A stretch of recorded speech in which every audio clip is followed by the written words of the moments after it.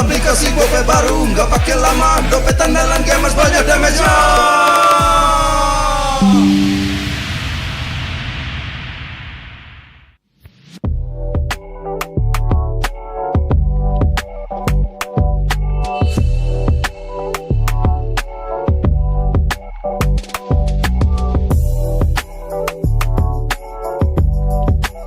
Rasa baru makin seru. Pertama di Indonesia, kopi susu rasa cookies. Always ready, warnai harimu. Good Day Groovy Cookies. Nikmati sensasi asyik kopi cookiesnya. Tak ada hari tanpa mabar. Main ngelek, kerap buatku tak sabar. Gimana mau main sampai kelar? Ini waktunya ku bersinar. Okay, let's do it. Game smash andalanku bikin mainku semakin hebat. Pin stabil main makin mulus, rankku fix naik terus. Tukar DG rings, diamond dan voucher game kau dapat. Cuma game smash, makin no debat. Game Max Booster, kini dapat DG Rings. Beli paketnya dan aktifkan boosternya di aplikasi Dunia Games. Ladies and gentlemen, welcome to the auction of the century. I hope you brought your checkbooks and your wits tonight. Let's start the bidding! The rapid dragon in agile fashion. We jump into action, dashing. Perspectives are clashing. Oh, oh, oh, we're taking on the fight.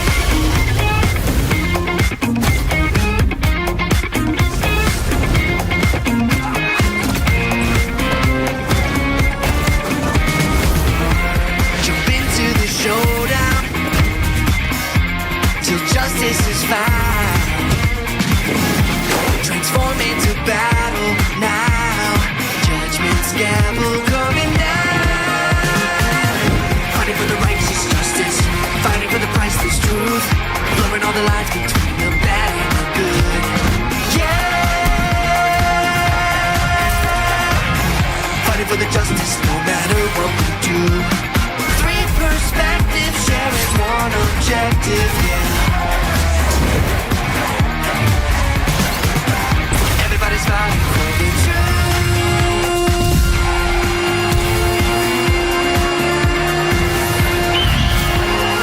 Justice calls.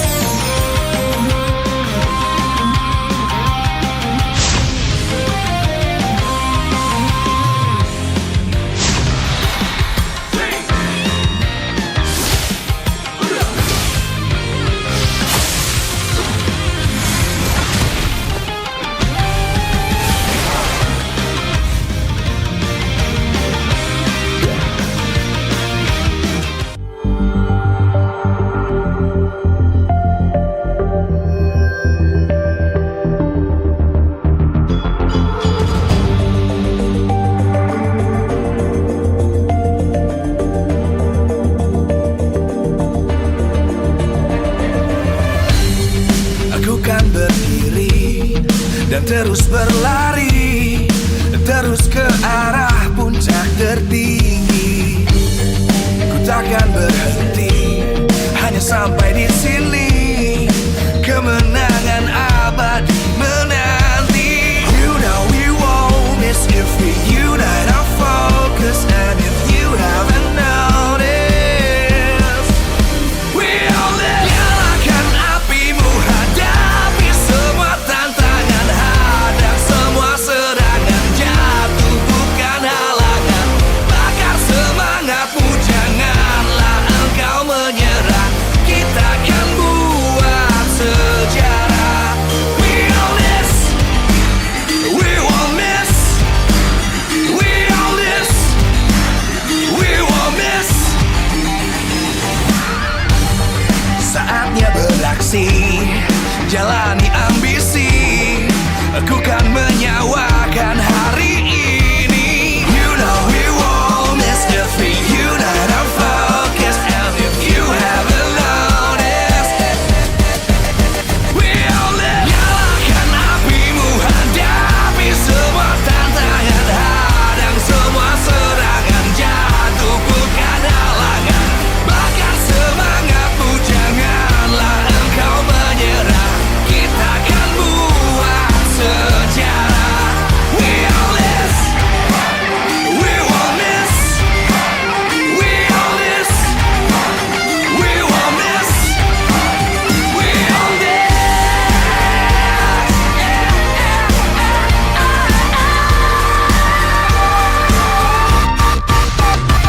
Nyalakan apimu, hadapi semua tantangan, hadang semua serangan, jatuh bukan halangan.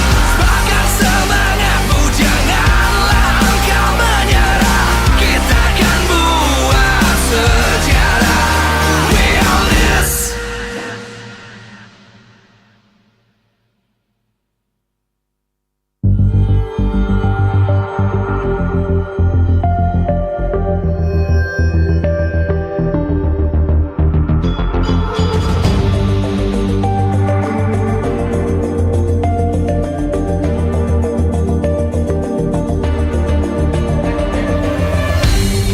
Aku kan berdiri dan terus berlari, terus ke arah puncak tertinggi. Ku takkan berhenti, hanya sampai di sini. Kemenangan abadi menanti. You know we won't miss if we unite our focus. And if you haven't noticed, we all live. Nyalakan apimu, hadapi semua tantangan, hadang semua serangan, jatuh bukan halangan. Bakar semangatmu, janganlah engkau menyerah. Kita akan buat sejarah. We all this, we won't miss. We all this, we won't miss. Saatnya beraksi, jalani ambisi.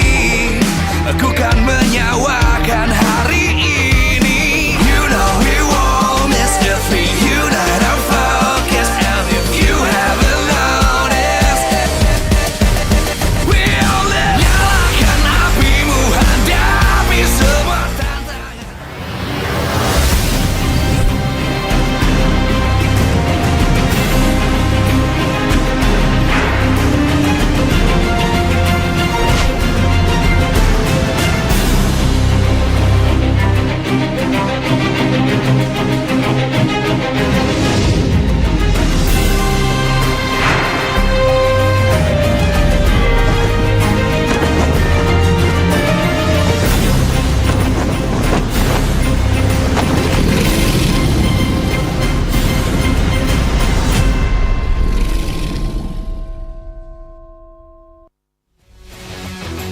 Live from MPL Arena, Jakarta, MPL Indonesia Season 15 is powered by Moonton.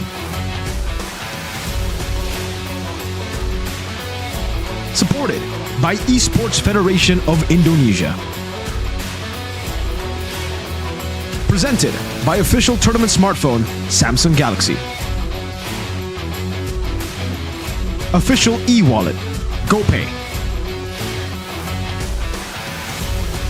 Official sponsor, Head and Shoulders.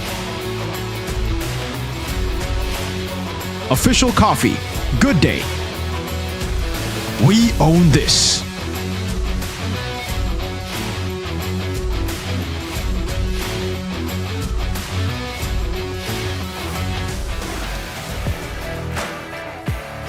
Hey, kembali lagi di MPL Indonesia Season 15 dan masih bersama Alisa. Di hari ketiga minggu ke-6 hari ini kita akan melihat match pembuka antara Navi dan juga tim Liquid Indonesia.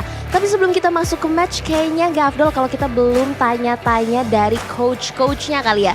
Jadi langsung saja akan kita invite bersama Alisa. Di sini ada Coach Do dan juga Facehugger. Halo Coach. Halo. Gimana hari ini? Kabarnya? Baik, alhamdulillah. Baik ya, dua coach ini nih sama-sama memiliki kesamaan debut di season 7 nih. Melihat dinamika MPL Indonesia sudah sampai di season 15 hari ini, gimana nih coach? Mungkin dari coach Do dulu silakan. Udah 8 season berarti ya, udah lama juga ya. Kalau ngelihatnya dinamikanya kayaknya makin keras sih sekarang. Season ini makin tim makin kuat, terus makin ketat juga lah persaingannya, match-match juga makin seru lah. Oke, kalau dari Coach Facehugger gimana? Dari saya paling lebih dinamikanya paling lebih banyak regenerasi. Kalau dari season MPL season 1 tuh sampai season 7 masih kayak banyak pemain yang dipertahankan. Sekarang hampir semua tim udah melakukan perombakan untuk regenerasi. Jadi kayak bagus lah. Oke, perubahan yang pastinya kita melihat banyak sekali dinamika yang terjadi. Nah, ngomongin soal dinamika dan perubahan, kita throwback sedikit nih ya. Dulu di season 7 nih kita melihat Coach Do, kamu yang ada di papan atas dan melihat Facehugger sebagai analis baru Aura Fire saat itu tanpa kemenangan. Saat itu kamu melihat Facehugger tuh sosok yang seperti apa sih? Sama aja sih sampai sekarang juga, maksudnya kayak sosok yang emang pinter, terus juga kelihatan gitu punya potensi yang bisa bertahan lama lah di liga dan terbuktikan sampai sekarang dia masih ada di sini. Terus juga emang dari saat itu juga udah kelihatan lah bakal improve terus dengan Aura Fire pada saat itu. Oke, kalau dari Facehugger sendiri dulu di debut, Coach sendiri melihat Aldo sebagai jajaran staff Onyx yang pada saat itu membawa mereka menjadi juara di regular season. Itu bagaimana? Dan melihat perkembangan sekarang di Navi. Sebenarnya kalau yang waktu season 7 lihat Coach Aldo tuh kayak jadi panutan lah. Karena kan timnya tuh top 1, jadi kayak dari semua vlog yang dilakukan Onyx hampir rata-rata saya nonton. Ya sosok Aldo sih OP dulu. Oke ya, luar biasa sekali Coach Do. Tapi nih kita melihat ya di match kali ini nih salah satu match yang paling krusial khususnya untuk Navi. Dulu membawa Onyx juara di regular season, apakah kali ini seperti apa nih Coach Do? Tetap sama aja sih persiapannya, tetap ya walaupun apapun itu stake-nya lah, maksudnya mau menang kalah atau lolos playoff tetap kasih yang terbaik, tetap persiapannya sama aja, tetap latihan terus, tetap review, tetap bonding juga dan lain-lain, sama aja sih, anggapnya sama aja. Sama aja ya, tapi melihat nih kalau dari Coach Facehugger sendiri bahwa kan sekarang keadaan tuh berbalik ya. Karena tim Liquid Indonesia menjadi tim yang sudah lolos dari zona merah dan justru Coach Do masih di zona merah tanpa kemenangan. Bagaimana menurut Coach? Di MOBA sih emang berputar ya, jadi kayak kadang di atas, kadang di bawah. Ya, begitu aja. Tapi nyawa Navi di tim Liquid Indonesia dan karena jika kalian menang dan EVOS di match 3 nanti menang, Navi akan tidak mendapatkan sama sekali chance atau tiket menuju playoff. Gimana nih menurut Coach?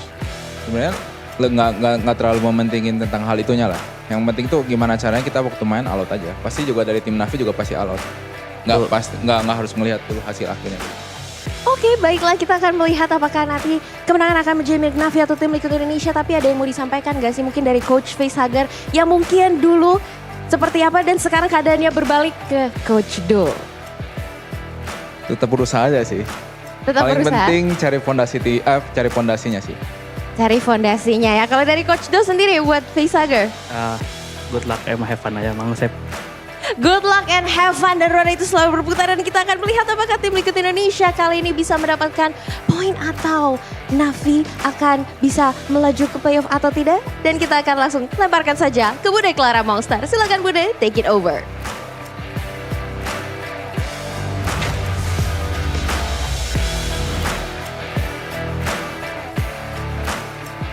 Kedua coach telah berhadapan satu sama lain, namun dua tim langsung akan saling beradu mekanik, beradu strategi untuk match pembukaan kita.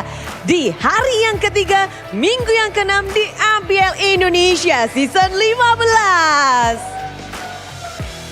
Semua super fans pastinya menantikan momen-momen di mana performa tim mereka meranjak. Namun untuk kedua tim ini sayangnya harus banyak super fans yang sabar. Karena dari Navi mereka belum mendapatkan kemenangan satu match pun. Navi makin di ujung tanduk. Karena bisa saja di hari ini kita bisa tahu nasib mereka untuk kedepannya jika mereka gagal untuk memenangkan dan EVOS nanti menang. Bisa dibilang Navi tidak punya kesempatan lagi untuk mendapatkan slot babak playoff karena poin kemenangan yang dibutuhkan untuk masuk ke dalam babak playoff tidak bisa mereka raih walaupun mereka memenangkan sisa match mereka. Jadi ini adalah antara hidup dan mati untuk Navi. Sementara kalau dari tim Liquid ID, histori mereka menjadi sebuah acuan bagi mereka berkembang di season 15. Kali ini posisi mereka di nomor 7 di zona merah. Zona yang mungkin tidak sangka, tidak ada yang mengira bahwa tim Liquid ID, sang juara bertahan akan berada di posisi itu. Namun memasuki leg yang kedua, tim Liquid ID terlihat semakin kokoh dan sempat tergoyangkan. Jadi kita masih belum bisa melihat seperti apa peta kekuatan dari tim Liquid ID.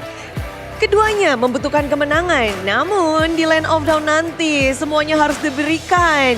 Dan sebelum kita melihat bagaimana pertarungan mereka, izinkan Bude mengucapkan terima kasih super fans yang udah nongol dari tadi, yang udah nungguin, yang terus mendukung. Dan juga Bude ingin mengucapkan terima kasih sebesar-besarnya kepada para sponsor dan partner karena MPL Indonesia Season 15 powered by Moonton, supported by PBSI, presented by official turnamen smartphone Samsung Galaxy, official e-wallet GoPay, official sponsor Head and Shoulder, official coffee partner Good Day.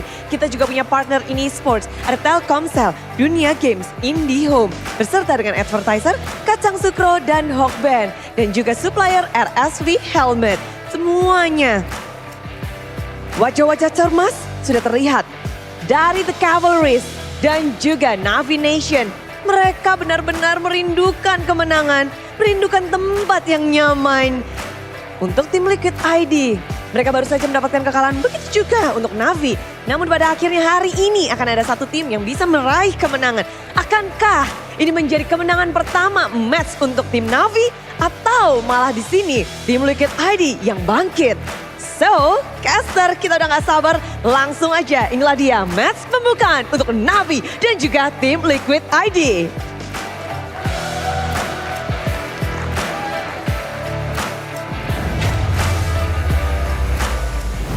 The race for the playoffs is heating up in MPL Indonesia Season 15, but unfortunately, one team might have to navigate their way to next season's preparation. That is Navi, that's gonna play against TLID. It's gonna be a tough match. With me here, Chefin, or Chef M, with Megatron and Arashi Hoshi. Yeah.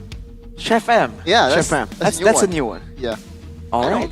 Yeah, this is gonna be a heartbreaker for maybe a lot of Navi Nation out there, but the hope is still not lost just yet officially. Mathematically. Yeah. Mathematically, it's not over for Navi. They can certainly get a win here. I honestly am hoping for them to get a win here. They can't break my boy Wolf's record. Oh, that's a prestigious record. Exactly. Exactly, Only man. Geek Fam and Mr. man. Wolf with TNC has done that before. So I don't think you... Come on, Navi. You can't... I want you to break records, but not this way. Is Geek Fam's record also because of Wolf? No, that was before. That was... you don't put that on Wolf. That was a certain somebody that I cannot name here. Okay. We're gonna take a look at the today's schedule right here. Navi versus TLID. Whoa, Oh boy! It's used to be called the Royal Best TRIQ, but things might not be the same anymore. But Onyx, right now they're, heating up with Yep on the lineup or in the coaching staff. They might be back. And on the third one, Geek versus EVOS. That's an interesting one, especially after EVOS got taken out by Alter Ego yesterday. There's a lot of questions here on how well can Evos actually perform, especially against a team that's been really resurging here? Like the pattern that you don't believe, Chef, and Geek Fam at number 3. How do you feel? To be proven kind of wrong. You said no pattern. Geek Fam were just looking weird. I don't know. I think they're gonna be bad, and then now they're third. Right. Quality of man. I like when I'm wrong, right? Especially in things like this. RQ Is that the pattern that you're always wrong? Yeah, maybe that's the case. You know what? Geek Fam, they'll do really bad in the playoffs. Oh, wait. Trying to jinx it. Yeah, I see what you're trying to do there. I've tried doing that myself a couple of times. It's worked. Be careful though. Mildly, it has been okay. It's an okay strat. I don't think it's the best strat, but it's an okay strat. RQ definitely have the best strat right now, Rashi. They're 8-1. Sure. But I think a lot of people still, and now, especially after seeing the Yeb effect, definitely are going to be a bit concerned, bit of worry for the second match for sure. But we're getting ahead of ourselves here. Match number 1. What do you think? Liquid are 7th place, by the way. They're still in the red zone, so they're kind of close. This win. Well, yeah. This is gonna be a pretty tough match too for TLID because when a piece is back into the corner, that's when it's the most dangerous, right? And this is the audience topic voting here. Will Navi's journey mark the beginning of a story like TLID's? Wow, that's a interesting question right there. Possible? Trust the process. Navi's story will be better. Woo! Navi playoffs not over. You can vote it right now in the YouTube stream and let me see or let us see what you guys think about this. Here, if they are able to do that, they're able to, miraculously win all their matches because mathematically they're going to have to win all of their remaining matches and maybe even in the 2-0 fashion to make it the playoffs. If they do, then it'll be a better story for sure. But to compare it to Liquid, Liquid didn't change their roster. They didn't start their miracle run 6 weeks into the season. They started at week 2 after going 0-2 in their first week. So a lot of time for those players to improve. Meanwhile, we've kind of had that arc already, and it's not the Liquid way. So, there you go. There you go. A lot of questionable things, Rashi. Can you still believe that Karst right now is a roamer? It's definitely still a weird sight, honestly. In theory, again, the roamer and the EXP has the most similarity in the sense that you kind of want to roam around, you frontline, you enable, you playmake. But it hasn't really been working out for Navi overall, and if they lose...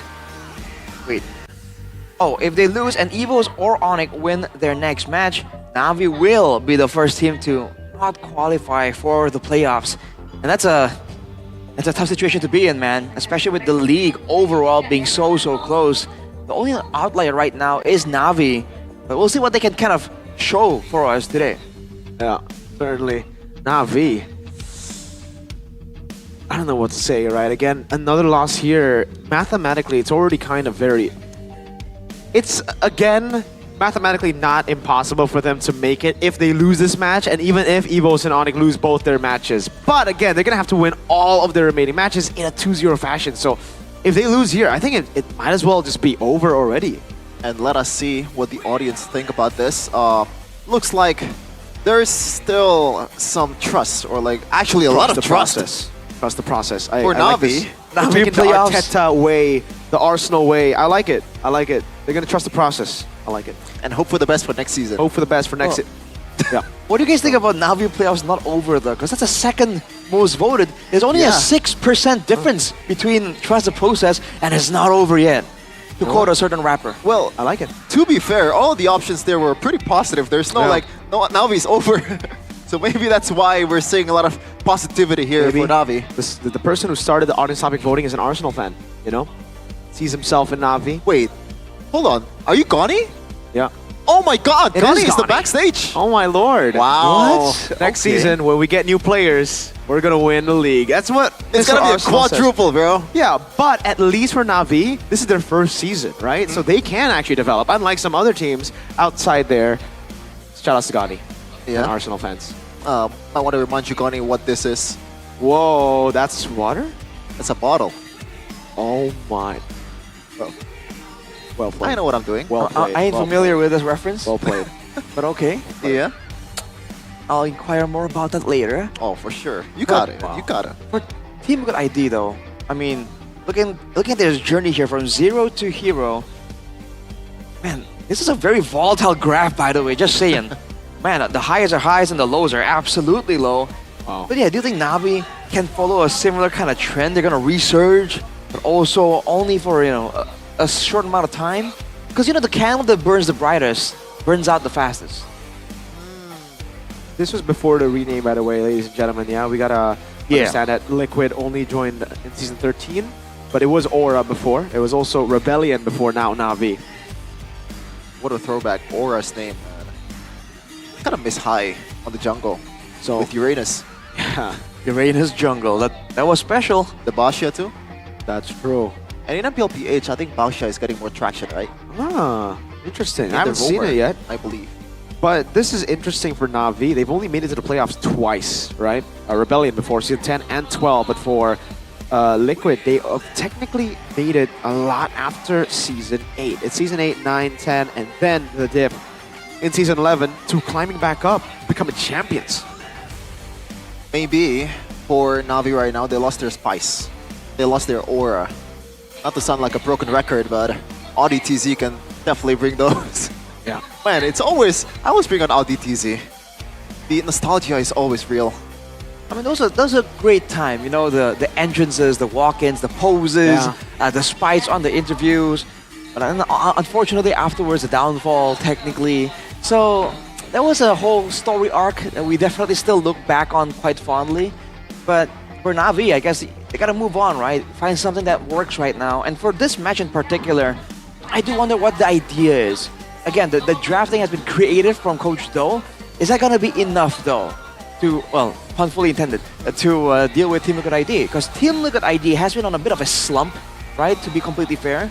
They really haven't been looking as clean as they used to be. They're still all the way down here, not within the top 5. So I do wonder if there's some kind of plan here for Navi to really be able to at least make it competitive here and take out Team Liquid ID. It's an interesting topic for sure, but I want to shift our focus towards the other side. Team Liquid ID, they just lost, I believe, 2-0 against, unfortunately, Onyx that got Yep back. That's a pretty unfortunate timing, right? And right now they have a decision to make. Is it still gonna be Aaron Chiki on the gold lane, or is it gonna be Kyo? Now, you are the gold lane savant here, at least out of all of us, Miracle. Yeah. What do you think?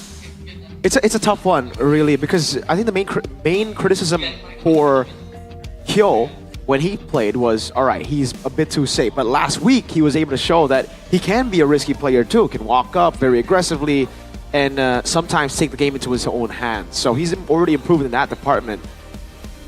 And Aaron has kind of been lackluster in both. He doesn't play safe, but when he does go aggressively, it hasn't really worked out. I have said that Aaron was the better choice, but after seeing last week, it does look like Kyo would be the better one. But now they're starting to play Aaron again. So I'm getting mixed signals here from Liquid. I don't know if they're sure. I think they're unsure of who's better right now, and they're just going to test things out before they ultimately have to decide. So you're saying it's more of like a 50-50 and there is no like big pros or cons for choosing either, right? I think 60-40 right now for Kyo. Okay, interesting. Kyo Now, 60. On the other side though, there's also another player that has been, I guess, he's not playing to his standard, especially against Onyx last game, and that would be Weedy Irashi. Usually when you see him playing Chip, it's always so calculative, it's always so, the crash course is always on point, and you can, I gotta say, if we're talking about the, if we were to pick a scapegoat or like the worst performing member in that game, that would be Weedy, I believe. Really? Huh. That's interesting. I mean, the fact that he got the chip, and the chip is such a high impact hero, I can agree somewhat to that point.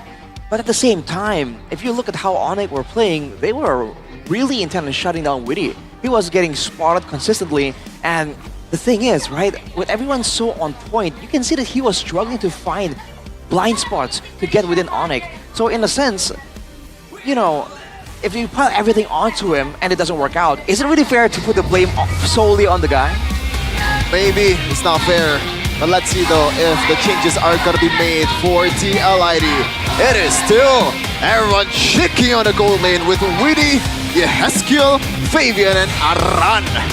the team who's promoted every MDL player from last season to get that championship. A miracle run, you can say, are on their routes to stop a miracle run from their opponents. The young stallions of Indonesia, the defending champions, Team Liquid Indonesia.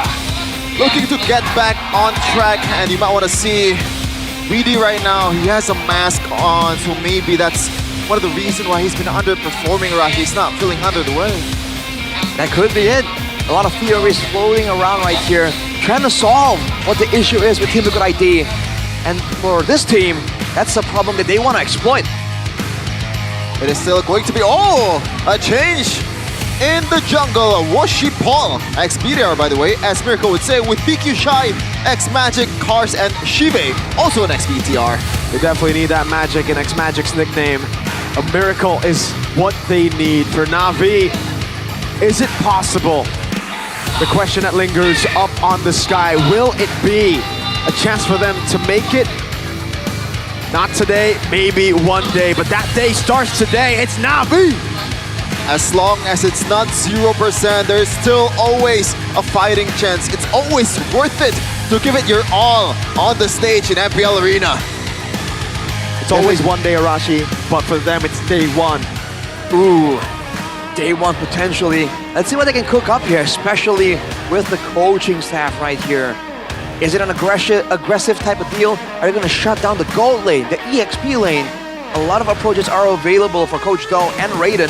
Saint DeLucas and Facehugger have seen a lot of things themselves. It's going to be a battle of experience with two very veteran coaches.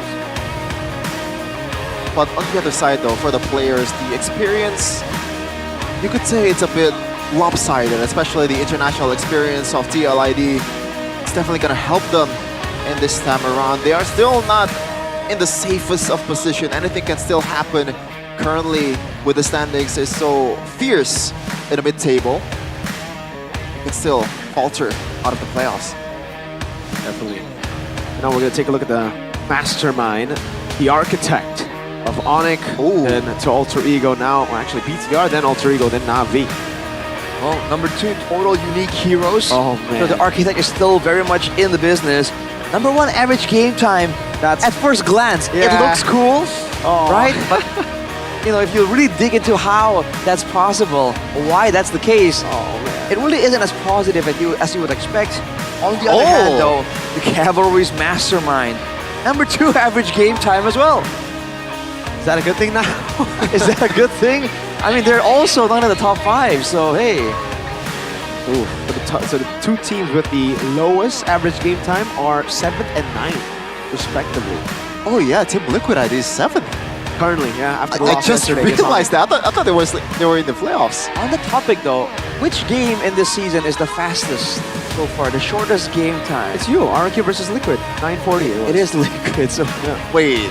That's where the data gets skewed. That's why they're number 2. I don't think so. Like, if it's only like 5 matches, yeah, but we've already gone through 10. Hey, so they've Vicar, had plenty of time do to you not realize what he's trying to do? The average. What?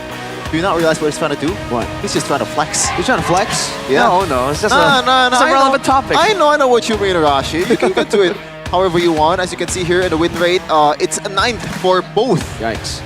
The blue side or the red side. So anything is trouble for Na'Vi. At least the blue side is still better. But on the other side though, the away team TLID has been performing better on the red side, so they are more used to responding rather than making a move for themselves. We've seen some shifts by different teams though about whether they want a first or second pick with all the options, all the new options available on the table. And now it's very interesting to see that the drafts can be so different from each match because not every team can utilize some of the more situational weapons now, like the chip, like the Fanny for instance. Now, against certain teams, it's no longer as prio to be banned out as it was back then. Fabian, the usurper.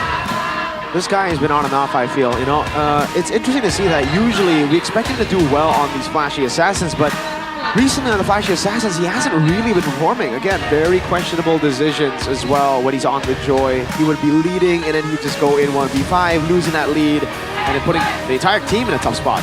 Even on the higher, right? Yeah. It's not really the most solid yesterday against performance. I still remember Fabian dismantling the whole Geek Fam team with a Hayabusa. I remember that. Yeah. When Vincent was on Bane. Uh-huh. Yeah. He was styling on everyone, but unfortunately Onyx was a bit different than that Geek Fam. Let's see though, their opponent right now is Na'Vi. Hopefully Weedy is a bit... He's gonna be feeling a bit better in this game. And making the right reads for them. Definitely needs to be, because again, Team Liquid ID recently, their whole playbook revolves a lot around the engaged potential of Witty. So if we can't really do so efficiently, then effectively the whole team's aggression already gets lowered down significantly. Drafting phase is underway. Presented by official tournament smartphone Samsung Galaxy A36 5G. You can see in the bands right away that respect towards Hilda of BQ Shy. And Rashi, just want to update you. Currently, the only hero that BQ Shy has not a positive win rate, a win rate, an actual percentage on is the Hilda. Currently 67%, 2 out of 3. I recall that was his debut pick as well. He was able to do really well on the Hilda, showed that aggression and zone out the opposition. But that's something that Team Liquid ID are very familiar with. They themselves like playing this Hilda a lot, so they put some respect on it. They know they have more options available to them. Now they make Na'Vi play that difficult game, answer that difficult question. And it's a Kyla being banned by Na'Vi as well, so they themselves are definitely still respectful of the engaged potential of Team Liquid ID. Oh, Arif left open. I think Na'Vi will take it here.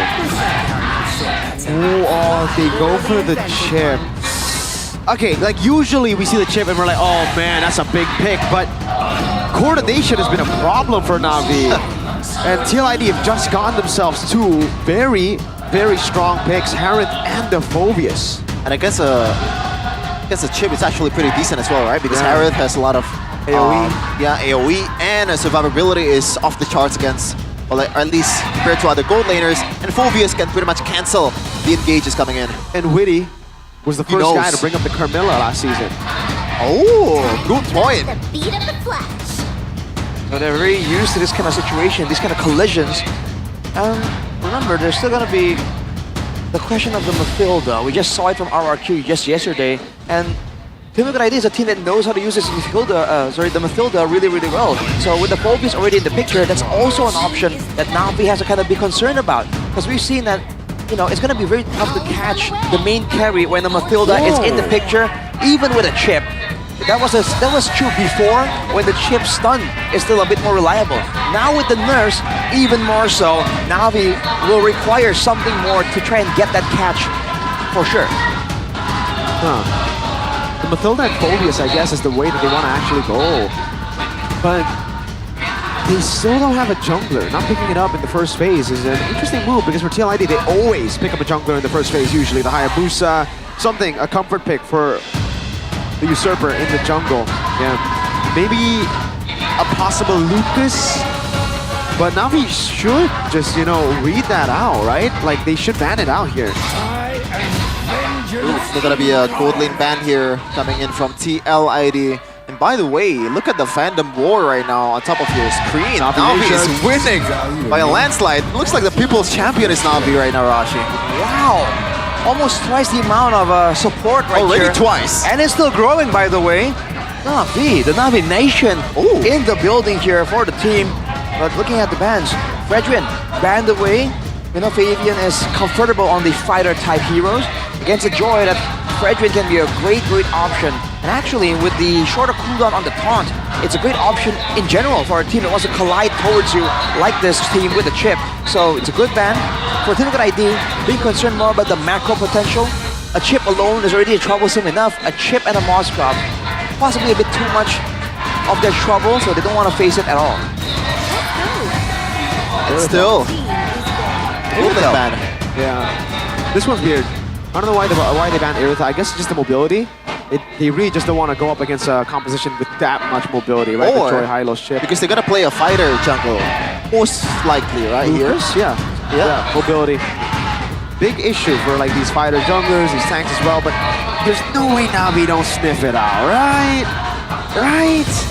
So if they sniff it out, what's the ban? Right? They gotta Lucas ban again? Lucas, yeah. Lucas? It's ban Lucas. If they don't ban Lucas, I was gonna say Alpha might be bad. But the thing is I now, know, Lucas is better, miles better than the Alpha. See, they're gonna go Valen first, and then they're gonna Lucas, and then Na'Vi don't have a way to bring it to jungle because they already have Joy. They can't even bring it to XP because they have Hylos. There should be a 1-1, right? Yeah, they're stuck. My They're stuck. Lord. But there's a Mathilda. The 1-1 is already a bad choice in my opinion against the Mathilda. We saw how bad it was yesterday against the Lucas Mathilda. Yeah, and Man got blasted, dude. He literally got blasted. Even when he got the crossbow tank, there's like a half HP shield. That's true. Oh man. Na'Vi boxed themselves into a corner here. We can argue that the Lucas would have been the lesser of two evils. But now they go for the Claude as well. They're gunning for more AoE right here to try and win out the crash with the chip. It's not looking so good though. They don't really have a lot of tools to keep Team Liquid ID in place. They can all dash out, they can take the guiding win and leave Na'Vi in the dirt. Okay. Another tool for Yehezkiel. But this is Mathilda phobias, no? Like there's dive so much. I mean, it's good against the Harrod. At least there's that. I think it's going to be Lucas. It will be strange if they actually set up all this way to not pick Lucas up. What if they just go back to the Suyo? Oh, it's something like a Basha, Bane, or X-Borg. What? Dude, like the Lucas fits so well here, right? You have anti-CC, the chip walks onto you and you're like, ha, Ninetales. And, you know, the skin is just released, so why not, right? It's always a great scene to see in the Land of Dawn. But Team Liquid ID seems to be contemplating this. Wow. Hey, it is a Suyo! Sasuke! Dude, they were like, you know what? Let's set up for the Lucas so that they think it's going to be a Lucas, and then we go Suyo. I mean, it's a bit more mobile than the Lucas. So maybe this is more of a Fabian's call than anything else. He's a bit more comfortable on this hero, but are there any concerns about this Suyo pick, Arashi, or does it, or like, will it do its job this time around? I think it's just more punishable. Put it that way, because the Lucas is a brawler, more tanky. So far, with the phobias of the Mathilda, Team Liquid ID had all the control if they wanted it. Now with the Suyo, they have a more guaranteed retry, they have more pickup potential, and there's a chance that they can shut down the Farsa in the midst of a big team fight. But why let it even go there in the first place? I think it's just more risk, but also higher reward, potentially more snowballing potential. Looks like the stats prefers TLID, but is it gonna be the same in the Land of Dawn? It always tells a different story here in MPL Indonesia. Can Na'Vi turn the tides around in this season against TLID? Let's see the answer. The answer for TLID is Sasuke, Suyo. This time around. Ooh. It's a killing spree. And whoa, Chive with the sprint, yeah. Chive with the sprint right here against all the chase. In theory, it makes sense. There's no big lockdown, but he needs to be really, really careful because he's then vulnerable to a lot of these short crowd control tools because there's a lot of it for Team Liquid ID. It's not just one that he's looking for, right? So in the course of a big fight, he needs to keep his eyes open for a lot of these weird angles, that's for sure. But yes, Sasuke, not the main character for Team Liquid ID. Like I said, a lot more snowball potential if he does get rolling. Oh, he's going for X-Magic. Oh my, the flicker to the bush, Fabian! Katon, that's an execute. Fabian starting things off. A bit too overzealous there in the mid lane. He's not stopping. Cars might be next. He will be next. Oh, the flicker! Too close, Fabian gets another. I don't think there is any way for Na'Vi to exacerbate the situation anymore for them. I mean, the early game giving 2 kills to Fabian, right? We talked about higher risk, easier to punish, but also better snowball potential. And Na'Vi has already started the ball for Fabian, giving him 2 kills, and he's still sticking around here. There's no flicker there. Another stun. Oh, my damage! Oh, luckily he got stunned. That Queller could have done some real damage. That is a questionable movement coming in from Woshi. Paul, he just walks up without any stacks for the electrifying beats. And now, weirdly enough, Na'Vi has a high loss. Na'Vi has a lot of bodies on the front. TLID has all the advantage towards the turtle. Oh my lord, and the shortcut gets taken. So it's actually before the chip gets 4. Cars goes up, Aaron taken down up top. Oh, no way, he actually gets a... That's an execute. Thank God. Oh my lord, I thought it was going to be a... Alright, just an execute. An execute, it's not as bad. And it's also, that means Cars won't be on the table for a while. Team Liquid ID understand that. They want to punish Na'Vi for getting their hands on A1. Big Shy. Just trying to go in. Will be able to pop in the Glorious Pathway and the stun, but watch Paul gets his orange buff taken by Suyo. They're inflating the jungle, they're inflating everything, and now TLID, despite being completely dominant in the eye test, they're only up, they actually, the gold chip was there, and only up about 100 gold. So not much advantage economically. Yeah, not so much. Navi's doing a great job finding things around the map still. Washer Paul, at least, is still farming up really, really well. Still on the same level that Fabian is on. But again, you know, at any point that can change. The fact that Navi weren't level 4 there, though, means that they couldn't use a shortcut earlier, but they could use it now. But whoa, what is that? Wait a minute. I thought I was gonna explain myself for picking this, but I think you have, you have to explain yourself first, Mirko. I mean, they are 0-10. Oh, we're on Shiki. Almost getting bursted down by the Farsa. Hold up. Cars gonna copper the Soul Sever. Fabian walking up. The Queller gets him low. Shive up top does not have the Purify. Gets stunned up by the Blade Surge. Has the Blaze into it. Will be able to pop it in time. Oh, stay kill from Fabian. There's 0-10 in the standings. To explain myself, I think it'll be 0-11. How about you, Shevin? Is this some Papolung energy you're channeling right now? You could say that. It's more of a... Can I use this word? Pity vote. Oh man, really? You really gotta say that, man? Bit direct from you, Shevin, I must say. Thank God this is English broadcast. Hey, you know what? I think even on the Indo broadcast, right now, it's looking kinda sus. Oh, now looking pretty shy, going the Glorious Pathway. Cars don't really have an angle to go anywhere. Shortcut gonna be placed down as well. Actually, Fabian gonna be zoned away. The turtle should be taken, and it will by Washapal. Ron jumping into the front. That's a stun. PQ Shy will fall. But that's about it. The trade, a kill for Turtle. Yeah, there was actually decent coming in from Navi. There's only one retaliation there towards PQ Shy, which doesn't really need a lot of gold. Cars actually... As a shortcut, Shiki is able to escape. X-Magic goes in. Tries to go with the stun. Won't be able to find it. Fabian cutting Shive down. Not going to go for the Blade Surge. BQ Shy taking the portal too. TLID will not fight this. Alright, Ron comes in to join the party as well, but yeah, I thought that Team Liquid ID were going to get that turtle and get even a couple more kills to their name there, but Navi, I thought that's a pretty value trade, but immediately afterwards, Team Liquid ID are trying to make them pay. Going with the rotation, going with the invades as well.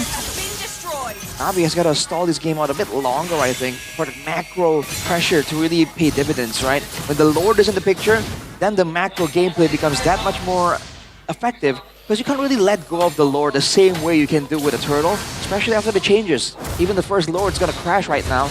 That could be used by a lot of teams to really start opening up the base. Our spike right there for Weedy, the photo. And actually, you mentioned something about stalling this game, like it goes on towards the late game. I gotta say, I think you would take Navi's draft over TLID, or if I'm mistaken. In the late game? Yeah. I mean, you know, Claude, Chip, Farsa, a lot of good late game prowess here for Navi, that's for sure. Which is why, maybe that's why Team Liquid ID went for the Suyo. They want to snowball a bit more, shut it down. And right now, look at them. Like, they're still able to at least clear the waves out. Team Liquid ID have been farming and then going for ganks, but is it gonna be enough? Aaron again gonna be caught by Cars and that shortcut. TLID, no gold laner, and they can teleport back to the bottom lane. Washapal has retry. Right. He's left 3 levels down though. Ooh! Retry hit from Washapal. He dives into the back line. Like to find Beast. Fabian forces the Blade Surge and defensively. Washapal escaping. Now Aaron Shiki hitting the portal. DQ Shy will be the sacrifice one more time. And again, they'll take that any day of the week. Look at the top lane. Chive, 1 kill and already 1 turret taken down. He's having a decent time so far in the mid-game. Aaron jumping back into X-Magic. It's going to be a dive over. X-Magic taking out Washapal. No time Beats will jump in. Meanwhile, Shiva rotating over tier 1 down below for the Cavalry. Bit of spice back from Aaron there, trying to get him back for ganking him 2 or 3 times constantly. But again, Navi, with a Washapal with a level deficit there, able to actually get the neutral objective in the retry contest against a Suyo to boot. It's not like Na'Vi has a lot of ways to kind of stop and stun Fabian to try and swing the odds in Na'Vi's favor. I think Washupal just got the better of him somehow. That was definitely surprising there. And while doing so, Shiva was able to get so much gold on the top side as well. So, yeah, the macro gameplay is still running by Na'Vi, and Team Liquid ID are unable to punish them for it. They're only punishing Na'Vi afterwards. After the big moments, they're going for pushes like this. But overall, that means the game is still very much close. 200 gold difference only. Super close. This is not the Na'Vi that I'm used to seeing. They're responding against TLID gangs a bit better. And this might be the change that they need to do. Aether is not in the jungle anymore. It's Washupal. Yep. But when I look at the eye test, Washupal so far, the only thing that I see that's commendable is that Turtle still. So far, he's been quite decent, I guess. XBTR, by the way. Gotta throw that out there. Picks up the Holy Crystal. Big power spike for the Joy. And conceal. Don't think you want to go on Fabian with Witty right there. That's why Na'Vi decide not to go for it. But the Turtle has now turned to a Lord. 3 Turtles already in the game. The next neutral objective is a big one. Is this the power of desperation, Arashi? Is that how it is for Na'Vi? Uh-oh. Shy walking up, dealing damage to Aran. Forcing him to go for the infernal pursuit. That's another stack down. He's gonna jump. Aaron chick in the mid lane. Trying to poke Shive down. Kars is there too. Holding this angle. DQ Shy taking a half HP. Kars guiding win. Kars in the back. Pops in the shortcut, but it's gonna the circling eagle as well. Yes, kill! Unable to pop the shortcut in time. Retreat! Watch the ball! Wins it in the back. Shive is able to buy some time. Now jumps in, gets a kill. Watch the ball caught as a flicker forward. Watch the ball taken out though by Aran. Fabian still there as well. Aran with the flicker forward. Now within front of pursuit and the stun over. Kars taken low. Quelled by Fabian. Aaron knows him on force just yet. They are very low. Lord earlier. No, Pinky Shy! Oh my god. Queller. Don't walk up, don't walk up. He has to execute. X-Magic. No, my god, so Sever. Aaron falls as well. Further airstrike. Aaron has him on force. Flickers forward. Pops him on force. Oh! Is he gonna go position? Fabian's holding it. Oh no! Baited by Aaron for Fabian. That should have been a bit more obvious, but Shiva goes for that anyway. That was a winning play from Na'Vi. They threw that out of the window with unnecessary follow-ups. All they had to do was go back to base and reset. There was no urgency right there. The Lord was still dealing with the waves. They had time to go back, get that purple buff, and then move with the Lord. But they didn't. Macro pressure was the key they were waiting for. And to their credit, they're able to get turrets for free here because of the response time. But man, that really could have been used a lot more ideally, optimally by Na'Vi. Back to the waiting game, and Team Liquid ID are gonna try and find ways to punish Na'Vi, get a decisive fight. Na'Vi once again waiting for a chance to make a similar play like that happen. But they're actually matching up to Team Liquid ID really, really well. I think better than anyone expected. For sure. I think they realize now that this is pretty much now or never, literally now or never. If they lost this match, the playoff dreams in MPL Indonesia Season 15 is all over, as we're going to take a look at the in-game equipment, Rashi, by Dunia Games. Well, the Marksman Trinity is completed for Shive, so that's never a good sign for a team going up against the Claude. With the fleeting time itemization here, Kars, I think, attempting to be a bit more aggressive, although we haven't really seen as many high-impact shortcut plays. I think Na'Vi has to be more patient with that and try and time the setups better here so that Team Liquid ID can't really force their hand by forcing out a neutral objective like a rush like Blitz almost. Oh, look at this though. Wow. 49, that's probably the highest ever for Na'Vi. Right now, Pinky Shy gonna get jumped on. Uh-oh. Revitalize already popped. He's gonna go all in for Pinky Shy with his on force as well. Kars in the back line as well. Looking for the shortcut and we'll be able to find him, but the guiding win actually saves him. Aaron Chiki's on the way. Still got a few more dashes. Blazing Duet gets them down. Waiting with the flicker out. Watch the ball with the dive in forward. Now Shibitsu with X-Magic flying by. 3-4-1 special. Well, it is the XBTR's game right now. Washupal and Shive is carrying Na'Vi 3-1-4. Meanwhile, Washupal 2-1-3. Some decent KDAs right there, and Shive, that's a power spike for his range. He can hit for longer right now, as Shive and Washupal is gonna blitz this without any kind of contest. Na'Vi taking control right there. that fight didn't really seem detrimental or too detrimental for Team Liquid ID, but somehow Na'Vi were able to actually win that fight so decisively because Aaron immediately got deleted in the beginning of that fight. They went for the long flank and they jumped on Aran, I believe. You know, it doesn't sound exactly the right target you want to find. Let's take a look at the replay right here by the official tournament smartphone. Look at this, Big Shy getting jumped on, Cars looking for an angle, couldn't find the prio carries, jumps on Aran, and Aaron leaps into danger, gets deleted immediately. That is not how they wanted the fight to go. Nope, definitely not, but it is how the fight went. And it's Na'Vi with all smiles right now. TLID looking for the push down below. Fabian's actually doing a lot of damage on Cars, but has to be careful. Uh-oh, Fabian! Oh my God! Whoa! A jump from Aran. Luckily for Na'Vi, they don't lose Washa Paul. They get a turret up top. Fabian thanking Bunton Devs for making Class of the Oasis that time. And for making a 2-flicker hero. Exactly. Oh, Shibido. Uh-oh, he does not have Purify. Oh, Fabian to be brought back. Cars taken down. I don't think they should take this fight. BQ Shine brought back again. Na'Vi, the lead. Oh my lord. A double for Fabian. A wave in the mid lane. Shibe is going bot. TLID. If there are no recalls, why get a base turret? Hang on a second. Yeah, turrets are falling down really, really quick, man. The hammer damage coming through. The Farsa. The man force over the turret. Shibe gonna be taken low. Oh no, he jumps in. With a crowd. Everyone's shrieking, trying to run away. Oh, Aaron flickering back as well to safety. Doesn't get the FOTO in time. But he did take Shibe down, the main damage dealer for Na'Vi. I think that's pretty good for TLID. They got a lot of things there, Arashi. They got a lot of the turrets equalized, so they have more of a playing field. But with more of a playing field comes the risk of cars coming in from behind them as well. All things considered, game is still pretty much equal, man. 1,500k gold lead for Na'Vi. We've already mentioned that in the late game, in theory, Na'Vi should have a lot more to work with. Although, again, depending on how the fight goes, Team Liquid ID have ways to really outmaneuver and outdamage Na'Vi. If they can get towards X Magic, if they can kind of stop Shive from fully channeling the Blazing Duet, they can still win it out. And you saw earlier that between the players of Team Liquid ID, the synergy is very much there. If they can use that, right, that's one of their strongest weapons. But look at Fabian!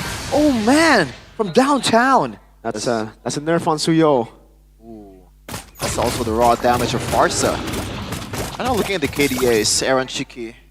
The man that used to be called the Untouchable has the highest death out of all the personnel of TLID. Is this the result of not having more bodies in the front, Arashi, or is this just Aaron Shiki? Shaky.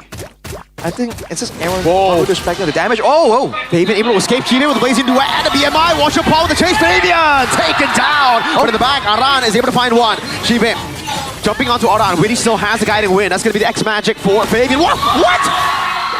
Watch your Paul with a dive on Yehezkiel. Gets punished for it. Guiding win. Aaron is the man force now. BQ Shy will be taken out by Aaron Shiki. They had the win with Fabian for X Magic, but they couldn't capitalize. Oh boy, that's just not ideal for Na'Vi at all. They were tunneling on getting the jungler, and that's true.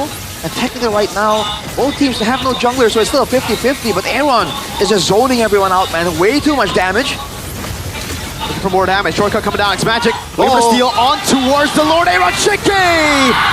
Redemption he was looking for. He finds the Lord. Now he's giving the winner crown for Shibe as Aran dismantles X Magic. Waiting for the pursuit. Shibe gets a pick. Wash your pole. Electrifying beats now. Aran able to cancel it a bit more. Lord in the mid lane. Aran able to flicker out now. Has it in front of pursuit. Goes back in. Jumps again. In front of pursuit. Last one. Only Fabian left to deal with 3 of Na'Vi's members. They gotta stop throwing all the advantages that they have. These two teams, man, they gotta just pump the brakes a little bit, get a bit more composed, and try to realize that this is gonna be important. It's not just about winning the fight, it's what happens afterwards. Oh boy. Even after that turn of events there, Team Liquid ID overstayed. Tried to go for more afterwards. They did a great job shutting down Shive in that fight though. We're approaching the point in time where the jungler getting taken out is great, but without the gold laner in the picture, you just cannot win the fight. So right there, when they traded Fabian, but they lost Shive in the process, they kind of signed off that Lord fight towards Team Liquid ID. But afterwards, they just overstayed, right? And that's where the Joy can just pick off members one by one. And despite all of the big turns in this game, at 18 minutes, the gold lead is pretty much non-existent, and we still have no idea how the rest of this match is going to play out. By the way, this is the two teams that has the shortest game time in MPL. Currently 18 minutes, something Not living up to their name. You're trying to say they're padding their numbers? No, they're canceling on each other. It's like fast game versus fast game equals a long game. Minus times minus is a plus. No, not minus. Oh yeah, I mean math. Yeah, that's true. Math. I guess MLBB works like math then, like multiplication. Multiplication. Multiplication. Multiplication. Well, let's see how this goes though. Again, we've seen that Team Liquid ID can definitely catch Na'Vi by surprise. At this point, that's the only option, right? If they can get Yehezkiel and Aaron onto Washopal or Shive, we've seen what Gila Sans was able to do on the Valentina as well. We need something of that nature from Team Liquid ID if they're gonna win. Otherwise, front to back attempt here? Oh, lowest pathway already used, and Na'Vi didn't get much for it. Huh. They're gonna give the purple over to Aaron. Turtle's gonna be spawning, Lord's gonna be spawning, but this time it's not gonna be the far lane. Last time they were able to maybe create some forced errors. Now TLID, it's a lane close to them. But has Na'Vi outscaled TLID? Joy, Farsa, Claude in the late game?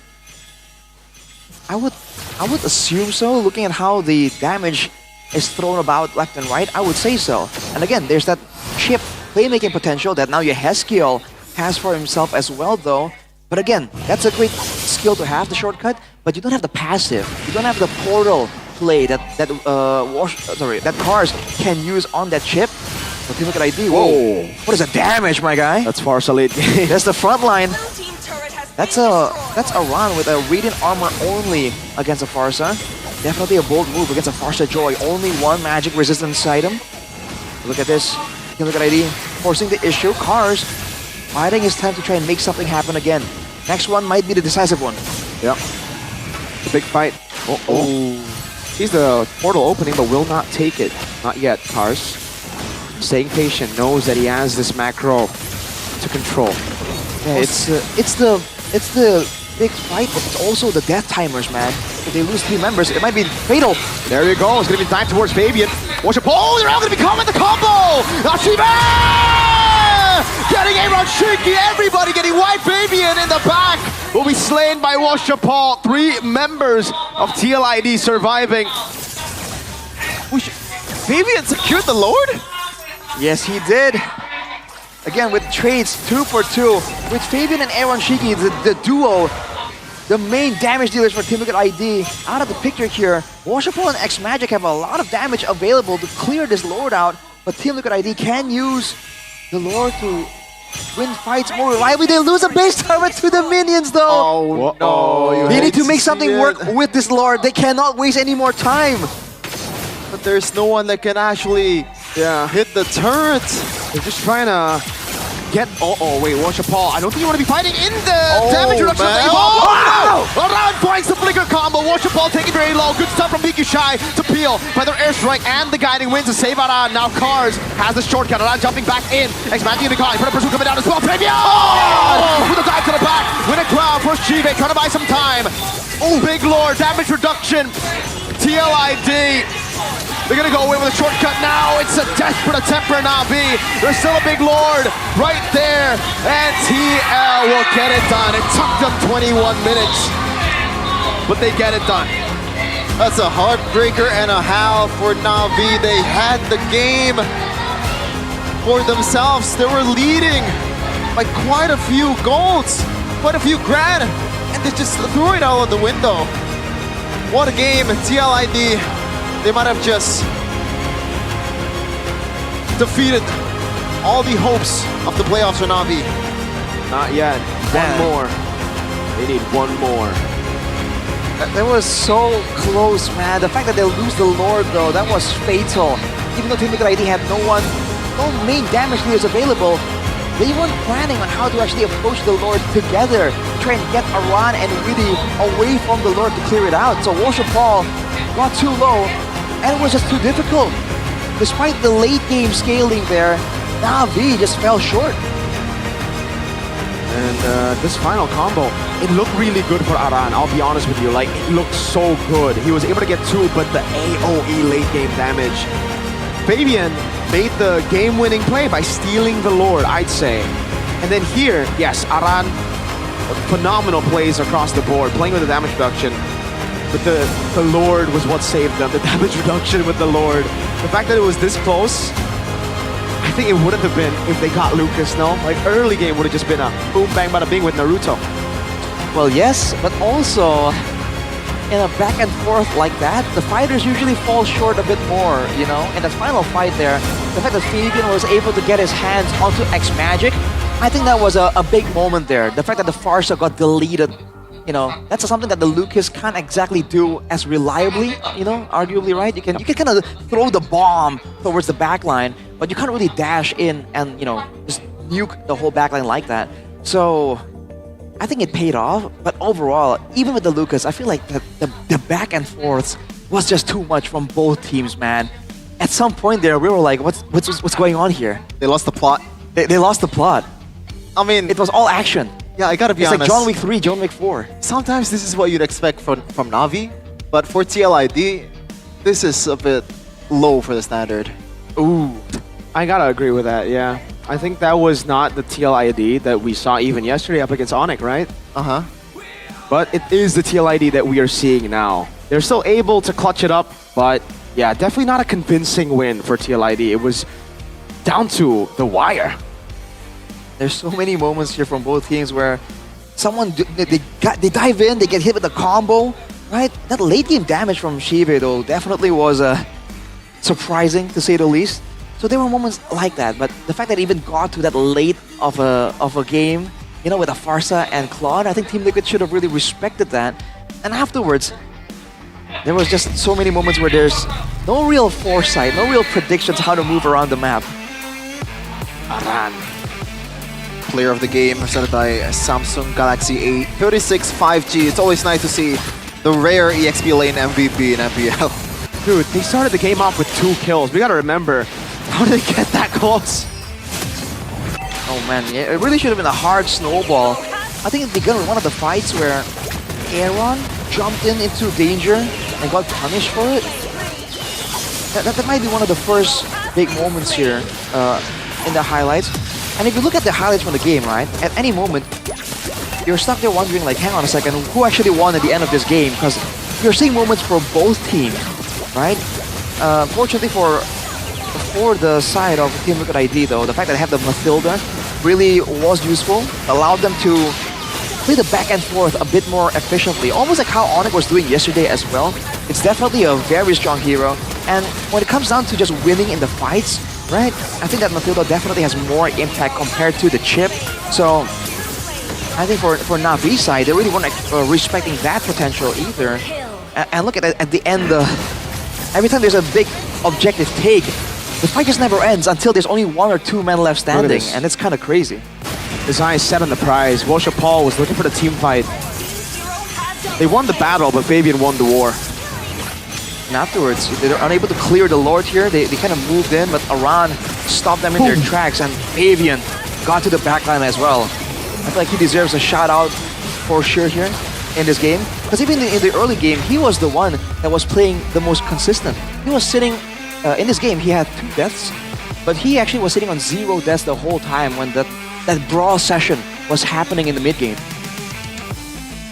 Fabian's game from the get-go, I think, especially with how much magic damage centric the Team Liquid ID team is, so they have to really rely on this guy to pop off, and to be fair, he did. Looking at the statistics here, Arashi, KDAs, I don't think anything super stands out, maybe aside from BQ Shy getting 7th death in this game. And weirdly enough, Team Liquid ID is usually the one to chase the Hylos rather than Na'Vi using this composition to chase, because Mathilda, usually you want to just back out and try to just kite a little bit. This time around, they used it very aggressively. And that's because Biki Shy again and again was caught somewhere in the front. And there wasn't any situation where Biki Shy was full HP, Na'Vi were ready to go, and Team Liquid ID were trying to escape. That doesn't really happen too often. And even when it does, right? Everyone has a dash. The Harriet can zoom on force triple dash out. Valentina can dash twice. Suyo, as Rico mentioned, 2 flickers, right? And Phobius, the only real liability in the escape game, has the guiding wind. So the composition is designed to move back and forth. And so Na'Vi just couldn't catch. They wanted the chip to be one of the main engagers, but the chip isn't really as strong anymore. And the Hylas with only a slow isn't gonna allow X Magic, Washapal, and Shibe to really get big value, which is why they wagered so much on that final Lord fight, because they wanted to get Team Liquid ID committed and wipe them out completely, use the Death Timers to win even without the Lord. At least that was the intention, but unfortunately with 3 members still surviving, it's just not enough. When you want to trade the Lord for it, you need at least a 4-man, I think, if you really want to get a full-on benefit from getting that Lord. Or from letting go of that Lord, rather. And the teleport, the crash course, also weirdly enough killed them in that last moment. Yes, Kiel stole it, and that was the game-winning play for TLID. Now for the next one. Yikes. What to do? This has been mostly the question for Na'Vi after they lose the first game. What to do, what to do, what to do. But I feel like throughout the first 6 weeks, there's no answer at all. Yeah, I think first 2 weeks, a lot of us already kind of called it for Na'Vi. But then they had a 3-week break. They had a chance to actually, lock in, change their lineup. They did, but it wasn't the change that a lot of us were expecting. It was Cars XP to Rome. Was it an awesome change? I don't think I can say awesome. What is awesome though is this phone right here. Devin, I'll give it to you. Thank you so much. I'll treasure it with all my heart. Awesome generation. Are you part of the awesome generation? When were you born? I am. When were you born? 2000. That's the awesome generation right there. No If it's before 2000, it's not awesome? It's aight. Well, 2000 is just extra convenient, right? Because you don't have to count your age. You have to do math, figure out that you're a certain age. 2000 plus whatever is the date. And, talking about convenient, right? I think this phone just makes everything so much more convenient, man. With a Snapdragon 6th Gen 3 processor, up to 20 gigabytes of RAM, up to 256 gigabytes of storage, no lag at all, and it's 120 Hertz Super AMOLED display as well. So there's no lag, and it's smooth 120 refresh rate. That's what you need when you want to make those mechanical plays happen. You want to play mechanically? Oh, what is the RGB? Look at the camera. The RGB. Whoa, that actually looks sick. You're right. Oh, man. You don't want to put a case on this thing, honestly, if you get it.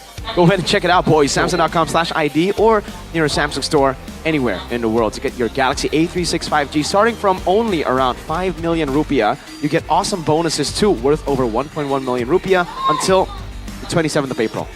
Thank God I'm an MPL caster though, because I got this for free. Right? That's how it's supposed to be? Let's just say you don't pay with cash. Yeah, oh. Alright, take that back. Sorry, Sheffin. We don't get these awesome phones. We get money though, and we can buy it. Would you buy it for me? If Na'Vi qualifies for the playoff, buy it for me. If Na'Vi qualify for the playoffs, buy it for me. What is this deal? I mean, just the off chance, The suspense is killing me, bro. Wow. I mean, what would you do if Na'Vi qualifies for the playoffs, Rashi? I would congratulate them. First of all, I will buy their jersey personally because we have the stands, the merch stands later during playoffs. So I will buy their merch, every single one of their merch, their apparels. Ooh, Na'Vi, please make it.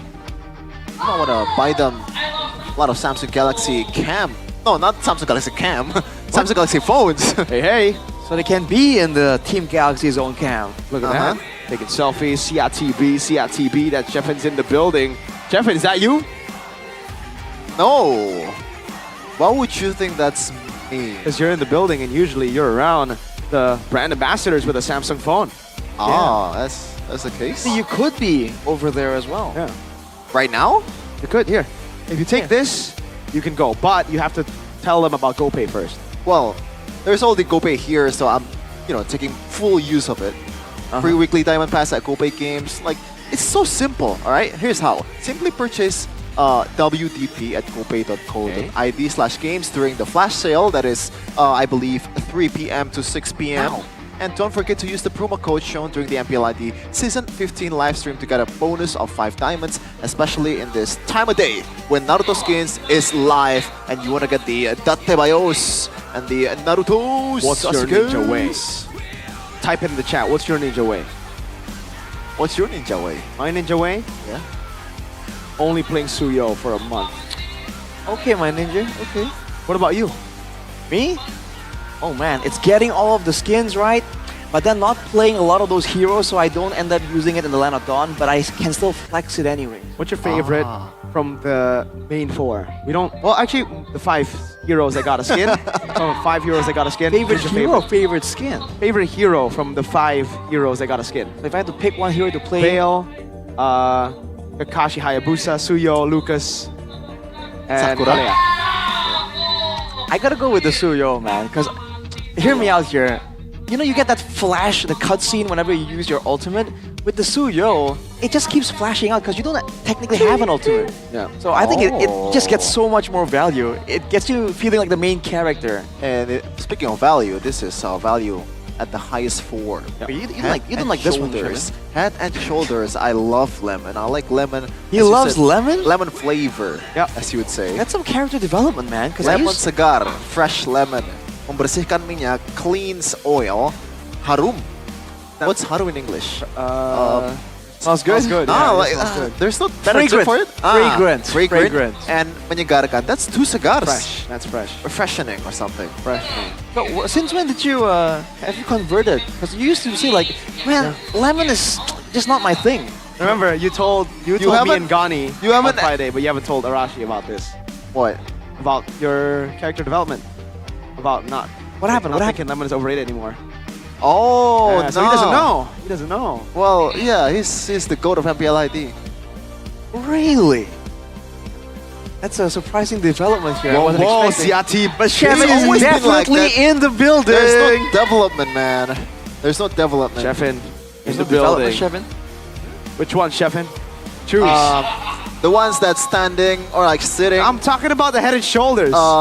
in like left corner there in the middle.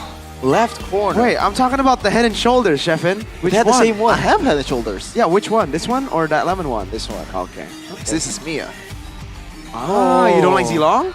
Well, fortunately I'm straight. Okay.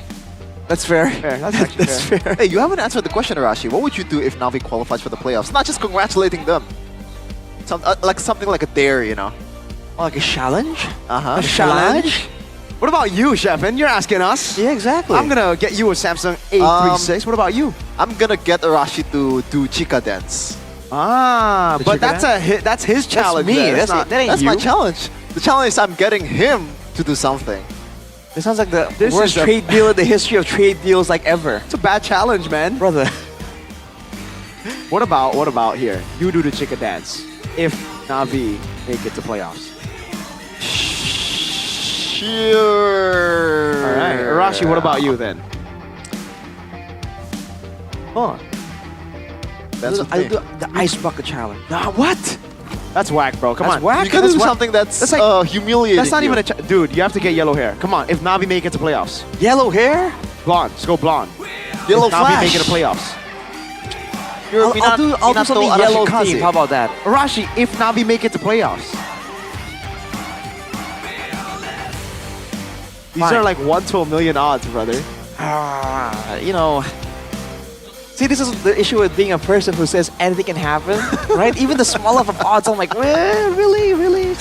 This is the guy who believed. I'll get a highlight. How about that? Sure, all right. I'll get a blonde yellow highlights. highlight. Sure. Blonde highlight? Deal. Okay. Deal. There you go. Okay. So now X Magic's You have gonna to be way- negotiate. Sure, that's how you negotiate, Chef. You I just wanna, put- I wanna back out from my own challenge. Now you're chica dancing. dude. No, you're chicken. I'm sorry. You already said yeah, sure. That's what you said. TLID though, they're definitely going to be trying their. I don't know. Did they try their best? I'm not trying to like disrespect what happened in game 1 for Navi, but Aaron going for Flicker against a Hylos, Farsa, and Chip constantly walking up forward, Fabian going for Suyo instead of Lucas when the comp is like presented to them, going for early turtles could have just been an easy way to win, an easier way to win. It does seem like TL might just be like underestimating the boys in yellow. Or just, again, look at Weedy, man. He's on a mask. Shout on out to a Ranger mask? Mas on the Indonesian desk. He's But also he feeling didn't under the weather. underperform. But he did really well on the Matilda. Hey, it wasn't Weedy. I mean, he's the brain, so the shot calls is always from his. So maybe you know the meme when a guy gets a bit of a cold, you know, it feels like an apocalypse. Yes, sir. That's relatable, actually. I can break my leg and I'll be fine. Let's go play some futsal. Oh, let's go. Gaze the stars and See, see their path. and arrange that for sure later on, Shevin. Here we go. But Navi, on the first way. pick yet again. Whoa. Now the Matilda comes through. The Kyla, though, is available, and Weedy is an avid player of it, unless it gets taken away from them. Rashi, yes? one. I don't know if you were doing it purposely, but you've been saying Kyla, not Kalea. My tail's been itching for a Kalea. Yeah, okay. I think it's since yesterday. Really? Yeah, Kyla. I did not notice. Kyla. What am I saying? Kyla? Yeah, you said Kyla. Not Kalea? Kalea, yeah. Same thing, bro. Tomato, right? Okay, same thing too with TL at the draft, still with the Harith and Phobius for Ran and Iron Shiki. Now, this is gonna be the difference. Granger has already been picked by Shiva, and we know he can play this hero, especially with the combination of a Kalea. It's gonna get easier for the Granger. The Granger? Yeah? Gonna quote a certain young man from the Philippines. Ooh, that's not my intention, but sure, why not? Yes, he says it with that accent. The Granger. Well, for Team Liquid ID though, this draft with the Phobius Harith emphasis, we've seen it from RRQ just yesterday, and it can be beat, right? With a glue for the Phobius, and I believe with a what was used against the Harith in the lane, but yeah, RRQ were struggling in the early game, even though they technically have these two really strong laning heroes, and they were attempting to use the side lanes to try and empower the jungler. And because of that, they found it difficult. It was Wicatron. Yeah. Ooh. Wicatron countered the Phobius with a glue. They countered the Harith with 1-1 or 1-1. Yeah. So those are options that was exposed already, but Navi don't have the same kind of strategy, the same kind of hero pool to attempt the same thing, it seems. It's it's more of a personal problem, I think. Eman is really good on the 1-1. Fortunately, it's not really enough against RRQ's dominance last game. As we're going to the second phase, a lot of frontliners getting banned. Hylos for STL, and though opted to go for the Gato Kacha. Still, for the same story, Badang banned. Well, both teams are banning away these big, bulky frontline playmaking heroes, but Team Liquid ID already have a Phobius. Yeah. They're not really bothered by this as much. For Navi, yeah, the Kalea is good, but the Kalea isn't a frontliner, and that's been exposed again and again. Against a Harith and Hayabusa, that Kalea is gonna get deleted if Cars is attempting to be the main frontline. They need something else here to find out where Team Liquid ID is, so that the Kalea can actually engage and pick someone off. Oh, they're banning on the Valentina. I think that's good. Ooh. I think it's more just a hint towards a Lucas possibility. Good, Farsa. I think it's just because they don't want to take away from the possibility of TLID having a Tsunami Slam to deal with the Joy. Right. I think they often shut down the Joy for sure. For Navi though, something bulky, something that can engage as well to assist with cars for Big Kishai. We haven't really seen this guy play a lot of big heroes and succeed on it. The glue does come through. That should be a winning matchup against the Phobias, at least in the lane. I think the bigger question would be the mid lane here. Novaria is usually against the Hayabusa? I believe last game, I don't know which game was it, they'd still pick a Novaria against a Hayabusa. And I believe there's no real repercussion of it. But they're gonna pick the Vexana here, try to deter some of the movements from Fabian and Aaron Shiki in the front line. Okay, last pick here. Just someone that can roam around and try to maybe tank Tsunami Slam comfortably. Johan just gonna go like Cho? The Cho or Jarhead, I think pickoff still is the way to go here. With a Hayabusa, Farsa, and Harith, dude, whoever gets launched, gets jumped on by Witty, is gonna get deleted immediately. And in fact, if Team Liquid ID want to play the dive-in game instead, they're up against a Vexana, right? A good counter to kind of lock down the Phobias, lock down the whole team even, so I feel like pickoff is still the aspect where Team Liquid ID can shine with here. And it is gonna be the Cho for Witty. Yep. And I gotta say, I think it's been a while, right, since Witty used the Cho, or am I mistaken? It has been a while. I mean, he was the finals MVP with this pick, but this season he hasn't really been able to perform on the Cho as well as he did before. So we'll see. The glue. I just really wonder why the glue isn't as prior. I guess because there's sometimes the fair miss can still be picked up. So that's why you don't want to pick it up early. But yeah, really good conditions for Na'Vi and the glue this time around. Looking at the statistics though, counter index barely favors Na'Vi as well as the lineup rating, so it is still up in the air. Their hopes and dreams of this season will be close if they lose this single game against TLID. It's a tough task, but it has to be done for Na'Vi Nation. It's Na'Vi versus TLID. Na'Vi, a chance to go 0-11, one step closer to the record-breaking no wins in a season. Definitely not a record they want under their belt. But TLID, they're looking for glory too. They need a win here to move up from this 7th place red zone. And unfortunately, there's no Kakashi's skin, I believe, What? from Fabian. Fabian? That's disappointing. That is. What? What skin is he using? I think it's the Starlight one. Oh my god, Fabian. Come on, brother man.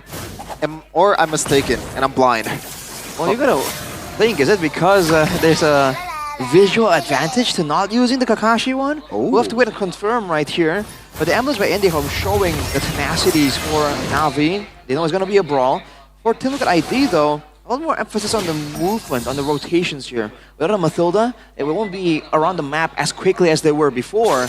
That's why in game number 1, they had like 3 Inspires. It's all about getting more cooldowns, more spells out. But this time, it's a bit different. Oh, Fabian though. One Shadow, retreat. Oh. Shadow kill. Wow. Oh, a kill! Unexpected. Yes, with wings by wings. Wash Paul with the Electrifying Beast chasing Yes, down, but won't be able to get through the wall. TLID, again, first blood. You never underestimate Cho's damage in early game, especially if he takes the thrill. It's always so surprising. I mean, it really is unfair to be doing that much damage as a roamer in the early game. And that's where the Cho shines, right? That's how you want to play around this hero anyways. So that's fine. Avian, they're looking for a chance to do something. Oh, he actually misses it. Able to get the jump. Oh, great Terrify! They be able to escape, still Wash Paul. Unable to get the kill. No Curse Blast landing. Free turtle though for Na'Vi. Yeah, that was a clincher for Fabian. Thankfully, he didn't get picked off by Paul. But this is going to be the repercussion. Oh, too shy with a good zone there against Aran. Okay, good zoning, good control. Na'Vi takes the turtle, and they have to maintain this advantage right here. Team Liquid ID though, showing great adaptability there and composure. They weren't expecting Fabian to get locked down there, to get hit by the Terrify, but they did a great job still coming out alive from it, not really panicking when things don't go their way. Witty already level 4 in a second, so he's gonna start kicking some of the members of Na'Vi anytime soon. As in the gold lane right now, Aaron Shiki and also Shiva is more of like a non-lane currently, just trying to get the gold as much as possible. There's not much trade, at least from what I see in the early game. Oh, but Aaron Shiki does have the assist. Becky Shy roaming around on the blue. Having a lot more impact here compared to Aran so far. That's what the winning lane gets you from the EXP lane. 70 seconds to go, and Team Liquid ID will be looking for something for Shiva here. Uh-oh, the retry also with a shadow kill. Purify out, but it will be a kill for Fabian.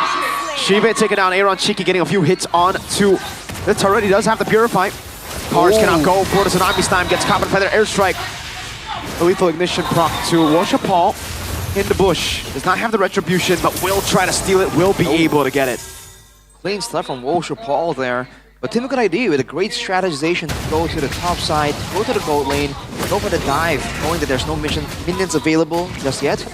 As the lane goes though, I think Aran is gonna have a better time going up against Biki Shy in the lane. Oh, Widdy! Channeling his inner Beloisky. Oh, he's self-aware at least, right? He pops in the new TL ID or the new TL emote while he does that. The snooze. I mean, showing again that it was a bit of a mistake by all means, but showing again that Team Liquid ID are definitely decisive and could be a factor that can discourage Na'Vi from staying up too far in the front. Widdy is still looking for something, and this time with the Phobius in the picture and proper position, Team Liquid ID should have enough to really zone Na'Vi away. Cars, Flicker Tsunami Slam, locking him down right now. 2 CCs. Widdy taken down. Shive going to be able to pick up the kill now as Aran gets mounted by the man. Flicker is out to safety. Still though, Na'Vi holding on to this. Fabian zoned away in the back, and they're not going to go for the commitment onto the turtle just yet. No quad shadow left now. Aran jumping back and forth. Shadow kill! What is the mod force? He's actually going to save it. Retry battle. Wow! Warsha Paul did not retreat. Retreat late, and Aaron got it. It feels like Na'Vi does not know what to do at a time. They're weighing on whether to go for the turtle or to go for the fight, and they didn't even try to commit on one of those. I think they got confused there, because usually when the glue jumps towards your backline, that means that you get zoned out. But Team Liquid ID said, alright Aran, you got the glue on you, right? Stay over there. Stay away from us, you know, get away from us with all that glue on you, and we're gonna still make a play for the turtle. And that's just not the usual approach. So the willingness for Team Liquid ID to just brawl it out, even though in theory they're already at a disadvantage, has caught Na'Vi completely off guard. And they have no idea if Team Liquid ID are looking for a pickoff, looking for a steal, or looking to get out. And I think they just weren't ready. They didn't predict the options there, and they just kind of froze. Now, Shive gets the turret at the top lane. Looking at the item earlier, I believe X-Magic actually used the warrior boots instead of the tough boots, just to try to deter some of the damage coming in from Fabian. But that's a concern against some of the engages. Oh! Tsunami Slam again. This time Barang going to be taken now. Widdy looking for the pick, won't be able to find it now. Immobilized, locked down, doesn't have the Witness Dragon now, but the airstrike coming down. Widdy! Flickering out of the Death Sonata. TLID losing this trade. So far, Widdy has not been on point on the Cho. Gotta get back to his form as soon as he can. Well, he's not in form, but it's also Na'Vi really preparing for the Cho. Whenever, oh, hang on a second, everyone. Whoa. Good take. Oh, Shive got it though. Got the EXP buff right there. But yeah, Widdy has a lot of attention on him for sure. Whenever he's concealing, whenever he's in the vicinity, Na'Vi are ready. Has the Purify, by the way. We'll be able to pop in time now. Shive looking to run away. Widdy still on the Rectify boots. Baited by Shive to a kill for Warsha Paul. At least there's some trade there in the turret, so it's still a W for PLID as Fabian. Retreat battle. Oh, BQ Shine with the dive into the back line. Now Shadow kill. And the jungler is unable to get it, but without taking an X-Magic. Whoa. There's a lot of damage placed on him. Aaron Shiki able to go in. Fabian Shuriken. 1 HP X-Magic. Caught by Aaron. BQ Shy. Next on the chopping block. Double for Aaron on the Harith. Fabian with some pirouette there. Some happy feet to get away from the damage and also the danger. His ninja way is showing strong there. Going in and out, undetected, unseen. Really too quick for any response coming in from Na'Vi. That's gonna be a huge momentum shift for Team Liquid ID. With the additional damage antagonists they have here in the mid game, they're definitely getting the better of Na'Vi. The Cars has to be careful here. Widdy definitely still looking for a chance to, you know, settle the score, even out the score against Cars here in the pick-off battle. Gotta be careful, Shive, man. All right, no quad shadow for Fabian. Green light for them to walk up. Fabian gets shot. Oh, for quite a bit of HP. Yeah, Urquan noticed that this has happened, I believe, in Geek Fam versus Alter Ego. A mid laner that does not use a Purify against a Cho. This is going to be a concern later part in the game. For sure. Makes him a valid target, X-Magic. Maybe he's thinking that he is the one that should be saving his team from Widdy, using the crowd control tools available. That could be the idea. Whatever it is though, it kind of allows Team Liquid ID one more avenue of approach. Now with the Granger damage also ramping up, they can play the Siege game pretty well. With the Death Sonatas and the Cursed Blasts here, Na'Vi can definitely play the back and forth a bit more. Team Liquid ID with a Phoveus, no Mathilda, and a Cho, they're the ones who have to kind of go all in here with a shorter range. BQ Shy and Cars, they're having a tough time trying to just own the bushes that they should have on their map right now, because the pokes coming in from Aaron Shiki and Widdies, they're waiting. Can't punish pretty much anyone from Na'Vi, and if the Kalia gets punished, that's pretty much safety. The green light for the whole damage dealers of TLID to go crazy. As right now, TLID gonna put their attention on towards the Lord. BQ Shy might be getting chunked up. Already forced to use the spread. That is Chunk solo winning. Oh! Way the Dragon finding Cars. Watch it pull down into the back line. Won't be able to find it as Aaron dishes out a bit more damage than he can show. BQ Shy taken out by Aaron on the Harith. 4-0-3 for Aaron. Holy Crystal in 9. TLID en route to stopping Na'Vi right here. Looking way more convincing than game number 1. Everything a lot more calculated. And right there, that's the result, man. When both teams are looking for a chance to try and go for an engage, whoever engages first kind of loses out when both teams can kind of burst people down like this. In the mid game here, Na'Vi has a lot more... They have a lot of AoE, a lot of combos, a lot of long-term damage, long-duration damage. But when it comes to full-on burst damage, Team Liquid ID has the advantage, and they're able to use that right there. And they made up for the lack of backline pressure by using Fabian to dive in the backline, threaten X-Magic and Shive, and he backs off. It's what Eternal likes to refer to as Teori Anjaman. Threat theory. The threat theory. Watch how Fabian does it.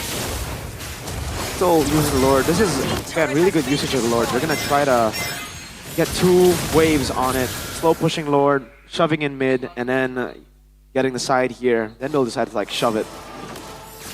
Got to shout out the Sakura skin there. And once again, on cue, it's always a sight to see, a sight to behold when Kalea does not perform because it's Sakura. Yeah. Buy the skin, by the way. Buy the skin. Absolutely. Let's see. Lord charging in. Feather airstrike zoning them in the back as Aaron Shiki looks for the siege. Won't be able to crack it open, but they have another wave coming down up top, down below as well. It's going to be colliding at the right time. Yeheskiel already flying in the danger zone, but man, they won't be able to get the turret still. Good wave here from Na'Vi. One more chance for Team Liquid ID on the bottom lane technically, but no. They'll go for the purple buff, and they play it calculative, right? This is a whole different look compared to game number 1. They're playing it consistent, careful. I think the only thing that Na'Vi can do right now is hope for a Cars flicker play, because I don't think Cars can take a lot of magic damage here. What? Tsunami slam over to the Phoveus. Aran! Oh, brought to X-Magic! You hate to see it. A dive into the back. The Purify coming down, but Aaron Chiki's able to survive. Look at the sustain now as he keeps on jumping. Don't if hit that him. was me, I would hit the glue on Aaron and probably kill Aaron, but this is TLID. They'll be patient with it. They'll crack a base turret open, and that's the far lane away from the next Lord. So Mirko, that's what a good teammate would do, alright? Listen. They're playing for MPL. We're playing for ranked. Exactly. It's fun. It's more fun that way. We just blame our friends for getting the glue on him in the first place. Yeah. Wow. That's just don't get mounted, Lamau. That's your fault. Just don't get spread, Lamau. Just don't let him get close. Well, everyone did let everyone get close though. He was doing the dive again and he got bursted by something in the midst of that chaos. I thought he might get taken out in that fight, but fortunately he didn't. But with a couple more items in the inventory of Na'Vi, he might have gotten taken out in a situation like that. So he needs to still be very, very careful. Lord is spawning, but Na'Vi is in position earlier. Team Liquid ID playing the patient game. They have the base turret. There's no rush for them. Na'Vi are the ones who had to try and do something there. And now they're going to be forced to back away, react to the waves. This might be a free one for Team Liquid ID. I wonder if Widdy is going to try to flank it from the side, but it looks like that's not going to be the answer here. Doesn't need to. Yeah. He's got a scout here. Cars. Go! Walks off. Oh, Purify out from Heskiel. Almost gets taken down. Now Widdy gets the kick on Cars. Good Eternal Guard will actually disengage for a bit. It's going to be BQ Shan to miss it, but all taken down to no members of TL falling. Oh, I guess an immortality for Widdy, but that's about it. And when the engages are not working for Na'Vi, that just spells death for them. I mean, they almost took out your head skill, so credit to them. Unfortunately for them, though, the response was instant from Team Liquid ID. And to make things even worse, Cars and Big Shai both didn't, I believe they didn't use their ultimates in that fight. Yeah. They just were caught so off guard, so quick, with so much lockdown built into Team Liquid ID. I mean, Cars was the initial target, so you can kind of understand. But Big Shai, being a tank glue, not being able to pop the ultimate, that means there's a lot of damage or a lot of lockdown for Team Liquid ID. Either way, spells doom for Na'Vi. But it would have been suicide anyways, right? If he did pop the ult. Might have lasted a bit longer, but was gonna delay the inevitable. That's fair. Well, she said, now, Lord's coming in the top lane with the that emote, the snooze. That is not how that emote goes. Whoa, I thought that, are you gonna make a new emote? Is that a new emote? Yeah, that's a pitch to Oh, Muton. look at Washer Paul, XBTR, by the way, TLID, looking for the siege down below. Shive doing a good job with the clear again. First Blast plus Rhapsody, such a deadly combo for minions. You do not want to be a minion when you're up against this. Look at the clear. I think they'll be able to survive another day. Last Fabian, Shadow kills in the back, Aaron Shiki with the damage as well. Magic able to flick around to safety. No members taken down. Washer Paul still up front. 2 base turrets. Oh, Tsunami snap with the flicker. Waiting to be caught. Again, the knock cover. Shiva picks up the kill. Around. Caught. BQ Shy. Crown from wait a minute. Rushing A with his Mind Force jumping in with the Purify as well. Able to get rid of Shiva.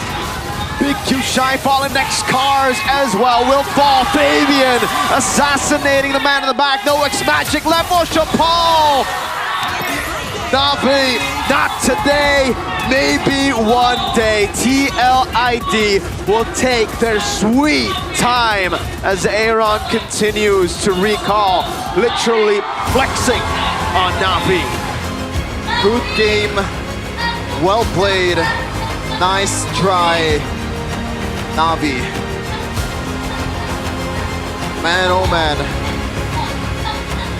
It's unfortunate, but we saw this coming. It wasn't anyone surprised that Team Liquid ID got it done. In fact, Na'Vi put up a pretty respectable fight in my opinion, showing that they do have some playmaking skills. They do have interesting ways to try and look for that victory. Unfortunately, not enough for today just yet. Some respect being given from Aran, Fabian, the whole TLID. Na'Vi squad that's fighting for their life in this game. But this is the nature of competition. Some fall, some celebrate. And the stage is TLID's right now. Some fall, but I think Na'Vi has been free falling for a bit too long now. We're waiting for that drop at this point. Is this the drop? Have they been knocked out of playoff contention? I don't think that it's definite just yet. There needs to be a win from EVOS or Onyx. We'll see. Let's see though. These people, they like to stand on the stage, especially Aaron Shiki. Surely they have something pretty spicy to say here. Dan tim Liquid akhirnya back on track. Mendapatkan kemenangan kembali dan pembuktian 2-0 di leg yang kedua. Hadir lagi nih, lama absen Aaron. Halo. Halo. Datang-datang, kemarin kalah. Hari ini menang, membawa kemenangan untuk tim Liquid ID. Benar. 2-0 di leg kedua. Makin mudah atau makin sulit sih buat kalian? Makin mudah. Dari segi apa tuh? Segi tim. Dari segi tim. Hasilnya juga kelihatan ya, 2-0 ya. Benar. Tapi Aaron, apa yang terjadi ketika Aaron kan sempat skip lumayan tuh beberapa match, menghilang bertapa atau apa Aaron? Lagi malas main, Bude. Bohong nih, bohong. Seru sih. Oke, nanti Aaron tarik napas dulu, kayaknya lumayan ini ya. Tapi Bude penasaran, ini Widi lagi sakit? Iya. Oh, keadaannya lagi kurang enak badan berarti untuk hari ini? Dari kemarin sih Bude, cuma sekarang kayak lebih sering batuk aja, jadi makanya pakai masker gitu. Oke, makanya kita mendoakan supaya Widi cepat sehat dan bisa performnya lebih baik lagi. Tapi Amin. Widi, Bude penasaran kamu melawan Cars yang tadinya menjadi XP Lane dan sekarang menjadi Roam. Dari Widi sendiri gimana sih lebih susah melawan Cars di EXP atau sebagai Roam? Mungkin lebih susah di XP sih Bude. Lebih gendong-gendong aja dia emang di XP. Berarti kalau dari kacamata sebagai sesama Roam, ini belum maksimal dari seorang Cars menjadi Roam? Butuh jam terbang aja sih Bude. Kalau untuk potensinya harusnya kalau dari XP lumayan gampang sih pindahnya nanti ke ROM gitu. Oke, tapi 2-0 ini kita bakal langsung tanya ke Yeskiel. Yeskiel, 2-0 di game pertama itu lumayan menarik ya. Kayak menangnya atau permainan kalian tuh perang terus. Ini siapa yang ngajakin perang terus? Liquid? Navi? Atau memang kalian kepengen main seperti itu? Memang gameplay kita perang. Khusus match ini? Semua match sih. Oke, gameplay perang. Memang yang penting hajar gitu. Tapi kalau melihat dari game pertama kalian yang cukup lama, 20 menit. Dan gimana sih kalian ngelihat game seperti itu yang perang terus? Seru sih Bude, apalagi tadi ada chip kan, jadi lebih mikir aja kita. Ada chip, lebih berpikir. Tapi habis game 1 tuh, tadi para caster juga melihat ada perdebatan sepertinya setelah kelar game. Ini berdua ada apa? Atau bertiga, berempat, berlima tadi? Pavian dan juga Aaron. Ada perdebatan kah tadi setelah game 1? Ya benar, debat. Debat apa tuh? Dia aja.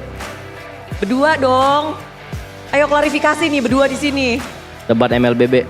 Debat MLBB. Jadi untuk ngeriset ke game kedua? Enggak, kita debat siapa game terbaik. Ternyata MLBB. Yeay. Yeay. Dan juga HP terbaik Samsung. Yeay. Wah, pintar sekali ya di sini ya. Oke. Dan udah bulat berarti suaranya dari game 1 ke game 2 semuanya bulat ya berarti ya? Benar, bulat. Oke. Tapi melihat dari mungkin semuanya kalian lakukan lebih baik di game yang kedua. Masuk ke dalam game kedua, Pavian, Ya, wajah apa yang kamu munculkan tadi? kan seneng. Hehehe. Diajarin Iron itu. Oke. Tapi seneng gak 2-0 melawan Navi hari ini? Senang pasti senang. Cuma kemarin kalah jadi nggak senang. Itu dia. Ngomong-ngomong tentang kemarin ya, lanjut lagi maaf Aaron. Dengar gak kemarin ada yang bilang, kamu dark system. Dengar gak? Dengar. Terus tanggapanmu apa? Nggak ngomong sama camat. Dia soalnya bohong Bude. Kemarin aku ngobrol sama dia, lu main gak? Kata dia main kalau gua main. Terus pas gua main dia nggak main, berarti dia dark system. Oke, dibalaskan lagi ya. Dark system untuk dark system. Tapi ini membuktikan gak sih kalau kamu bukan dark system? Bisa menang loh. Enggak, gua dark system, Ryota dark system. Dua-duanya dark system. Benar sekali. Oke, memang cuma kalian berdua. Kenapa bisa menyandang gelar dark system dari kamu? Karena gua ketemu dia, gua nggak tahu nama dia siapa, jadi gua panggil dark system aja. Oh, jadi kalau mau kenalan sama Aaron kalian harus sebut nama ya sebelum dipanggil dark system. Tapi sekarang di MPL dia dark system nggak? Enggak. Nggak. Aaron juga? Nggak berarti? Benar. Kamu mengambil gelar dark system ini? Ya, benar. Aaron lagi kenapa nih teman-teman? Tapi daripada Aaron kita ke Aran juga nih. Ke pojok yang ada di sana. Aran MVP game pertama. Menjadi MVP di game pertama. Player yang mungkin menggerakkan gamenya juga di dalam peperangan. Terus perang. Kenapa Bude? Gimana sih kamu ngelihat permainan kalian? Game 1 dan game kedua. Terlihat cukup berbeda ya Aran? Kalau game 1 mereka lebih berani ngajak kita sih, jadi kita ladenin terus. Tapi yang di game 2 mereka mainnya lebih pasif, jadi kita yang gas terus jadinya. Oke, tapi melihat game 1 dan game kedua berarti lebih enak kalau nggak diajak perang dong. Kalian yang lebih ngajak. Ya, semakin musuhnya pasif semakin enak kita mainnya. Lebih enak. Ya. Tapi kalian 2-0 hari ini apakah Aran ada faktor, mana ya tadi ya? Ada Kodan ini. kayaknya. Ada Kodan. Kodan turun gunung loh. Ada Kodan juga, ada mbah aku juga yang nonton, jadi bisa membawa keberuntungan mungkin ya. Oh iya di situ ada Mbak. Mbak, halo. Ada yang mau kamu sampaikan gak sih? Ini kemenangan kamu persembahkan langsung untuk keluarga tercinta, untuk Kodan. Ya, aduh malu Bude ntar ya Bude. Oke, di belakang ya. Tapi memang support system itu juga cukup penting. The Cavalry juga nggak bosan-bosan dan nggak lelah-lelah. Hebat banget kesini bersama dengan keluarga, sanak saudara, dan Bude penasaran, kalian ada nggak sih yang di sini tuh yang langsung sebelum match Kodan ngomong sesuatu, ada nggak? Kodan ada ngomong sesuatu nggak sebelum match mulai? Mereka Kodan nyemangatin kita sih biar mainnya lebih lepas aja sih. Pakai teknik ancaman nggak? Oh, Bukan Koed soalnya. Koed apa? Kodelwin. Sorry, maaf Koed. Kode Elwin ya, yang suka mengancam ya. Tapi di sini Kodan hadir membawa boostingan tersendiri. Kalian akhirnya mendapatkan kemenangan ditambah dengan Cavalry, keluarga, semua. Bahkan BABA juga semuanya hadir. Masuk ke minggu yang ke-7. Siapkan kata-kata untuk minggu ke-7 dong. Lawan siapa? Minggu ke-7 berarti lawan siapa nih ya? Kita tanya. Siapa? BTR. Wah, top tim di atas. Kalian lagi di bawah nih. Gue belum pernah kalah lawan BTR. Woo! Oh, congrats kata Fabian. Jadi ingin melanjutkan dari nggak pernah kalah lawan Bigetron, pengen dilanjutin? Pengen banget. Pengen banget. Bakal jadi challenge besar nggak untuk kalian melawan tim papan atas seperti Bigetron? Lumayan sih, soalnya mereka lagi kuat. Ya. Bigetron lagi kuat, tim Liquid lagi apa? Lagi joget. Jangan dong, mentang-mentang et. Tapi semangatnya pasti sudah diterima. Ada yang mau disampaikan mungkin untuk menutup minggu yang ke-6 ini dari Aaron? Terima kasih buat The Calvary sama semua fans yang udah datang hadir di sini nonton. Untuk nonton tim Liquid ID di MPL season 15 week ke-6. Terima kasih sekali lagi guys. Love you. Oke, dan itulah dia Aaron seperti kerasukan sesuatu, tapi mereka mendapatkan kemenangan 2-0, kemenangan lagi atas tim Navi. So, kasih tepuk tangan dan sambutlah tim Liquid. Depan, bang. Situ, ayo.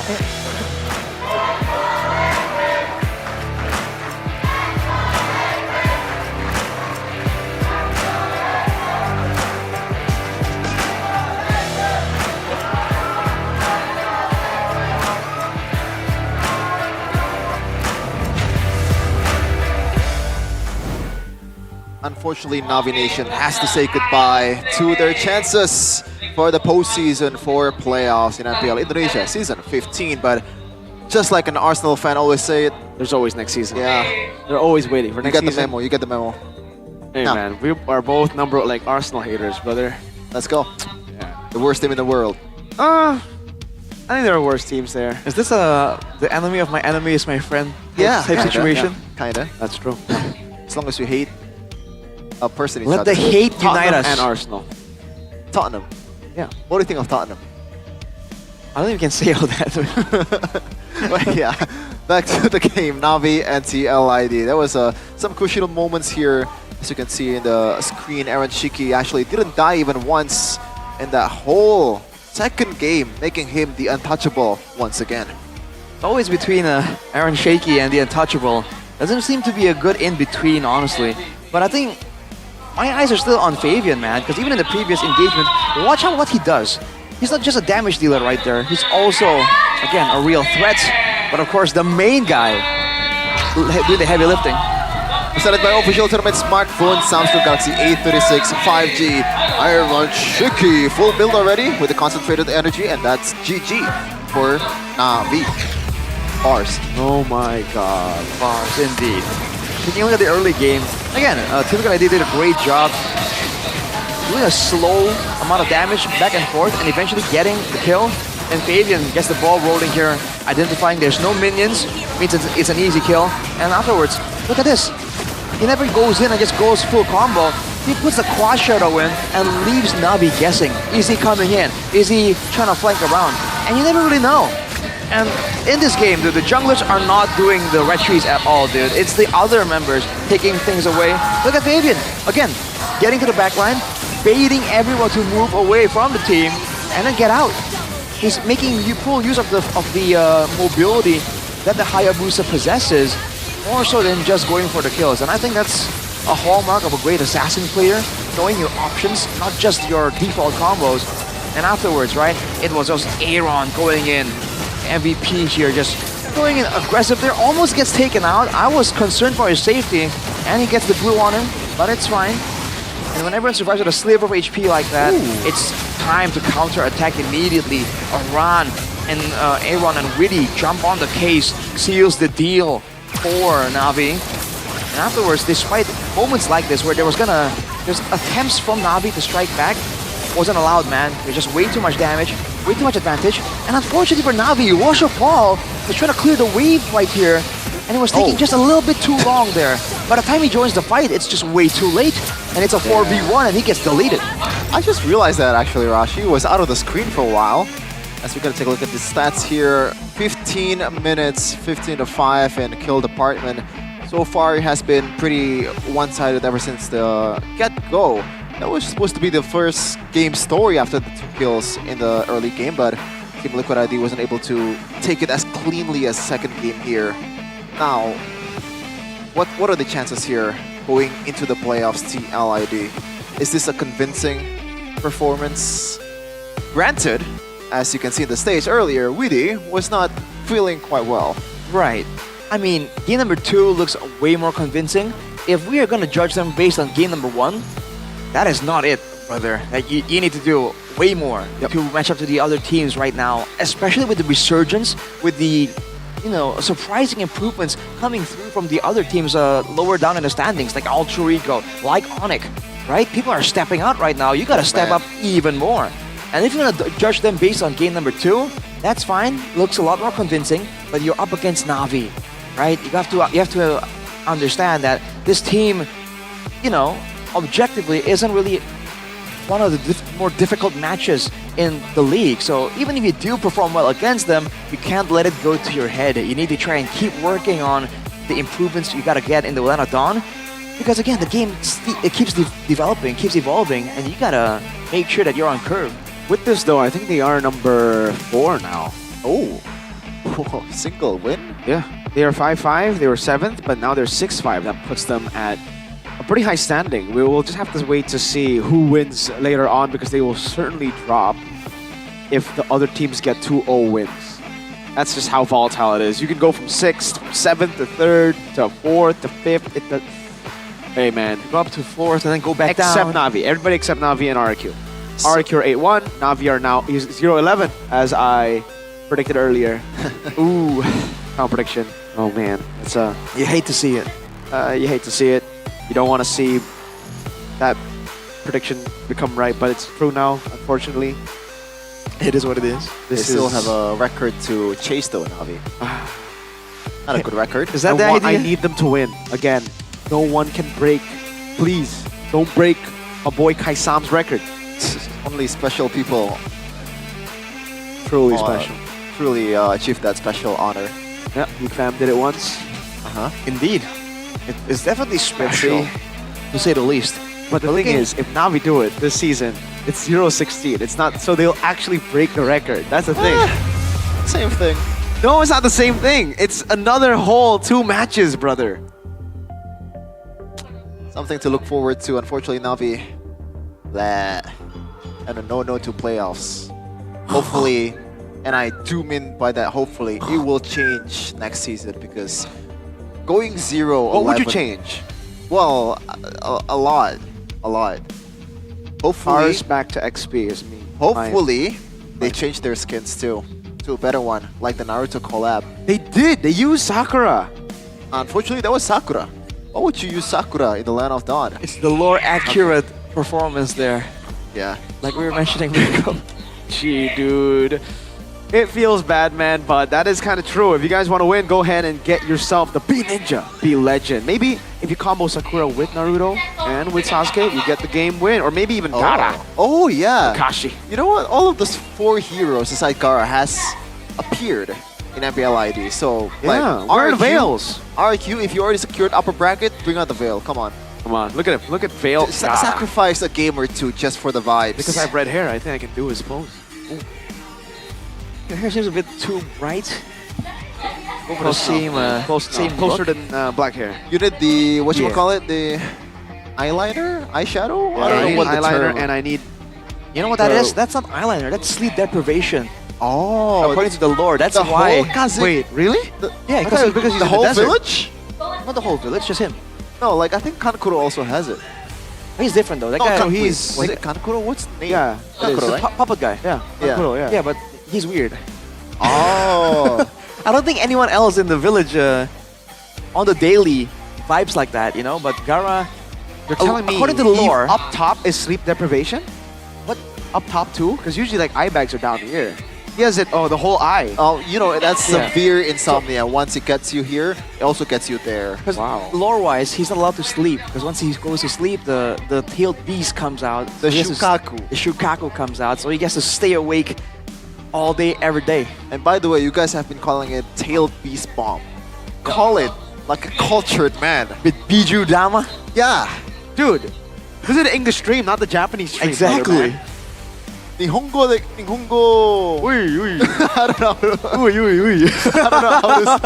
don't know how to say. Like, let's Shefin-san. use Japanese though for that term. Raikiri, you know, the Rasengan. Hey, I actually gotta fact check you though, Arashi. It's not makeup, that's true, but it's not sleep deprivation. What is it? It's a physical manifestation of his bloodline and the Shukaku one-tailed fox Jinchuriki, not actual makeup, nor lack of sleep. Really? Is it not Yeah. eye bags? Wow, they gotta take your. Is that AI? Is that AI? degree- This is the awesome intelligence. That's why. I gotta confirm that later. Awesome intelligence, brother man. It's the Mandela effect? They gotta take away your degree in Weaver. Yeah, they gotta take No away better that than degree. you. Shefin-san. What are you gonna call it? What? Huh? Tail beast bomb? Tail beast bomb? What was it earlier? Bijudama. I know that. What? Are you trying to fact check me? No, I'm just like, trying to see. What are we trying to see? Trying to see what? Never mind. I don't get it. Never mind. Well, Never mind. we'll Take a get break, though. man. We'll talk The about it after. second Go to and break. third match, it's gonna be even better. So stay tuned.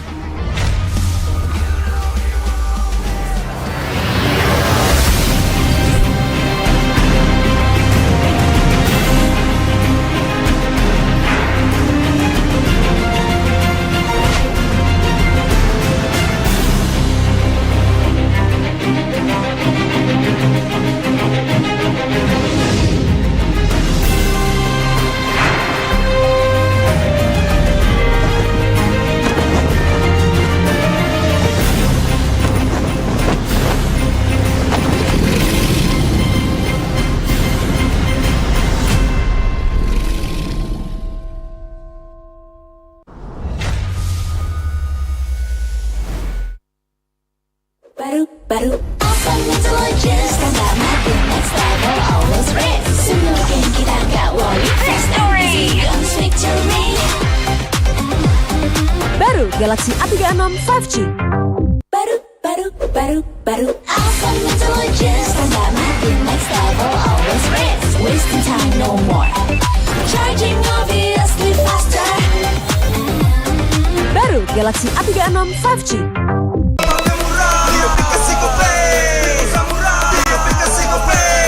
Walau yang lain terus berubah, Gope konsisten, kasih yang pasti murah. Bayar tagihan murah di aplikasi Gope. Gratis transfer 100 kali per bulan. Download aplikasi Gope baru, nggak pakai lama. Dompet andalan gamers banyak damage-nya.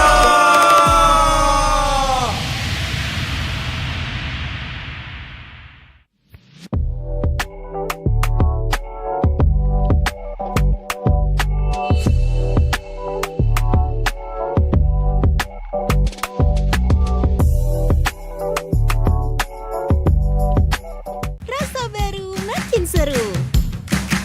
Pertama di Indonesia. Kopi susu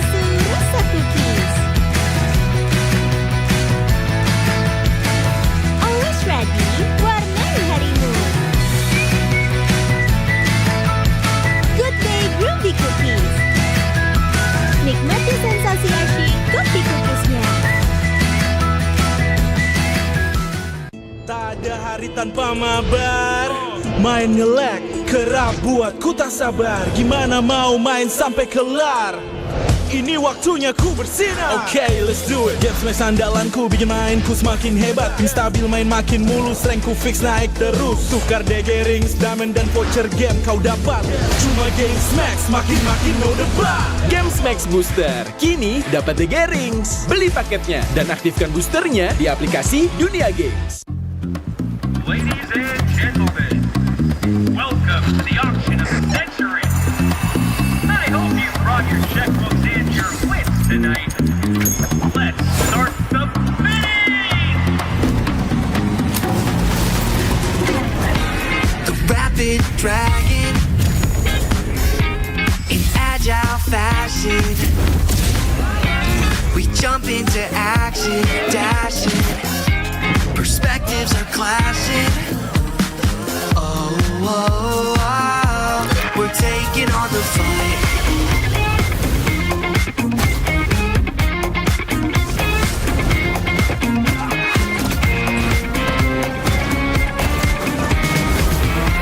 Jump into the showdown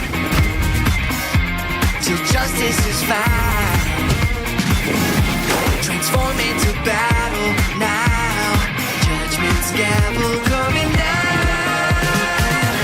Fighting for the righteous justice, fighting for the priceless truth, blurring all the lines between the bad and the good. Yeah, fighting for the justice no matter what we do. Three perspectives sharing one objective, yeah. Everybody's fighting for the truth.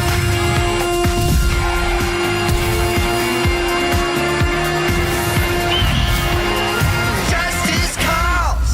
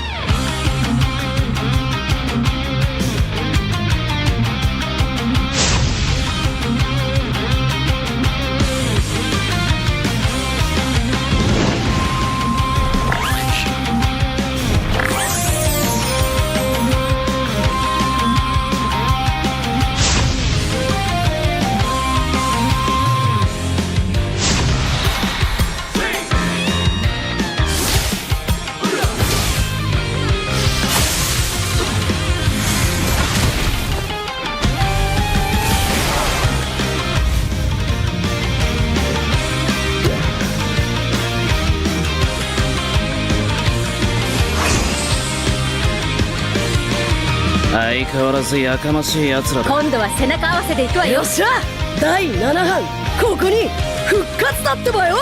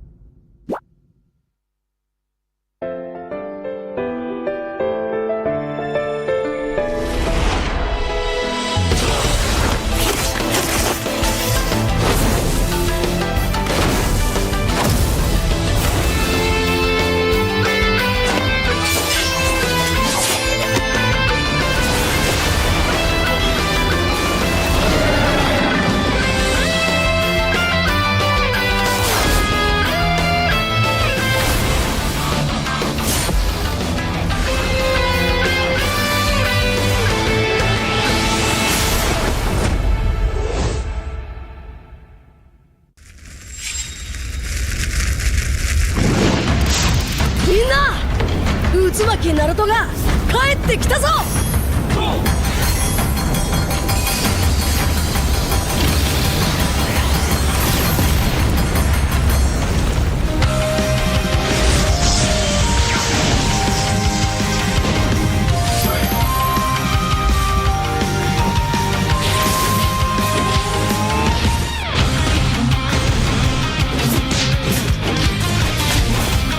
クラマ、力を貸してくれ。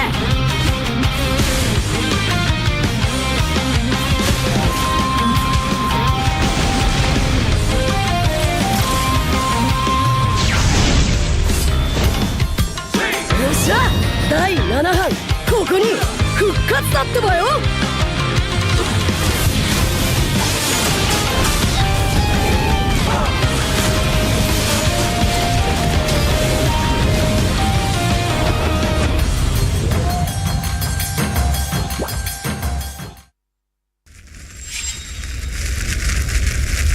見せてやるよ、シャリンガンの本当の力をな。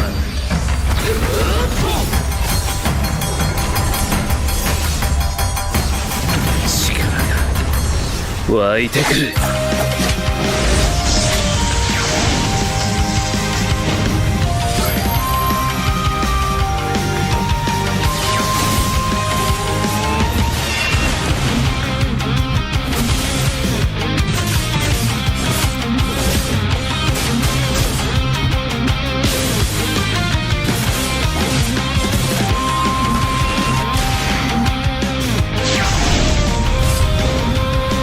相変わらずやかましい奴らだ。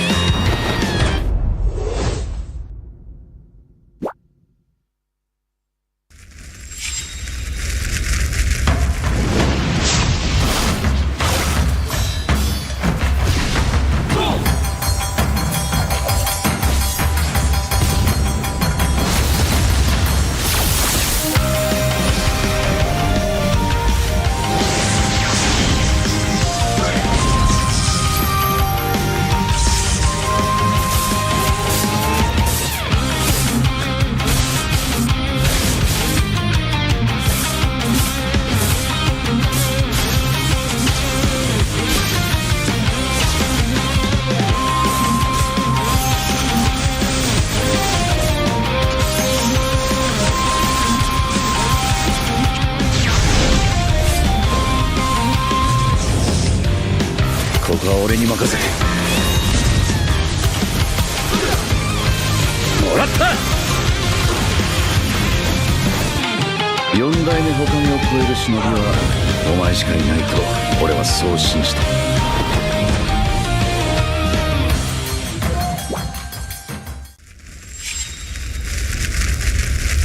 みんなを守るために私はもっと強くなるシャンナラ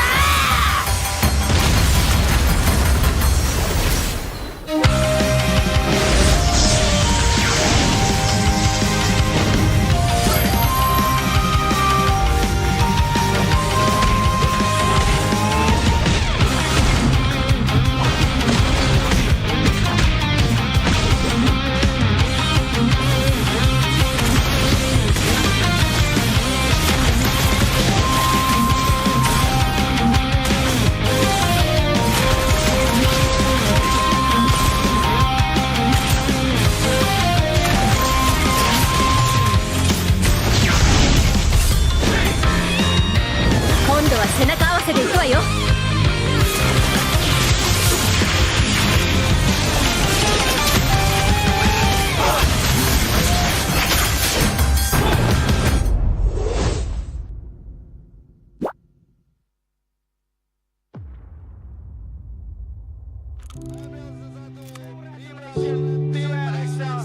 Aspekku pribadi di season 1 itu juga yang juara kalau nggak RRQ pos. Menang bonus kalah belajar. Udah gitu doang kita awal ngomong.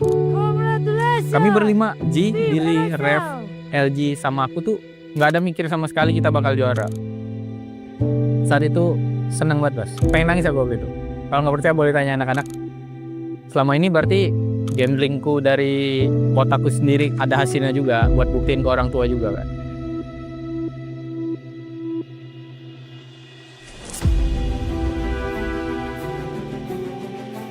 Yang gue lihat ya piala MPL kayak simbol untuk tahta tertinggi di Mobile Legends ini sih.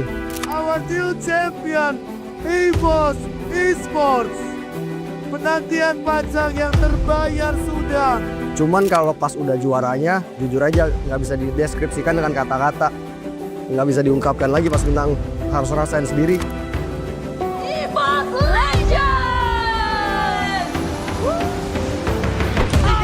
Sampai alien mampu mempertahankan besar Jose. Paling memorable buat aku juga di season pertamaku bisa juara terus ya dengan final kayak gitu lumayan ada kepuasan sendiri lah. Kita lihat ini dia MPL Season 6 championnya adalah Jose. Kalau untuk di season 9 panas sih gara-gara dari season 8 kita gagal, dikit lagi kita bisa juara. Ya mungkin dari situ juga ada faktornya sih. Raja Galaksi kita di MPL Indonesia season ke-9 RRQ Jose. Pertama kali lihat pengen banget angkat piala lah pasti. Lebih ke pride sih. Kayak gue bisa gitu loh. Angkat piala sama tim gue.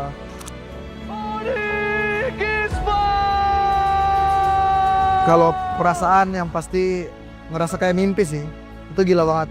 Berapi-api banget, terus kayak segala macam usaha juga terbayarkan lah. Raja Galaksi pemenang MPL Indonesia Season 10. Kalau buat yang season 10 sampai season 13, kita nggak pernah puas sekalipun. Mau udah juara lagi. Kayaknya belum cukup buat kita. Jadi akhirnya sampai forfeit, kita udah berjuang banget sih. Kalau ngeliat player MPL tuh ya termotivasi dari situ. Jadinya ya pas di grand final kita coba buat main PD aja. Lu baru masuk MPL, lu grand final, upper bracket, tiba-tiba juara. Itu kayak bener-bener dreams itu. Juara baru di MPL Indonesia Season 14. Ya, karena emang kita mau buktiin kalau emang ada juara baru aja sih. Jadi kayak nggak bosen dan lihat. Melihat piala itu sebenarnya nggak ada pikiran buat juara, Wak. Kita pengen ngasih yang terbaik aja buat satu sama lain, ngebuktiin. Gua lebih punya mimpi baru sama tujuan yang baru sih. Ya tujuan baru gua ya ini jadi coach, ngelatih anak-anak. Makanya gua masih bertahan sampai sekarang. Ya kalau aku buat piala MPL sendiri, jadi kayak pengen banget ngangkat lagi apinya kayak terus baru terus lah. Karena kita udah persiapin segala macam, kita harus dapat lagi si piala itu. Jadi kita bakalan berjuang lagi nah. Apalagi dengan piala baru, pasti ya kita bakal membara sih. Jadi kita harus ada semangat baru juga buat dapetin piala barunya sih.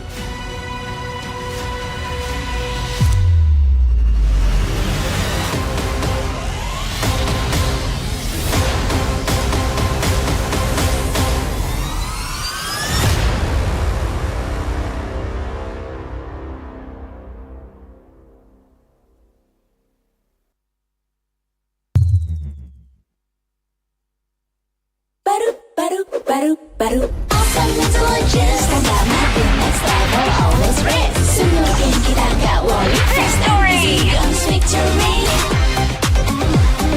Baru Galaxy A36 5G. Baru. Awesome intelligence, tanda makin next level, always race. Wasting time no more. Charging obviously faster. Baru Galaxy A36 5G.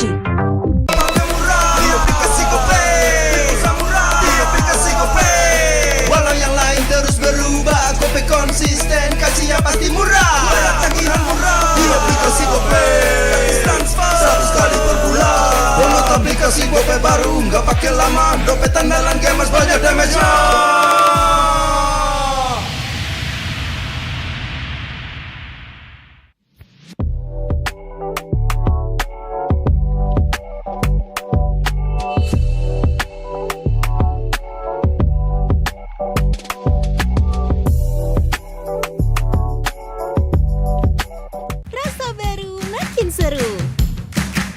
Pertama di Indonesia, kopi susu rasa cookies. Always ready, warnai harimu. Good Day Groovy Cookies. Nikmati sensasi asyik kopi cookiesnya. Tak ada hari tanpa mabar. Main nge-lag, kerap buat ku tak sabar. Gimana mau main sampai kelar? Ini waktunya ku bersinar. Okay, let's do it. Game smash andalanku bikin mainku semakin hebat. Pin stabil main makin mulus, rankku fix naik terus. Tukar DG rings, diamond dan voucher game kau dapat. Cuma Game Smash, makin no debat. Game Smash Booster, kini dapat DG rings. Beli paketnya dan aktifkan boosternya di aplikasi Dunia Games. Ladies and gentlemen, welcome to the auction of the century. I hope you brought your checkbooks and your wits tonight. Let's start the bidding! The rapid dragon in agile fashion. We jump into action, dashing. Perspectives are clashing. Oh, we're taking on the fight.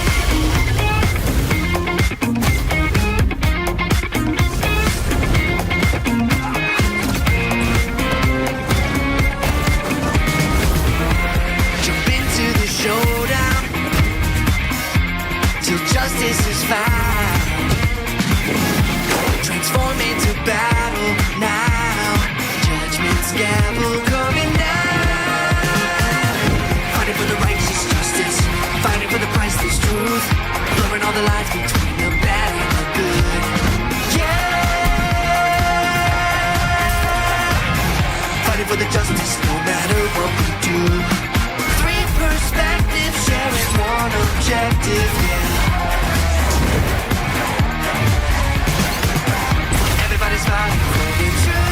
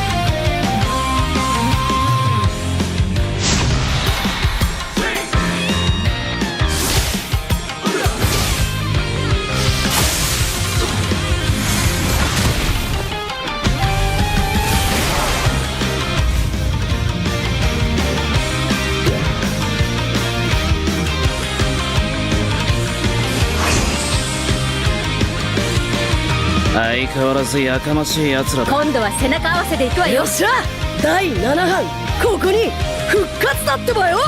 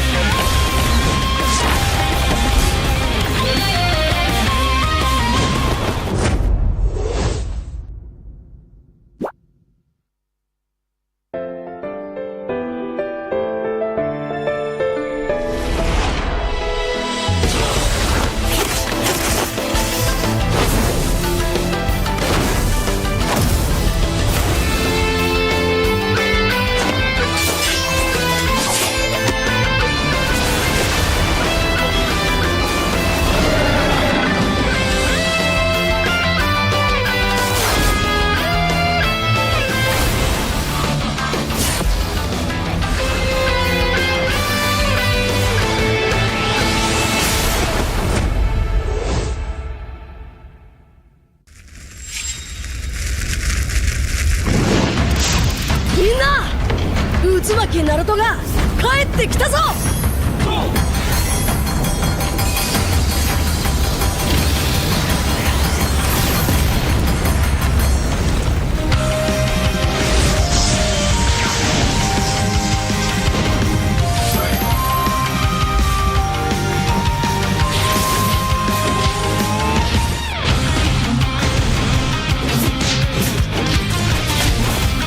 クラマ力を貸してくれ。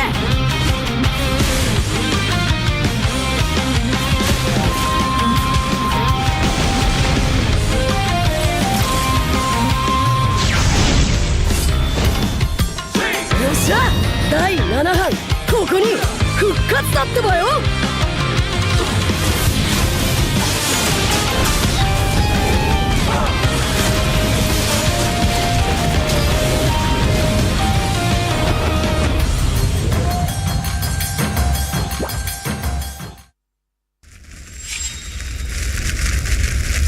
見せてやるよ、シャリンガンの本当の力をな。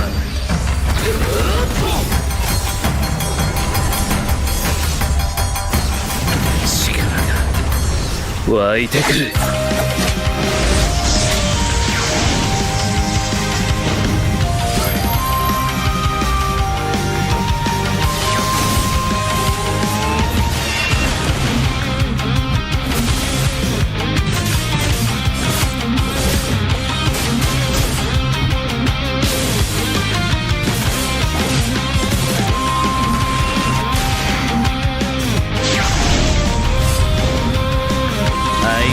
やかましい奴らだ。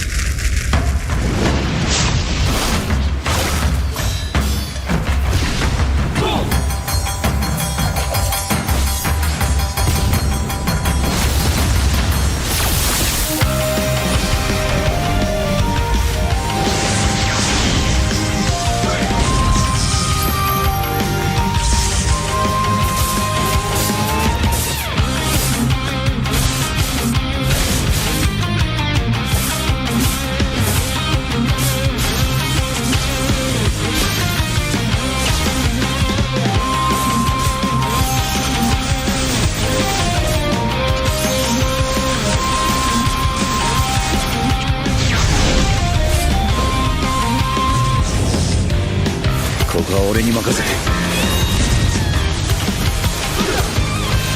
もらった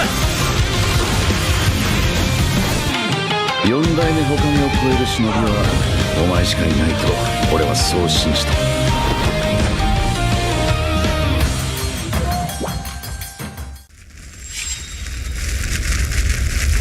んなを守るために私はもっと強くなる。シャンナラ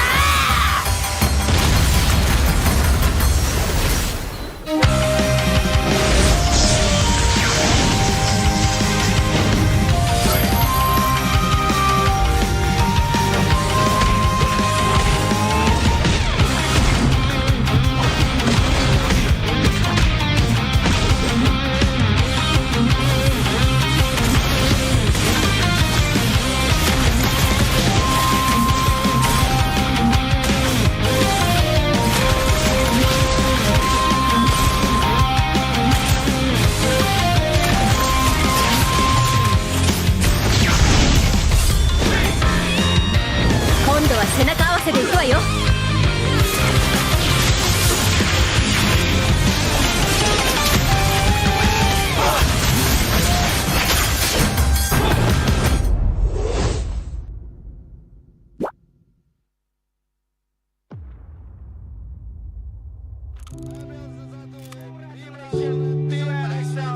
Aspekku pribadi di season 1 itu juga yang juara kalau nggak RRQ pos. Menang bonus, kalah belajar. Udah itu doang kita awalnya ngomong. Kami berlima, G, Billy, Rev, LG, sama aku tuh nggak ada mikir sama sekali kita bakal juara.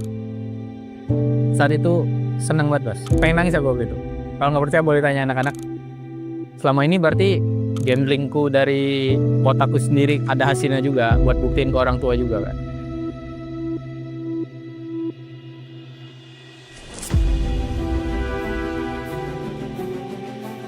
Yang gue lihat ya piala MPL kayak simbol untuk tahta tertinggi di Mobile Legends ini sih. Our new champion, EVOS Esports. Penantian panjang yang terbayar sudah. Cuman kalau pas udah juaranya, jujur aja nggak bisa dideskripsikan dengan kata-kata. Nggak bisa diungkapkan lagi pas menang, harus rasain sendiri. EVOS Legends!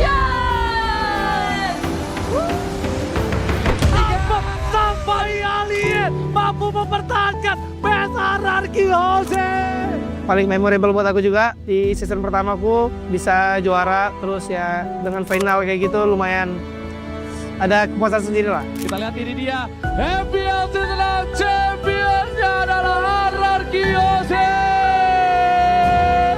Kalau untuk di season 9 panas sih, gara-gara dari season 8 kita gagal, dikit lagi kita bisa juara, ya mungkin dari situ juga ada faktornya sih. Raja Galaksi kita di MPL Indonesia Season ke-9 RRQ Jose. Pertama kali lihat pengen banget angkat piala lah pasti. Lebih ke pride sih. Kayak gue bisa gitu loh. Angkat piala sama tim gue.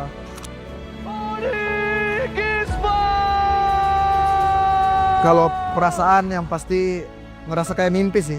Itu gila banget. Berapi-api banget, terus kayak segala macam usaha juga terbayarkan lah. Raja Galaksi pemenang MPL Indonesia Season 10. Kalau buat yang season 10 sampai season 13, kita nggak pernah puas sekalipun. Mau udah juara lagi. Kayaknya belum cukup buat kita. Jadi akhirnya sampai forfeit, kita udah berjuang banget sih. Kalau ngeliat player MPL tuh ya termotivasi dari situ. Jadinya ya pas di grand final kita coba buat main pede aja. Lu baru masuk MPL, lu grand final, upper bracket, tiba-tiba juara. Itu kayak bener-bener dreams itu. Juara baru di MPL Indonesia Season 14. Ya, karena emang kita mau buktiin kalau emang ada juara baru aja sih. Jadi kayak nggak bosen kan lihat. Melihat piala itu sebenarnya nggak ada pikiran buat juara, Wak. Kita pengen ngasih yang terbaik aja buat satu sama lain, ngebuktiin. Gua lebih punya mimpi baru sama tujuan yang baru sih. Ya tujuan baru gua ya ini jadi coach, ngelatih anak-anak. Makanya gue masih bertahan sampai sekarang. Ya kalau kuat piala MPL sendiri, jadi kayak pengen banget ngangkat lagi apinya kayak terus baru terus lah. Karena kita udah persiapin segala macam, kita harus dapat lagi si piala itu. Jadi kita bakalan berjuang lagi nah. Apalagi dengan piala baru, pasti ya kita bakal membara sih. Jadi kita harus ada semangat baru juga buat dapetin piala barunya sih.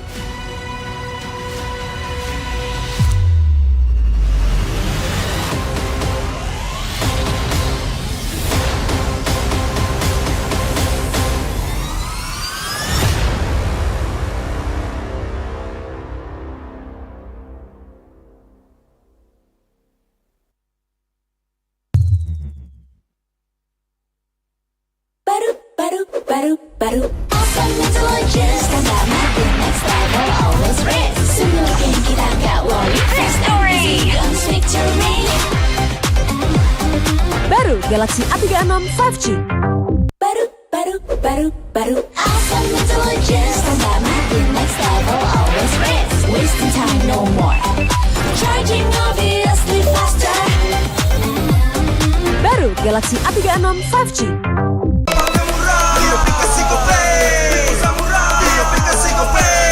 Walau yang lain terus berubah, Gope konsisten, kasihnya pasti murah. Bayar tagihan murah di aplikasi Gope, gratis transfer 100 kali per bulan. Download aplikasi Gope baru, nggak pakai lama. Dompet andalan gamers banyak damage-nya.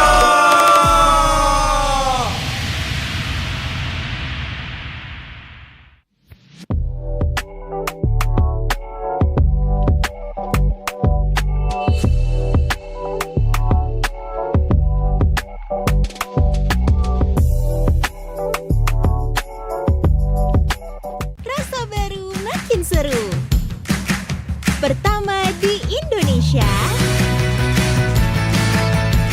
kopi susu rasa cookies.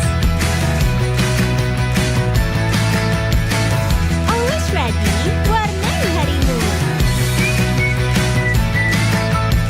Good day groovy cookies. Nikmati sensasi asyik kopi cookiesnya.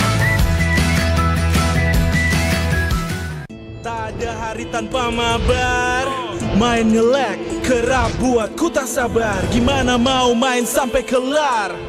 Ini waktunya ku bersinar. Okay, let's do it. Game smash andalanku bikin mainku semakin hebat. Tim stabil main makin mulus, rankku fix naik terus. Tukar DG rings, diamond dan voucher game kau dapat. Cuma Game Smash makin no debat. Game Smash Booster kini dapat DG rings. Beli paketnya dan aktifkan boosternya di aplikasi Dunia Games. Ladies and gentlemen, welcome to the auction of the century. I hope you brought your checkbooks and your wits tonight. Let's start the bidding! The rapid dragon in agile fashion. We jump into action, dashing. Perspectives are clashing. Oh, we're taking on the fight.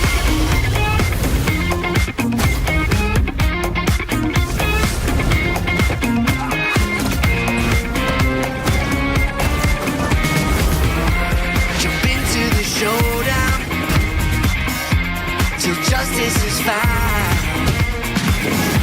Transform into battle now. Judgment's gavel coming down. Fighting for the right.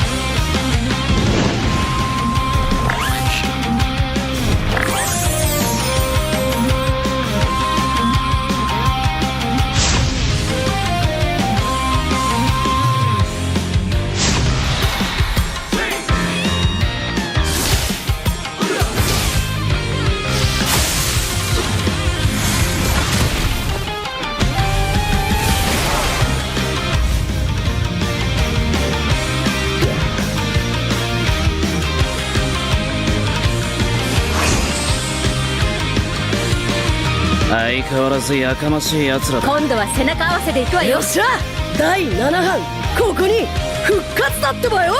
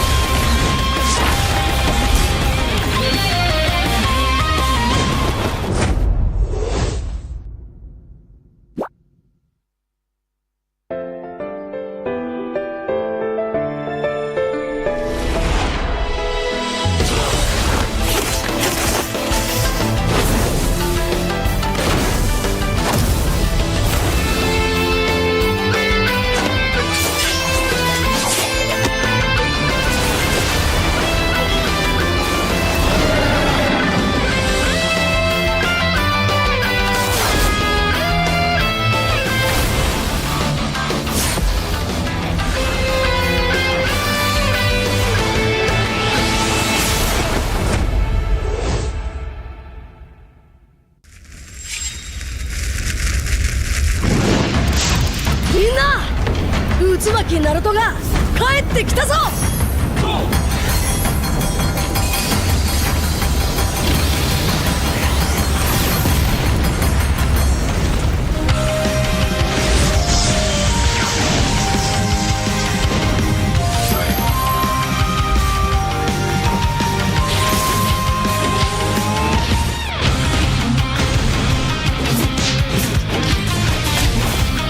クラマ、力を貸してくれ。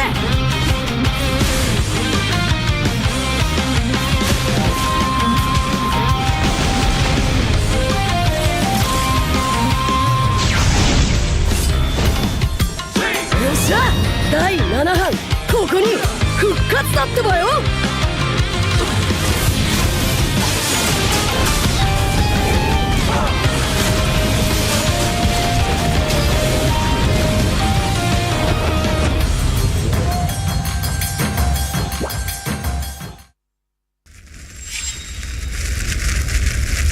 見せてやるよ、シャリンガンの本当の力をな。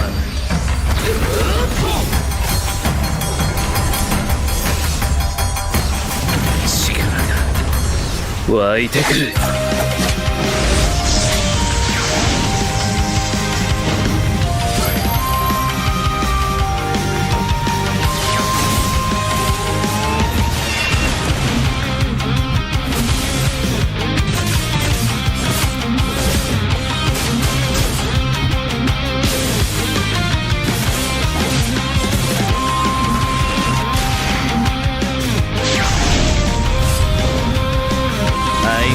やかましい奴らだ。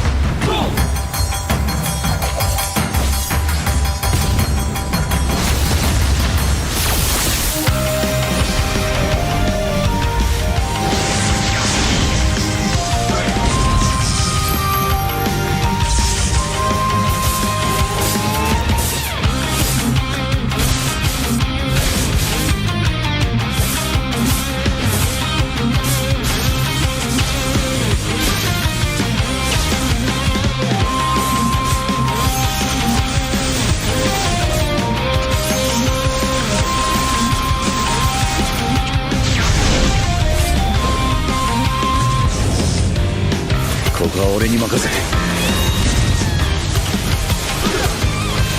もらった4代目他を超える忍びはお前しかいないと俺はそう信じた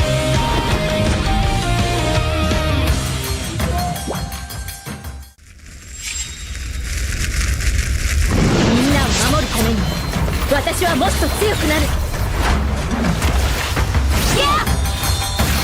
シャンナラ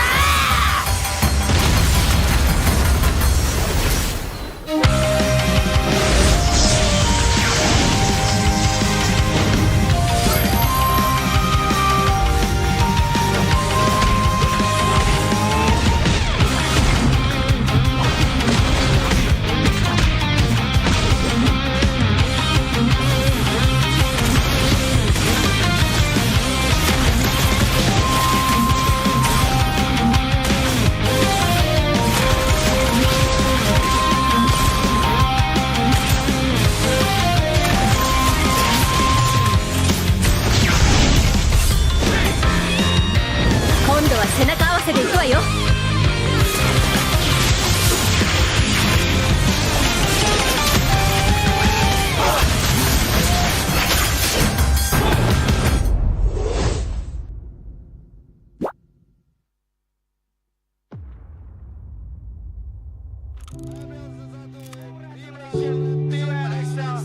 Aspekku pribadi di season 1 itu juga yang juara kalau nggak RRQ pos. Menang bonus kalah belajar. Udah gitu doang kita awalnya ngomong. Kami berlima, G, Billy, Rev, LG sama aku tuh nggak ada mikir sama sekali kita bakal juara. Saat itu seneng banget bos. Pengen nangis aku gitu. Kalau nggak percaya boleh tanya anak-anak. Selama ini berarti gamblingku dari kotaku sendiri ada hasilnya juga buat buktiin ke orang tua juga kan.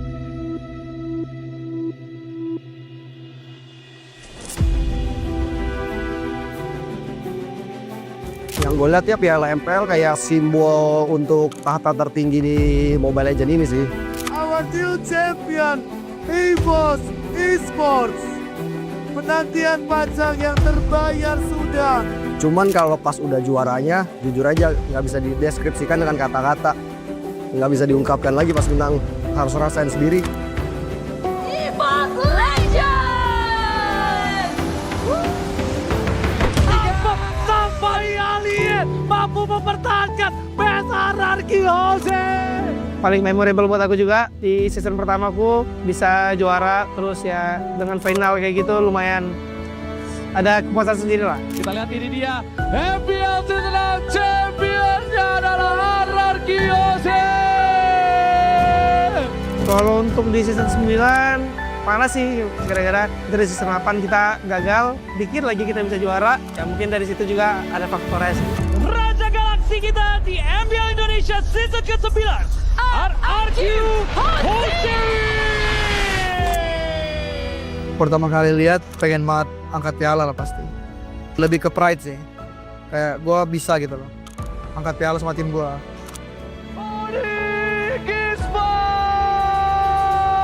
Kalau perasaan yang pasti ngerasa kayak mimpi sih.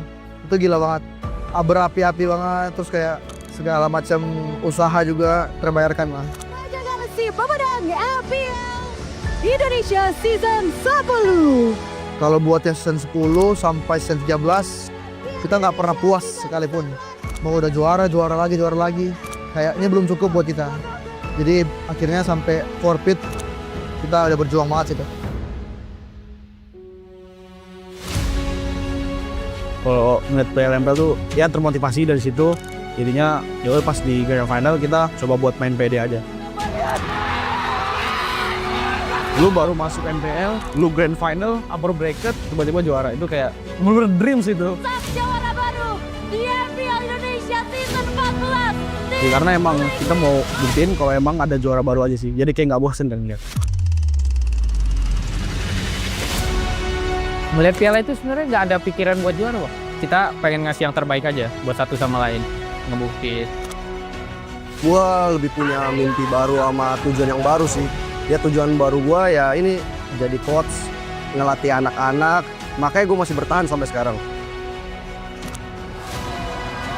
Ya kalau aku lihat piala MPL sendiri, jadi kayak pengen banget ngangkat lagi apinya. kayak terus baru terus lah. Karena kita udah persiapin segala macam, kita harus dapat lagi si piala itu. Jadi kita bakalan berjuang lagi nah. Apalagi dengan piala baru, pastinya kita bakal membara sih. Jadi kita harus ada semangat baru juga buat dapetin piala barunya sih.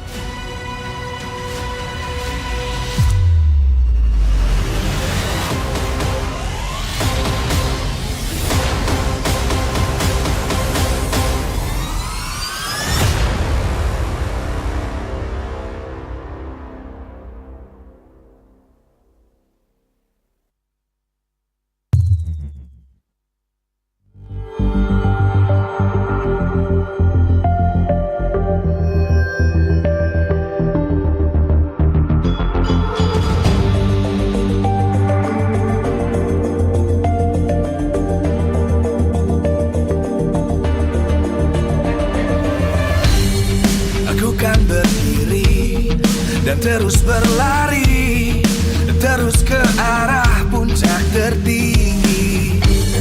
Ku takkan berhenti, hanya sampai di sini.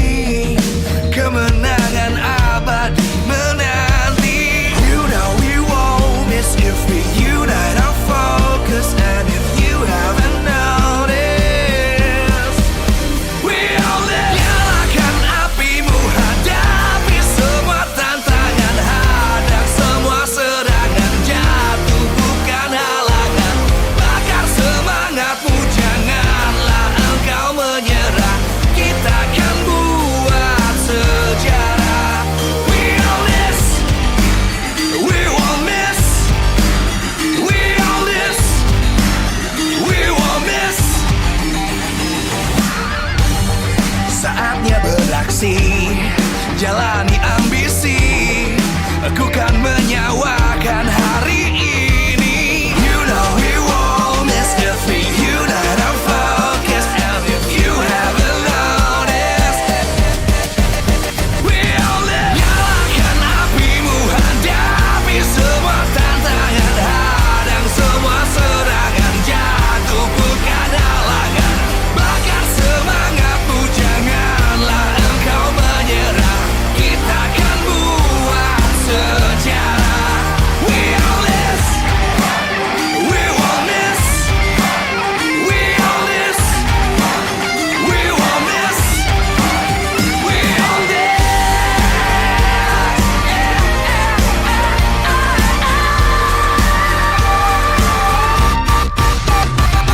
Nyalakan apimu, hadapi semua tantangan, hadang semua serangan, jatuh bukan halangan. Bakar semangatmu, janganlah engkau menyerah. Kita akan buat sejarah. We all this.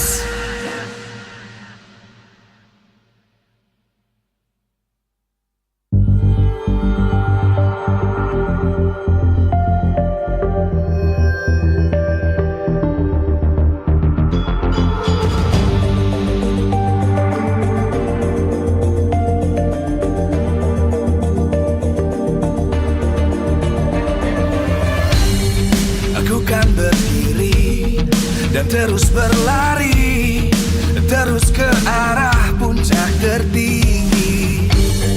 Ku takkan berhenti, hanya sampai di sini. Kemenangan abadi menanti. You know we won't miss if we unite our focus. And if you haven't noticed, we all live. Nyalakan apimu, hadapi semua tantangan, hadang semua serangan, jatuh bukan halangan. Bakar semangatmu, janganlah engkau menyerah. Kita akan buat sejarah. We all this, we won't miss.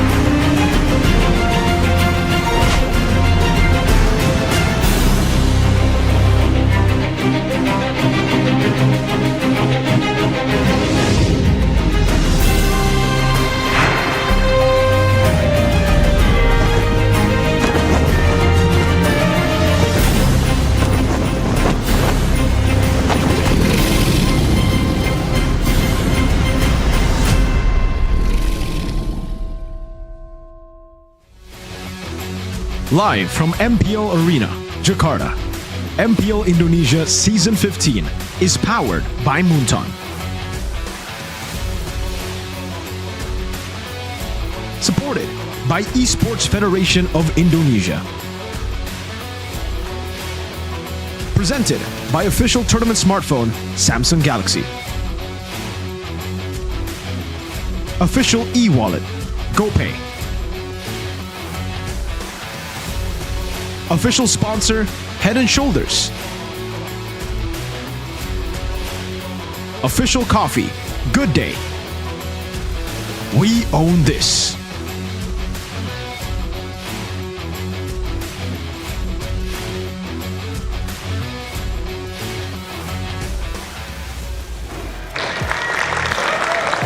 MPL Indonesia Season 15, akankah ini menjadi Royal Derby atau akankah ini menjadi Royal Bestie? Kalau kita mengingat di season 8 sampai 10, Onyx dan juga RRQ selalu berada di top 2 dan selalu menjadi perwakilan MPL Indonesia di kancah dunia. Dan kita bisa melihat di match kali ini akan bertemu kembali Royal Bestie antara Onyx dan juga RRQ. Nah, tapi sebelumnya pastinya Alisa di sini mau tanya-tanya dulu, tapi sebelum itu mau minta semangat dulu dari Sonic, mana suaranya? Dan jangan mau kalah pastinya Kingdom, mana semangatnya? Dan kalau kita melihat di peringkat MPL Indonesia Season 15 ini, RRQ tetap berada di posisi atas dan paling besar kemungkinannya untuk berada di upper bracket di babak playoff. Nah, tapi Alisa pengen tanya kali ya ke Kingdom dulu, kira-kira mereka pengen gaya untuk Onyx bisa kembali menjadi Royal Bestie-nya ataukah menjadi Royal Derby saja? Sudah bersama di sini ada Kingdom, halo. Boleh nggak sih kita berdiri sedikit? Nah, namanya siapa nih Kak? Aski. Aski. Nah, Aski Kingdom dari mana nih? Bogor. Dari Bogor, oke. Gimana ada yang dari Bogor juga mungkin di sini Kingdom? Ada, oke. Aski pengen untuk Royal Derby aja atau kembali ke Royal Bestie nih? Royal Derby sih, biar seru kan. Biar seru ya, tapi kira-kira kalau di match kali ini melihat Onyx dan juga RRQ, apakah RRQ bisa menang atas Onyx? Pastinya dong. Mana Kingdom suaranya? Luar biasa. Tapi kalau kita melihat Onyx tuh kemarin baru saja menang karena Coach Yap baru saja bergabung kembali. Kamu melihat ini kayak gimana nih? Pastinya bakal lebih seru ya dibanding Coach Adi sebelumnya. Oke, bakal lebih seru ya. Prediksi matchnya nih berapa poinnya? 2-1 lah. 2-1. Oke, kita akan melihat. Kalau tadi kita udah tanya ke Kingdom, thank you so much ya Aski. Semoga bisa terkabul. Tapi kita sebelumnya di sini juga mau ke Sonic dulu. Ada di sini Sonic yang mau nemenin aku? Ada kakak Sonic? Malu-malu ya Sonicnya ya. Ada Sonic sejati di sini. Ada super fan Sonic sejati yang udah pakai jersey, kayaknya kakak boleh nih. Boleh berdiri dulu. Halo, namanya siapa? Boleh dong gabung sama aku sini. Aku gak gigit. Oke, namanya siapa? Bagas. Bagas, kamu Sonic dari mana nih? Surabaya. Surabaya, area Surabaya. Wow, ini super fans yang nonton di Surabaya juga terwakilkan di suara kamu. Gimana nih hari ini melihat pertandingan antara Onyx dan juga RRQ? Kira-kira prediksi kamu gimana? Pastinya seru sih Kak. Poinnya berapa? 2-0. 2-0 ya. Kita akan melihat apakah Royal Bestie ini akan kembali. Tapi kamu yakin dan optimis gak Onyx bakal ke playoff? Pastinya yakin. Kira-kira peringkat berapa sih? Jangan banyak-banyak 3. 3. Royal Derby atau tim Royal Bestie? Tetap Royal Derby. Tetap Royal Derby. Oke, menarik ya. Kenapa? Kenapa nggak Royal Bestie? Karena seru aja lihat. Karena seru aja ya. Oke, kita berharap yang terbaik hari ini 2-0 ya. Kita pegang ya. Kita lihat apakah prediksinya betul. Thank you so much. Boleh dong kita kasih tepuk tangan sekali lagi buat Sonic dan juga Kingdom pastinya. Dan kita akan melihat apakah hari ini akankah Onyx memenangkan pertandingan ini dan akankah tim-tim yang tadi sudah terbagi antara Derby, Royal Derby dan juga Royal Bestie terbukti. Kita mungkin ke Kingdom lagi kali ya di sini. Halo kakak cantik, kamu boleh gak sih temenin aku di sini biar aku nggak cantik sendirian? Namanya siapa? Nesha. Nesha, kamu Kingdom dari mana nih? Dari Surabaya. Dari Surabaya juga. Wow, ini pada jauh-jauh banget ya. Kamu memang jauh-jauh ke sini nih? Enggak sih, ngekos. Oh, ngekos. Oke. Udah sering ke MPL Arena? Udah sering sih. Oke, sebagai Kingdom, kamu tim Royal Derby atau Royal Bestie? Royal Derby. Mas, Kenapa? gak tahu sih. Tapi lebih sukanya kalau jadi Royal Derby aja sih, Kak. Sukanya kalau jadi Royal Derby. Prediksi skor buat match kali ini? Karena mau match yang seru, jadi 2-1 untuk RRQ. 2-1 untuk RRQ. Oke, kita akan lihat ya. Thank you so much. Boleh kita ke Kingdom lagi kali ya, yang makin belakang. Boleh nih kakak Kingdom sejati. Oke, boleh berdiri nih. Namanya siapa nih kak? Rituan nggak? Kak Rituan dari mana nih? Dari Bekasi. Dari Bekasi. Wow, tadi ada dari Surabaya, sekarang ada dari Bekasi ya. Kak, gimana nih? Tim Royal Derby atau Royal Bestie? Tentunya Royal Derby ya, biar seru. Biar seru ya. Oke, kalau prediksi skornya sendiri nih? 2-0 RRQ. 2-0 RRQ, Kingdom mana suaranya? Oke, terima kasih banyak, semoga terbukti ya Kak Ridwan ya. Enjoy the match dan kita bakal balik lagi ke Sonic nih ya. Halo Kak, boleh aku tanya-tanya sedikit nih? Boleh berdiri dulu, namanya siapa? Fatih. Kak Fatih, Sonic dari mana nih? Dari Semarang. Dari Semarang. Wow, ada Surabaya, Semarang, Bekasi. Wah, jauh-jauh nih datang ke sini ya. Tim Royal Derby atau Royal Bestie? Kalau saya Royal Derby sih. Kenapa tuh? Ini kayak semuanya Royal Derby nih ya. Ada jawaban lain selain seru gak? Ya, kalau menurut saya sama aja, seru-seru aja kalau masuk Royal Derby daripada Royal Bestie. Ya, jadi kita akan melihat. Tapi kalau melihat nih ya, Onyx kan coachnya baru saja bergabung kembali. Menurut kamu gimana nih? Ya, lebih menarik menurut saya lebih kuat kalau dipegang sama Coach Yep. Oke, dan prediksi skornya berapa nih? 2-0. 2-0, oke, terima kasih banyak Sonic. Boleh dong kita minta semangatnya lagi, yeay! Thank you so much Kak, dan itu dia tadi kita sudah tanya-tanya dan banyak kan timnya di sini Royal Derby ya. Namun apakah kita akan melihat di match kali ini, apakah itu akan terbukti? Dan apakah RRQ bisa menang atas Oni atau sebaliknya? Langsung saja kita akan lemparkan ke Bude Clara Monster. Take it over.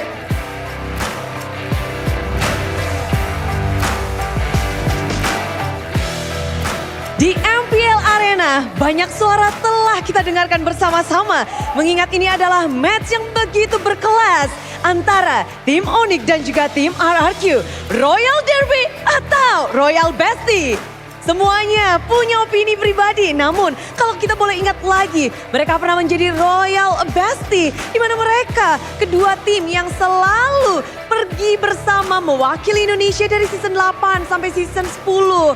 Berdua bersama mengharumkan nama Indonesia, berjuang bersama-sama demi satu bangsa. Tapi kalau melihat perjuangan mereka di season 15, banyak sekali yang terjadi.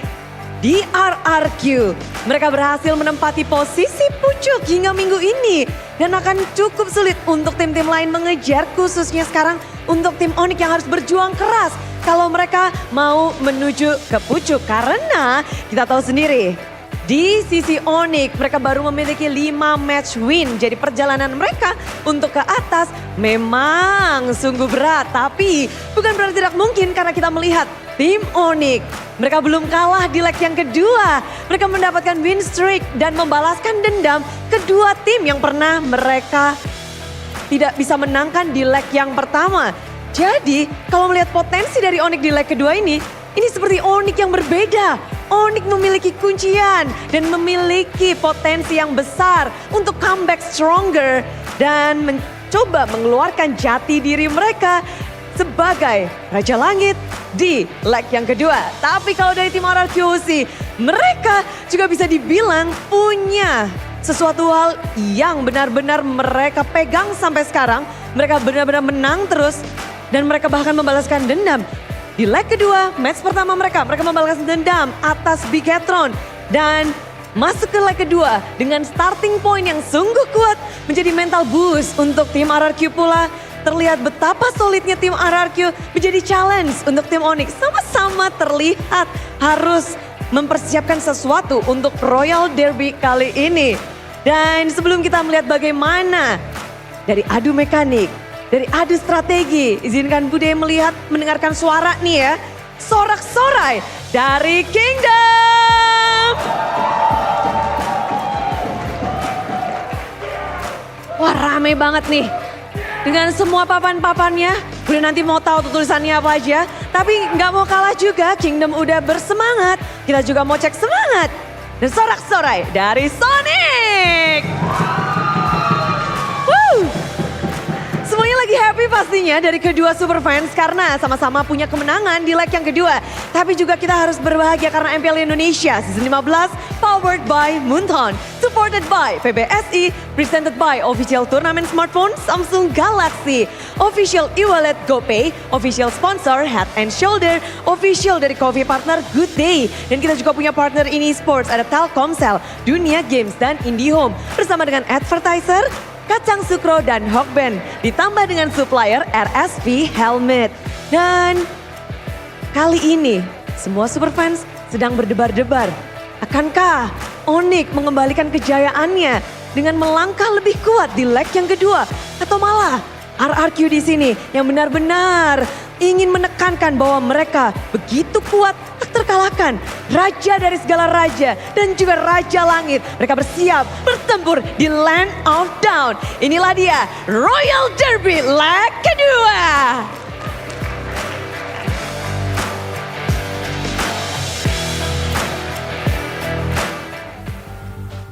There can only a single ruler. There can only be a single ruler in a castle.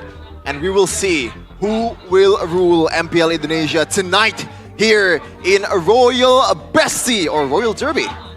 That's gonna be the story here. Derby. Obviously, RRQ right now, they're in a really good position. Number 1 MPL Indonesia, the place that's where they believe belong historically, right? But right now, the obstacle, obviously, you can call him Thanos, you can call him Raja Yeba or Coach Yeb, the ruler of Indonesia for 4 seasons in a row. What's his real name again? I'm sorry. His name is Denver Miranda. Denver Miranda.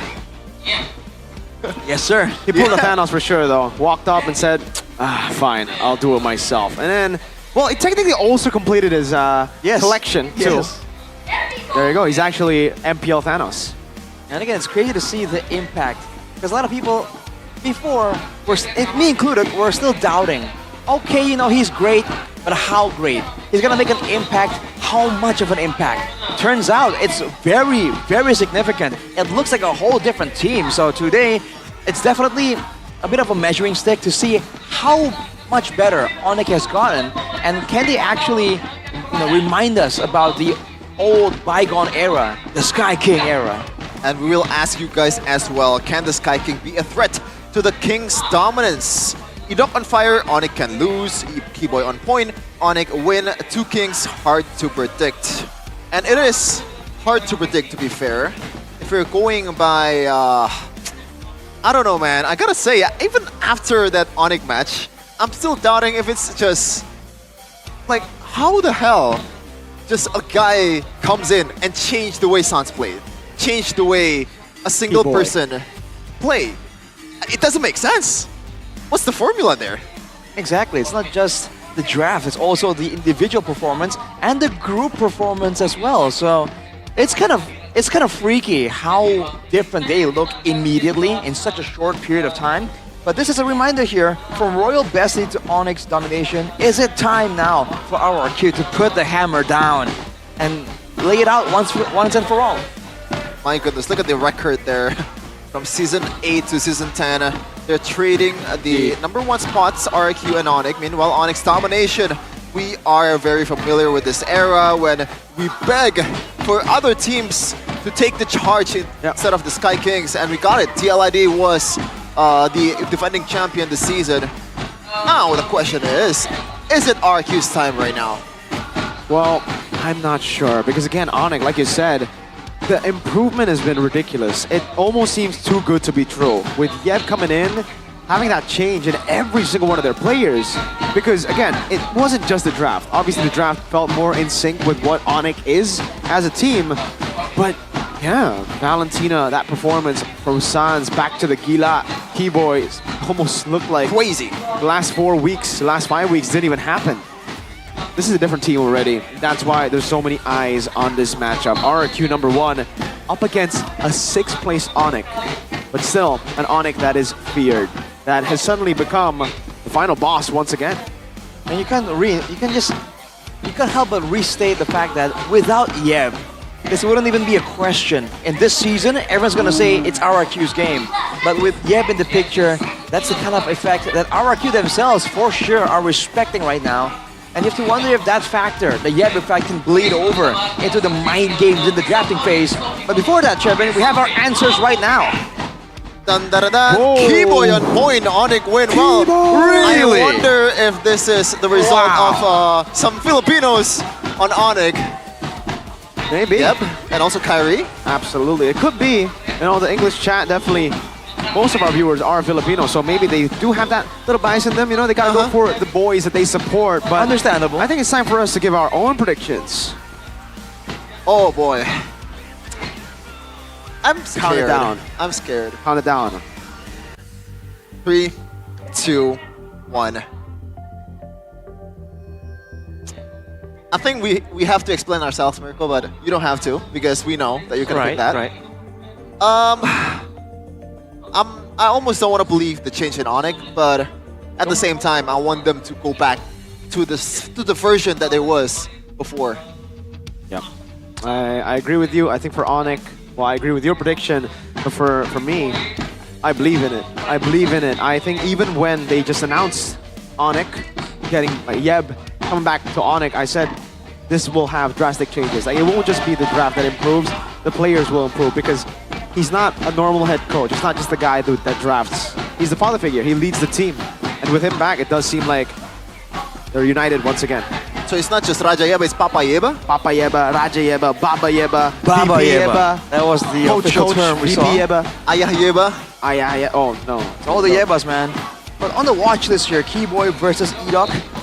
Seeing some of the stats right here, Shevin, I mean, what do you think?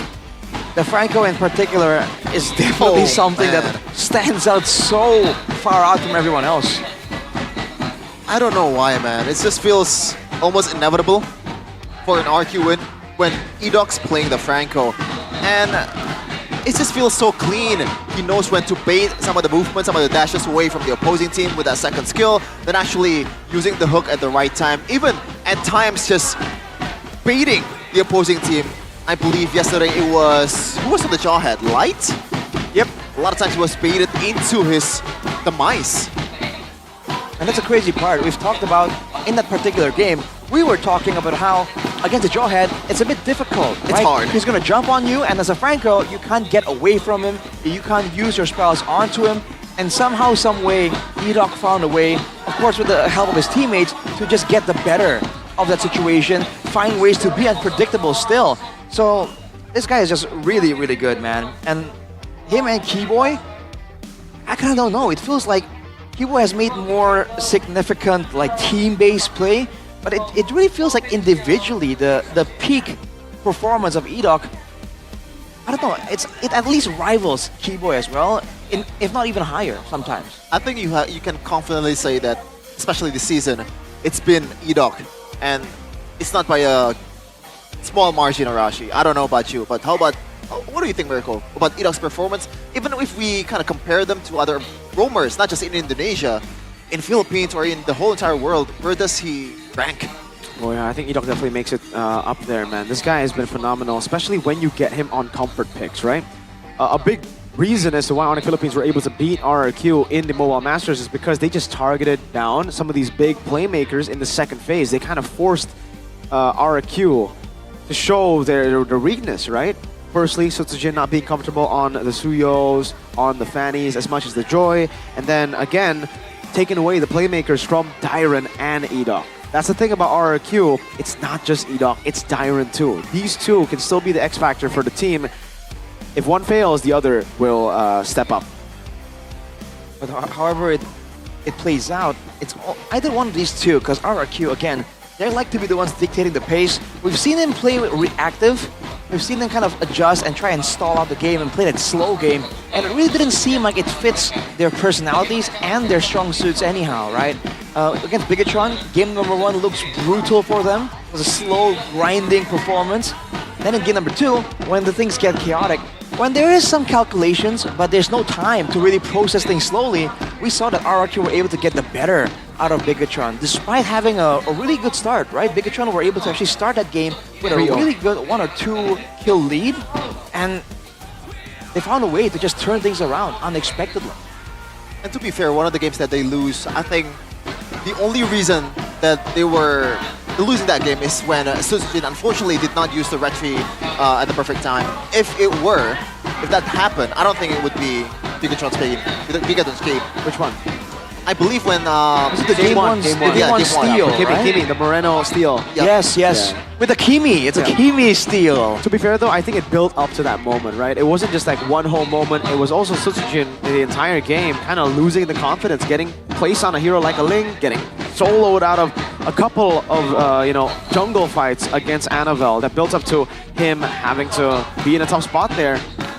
Moreno obviously finding it, yes, but they also won the team fight in the end. So yeah, it goes to show like it becomes a battle of margins here, and in game 2 as well, the early lead 3-0 does show that RRQ are not in a position where they were at the start. At the start, it really looked like this team was on a level of their own.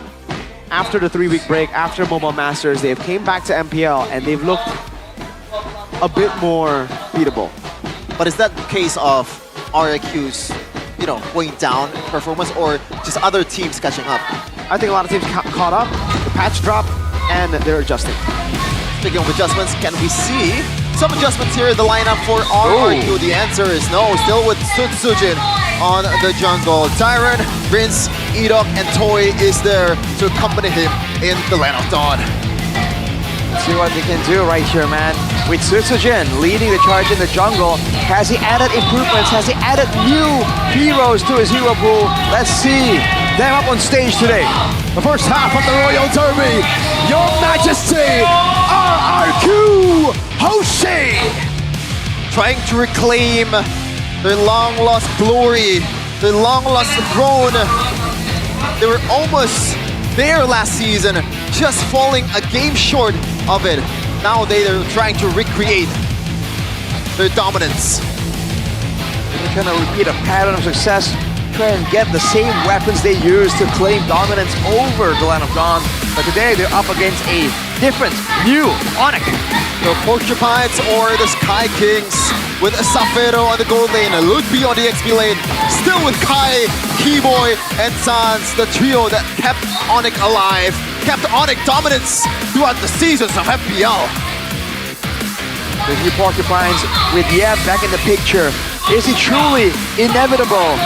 Or will this be a grueling contest for superiority and reign over the Land of Dawn? The Sky Kings have woken from their deep slumber. It's Onyx! Sky might still be their domain if they claim victory against the King of Kings. Number 1 in standings, it's not gonna be easy for these guys, but with the help of the newfound strategy or their long-lost father in Raja Yeva, can they do it? So the return of the prodigal son is the return of the long-awaited all-father, Coach Yeb, walking onto the stage. An absolutely warm welcome from the audience as our marshal pits them together. Coach Yeb with Adi and Kesq and NMM. That came back after getting the milk. Raja Yeva.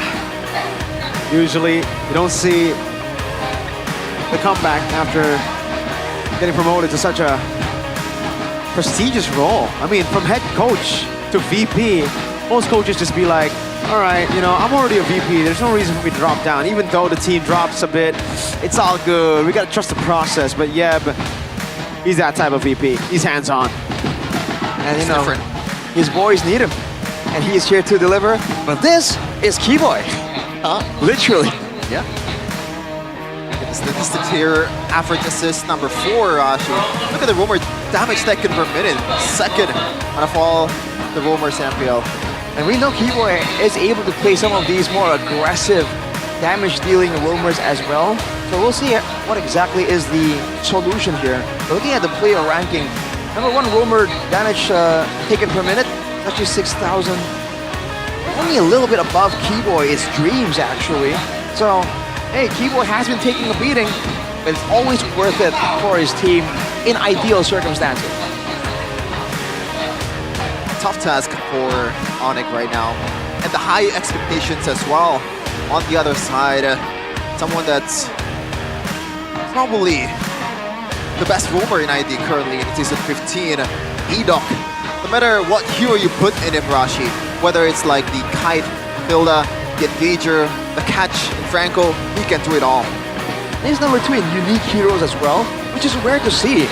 Usually, a player that stands out so much on signature heroes like the Tigreal, like the Franco, you know, doesn't really play a lot of other things efficiently. He's number 2 in the roamer average assist, and remember, at one point he brought out the Aurora Roam, so this guy has flexibility under his belt, but today against Onyx, that will be tested. Is his flexible picks, you know, good enough to go up against Onyx? Looking at their keys to victory right here, deny Edok's pick of heroes, pick off is the name of the game for RRQ, and Onyx can try and fight against it, or try and play their own game, and then screen Citizen's junglers' movements, use Keyboy on those pesky, survivable, escapable heroes like the Cho to really spot out the movements of RRQ and shut everything down before RRQ can even get into position. On the other side though, for RRQ, here's the victory by the Samsung Galaxy A36 5G. Beware of playmaking potential from the mid-duo Keyboy and Sans that right now seems so in shape, so connected. And of course, Keskune, if he can win the drafting trade against Yeb, it's a tall order. But if anyone can do it right now in Indo, I think people will be looking towards Keskune. Feels like in the coaching staff, at least the head coach, it's that battle, man. The greatest or like the best coach in history in Indonesia, the best coach of today in Indonesia. That's true. The best coach of all time in Indonesia versus the best coach of today. You can see by the win rates here, blue side, red side has done amazing, but obviously that blue side is quite ridiculous from Mr. Kez of House Cute, 76%. Okay. Second pick selection for Onyx though. The stats don't reflect it, but again, it's a different Onyx. And this is unfair, man. All of the previous data is out the window right now, and you can see the dynamic here between the coach and the players. Very different, very special. And I think for both these coaches, right, Keskune obviously getting his prioritized side, his favorite side.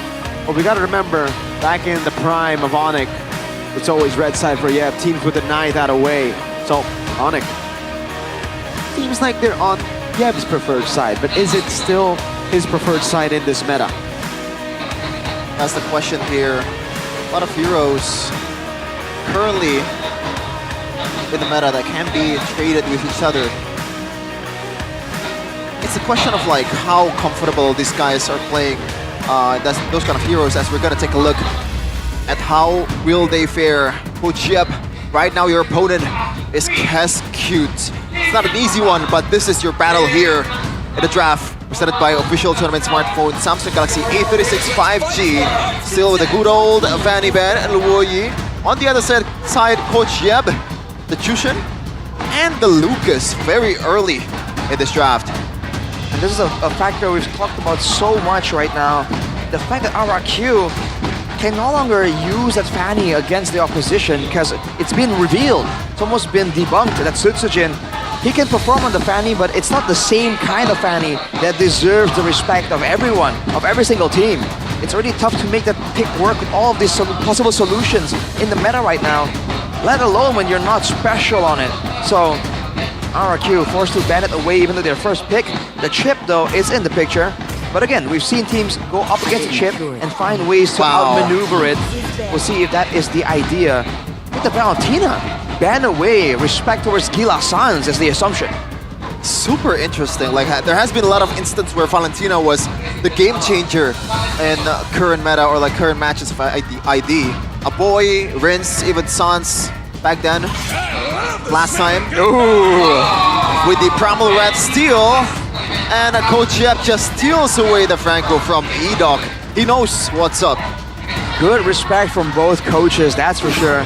But RRQ, I think they're really acutely aware that Valentina is an option that Onyx really enjoys using. It's great in the hands of Sans, and it limits the opposition's playmaking tools. And RRQ, like we mentioned earlier, it's all about the playmaking. So Valentina not around, Chip in the picture. Now for Onyx, Harriet and Kalea, sorry. So they have to pick off burst damage, but they won't really have anything to deal with the big team fight threat, the pick-off threat as well. So RRQ will definitely be trying to take some of those options away from them, ban it away or pick it for themselves. Wow. For RRQ, do they just go for the joy now? Signature pick for Tsujin. It's also the chip.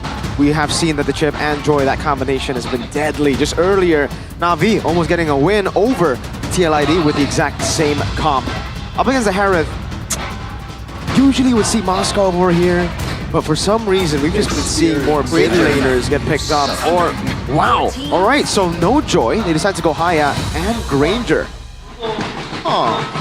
I wonder what's the idea of prioritizing the Hayabusa over the joy. Maybe just on paper it does well. Like it kind of denies joy in a sense, right? Because Hayabusa is good against joy. It might be also a pick just for Sisujin as well, because we know this guy delivers on the Hayabusa. I think it's one of the better performing heroes in his arsenal in Season 15, at least, if I'm not mistaken here.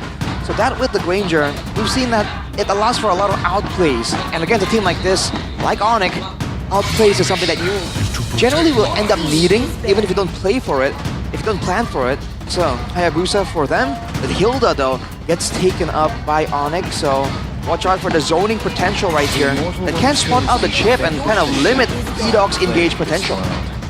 Is this going to be a Suyo and Joy ban now?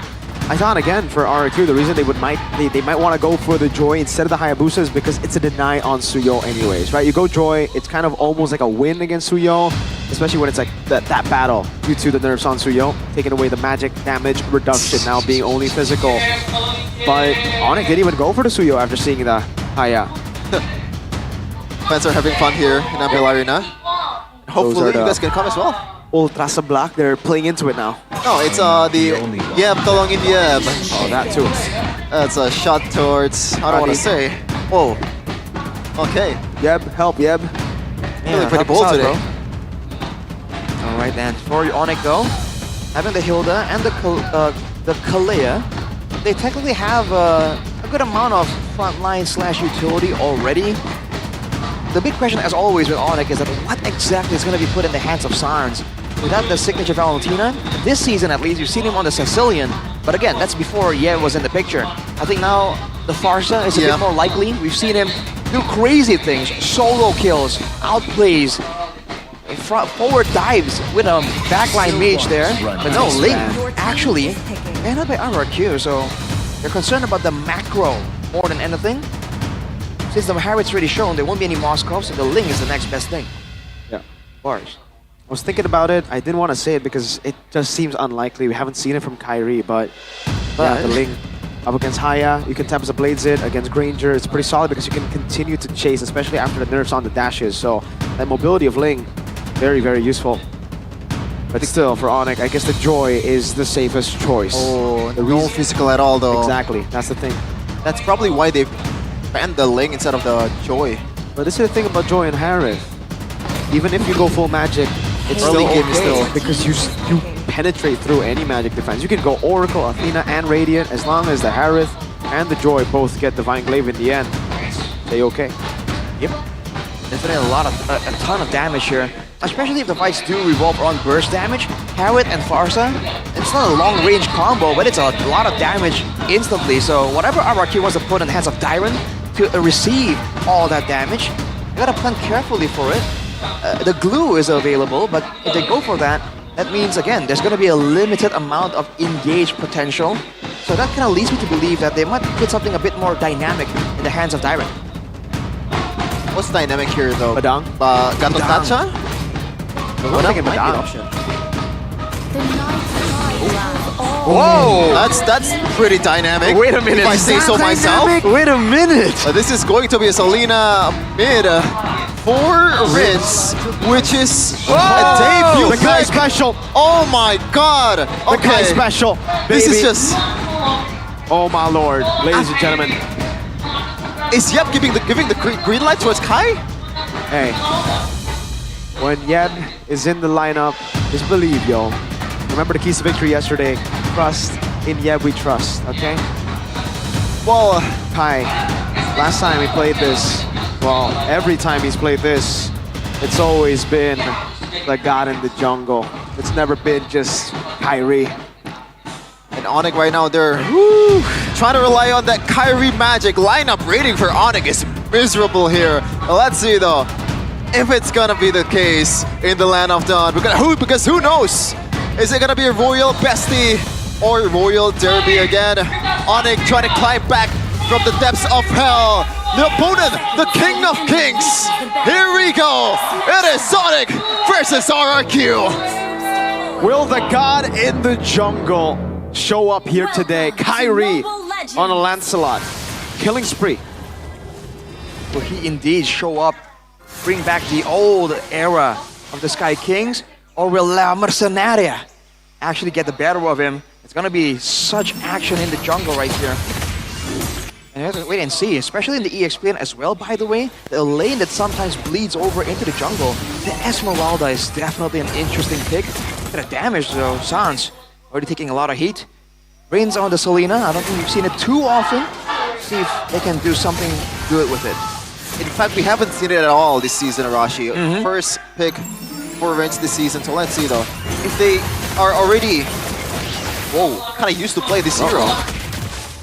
Good trade though for Onyx this time around. E-Boy gonna be taken low. This will trap on him too, but Rins will just clear the wave. Good back and forth here. Inspired for both Darwin and Rins. Again, having the spammability is important for both these heroes. I wonder how they're gonna play around with E-Doc here, because again, the situation with the chip is that you can't really go for a solo engage that reliably. But now with the Abyssal Arrow, maybe there's more options that RRQ can explore. In the early game, there's definitely pressure coming through from that mid lane. Onyx seems to be dealing with it just fine. E-Doc, crash course, Lupi, able to run away. Skill 1, gets away. So far, I mean, in this matchup, is it Esmeralda? Is it just a non-lane? I think it's mostly gonna be a non-lane. They prefer to stay healthy, especially before the turtle fight even begins. But in the early game, I think it's gonna skew towards Lupi a bit more just because of the raw damage in the early game that Hilda has. But the longer the game goes, I don't think it's gonna affect the Esmeralda that much when the items are stacking up. Right now, this is Kyrie's ground. Remember, Lancelot used to be the king of the retribution, like objectives. Especially at MSC, that was the hybrid Lancelot. Tyron taking a bit of damage, Kyrie already good with the purple buff. E-Doc in the backline, going in, that's gonna be Rins who claims it despite two junglers walking up. Kyrie not able to pop into Retribution, but the airstrike coming down as well. Kibo taken out by Sutsujin. First blood, Lupi running away, Rins trying to go for the chase. Now RRQ continuing into the enemy jungle. Orange buff control has the shortcut to Lupi. In the bush, looking for the kill. E-Doc wants to go for the crash course, bouncing execution, and E-Doc gets away. Some intelligent denies on the turtle fight earlier. Both junglers were not able to execute their retries, and it ended up being Rinse taking it for himself. 1K already for the King of Kings. That's the Hayabusa with the invulnerability of the shadow kill and the flash shadow. E-Doc though. Shortcut over to the top lane. Good night, Lupi. Rinse on the board. Sometimes when you see Chip using that ultimate, it feels like it's an unfair hero to put on in Mobile Legends. So we're gonna take a look at the talent prediction by GoPay. It's equal. Oh 3-3. my. Interesting. I'm just blind faith to bro. Let's see, man. Let's see. All right. In the early game, though, RRQ is doing a great job already. And in fact, E-Doc, important thing to note there, how he engaged wasn't straight up with the shortcut. He went for the shortcut first and then the crash course afterwards. Oh no, look at this. Stone Rose used earlier for the airstrike coming down. E-Doc will be taken down. Sounds picks up the kill in the back line. Rin's able to get the kill back. That's an missile arrow that lands. Kyrie with a puncture. Phantom execution to Tyron. escape. Able to get the Thorn Rose to dodge away from the falling star move. Keyboy with a slam and a missile arrow landing. Get Toy with Rins. And it's Toy who claims the kill 4-1 RRQ. Unfortunately, Savero was not there to back up his teammates. Toy, good read, good backup follow-up in the mid lane there. Definitely a well-timed rotation there. It was a move initiated by Onyx, but RRQ, because they do have really good early game tools right here, so many outplay options, they're able to get the better out of Onyx, and now they're trying to control as Ludpi tries to get ground, but the turtle just gets deleted. 2 out of 2 for RRQ. This is the start that they're looking for. So they're gonna try to scale up next in the mid game here. This is where it gets a bit more dangerous for Edok. Exactly, he's looking for a lot of these options, a lot of these moments. I think the main pick-off player here is gonna be Rins though, more than anything. So if Onyx really wants to stop RRQ from making too many moves, they could have started in the mid lane. If the lane keeps getting shoved in, right? I mean, yeah, with the shortcut, Rins can appear and still land the Abyssal Arrow, but then at least it's a bit more one-dimensional. The timing, at least, will be. Shortcut up top. Kai gonna be caught. No, Phantom. Wow. Execution for him. Rins on a killing spree.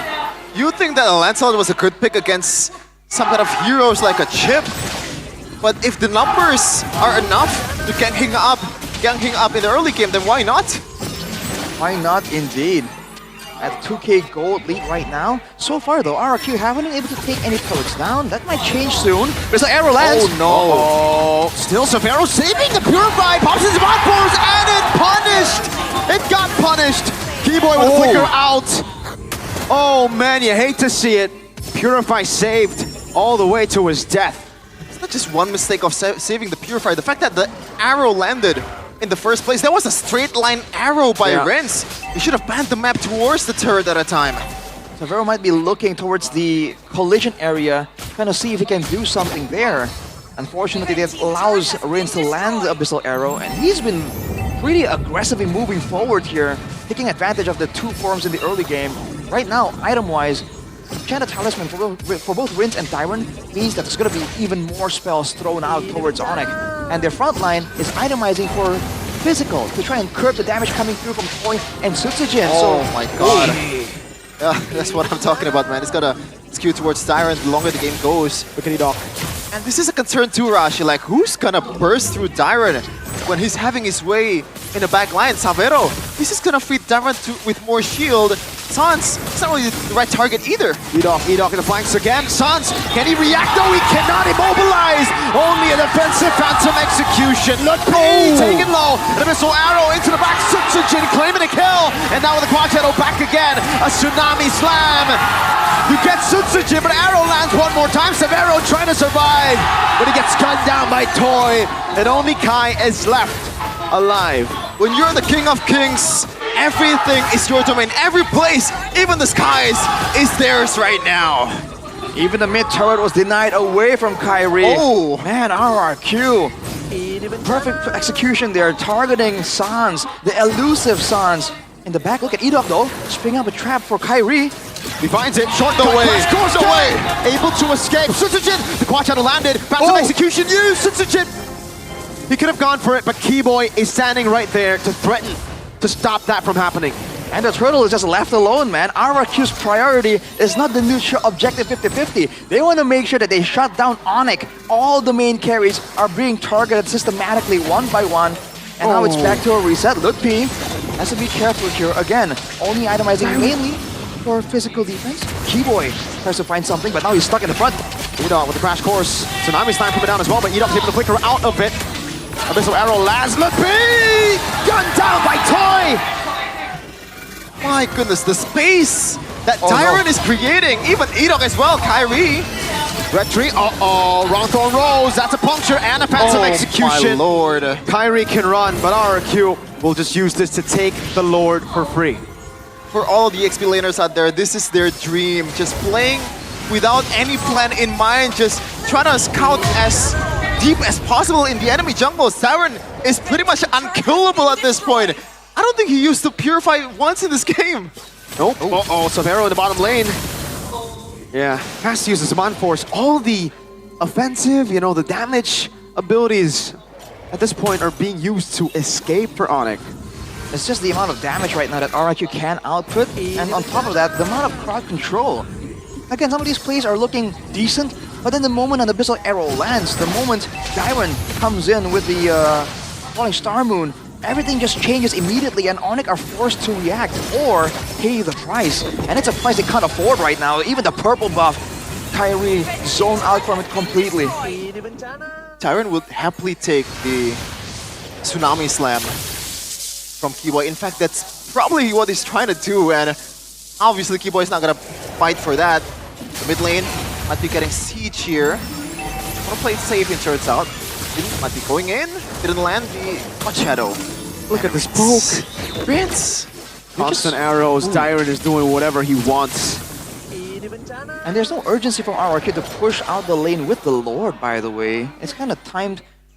It's kind of collide actually at about the same time, so that might be a coincidence, but might be planned as well. RRQ are going to be pushing the mid side and top side together. These arrows are just chunking down on it before the fight even begins. Whether it's arrows or hooks, RRQ always excels. Stop it, man. This is getting annoying. Another 3 in a row for Rins. Severo has literally just been a magnet to these. Oh, okay. Okay, at least it's not 4 in a row. I guess Rins has just been saving this pick all this time. This is his debut on a Selena.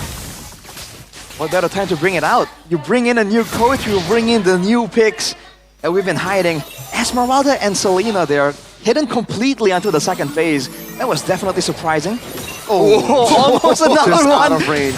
That is not okay, bro. That shouldn't be allowed.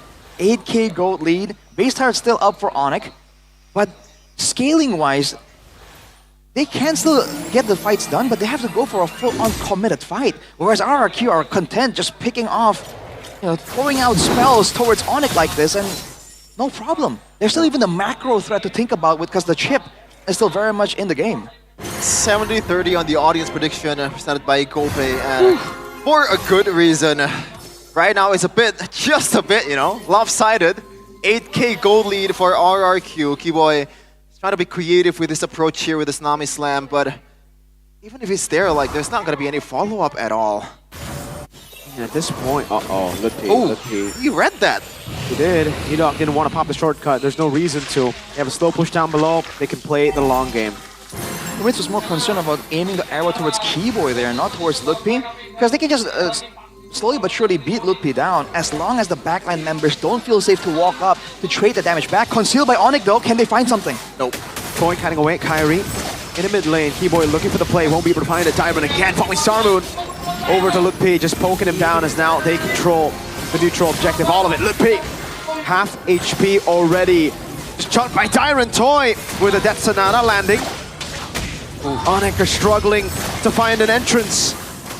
Dyron still zoning it out the crash course. Lutpi taken down by Toy, who gets a double. Rins unable to find the Abyssal Arrow, but RRQ have found enough. Another free Lord. What do you do? What is the answer? I was gonna say it's gonna take some Kyrie magic. Lord stolen to turn this thing around, but RRQ didn't even let Kai go near their vicinity. The issue right now is how one-dimensional the engage is for Onyx. The fact that it's only Keyboy that can really be a real threat towards Dyron, and even then he has to purify. So he can just stand there, start damaging Keyboy and Lutpi, and they can't do anything about it. And the Esmeralda is so sustainable. It's a shield-based Uranus, basically. So Onyx can't even trade back the poke. And now with the Lord, RRQ, what's the play? Conceal. Edok threatening again, getting the space. Falling Star Moon to help and escort the Lord into the base. Amon Force already used. Up top, Thorn Rose in the mid lane together with Sans to clear it out. Abyssal Arrow does not land, but there's another mini wave coming down in the mid lane as Edok will try to use his Crash Course, and Abyssal Arrow lands on Severo, forcing the Purify out. Big info. Lutpi Carlos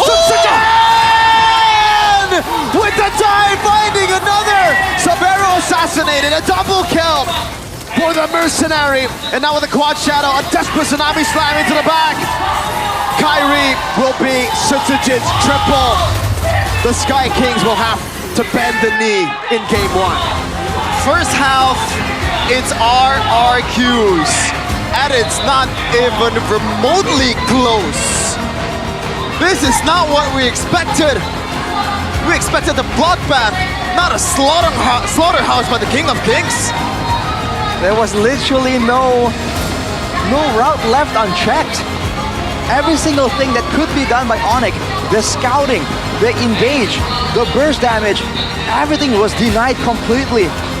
In the final moment, we thought Onyx will try something at all, and before it even started, RRQ deleted the backline.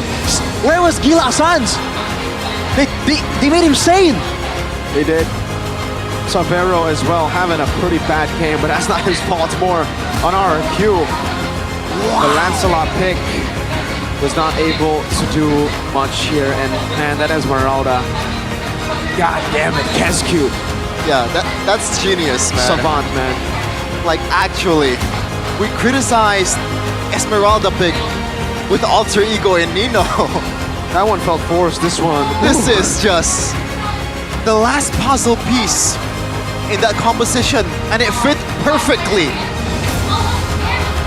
Man, I thought Onyx was back. Maybe they are back, it's just RQ's just better. It's your time, bro. It's your time. I mean, that has to be the answer for now. Again, there wasn't a lot of windows there where Onyx, could have made a play. Before that even happened, how are you supposed to turn around an abyssal arrow and half your HP gone? How are you supposed to fight back from that position?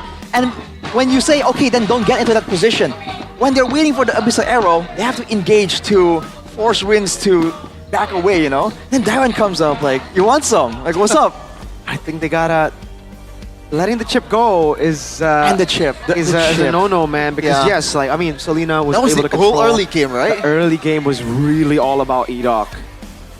Man, oh man. You know how bad was it?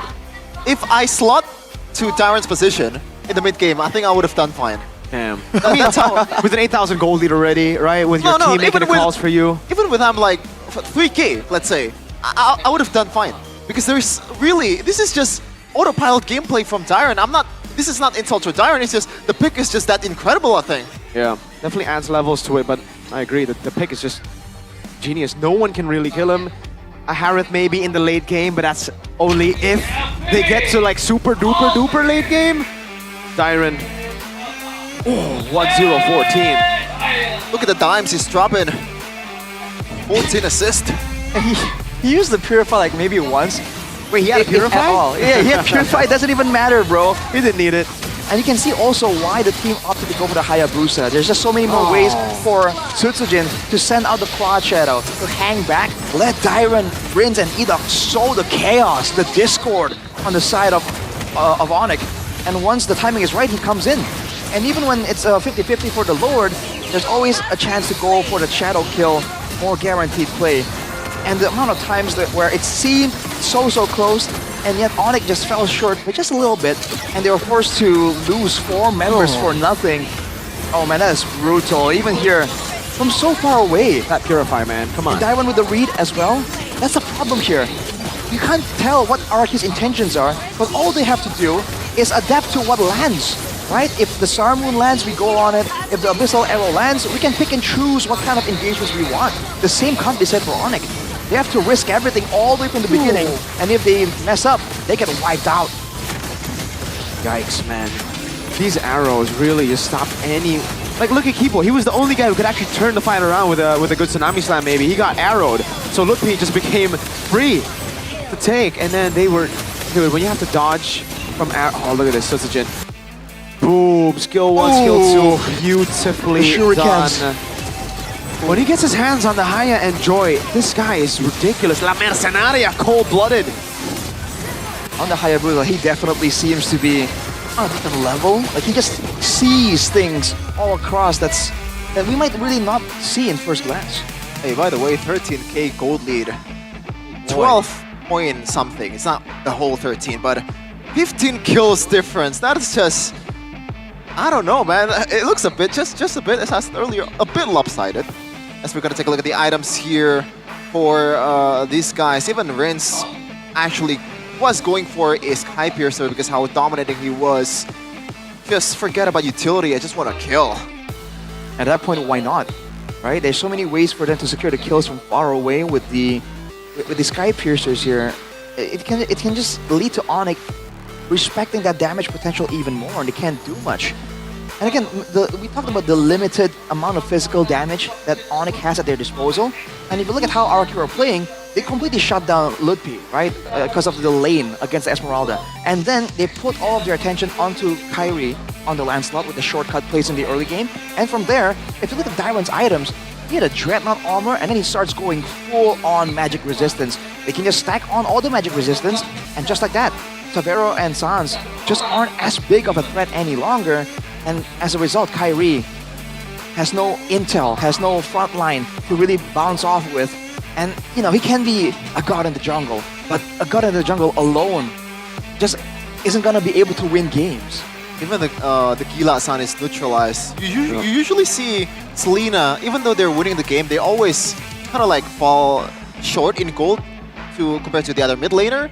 But he was leading 1.3k gold lead. Game one was a Farsa. The game one was an RQ Asylum.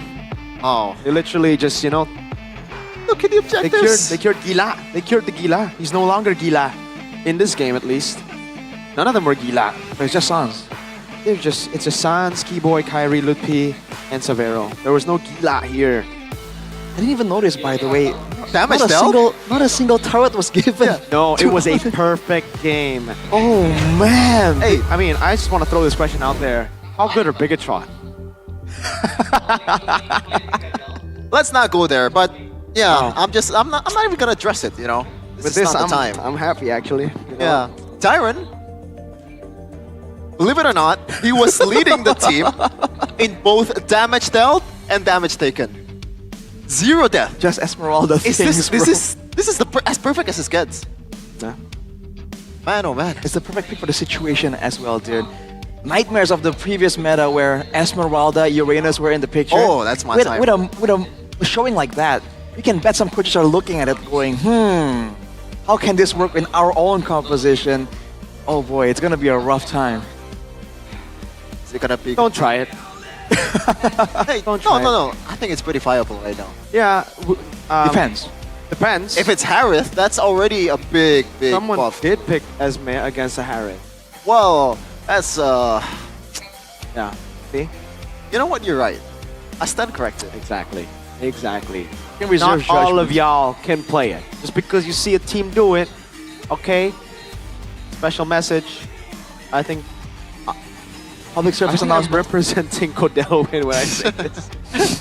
Really? I'll be Doesn't also name like, drop the man like that. Hey, shout out Codelwin. You streams have been funny. Very funny. Okay. Shout out Codelwin. Quality content. Very entertained. How compared to other streamers out there? Let's do a streamer tier list right now. What? A streamer tier list. All right. Why? Number one for me is Masade. Okay. You? I don't know. I think my favorite streamer is Alyssa. She's not a streamer. Alyssa? This streaming live here in MPL ID. This is her stream. But not yet though. We're gonna wait for that. Oh, I thought we were gonna If hop she's over streaming, immediately. she's live right now. Yeah. That means she's not live right now. After this, she's gonna stream for us. Okay. That's kind of how it works. Live from the venue, you're saying? Yep. Get ready with me in the venue or what? What do you mean get ready with? You know, get that's ready a with trend, me. right? Yeah. I don't know that trend. Is it like a TikTok trend? Yeah. Kinda, yeah. It's like you know, oh, what you do in the morning, how you get started. You did all it. that. Remember? Oh, is it? Wait, yeah, you did it. Oh, it's the Ashton Hall thing. Take us to Alyssa. Well, Alyssa, we cannot wait for your stream. Thank you, caster MPL Arena, mana suaranya?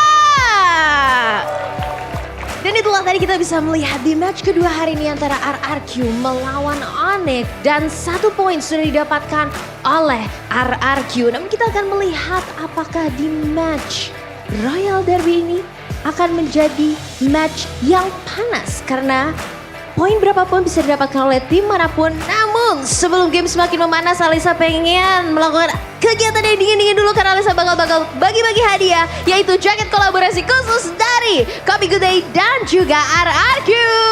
Yeay! Dan boleh dong mungkin teman-teman superfans yang udah ada di MPL Arena, ada gak sih yang mau main sama Alisa? Langsung aja.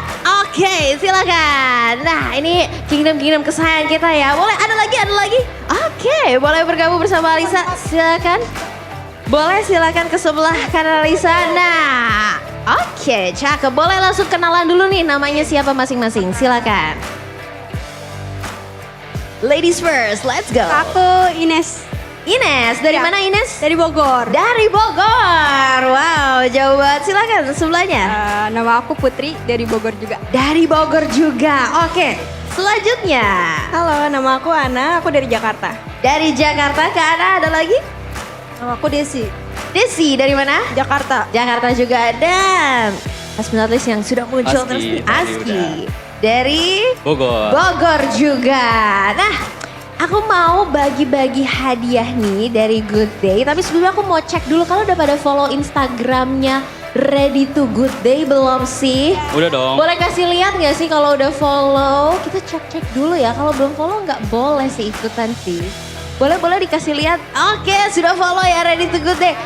Boleh kasih lihat ke kamera sudah follow buktinya? Yes, sudah follow ya semuanya. Ayo.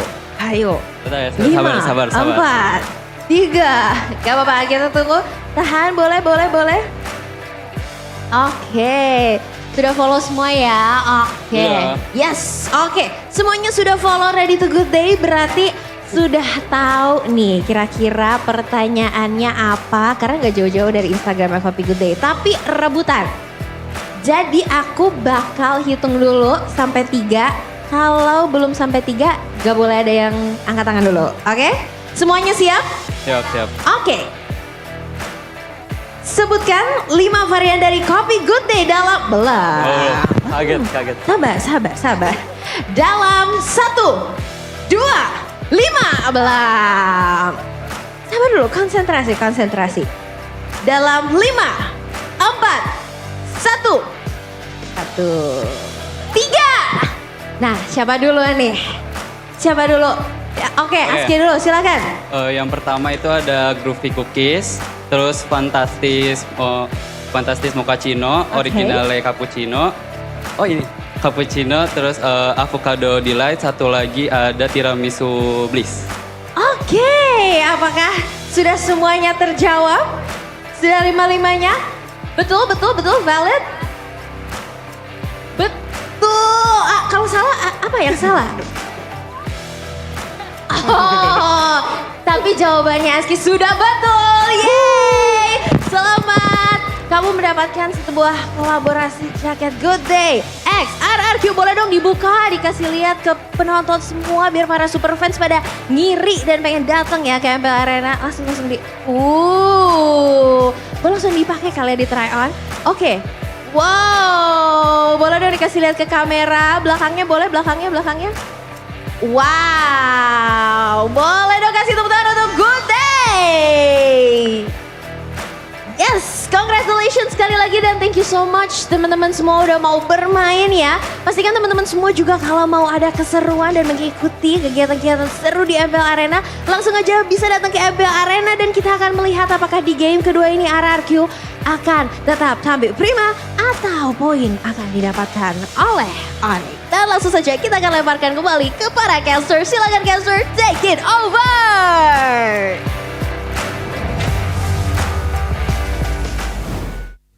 Yesterday we are so back for Onyx. This time it's so over. Well, it's not over just yet. It's only game It's number one game, relax, dude. I'm the RRQ supporter. I'm like, okay, hang on a second. Come on, bro. To be fair, yesterday BTR did win game 1, so it's not over yet. Can we it's not just over. stop? Yes. Can we just stop with the BTR thing? What do you mean? It's a reverse sweep yesterday. This is RRQ versus Onyx, alright? Exactly. That's why you It's can't. not the Oh, but time. it's a relevant conversation. Is it though? Jeffrey, we're talking about It game 1 is. win. Game think 1 win, reverse You gotta sweep. realize the intention here, you know? I do. There's no But, intention. you It's know- just how good are BTR. You know what I mean? Yeah, RQ ain't losing anything with him saying that, so I don't mind it. Exactly. Oh! Respect. Exactly. RES T-E-C-P. Respect. R-E-S-T-E-C-P? Spelling was hard. Respect? But Okay. Arashi, You're not familiar with respect? maybe you just need a little bit of coffee. Maybe I do. Okay. Don't mind if I do. Drink. I say it's a tradition for me to chuck it out, but no, Chug. actually. Chug. I'm gonna bring it home. No. No. Chefin. Oh, Zipper's no. telling me, Drink Zipper's alone? telling me that Really? you need to drink You're it. gonna make me drink alone? Come Really? on. The thing is, when you're drinking it, it's just like a light sip, you know? Yeah, but you're taller than I am, so Yeah, that makes sense. there's different volumes at play here.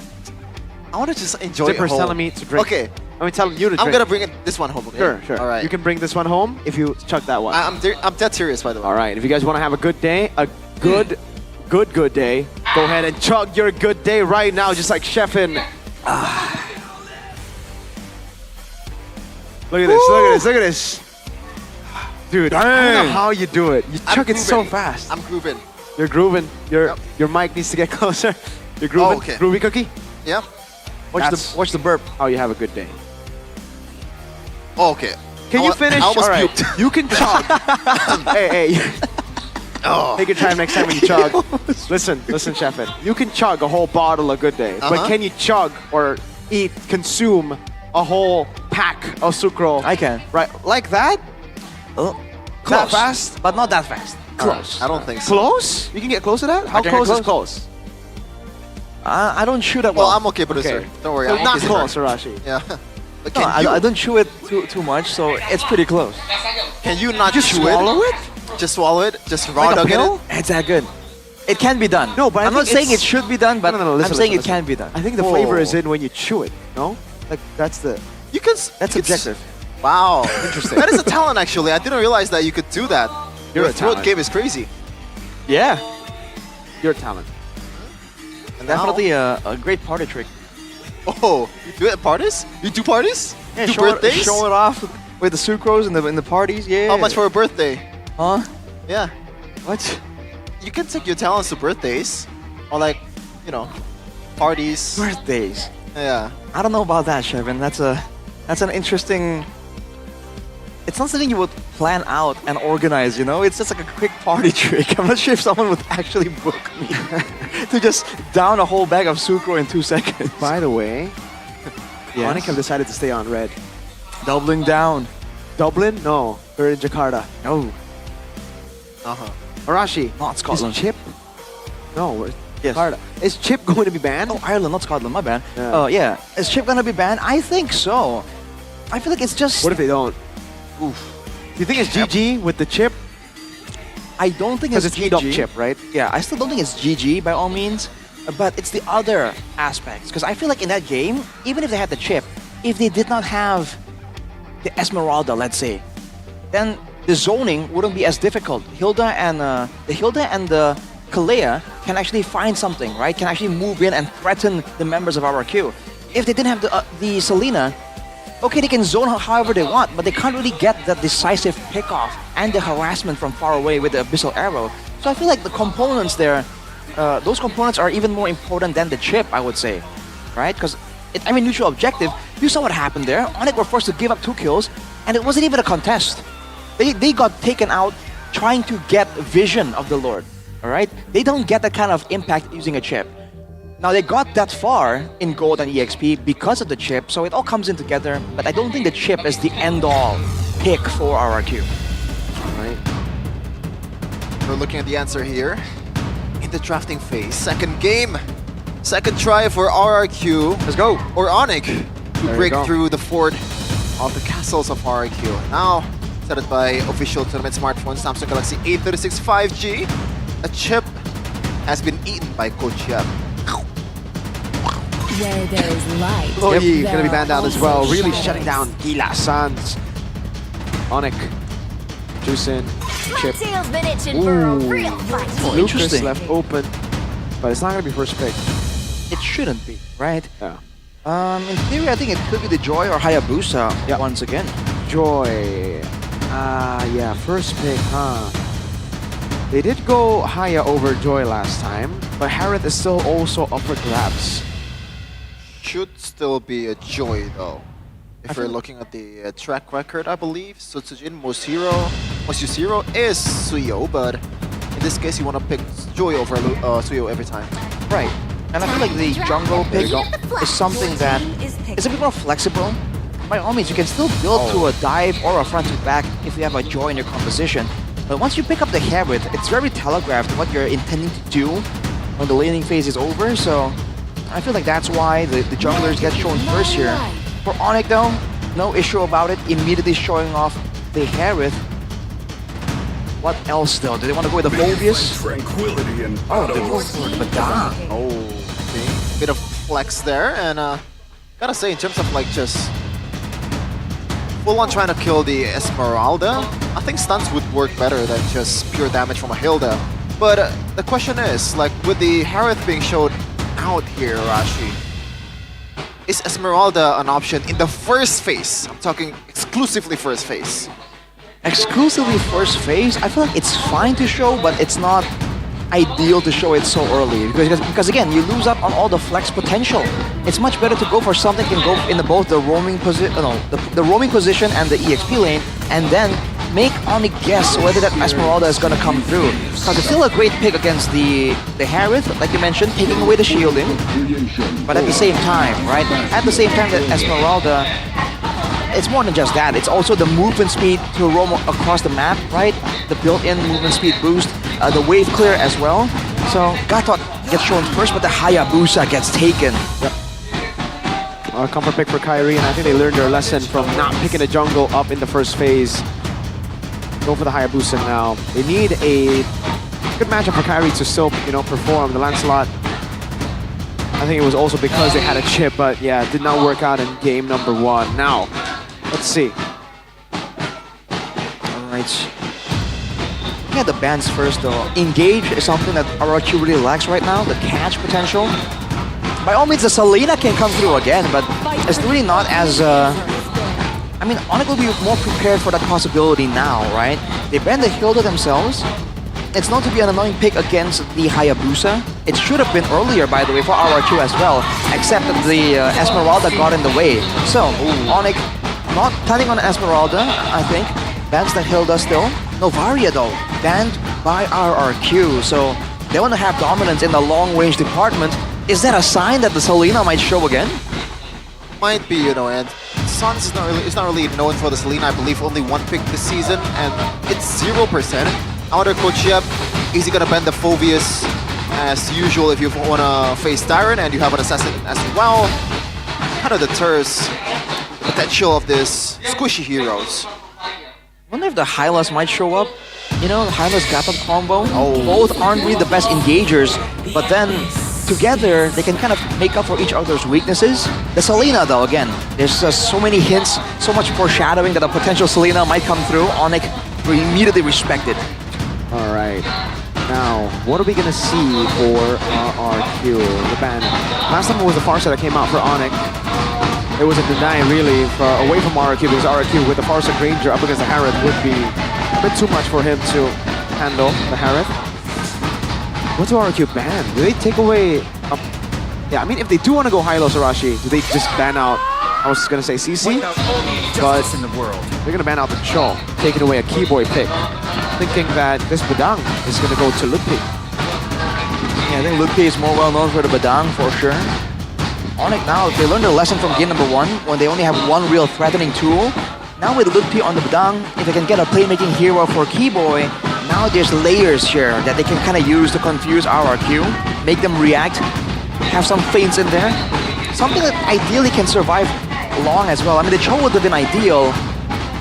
What would be a second close option? The Jawhead comes to mind by all means, but it really isn't as safe as the Cho is, right? It's not as mobile at all. Still with a comfort towards Sans. It was neutralized in the first game, but right now the Hayabusa is erased from the opposing side, now playing for Kairi. So, less immediate threat for Sans himself. Wow, my lord.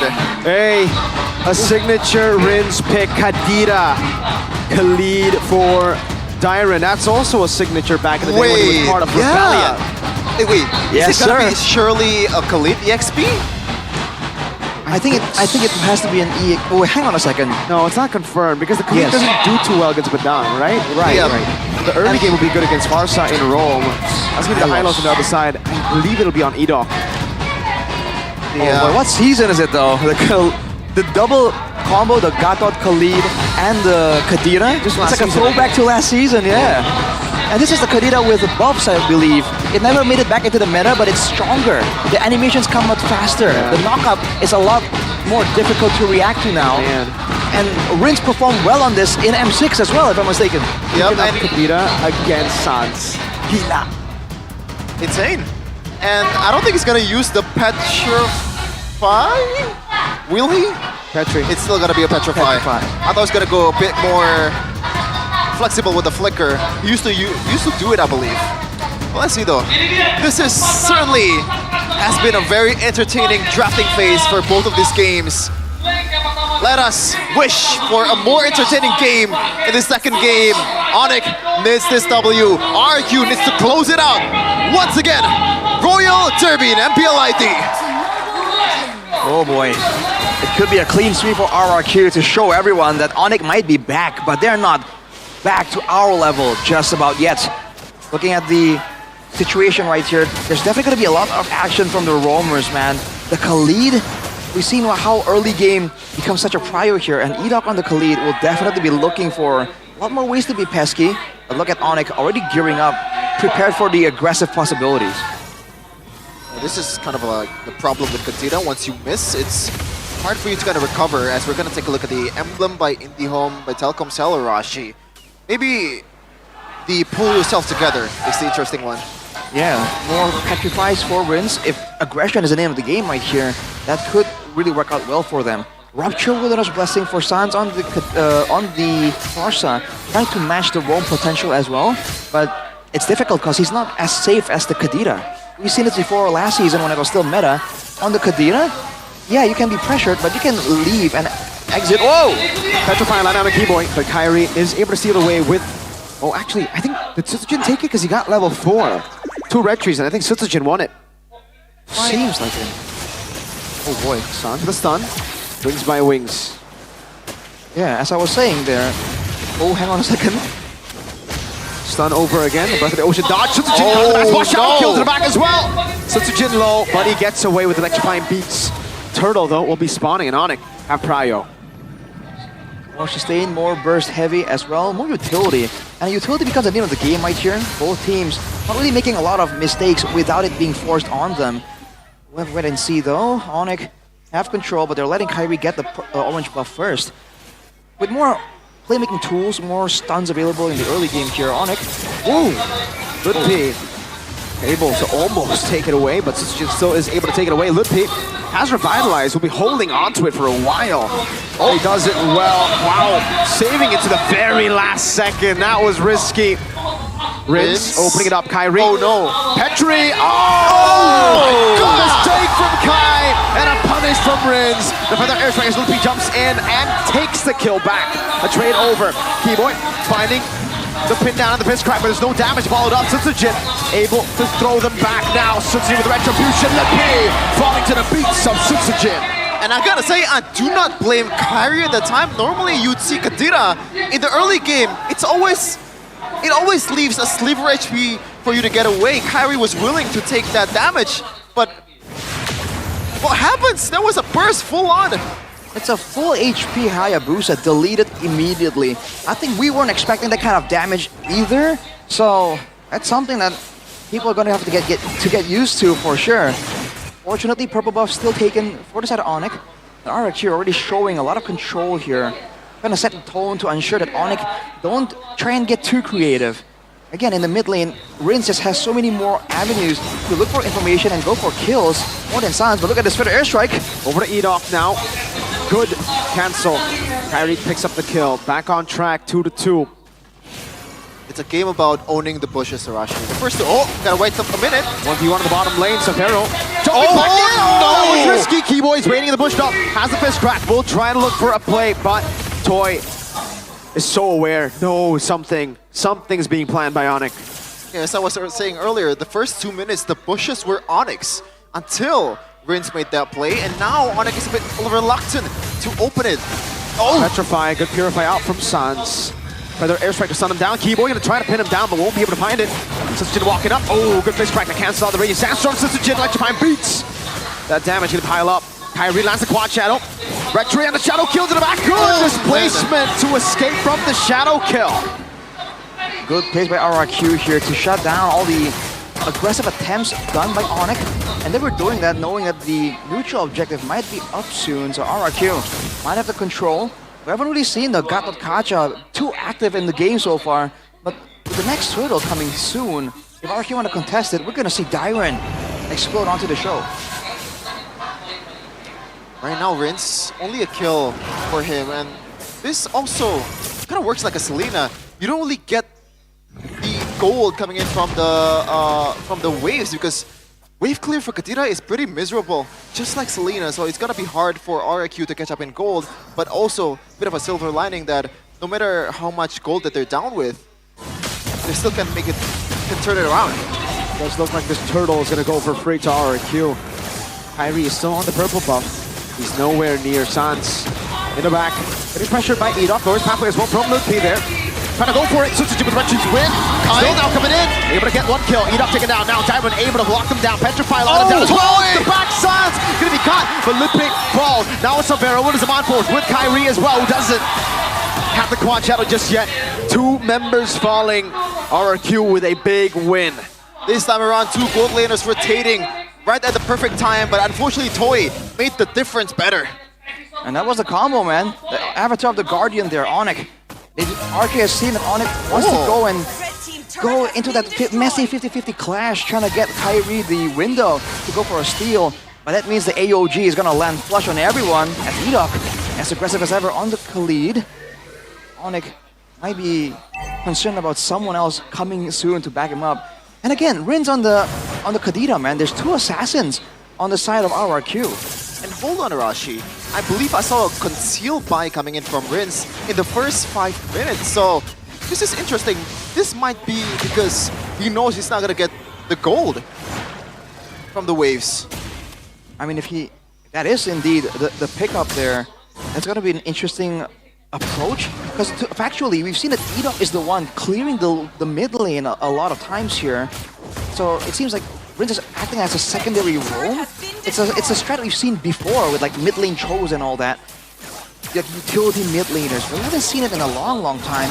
But Sitsujin is gonna take the purple buff. They're gonna take the turret in the bot lane as well. Full control here by RRQ.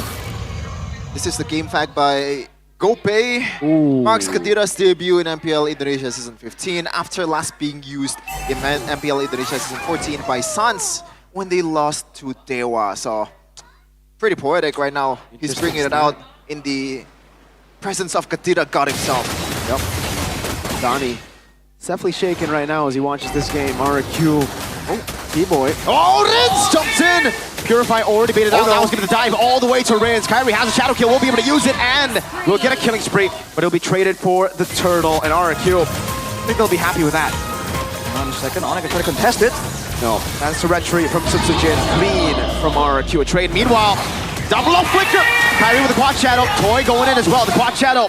Will it be enough to buy some time for Keyboy to walk up Toy? Able to read out quad shadow movements. Now with the flicker as well. AOG. Kyrie still able to escape with the help of the revitalized. Diamond walks over to Todd. Will land on him. Sides the back though. Finds for the airstrike. And Lippy is able to disengage to help Kyrie escape. He pops the recall. Keyboy with the pin down onto Edok. Diamond jumping back in onto Sans. Kyrie leaving to play. Quad shadow in the taunt used to revitalize as well. They will jump on Tyrant and it will be a kill back. Oh, wait a minute. Wings. Oh, that took a bit too long. But Onyx have taken the winning trade. Sitsujin gets some waves pushed in top. That was some shades of M4 Kyrie versus Echo, man. That turned around some of the golds towards Onyx and gave them some kills, even though there was a lot of resources being poured toward Tyrant, man. That is a tanky boy. The big moment there is Toy dashing forwards to secure the kill there. It was just too tempting, too important. Whoa, Sitsujin. That was, whoa. He probably doesn't know it, but he narrowly dodged a full-on burst attempt there. Whoa. Oh, hey! A familiar face. Introduce him, Arashi. It's RRQ, Skylar. The Prince. Skylar watching from home. Hey, man. Want to see him play, man. Yeah, for sure. Aging duet from Skylar. Renner's Apathy. Which one is your favorite? I think the Renner's Apathy is better. Same, exactly. I think so too. Well, now RRQ, I guess they've already made a bit of a mistake there, but everything is still within calculations. While the chase was happening for Onyx on the bottom lane, Sutsujin was pushing, was still farming as well. If you look at the gold difference between Sutsujin and Kyrie, there's like 2k gold difference. Keyboy getting boosted down. Melted down by Sutsujin's beats. Oh man, Ikari didn't stand a chance. Only a single silenced robe. But nonetheless, that was a bit too much damage that I expected from Sutsujin. It's way too much, especially if you stay in place and you don't force him to kind of use all the spells to get close to you. You can kind of add it to his damage potential. Ludpi, too low. Good night. What? Ludpi gonna be taken down up top as well. Severo, remember Tyrant gets taunted down. Will have Kai to help him. Quad Shadow jumping back and forth. Only one Quad Shadow left earlier. Bringing Satchel from the flicker. Will be able to land on Kyrie now with the Shadow kill forced upon him. Edo will be taken out by Kai. Lord, Keyboy jumps in with the fist crack. Sutsujin still able to find it. Quad Shadow lands into the back line. Toy will be caught in the back spot. On force over. Severo gets another. Sutsujin dancing away. Electrifying beats, finding it, but Severo gets a double. Now it's Sans trying to dodge, but Sutsujin gets a double as well. Who won, Rashi? Lord for, I believe, who was for it earlier? It was for RRQ, right? And Onyx actually won the team fight by a hair's breadth. They technically won, but the Lord, can they clear it before RRQ gets in place? That's the big question here. If they can, then that can still be a value option. But right now, if RRQ can get into position and punish Onyx for overextending near the Lord, that could be a terrible moment for Onyx. Everybody's rotating. They can't stand here for too long. Tyrant's already cutting them in the back. Popping a taunt as well. Severo able to get the Chrono Dash. Bottom lane turret taken. Onyx. Seems like this Lord won't be... in the mid lane. Never mind. No one's there. RQ will get a tier 1 and a tier 2 down below. They still get the pressure coming through from the empowered waves.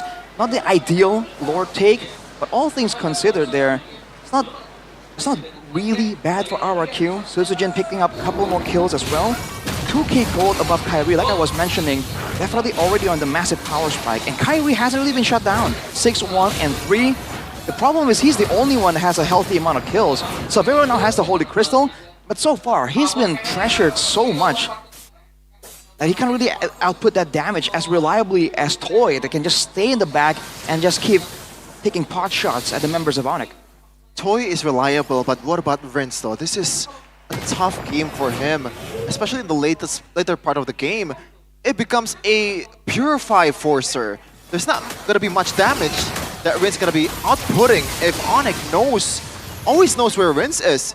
The win condition becomes a bit harder for RRQ from now on. Edo can spot in the bush, I believe. Now the whole team rotates towards the bottom lane. Sutsujin. Electrifying beats already, but the purple buff, will be taken. First pathway set. Keyboy looking for the play. Will be able to go for the pin down on Edok, but that's not the right target to go for, and they know it. They'll back away. Bit of an aggressive showing there by Onyx, trying to get something back. Not wanting to let RRQ get away unscathed at all. But yes, the fact that Sans and Severo both are running the Purify becomes a concern. But the thing is also, now whenever Onyx are trying to go for a fight, Sans can't really sit there and output the feather airstrikes, right? He has to be concerned about the potential for Rince to get past everyone and get to him. Because he might have the Purify, but if he doesn't even notice it and it gets deleted, that's a whole different story. And we've seen that before. When the Kadita players are just that quick with it, sometimes the Purify doesn't really matter. You need to be expecting it in order to be able to counter it. Lord spawn, 13 minutes and a half has elapsed. Rince already popped the ultimate. This is info. Yep, no Purify on Severo. The Petrify already used earlier. Purifying for Petri. Petri's on a lower cooldown. Technically, Edok walks up. Harry looking for a Quad Shadow. Won't be able to find it. Edok was able to body block in the back. With a pin down on Suzuki with the first crack as well. Kyrie to be caught in the back spot right now as he pops a Shadow kill. But Edok's able to heal back up. That's a double. No! Shut down! Toy was able to find it. Severo though gets another 2 for 2.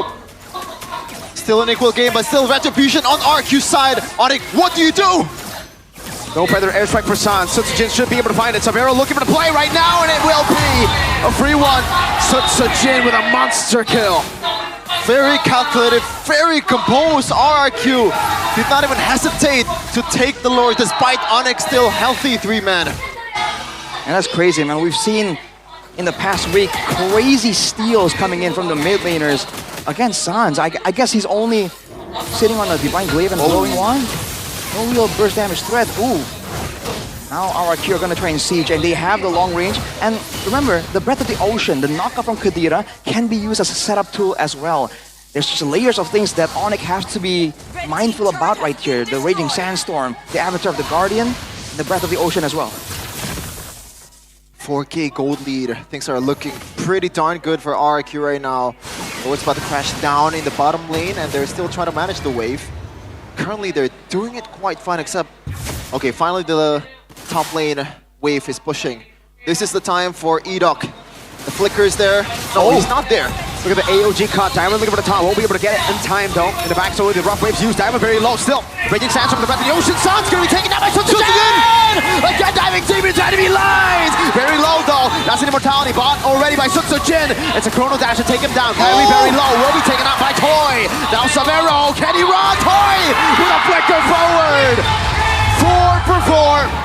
Only a row versus the gold lane. Toy trying to go for the shot. 17 seconds on Sans. Down below, a base turret will fall. Keyboy won't be able to clear the waves, but he can surely buy time. 8 seconds on Sans. Toy looking to end the game. 5 seconds on Sans. Clock is ticking down, and Keyboy will be able to hold. And that's a good decision coming in from Toy. He knows that the danger is coming. The danger is looming around. He's just gonna take what Kyrie has right now in the blue buff. Oh, that was a scary one, dude. I believe the idea for RRQ is that, well, let's see the replay first. Presented by the official tournament smartphone, the Samsung Galaxy A36 5G. It's an Avatar of the Guardian into a full-on flank where Rins was in the base and he was trying to escape with the rough waves. Afterwards, it was really, really close, man. The fact that only two members survived overall. Toy definitely made the game-saving play there to take out Savero. That was an important one. But I think the idea is to stop Onyx from clearing the waves using the Farsa. Right? That's a massive advantage that Onyx have right there. A longer range burst mid laner. So all things considered, the gold advantage went from 4,000 down to 2.6, but they got 2 base turrets and they got the one on the side farther away from the Lord. I think it's still worth it, but now they gotta be careful that if Onyx has the item power spikes, they're only 1 or 2 items away from getting a full build at this point. So RRQ can't get away when they make some kind of mistake. Uh-oh, Rince. Already owning the push there, but doesn't want to go for Keyboy. He knows that he's gonna be able to burst. Yep. Late Gimadang. This is where Kyrie shines. They need some Kai magic. Ooh. No. RRQ not playing with magic though. They're just playing with calculations. Yeah, just trying to output cold hard steel. Especially from Toy, man. He collected a ton of stacks on that Sky Piercer. Already Quachito! This is a kill! Oh, man! Kyrie able to react to it. Edok though will be spotted out as well. But the airstrike coming down with the rough waves used by Rins. The chess match between these two mid laners as the Lord fight is going on. Sutsujin goes in. He's going to play again. That's going to be the pin down, locking him both. Kyrie jumping with the quad shot on the shadow kill as well. But the winner crown is right there for Sutsujin as he buys in that time. Savero in the back as well. Now on the Sutsujin, who's going to be caught in the tough spot. Savero able to get the kill. Rins very low. Savero unable to get the final shot on him. Kai, quad shadow only on Tyrant. Farsa sent back to base. They can still guard the Lord. I don't think Onyx will be able to blitz this one, especially if Tyrant is healthy after going back to the base. It's a 4v5. They have healthy members, but personnel is RRQ. 27 seconds. Savero on it. Mid lane gonna be cleared by the Farsa. Keyboy trying to soak as much damage as possible from Toy Setsunada. Keyboy in the back trying to go for the pin down. Will be able to go for the fist crack as well. Now Kyrie jumps in as well, but they're all missing the skills, the crucial ones. 14 seconds for Sutsujin. A further airstrike. Desperate plays being made as the mid lane gets jumped in. San's gonna be caught by the Raging Sandstorm now. Edok jumping on. It's gonna be Toy in the mid lane. Keyboy trying to stop it. AOJ! Tyrant stops Sans! Tyrant falls! Keyboy in the mid lane. Limping trying to hold it down. Troy looking for the end angle now as he looks to Kite. Kyrie with the quad shadow. Won't be able to land it. The breath of the ocean plays down Sutsujin. Back up. Oh man, take a breath. Ladies and gentlemen, this is a game we have here. That was a 4v5 by RRQ, and they still somehow made it competitive. And now Onyx has the Lord. They have the siege potential in Sans in a few seconds. This is the time to strike back. The gold advantage now, though, is in the hands of Onyx, and they have this Lord that will provide them with damage reduction. RRQ, they gotta make a play happen here. If the fight goes textbook, 5v5 front to back, Onyx in theory should not lose this one. Evolve Lord. You play with it, massive advantage. Take a look at these two carries. Magic damage carries up top. Sutsujin will shove in the wave. Onyx don't care. But there's a wave coming up top. Yeah, that's a big wave. And Onyx don't care. Carry sent back. Oh, it wins! Suns unable to get the Purify in time. That is Severo. Jumping to the back as well. The AOG. Oh no, Tyrant. He's trying to buy some time now. Severo is doing so much damage to the Lord as well. Sutsujin up top. Sutsujin up top. With the base turret taken down, Sutsujin will claim another. Tyrant taken down. Sutsujin looking for the play right now as the recalls happen. They're split up. They're scattered. Still on the base. Severo has the Mind Force one more time. Sutsujin, can he recall in time? Severo with the jump on toy. Severo! Again, Breath of the Ocean knocks him up. He has the Purify. Sutsujin's coming in. Can he save the game? No, he cannot! Onyx stand back up. And we have a series on our hands. Take a bow! My goodness! That was RRQ's to lose. Sutsujin almost getting it done, but the three-man trident of Onyx was able to penetrate the fort of the Kings of Kings. What a game! And we are on to the climax. Holy moly. Way too close for comfort right there, man. The fact that Onyx were able to get that Lord, though, that definitely swung all the odds in their favor. And it was a crucial fight right there. Unfortunately, despite all the good things that Rins was able to do in the early game, it wasn't enough towards the late game. He was really unable to find those really impactful picks onto the Kadira all the way till the final fight there. With the Lord coming through, with Salvero scaled up, and the late game Harith, it just wasn't enough, man. Onyx, they have done it. This is why I said, Sheffin, even though they won game one in a dominant fashion, remember who won game one yesterday. It's a competitive season of MPL ID. Maybe except for one or two. But oh my lord, we got a series on our hands, baby. That really looked like a Mobile Masters Grand Finals game. Like, you know, Onyx Page versus RRQ? Leading at the start, RRQ. Oh man. Pushing it to late game. Onyx holding, defending, and then coming back. Ooh. So, it takes a Sky King to beat the King of Kings? Is that what you're trying to say? I mean, the only team who's done it so far this season has been... there is a common factor. Yeah. Coach Yeb is in the picture there. Yeba. I'm just saying. Fine, I'll do it myself, Thanos man. Oh boy. You want to talk about the Kadira pick? Yeah, unfortunately, like I mentioned towards the end there, Oh. I feel like that was the one pick that towards the end was kind of lost, right? I think Rins on the Kadira wasn't really sure, or I guess he was trying to still be a pick-off tool, but just didn't have enough of a space with the Purifiers as well to really get someone of massive value, and he was going with the same approach here, right? Always looking for Kyrie or Sans, and that's it. And the difference is that he doesn't have the same exit strategy. And again, because he was unable to secure the full-on burst, it just wasn't enough, right? So, I guess picking the Kadira against the Kadira god isn't really the wisest of ideas. This is the thing about the Kadira, we already talked about it, right? With the Kadira, you kind of have to win mid. That's the window. The window will slowly close. He wasn't even able to get the kill on Sans in the late game when he jumped on him. Sans no Purify. Like here, yes, early game, that damage, redonkulous. But later game, it gets kind of sussy. Yeah, it's definitely a bit more difficult. And by all means, Rins was trying to go for those assassinations, but if you want to compare him to Sans, the man that's actually in this match as well, there were so many moments where it's a pretty straightforward approach. He'll come at you with the, he just dash towards you and try and go for the full combo. Whereas when Sans plays the Kadita, he goes for weird flanks, weird angles, right? And that's something that we didn't see as often. But in the early game, dude, RRQ were just holding all the control. But towards that mid game there, like you mentioned, Mirko, Onyx were able to withstand. And even when they lost 2 base towers, this looked really scary. But Onyx somehow pulled it back, made it a 4-4-4 trade. And when you're down 5,000 gold, they'll take that trade any day. For 2 base towers, maybe not ideal.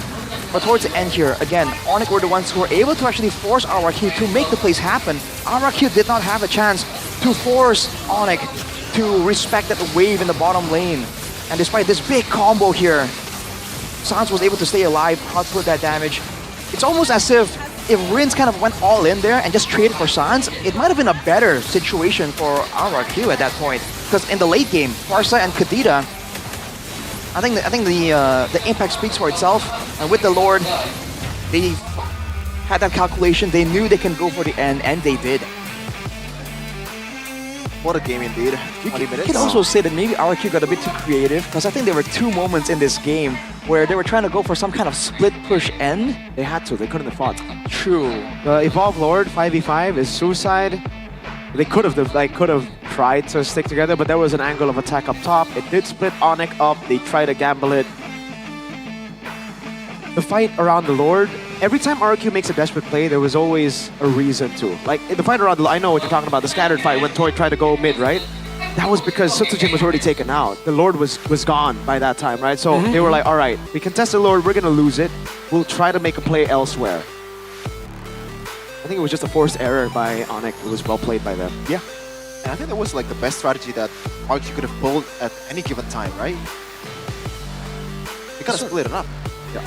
Exactly. Because they sacrificed a lot of the gold lead to get those 2 base turrets. And then because Sutsujin got taken out in one of the skirmishes, they were unable to use it. That's the whole point there. It's they have factors available, but due to the movements, the outplays, whichever factor you want to, put all of that on, because of that, RRQ were really unable to use it. And at that point, the idea is that if they want to go for a full-on just fight, a full-on brawl, then hanging on to that gold lead would have been the better move. But like you mentioned, Mirko, the fact that the Rins also obviously can't really farm on the Kadita, right? He didn't have the same kind of damage. So unless someone really takes in the full-on channel, the breath of the ocean, and both parts of the breath of the rough waves, then they don't get taken out. Yeah. Look at that, 3 turtles for RRQ. But it doesn't matter, Onyx holds on. Even though, looking at the turret. Yeah, 9 turrets. Literally nothing. It's all, like, I feel like for RRQ, their early game is ridiculously good. Like, they have a crazy hold on early game. But once we get to a later stage, that's when Onyx really prevails. I think it's just the experience of the players, right? Having the tried and tested trio mid of Onyx, who's been here for how many years? Since season 10. Well, that's when Kyrie joined. But Keyboy and Sans has been here for a while, for a hot while. So I think that's where the veterancy really, the experience plays a big factor late game when it's just sporadic. Right. And there's another point to raise for Rins on a quote-unquote assassin type pick. Because for the Selena, you're taking pot shots, right? You're still far away in the back. Exactly. But on the Kadita, you're in the thick of it. Everybody knows. Everybody knows. And you're still, I don't know if he's still shot calling, right? Whether they change that. But again, if you're shot calling on the Selena, that's a whole different issue than shot calling on the Kadita. On this Kadita, you want to be creative. You want to spend that brain power thinking about where is your opponent's attentions, where is the vulnerabilities that you can use to go for a pickoff. And I do feel like some of the attempts and some of the targets that he goes for, you can understand why he does it. But I think if you think about it, if he thought about it a bit more, he would have gone for other things. Maybe use his damage to peel a bit more in a sense, rather than go in for that in the final fight, I believe, in the final Lord fight, he went for Kyrie, and Kyrie was able to dash out of it with the quad shadow. So there's moments like that where you didn't understand getting Kyrie would have been value, but thinking about it, is the Hayabusa really gonna sit there and take it? Right? So I feel like that's also another factor that could be kind of hindering the late game shot calling, because the later the game goes, more pressure, more factors, more things to set up. And that's why the Padang first pick really gave them value, man. Because if it Yeah. was any other tank, you would have at least gone like half of your HP chunk. But the Padang can always just say no. Right? Any engage? No. Ura. Just fist crack his way out. Oh, they were, dude, that play in the mid lane, by the way, when RQ were like going back and forth and then trying to go for the base when Sutsujin was dead. Dude, Onyx were panicking. They threw everything. They were like, brother, airstrike. Keyboy flickered forward, just punched Sutsujin. No, punched Toy in the face, like, no. Dude, they were just like, take the Lord, recall, come on. Oh my, that was, whew, that was super chaotic. That They was were close. desperate. They were really desperate at that moment. I think it's building up to a very entertaining game 3, right? Because by no means, RRQ actually played a good game in game number 2, and they still lost. So we know that they are elite, at least in MPL Indonesia. Wow. Dude, that was a funny one. When I was going to play, I almost laughed because Keyboy literally just flickered. It just came in, punched Granger, and then said, okay, we're good. We're good, sir. Is that That's the a hit and run. The Eterna method? Teori ancaman. Just going like, what's up? What's up? And I think Toy was visibly like confused. He's like, what? Wait, you're not gonna, all right. He just done. He's like, what? Okay. Someone replay that clip. That was funny for me. Oh man. What else to talk about? I mean, there's the factor that Toy, his strength, which is that he can shoot from far away, became a problem there as well, because towards the end there, Savera was on him, dude. Every single fight. Where is Toy? Dude, I gotta have to find him. Harith is the new Natan. If you get to late game, dude, this guy will win team fights. Especially with Purify, because you just can't lock him down. With Flicker, alright, you can still CC him. With Farsa, you can outrange him, but when the Farsa's on the other side, Harith gets late, that's what happens. He just shreds through everyone. And this is why previously, Harith Joy, Harith is always a pick you go for when you see Joy, because Harith actually out-sustains and out-damages Joy in the late game. Right. Now the sustaining part got nerfed, the shielding has been nerfed, so not as much, but still, once you get to all item 6, it's still there. You saw it earlier. I mean, we have a lot to talk about, but we gotta throw it to Bude Clara Mongstar first. We want you guys to see something here. What's up? Yuhu, Bude di sini di tengah-tengah MPL Arena ingin merasakan. Anget ya. Di Royal Derby memasuki game ketiga, mungkin kita bisa lihat bahwa raja dari segala raja dan juga raja langit, mereka berjuang untuk benar-benar menjadi pemenang di match kali ini. Leg kedua sama-sama ngotot, sama-sama pengen ngedapetin kemenangan, apalagi poin yang penting. Tapi kalau ngomongin dari masa ke masa, memang kali ini bukan lagi Royal Bestie nih. Lagi pada jadi Royal Derby yang posisinya berbeda. Tapi kalau ngomong-ngomong tentang masa ke masa, kita ngelihat dari pilihan hero mereka cukup unik. Dan sebentar lagi kita bakal ngebahas tentang satu hero yang begitu ikonik di MLBB. Gak hanya MLBB, tapi juga MPL. Jadi di sini Bude udah ditemani oleh Wedew. Halo Kingdom. Halo Bude. Halo. Halo Sonic. Halo Bude. Halo, cari siapa nih? Cari kemenangan. Udah satu sama. Kalau Kingdom cari apa nih? Cari piala baru, ini mana ya piala barunya? Kemarin udah lihat ya, keren ya. Mau dibawa pulang soalnya ke GH nih. Asik. Tapi harus menang ini dulu dong. Pasti, insya Allah. Amin. Ngeliat udah potensi dari keduanya. Kamu suka nggak pick-pickan di leg kedua ini? Pick-pick hero dari tim RRQ? Sebenarnya karena ada patch baru juga sih Bude, jadi kayak lebih seru aja. Apalagi ada collabnya sama Naruto ya kan, sama anime terbaik di dunia gitu kan. Aduh, jiwa langsung bergetar ya melihat. Betul. Oke, memang dari leg kedua ini memang menarik. Kalau dari kalian ngelihat pick-pickannya Onyx di leg kedua ini khususnya udah Kocep nih, beda nggak sih sama sebelumnya? Sama aja sih Bude, cuman kayak eksekusinya aja lebih mantap. Lebih mantap. Tapi Bude penasaran, di sini ada player cowok nggak? Tunjukin ototnya dong. Kalau kata Maul katanya nih. Nggak ada Bude. Berotot. Hah? Nggak ada Bude. Nggak ada. Nggak ada. Tapi cowok menurutmu hero yang seperti apa sih? Hero-nya sebenarnya fleksibel sih Bude. Kalau untuk cowok itu sendiri, apalagi Dari masa ke masa kan kita tahu dari season 1 sampai season sekarang juga Chow lagi laku-laku, masih laku juga. Walaupun banyak hero baru, walaupun banyak meta baru, tapi Chow tuh masih fleksibel. Chow fleksibel. Kalau dari Onyx, kalau nama Chow muncul, apa yang kalian pikirkan? Keyboy dong Bude. Auto ya? Yoi. Langsung auto, tapi kita bakal ngebahas lebih lanjut lagi. Bener kata Kingdom dan bener kata, sama-sama bener. Tapi kalau ngebahas tentang Chow inilah dia, fakta-fakta menarik tentang Hero Chow dari sepanjang perjalanan dari MPL. Inilah dia, let's go kita lihat bareng-bareng. All time MPL ID Chow. Buset, itu Keyboy nomor 2 ya? Iya Bude. Sesuai. Sesuai dong. Kamu kalau ngelihat Keyboy pakai Chow, biasanya apa yang kamu teriakin? Gila Keyboy. Gilanya ketularan Sans berarti ini ya? Iya.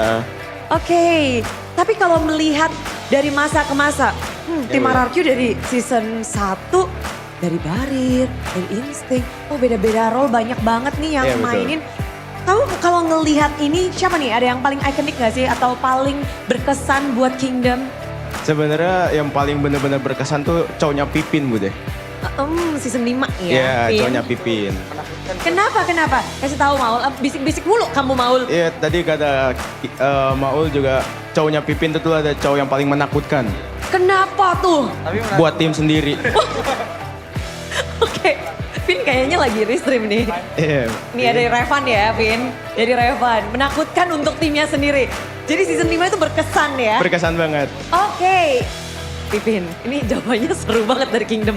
Kalau dari Sonic, ngelihat, berarti dari season 11, Keyboy, season 15 Keyboy juga ya? Dari Onyx, sebelumnya ada lagi nggak nih? Belum ada dari... Cuma Keyboy Bude. Hashtag cuma Keyboy. Yoi Bude. Tapi kalau dari Sonic, tahun berapa atau season berapa Keyboy itu paling bersinar dengan Chow-nya? Season 11 Bude. Kenapa season 11? Ya karena prime-nya Keyboy gitu Bude. Kita sering lihat Keyboy pakai Chow di season itu. Dan sering menang juga. Sering menang juga. Dan menurutmu sendiri, berarti Keyboy nomor 1 untukmu kan? Iya Bude. Pesaing terberat Keyboy nih dari masa ke masa, masanya Keyboy. Atau boleh deh dari season 1 sampai season 15, siapa tuh? Jelas Donkey dong Bude. Oh, Donkey? Kenapa Donkey yang menjadi pesaing Keyboy?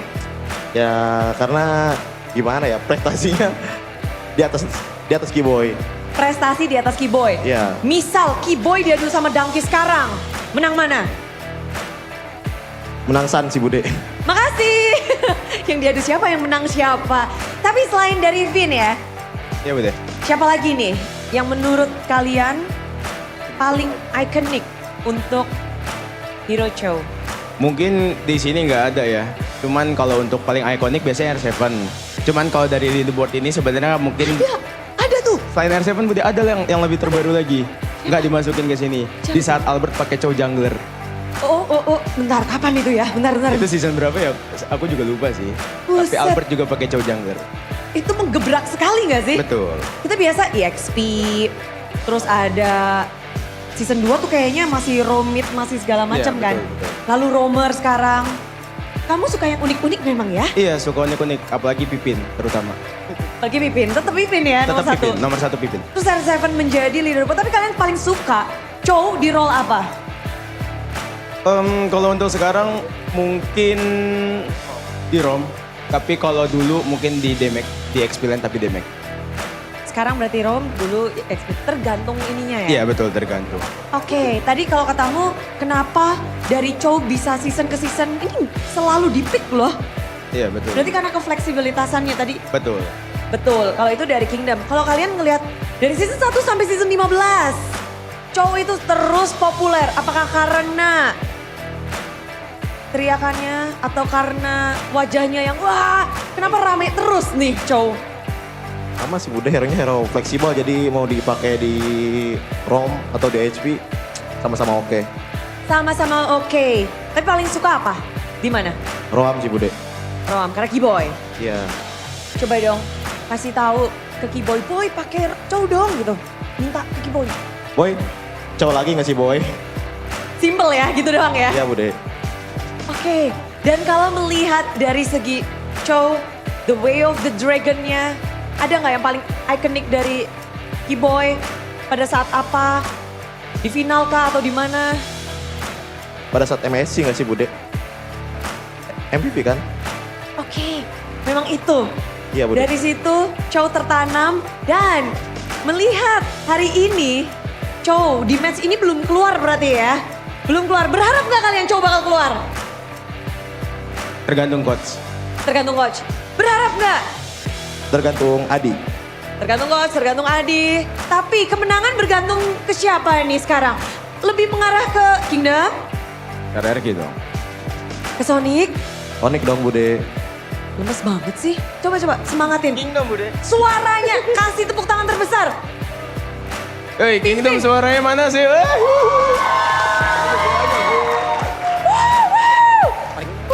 Menggetar. Coba suaranya. Sonic, mana suaranya Sonic? Keren. Dua-duanya udah sama-sama keren. Tapi kita akan melanjutkan untuk pertempuran Royal Derby. Game ketiga, game penentuan. Akankah ada balas dendam atau pembuktian? Mari kita langsung saja lemparkan kepada caster. Monggo.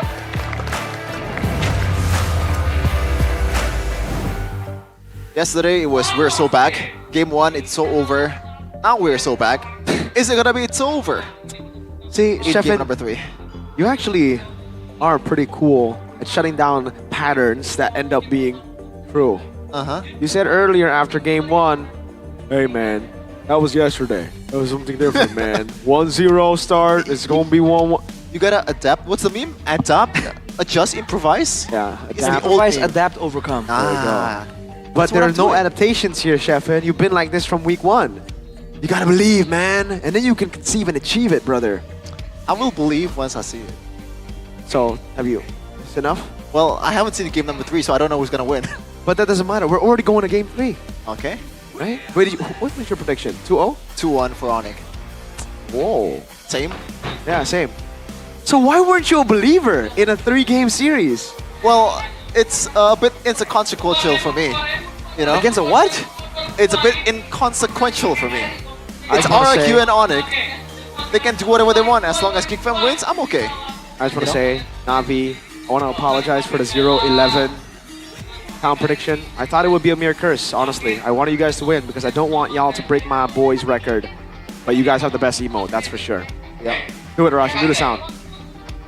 Nah. And then you have to santai bro. Relax. How about that one? That one. Relax fam, relax. Oh, that one is not MPL. This isn't an MPL one, but you can use it if you want. Ooh, sapu. This is my favorite with this. Hey, These are the my favorite ones. Because these are the more Fun competitive ones, I ones. guess. This is Yeah. your- this is You your say team. competitive, right? Uh-huh. Competitive ones. This is lightly competitive. No, that's just chill. I don't think chill is competitive in any way. It's just calm down. Relax This is- fam, relax. Oh, this? How This about one is respectful. really respectful. Yeah. But you can use it ironically, sarcastically. That's But it's not probably as, like 90% of but the look at- uses. but You win- look at you the win a ump. 1v1, But this has the ump. It's the ump, man. It's the ha, you know? It's like T-Boy when he flickered forward and Granger. Do that in your rank games, by the way. It helps. Sometimes the Granger just panics. He's just like, oh, what? And he flickers. Or sometimes you can put a shortcut and then the enemy team will recall. Oh, hang on. Oh, First my pick again. 3 games in a row. Interesting. So they are both playing their own game. I like that. I like that. They're giving each other No, they're their both best playing weapon. MLBB. Thank you for the correction. You're welcome. Get it right. Get it right. Definitely. This is Whoa, that's a hearty laugh, dude. That is... You have to inhale for a laugh like that. What are they doing? Did you see the move? What was... I don't know. That's some ritual, man. That's a ritual for sure. What's going on here, Mr. Yeb channeling the dark arts to get a win in game 3. And it's all the help he can get. And The whole crew is Look, laughing. Even too. He-Boy. Severo. They're all channeling the dark arts. black Interesting. magic. Someone make an edit of that. Dark arts. Onyx. Meanwhile, RQ with the good guys. They don't need dark arts. They just need the man. La mercenaria. Sutsujin. Oh boy. And they need to look cute. Excuse me, what? They're menacing, sir. They're not cute. Their father is cute. Their what? What? Their father? That's cute. Oh my lord. Get out, dude. You said Yep was Take on the his father. headphones. Yeah. Take the headphones off. Get out of here, bro. What's the matter with you? I mean, it's not wrong. Kez cute. That's true. That's true. Say it to his face. Say it Might to his see him face. soon. Say Kez cute is cute. Say Kez cute. You're cute. That's good. You're pretty darn cute. Say it to his face. All right. Let's get to drafts, man. Once again, Let's go. presented by Samsung Galaxy A36 5G. Still with the three same bands earlier. Most of the chip. No chips for Edok. Gonna lose some weight.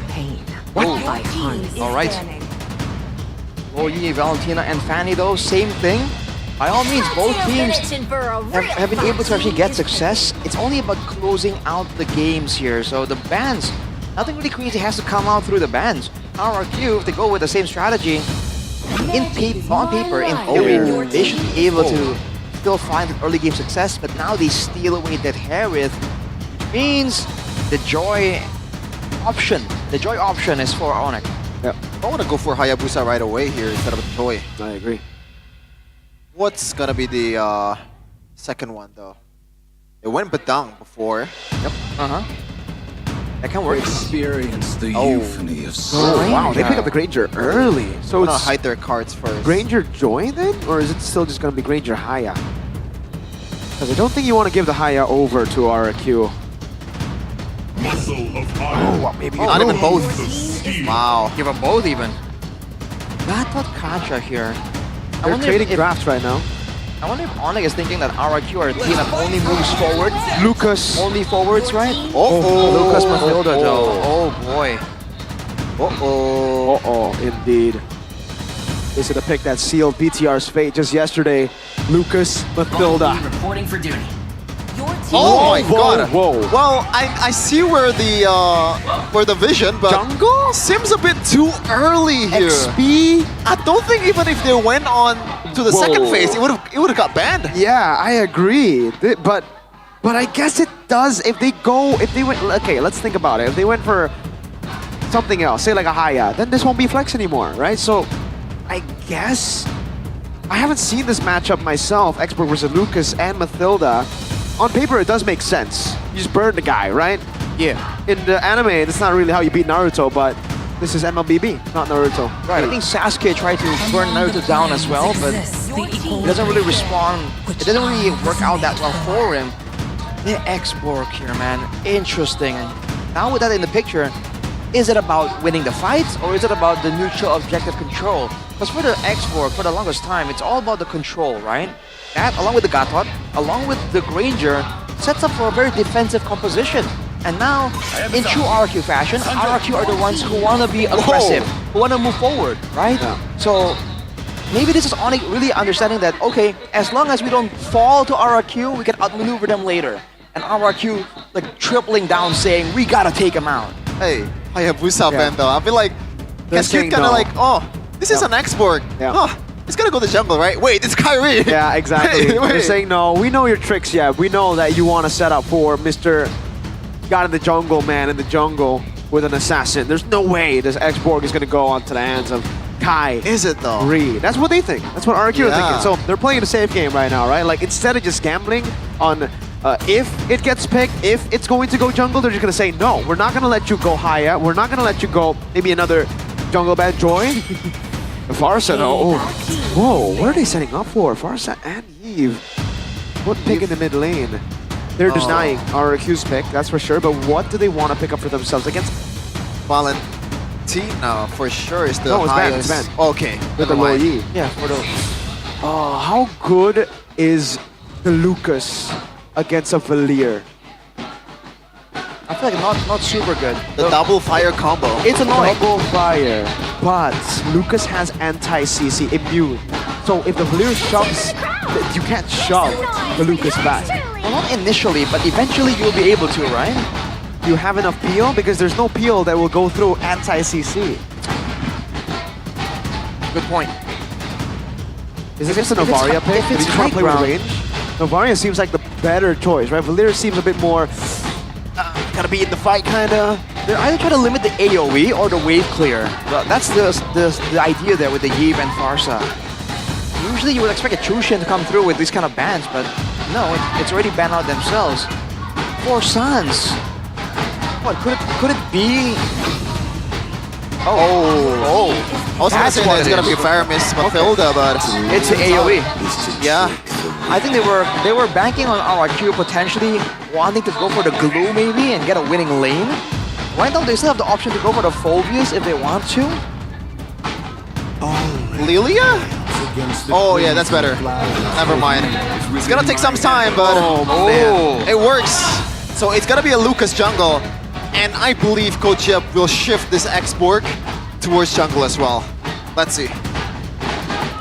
Wow. Yeah. Export jungle for Kyrie, that's definitely an odd sight to behold. If that's the case, what do you think is gonna come through for the EXP lane, man? What will Lutfi be playing? Esmeralda this time? Looks pretty decent. Oh, how about the Masha, bro? Whoa! I think you're cooking a bit too hard Yeah, there. the Masha, I think, doesn't do well against this team. Like, they're all comped up. You jump in, yeah, you do damage. Too much shield, too much healing too. What would it be, Keyboy? What will it be? What are you gonna go, you madman? Or maybe it's a jungle. Oh! Kai Benedetta or? Lutfi. It's Lutfi. Season 13. Remember when he outplayed Lu Geek Fam? So with the Benedetta against the Masha. Are we sure it's damaged the Benedetta? I think it has to be, right? Diablo. Is it your revitalized Benedetta or is it the petrified, damage, all in, let's go local Benedetta? Well, ladies and gentlemen, this has been one of the most entertaining drafting phase that we've had this season. A lot of surprises, especially in the later part of the draft. So it is going to be a petrified Benedetta, which signals it should be a damage. Toy flicker. That is info. That's gonna hurt if it connects. Let's see though. This is the climax. The battle of the two kingdoms. Is it going to be Rex Recum Keon or Onyx? Land of Dawn is the witness. Is it gonna be the kingdom in the sky or is it gonna be the kingdom on the ground? That's the massive question right here. Only one game away. Drafts looking as competitive as ever. With Kyrie on a fighter here. With no flicker for Toy. So many factors swirling around, but only time will tell. Only the Land of Dawn will give us the answers. I don't think this is Sutsujin's, I believe he went Impure Rage yesterday? Is it? I don't think it was Killing Spree yesterday when he played the Lucas Jungle. Well, you would think that with the presence of Edok and Matilda, he would go for something that gives a bit more damage. But Emblem Rashi. Going for the focusing mark, more movement speed potentially, and oh, look at Lutfi, man. Going with the aggressive builds right here. Suns? Whoa, What's very going on? aggressive. Flickers out to safety. Luckily, Kyrie's right there to help with the Benedetta. Man, no. Burn early. Kyrie, as Last Insanity, will decide to hold out. But it did burn Rinz's Flicker, so it's mid lane Flicker for Flicker as Kyrie helps Sans to clear out this wave in the mid lane. Sutsujin won't try to go for anything crazy. Is that a bait? It was there for quite a while, and Kyrie shows up in ideal time to burn down both Edok and Rinz there. Definitely interesting. The lane, though, is looking very even, man. From farming alone, both teams are dead even. Now with the first neutral objective fight, with another realm and Last Insanity, AOG, do Onyx feel confident enough to deal with the damage and chase of our Q? That's the main question here in my opinion. If they're very confident, Suns already level 4. Keyboy already eyeing the situation there. A flight comes in for Sutsujin. Trying to burn him down. Darren in the back already pinning him down. Now it's going to be Sutsujin walking up. Still winning the Reggie battle. Lutfi walking up. Sutsujin going to be taken very low. Last Insanity from Onyx. First blood traded for the neutral objective. So, who wins? Oh, I think it's equal, technically. But the fact that Onyx are dealing with a very strong early game combo, the Lucas Matilda, I feel like that kind of even-ish trade kind of favors them a bit more. By all means, RRQ does have like a slower scaling mid lane, so it's not really out of the ordinary. It's not really too surprising. But man, look at Onyx immediately trying to make moves. Keyboy, knowing he's up against a Mathilda, not really under too much pressure, not under a lot of danger. A fighter against a Gatot as well, you know, Keyboy is actually a lot tankier than it looks here due to that passive. And the numbers say still 70% for the audience. Exact same. I mean, this has been a very entertaining series so far. It's building up to be one. And the XP lane, Rashi, I think this is where the difference maker is gonna be. Especially Lutpi, he can roam around the map much, much faster than Tyron. To expect a lot of rotations coming in from Lutpi himself. And I don't think Tyron can catch up. Yeah, that was the meta way back, right? EXP lane, split pushing, dueling down. Back when the Paquitos are in the picture, the Yuzongs. It's funny how we're seeing a lot of throwbacks technically when both these teams are in here, but look at Tyron. Suns with deep pull with the Stampede. Oh, Kai just burning him alive. Another pick for Onyx. And they were using the fact that Dyron is a bit unsure about his ability to roam, so they set up the trap in the bushes. Good, intelligent play from Onyx. Yeah, he was trying to, I don't know, like clear faster, just move around a lot earlier to compensate for the lack of movement speed. Only a handful of fights and pickoffs here. Already a 1.5k gold lead. Sans definitely doesn't seem threatened. Whoa, with the flicker forward and the pitch crack! Rinse gets the bad impact. Keyboy jumps with the AOG, but Tyron's able to escape. One member down. Sans has the passive. Will be able to come back in time. 1 second for him respawning. Savantport's coming down as well. Lupe bursts it down. Kai with a retreat. Oh, Sando, who steals it and saves the day for Onyx. What was that? 2 retries, and the one that ended up having it was the Granger. This is some chaotic gameplay here from both. I mean, when both junglers are just really good and reliable on your retributions, you start having to do some more mental math there. Predict the damage output from your friends as well. It's very much now, not just between the 2 junglers, also between the 2 teams as well. They have to coordinate when the damage is going to come through together in order to get that retry secure. But RRQ already with a good showing. Catching Sans there was definitely a great moment. Oh, look at Lutsugen though, trying to go 1v1. Pulled back again, and Lutpi has just been chunking that turret down. Eye for an eye to escape. Rinse walking up. Tyree, last insanity defensively. Sutsujin. Ooh, super low. Oh, eat it! What happened there? I believe it should be a Keyboy with a taunt, right? A turret falls as well. Onyx are taking control. They're a 2.5k gold lead in charge right now in 5 minutes. Safe to say they have the early game, but gotta watch out for Rinse. This guy is doing a lot of damage on the Sicilian. Total assist in MPL ID. Kila Sans is back. He's no longer sane. Man's back to Kila. Crazy. AOG from Keyboy. Rinse comes in. Hey! Gets the assassination in the back with the Petrify. Turret falling. Savero on Sutsujin. Sutsujin gets away. But you gotta remember, Lucas, if you don't win in the early game, how will they win? I swear to God, I didn't see Lutpi in the screen just now. It just comes out of nowhere. Probably the ultimate there was not shown on the screen. The electro final blow? Yeah. That's Lutpi Orden, brother. Well, right now look at RRQ immediately letting go control over the neutral objective. They can't really brawl against a team that's ahead with a Netherrealm, with a Last Insanity. Kyrie actually gets the orange there still. Oh no. They can still win the fight though. I guess they're not too concerned about the turtle. They want to go for the fight. Tyron walks up with the fist crack, and now Braga armor down. Sans still has the Netherrealm. Will be able to pop it in time. Toy pops his one already. Now Lutpi walks up as well. It's gonna be the Rinse who gets it. Lutpi finding the kill on Sutsujin. Now they all collapse. Stampede into Keyboy's taunt, and Lutpi just slashed them 2 pieces. Safe to say they are back. Look at the combo. The OG Gila Sans maneuvers. Savero still dealing with damage. Kai wants to sandwich this one. Rinse petrified by Lutpi. Oh man. They're not stopping 5k right now, Rashi. 5k, and they have to hold on to this. RRQ, they have the Sicilian. He will scale, but right now Onyx is doing a great job shutting him down. knowing that Rins does not have any purifies, any defensive tools, they're just going in aggressively, and so far, RRQ are powerless to punish. The man that should be punishing, Sutsujin, on the Lucas here, just seems so powerless against that X-Borg. The window and the space that Sutsujin is operating is always so dangerous. He's always in front, taking a lot of damage coming in from Onyx, and there's not much bodies on the front for RRQ themselves. Sutsujin is forced to be this kind of like a pseudo tank as well.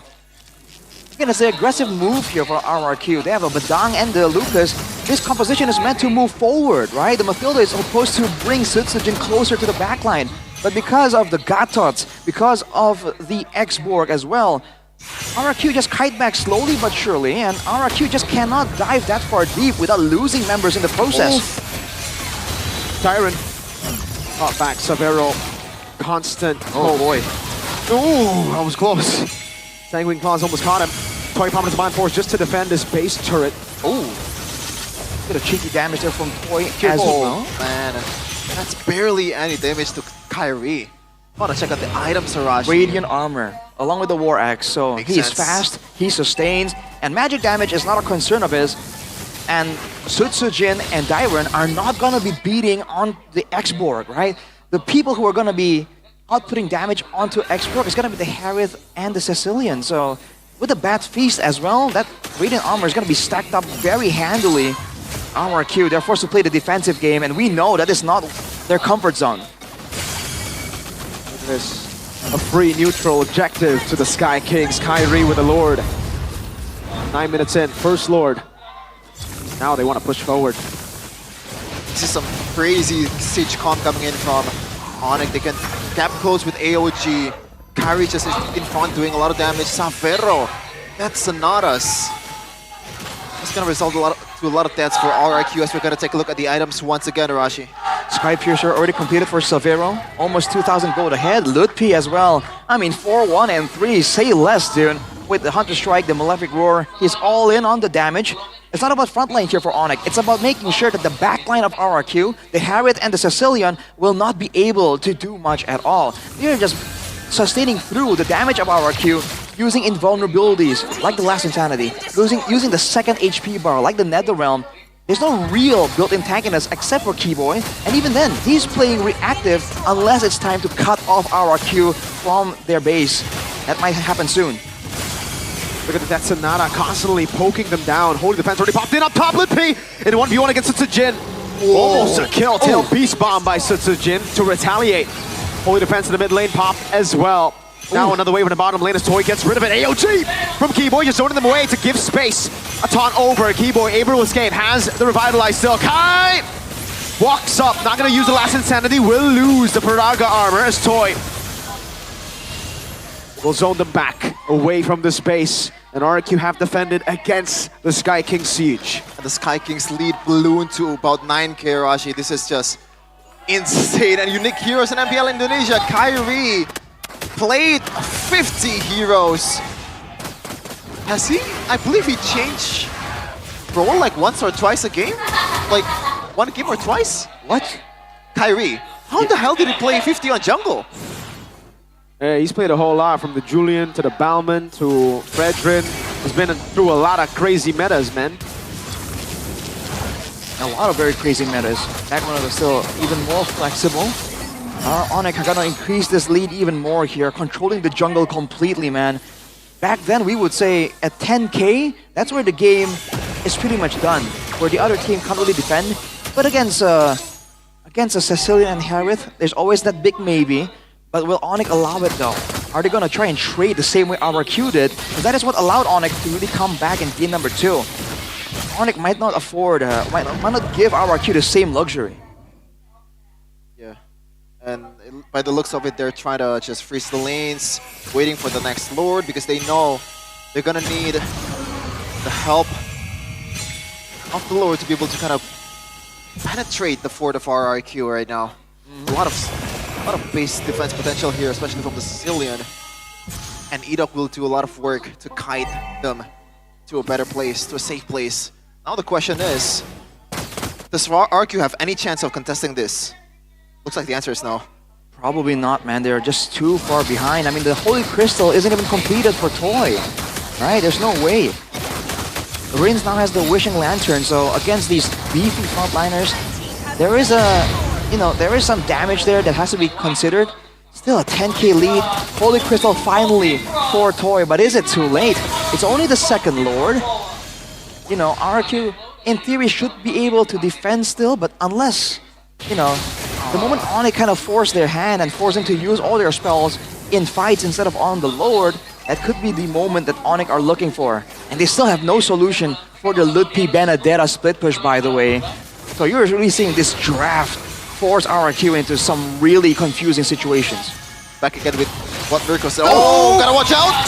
A flicker out. That's a big, big win for RRQ, but can they make the most out of it? Sans still able to regen. He just needs to Netherrealm in time. AOG to the back line right now. Ludpi walks up with the final pull. Won't be able to find it now. So Sujin able to find that. Eye for an eye. Ludpi taking out. Toy gets the shutdown. And the Kings of Kings have a chance. That could not have gone any better for RRQ. They dodged the AOG. They dodged the whole Electro Final Blows area of effect. And they survive, taking 2 in the process. I mean, if they got a wipe out, it would have been better, Shevin. Oh, I'm just saying. Okay.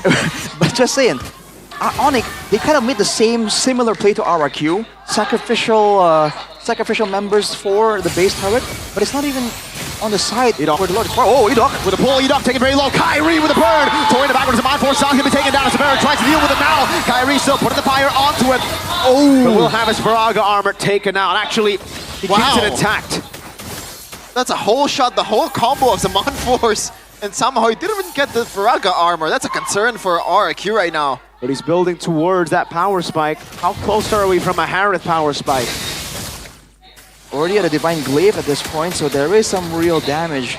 One more item to really settle the deal here. We're approaching full build situations here. But the thing is, Onyx has so much more farm that their frontliners are going to be a bit more sustainable compared to RRQ. That's the number one big factor. Number two, they have Ludpi as an extra damage dealer as well. So if it comes down to, when it comes down to it, Onyx might be able to win in a full-on blast of a battle, but as we saw earlier, if the Zaman Force allows Toy to just spam out the Synchroficians and just dash through with empowered basic attacks, if Rins can just keep spamming out the bat impacts, they're at a point where RRQ can win a fight. Onyx has to be careful in how they engage and who they engage on. Is it geekable, Mirko? I was gonna say that. Oh, I think it is, you know. Sicilian Harith. This is like the modern day Nathaniel. And Toy is building towards that Oracle. That is, in a way, a power spike for his sustainability with Mathilda in his team. Now the Lord this time, it could be contested, right? It is 8k golden. Ludpi! Oh. Gotta be real careful now, Ludpi. Oh, very squishy. Keyboy taking back with the Sanguine Claws, bad impact. Oh, doing a lot of damage, forcing an AOG defensively. So it's a Jin in the bush. Ludpi spots him, gets him away. Lord, 16 minutes in. For Onyx, they need to bank on an Evolve Lord, I think, to end.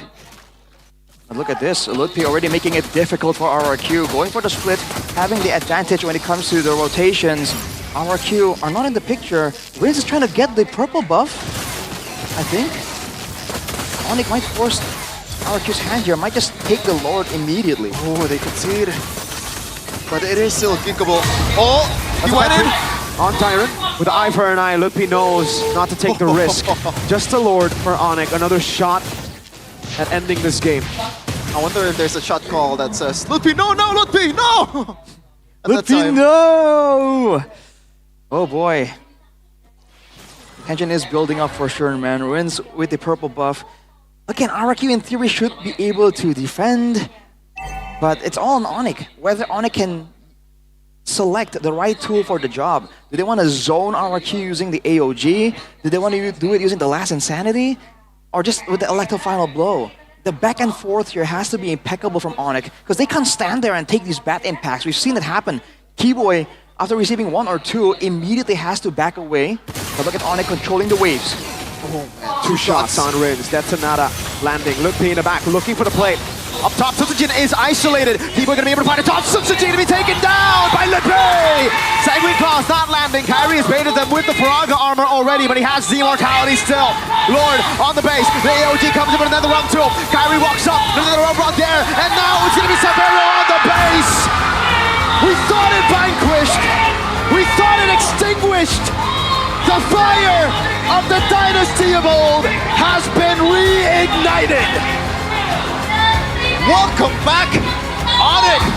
The sky is yours, and this night the kingdom is yours. Celebrate. Pour the honeys on towards your players.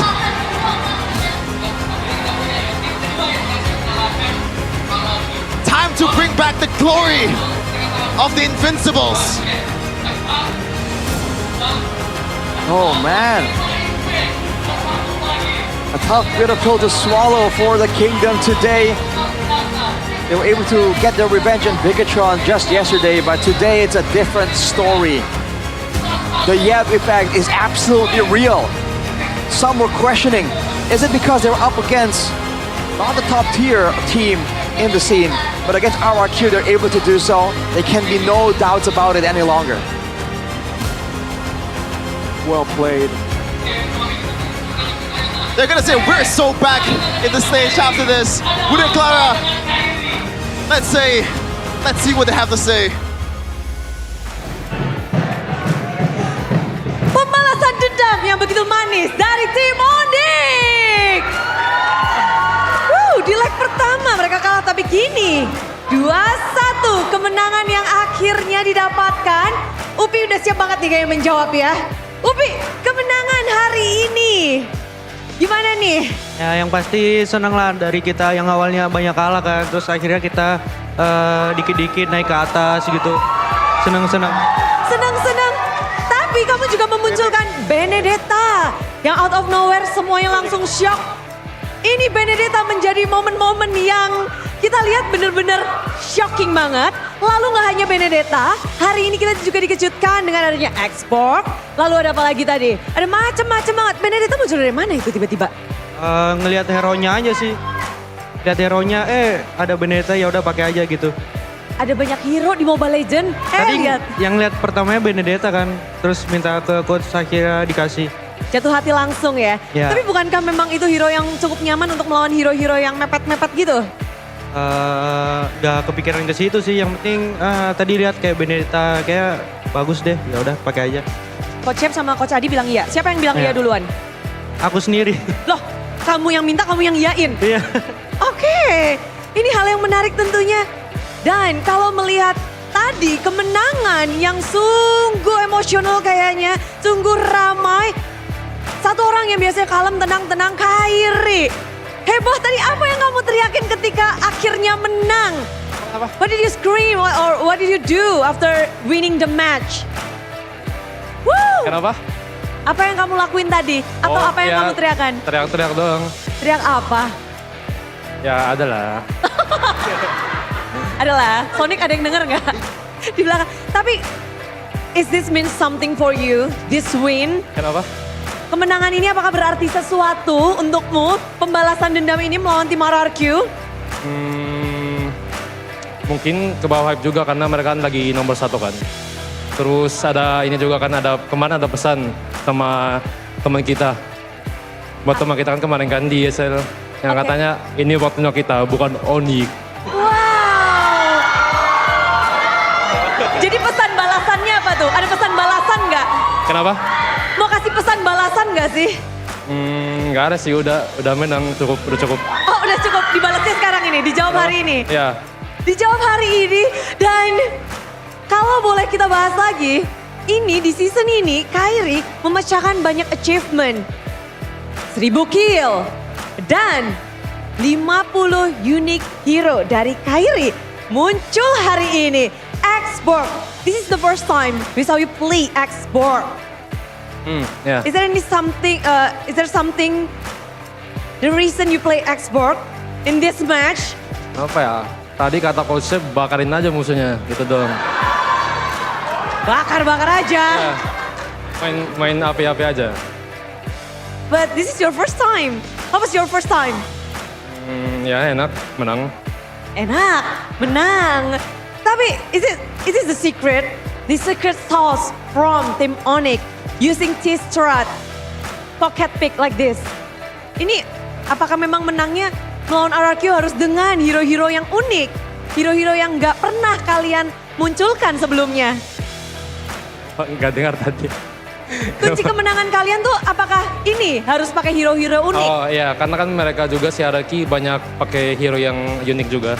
Kayak Kadita, Esmeralda, kayak game 1. Jadi kita harus ada cheese juga. Dan muncul di game ketiga, awur-awuran. Dan kalau kita bahas lagi, kayaknya hari ini ada apa dengan jungler-jungler? Retribution ada apa? What's wrong with the Retribution? Because the jungler is not getting any objective. Rarely getting any objective. What's going on? Kalau gue sih emang tadi emang rate gue cukup. Ya. Tergantung sama ini, tergantung sama Sabero. Tadi kan dia bawa retri itu, di Tarta itu. Oh, but this match, again and again, kalian udah bisa balas dendam Ki-Boy, balas dendam nih Boy. 1, 2, udah 3 yang kalian balas dendamkan di leg yang kedua. Membalaskan dendam ini kayaknya sama kalian tuh memang mau Prime Onyx balik kah? Atau bagaimana Boy? Kalau balas dendam yang pasti seneng banget lah kita bisa kalahin lagi di leg 2. Terus masih ada 2 kan, 2 tim lagi. Yang kemarin leg 1 kita kalah, ya pas ketemu ya siap-siap aja sih. Kita juga lagi dapat momentum buat ngembalikin Onyx seperti sebelumnya. Pasti kita bakalan berjuang lebih keras lagi lah. Makin ngeri nih ya kayaknya Onyx ya. Ini Onyx bukan yang leg pertama berarti? Iya. Leg kedua Onyx yang berbeda? Iya, leg pertama Onyx biasa aja, leg kedua Onyx bersatu. Oh. Masih dengan jurus Onyx bersatu.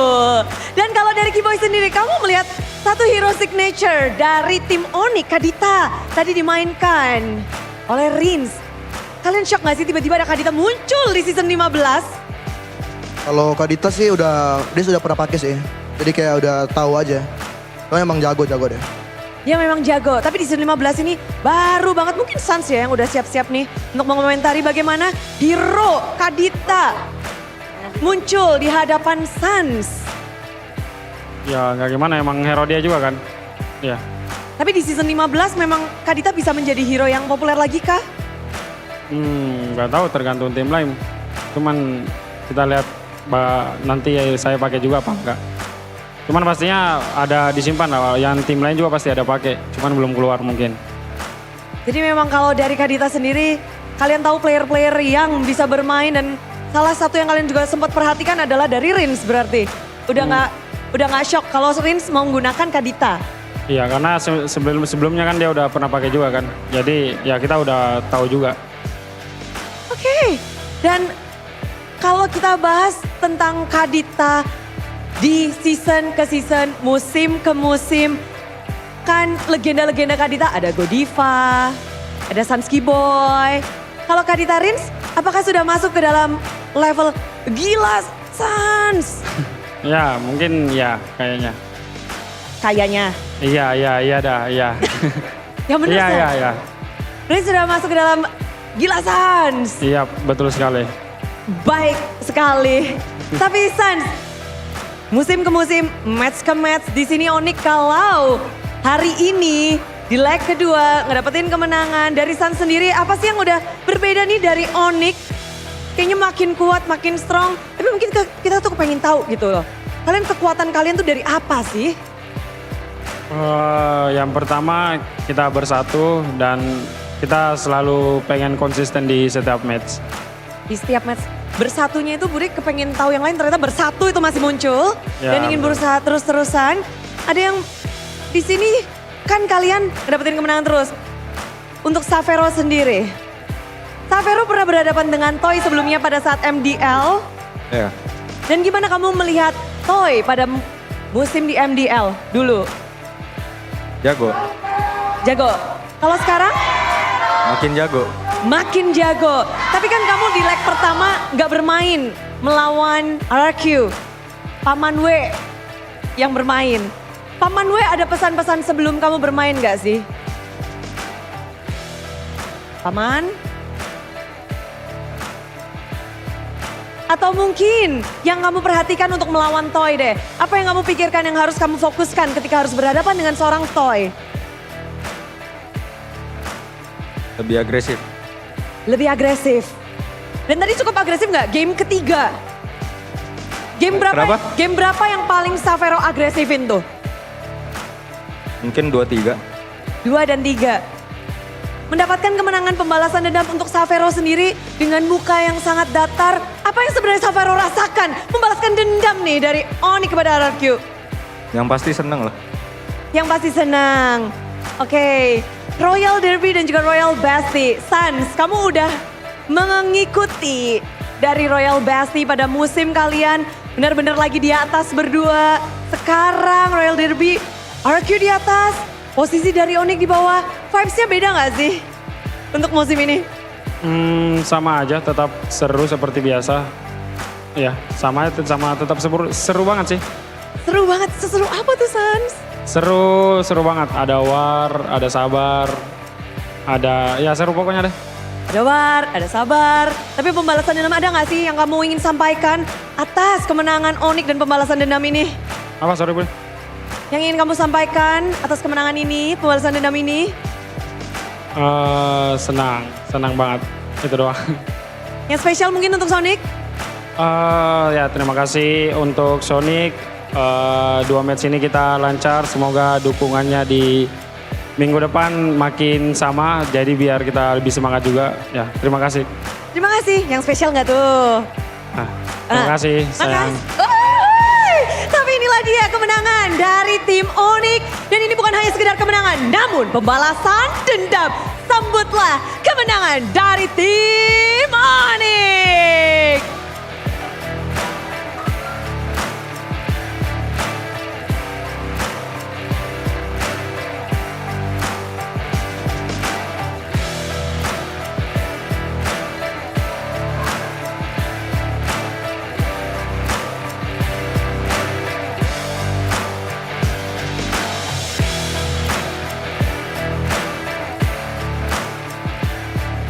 Wow, tim kedua yang mengalahkan tim RRQ ada di Onyx dan Royal Derby menjadi satu pertandingan yang penuh arti.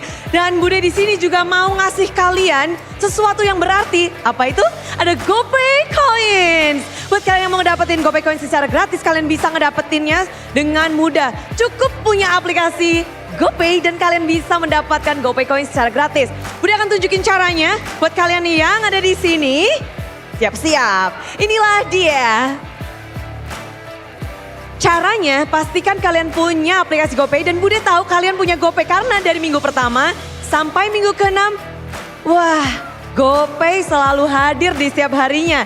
Jadi setelah kalian download, kalian buka, lalu buka kamera pada smartphone untuk scan QR code-nya. Setelah scan QR code, kalian tinggal klik buka hadiah. Otomatis hadiah GoPay Coin bisa kalian dapatkan. Dan ini mudah banget, nanti akan muncul di layar putih di sebelah sana.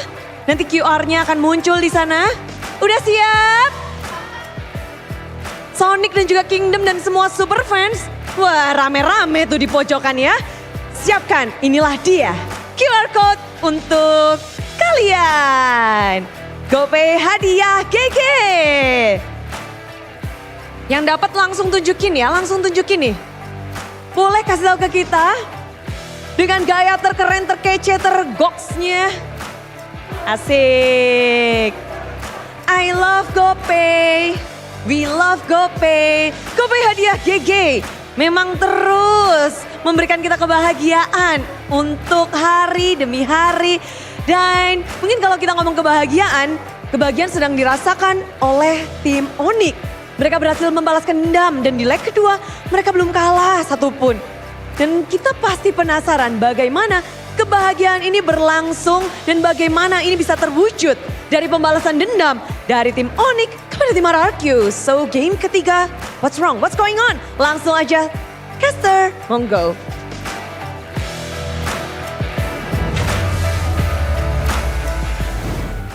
Boys in 3, 2, 1. Di atas langit ada Onyx.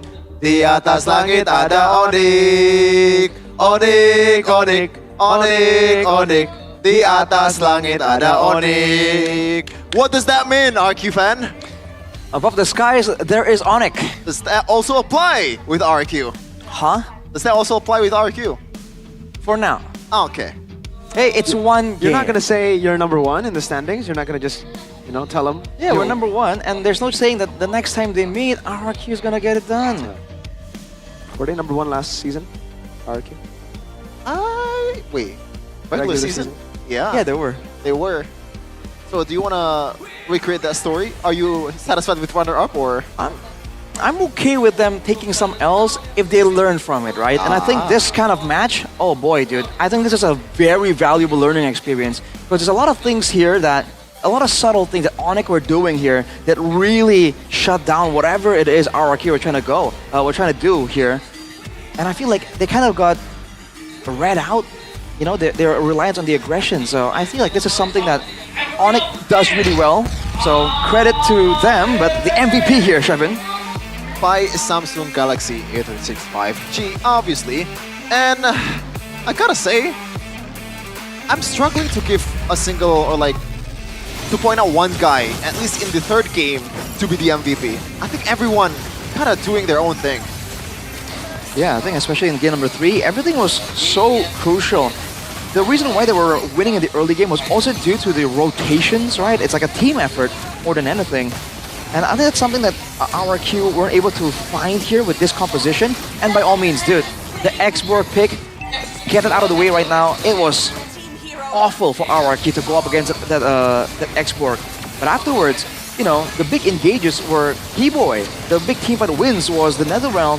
And still, Silvero towards the end was doing a ton of damage. And Ludpi with the macro control, with the dive-in leader to the back line. Everyone really had to do their part right here because it was that high level of a game, which is why, they lost, I'm sad. But overall, this is the kind of game you need to be having if you want to really be improving, right? You need to be put up against teams that will push you to the limit and shut down a lot of the things that you thought would be so reliable. And Onyx definitely did that.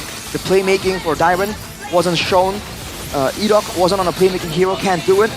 They split apart this composition that should be benefiting so much from the Mathilda's guiding wind, using the split lane pressure, the 3-wave push, and then they went for the decisive end and didn't really allow RRQ to get any trades whatsoever. There wasn't a, 2 members for a base tower type situation there. Onyx, after that small hiccup in the top lane, immediately recovered and immediately took note of what cannot be done against this team. And that adaptability is what made him so special all the way since back then. And it's kind of scary to see it back here again so fast. In a matter of a couple of days, we're seeing the small finer details that can elevate them so much higher over the other teams. Gotta say, last game over TLID, I was not convinced of the Yep effect. Oh my lord! This is just a slap in the face for me. Yeah, constantly. Especially today. in the third game. Especially after today, I 1-0. You said nah. But third game, if there's no Yep, I don't think this draft would be in here. If there was no Yep, game 2 comeback wouldn't have happened. Yeah. I agree. Just the morale. Again, replay the clip before the drafts, him laughing with the team. That's all you need to see. The vibes. The dark arts. Yeah, the vibes, yeah, for sure. The vibes, not the dark arts at all. In fact, you can even go even further and say that Keskut looked kind of less jolly in the drafting phase, so You gotta remember. That's the kind of effect. You remember during this time in BTR, if he smiles, yeah, that was a 100% win. But he wasn't smiling. He wasn't. Or at least not on camera, so yeah. The morale for the team, the demoralization for the opposing team as well, don't forget. That's definitely all part of the big mental component of top-tier competitive Mobile Legends. So, credit where credit is due. Congrats to the Sonics right now. Today is their moment. That was a very exciting game, though. I think either fans from the Kingdom and from the Sonics can agree that game was kind of intense. The third game, in my opinion, was a bit more decisive for Onyx, unfortunately, They wanted due the to the drafts. drafting phase. But I feel like any other team, a lesser team, would have crumbled way earlier as well. So I like to see it, that they don't really just immediately falter from the drafting phase, try to do some things, try to attempt some plays, but it's back to the drawing board for RRQ. Man, so like the seedings become a bit more complicated right now because RQ, they lost this match. They did? Obviously, the upper bracket hope is still there, and they're still the number one leading the charge, but it gets even, narrower. Yeah. And for Onyx, can they actually do it from now to upper bracket? That's a bit hard, but with the way they're playing right now, you can really rule it out. Yeah, not yet, and especially considering how close it is in the standings. Yeah. There's no... I think for RQ, they've kind of already have gone through like most of like the top tier teams, I would say. Well, against Bigatron. Exactly. Against And now Onyx as well. I honestly think those are the two teams closest to RQ right now. Agreed. So I think they're fine. I think upper brackets is almost secured from RQ, almost. And you have to remember, It's just Onyx- BTR Nonic now. Onyx can't And really Evos. jump as easily because back Yeah. then a lot of teams in the bottom, right? They were really far in the bottom.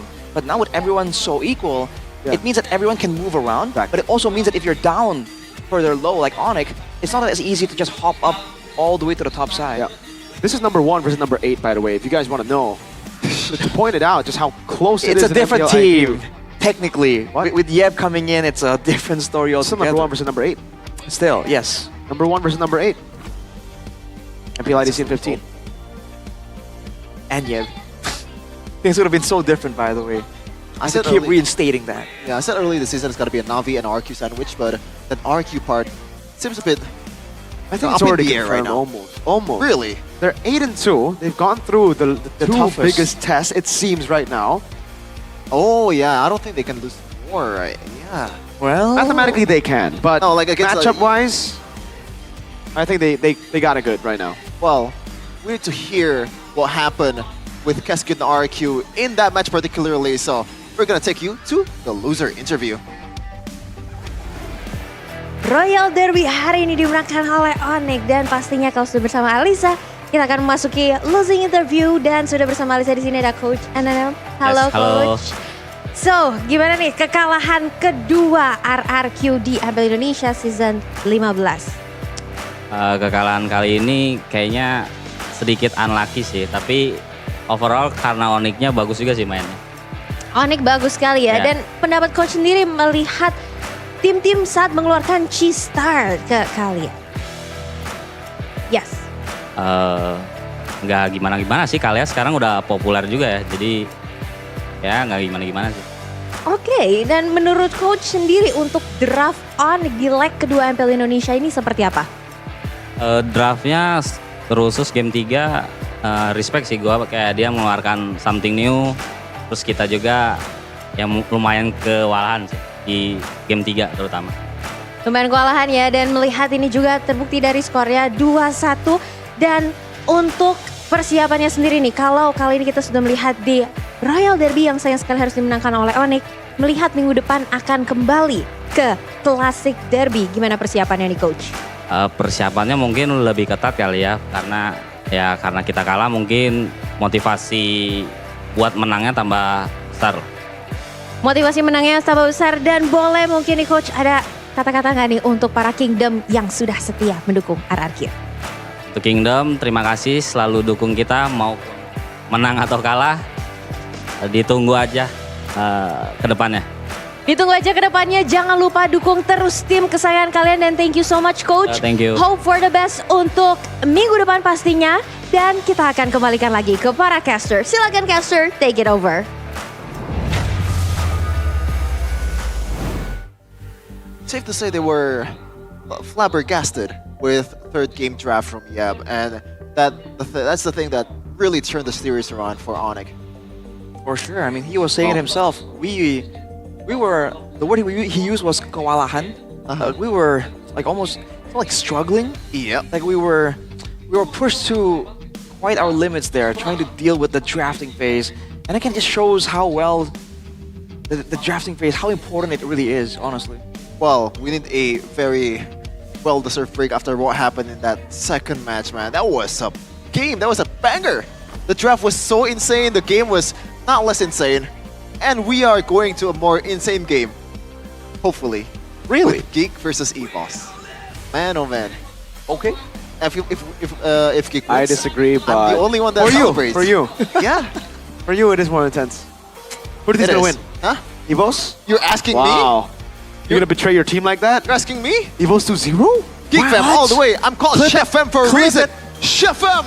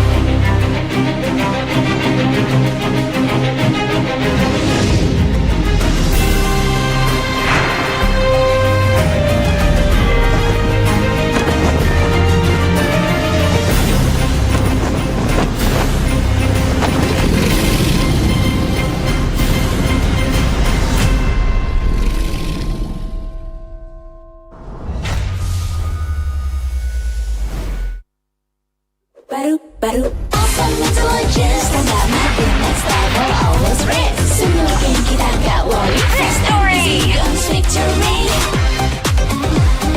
Baru Galaxy A36 5G. Baru awesome intelligence tanda makin next level always race. Wasting time no more. Charging obviously faster. Baru Galaxy A36 5G.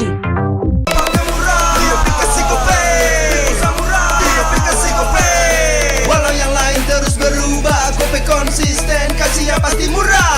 Tagihan murah, di aplikasi Gope transfer 100 kali per bulan. Download aplikasi Gope baru, nggak pakai lama. Dompet andalan gamers banyak damage-nya.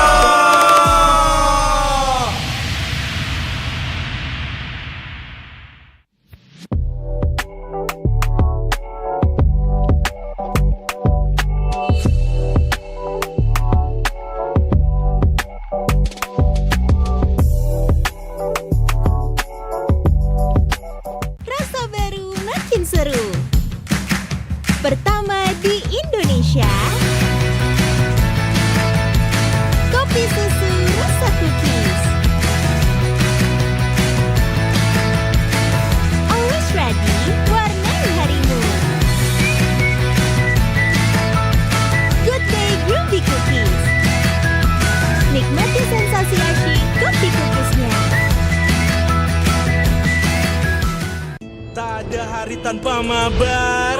Main ngelek, kerap buat ku tak sabar. Gimana mau main sampai kelar? Ini waktunya ku bersinar. Okay, let's do it. Game flash andalanku bikin mainku semakin hebat. Ping stabil main makin mulus, rankku fix naik terus. Tukar DG rings, diamond dan voucher game kau dapat. Cuma Games Max, makin-makin no debat. Games Max Booster, kini dapat DG Rings. Beli paketnya dan aktifkan boosternya di aplikasi Dunia Games. Ladies and gentlemen, welcome to the auction of the century. I hope you brought your checkbooks and your wits tonight. Let's start the bidding! The rapid dragon in agile fashion. We jump into action, dashing. Perspectives are clashing. Oh, oh, oh, we're taking on the fight.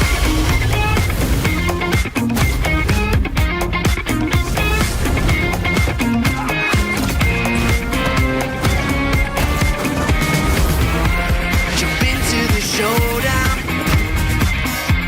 till justice is found. Transform into battle now. Judgment's gavel coming down. Fighting for the righteous justice. Fighting for truth. Blurring all the lines between the bad and the good. Yeah. Fighting for the justice no matter what we do.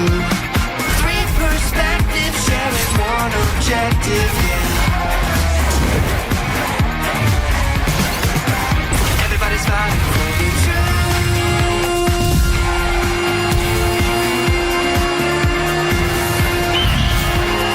Justice calls.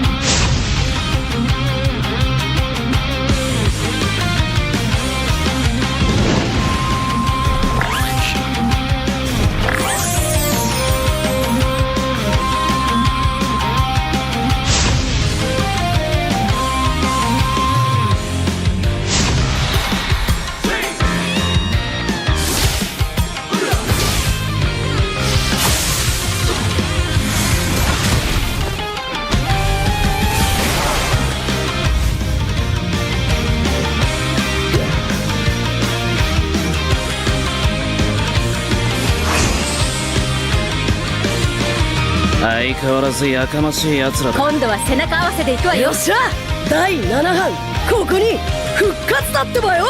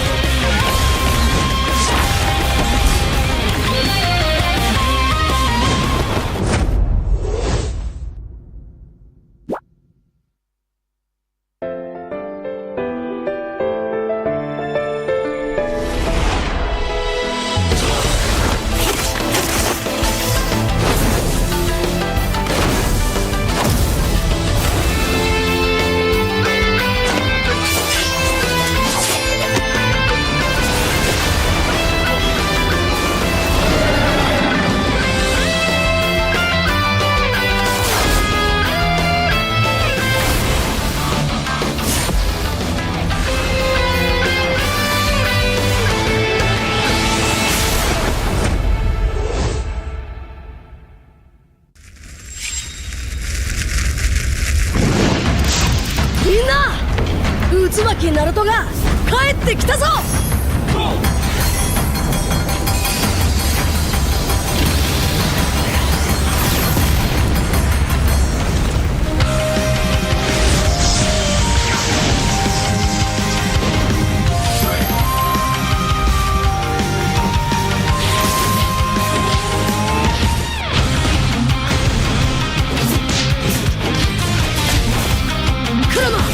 力を貸してくれ。よ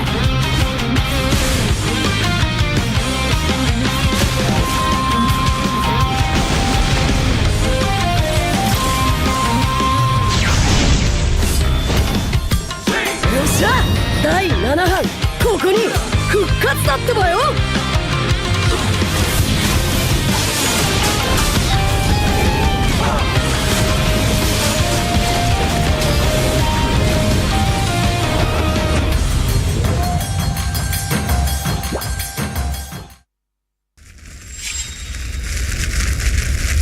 見せてやるよ、シャリンガンの本当の力をな。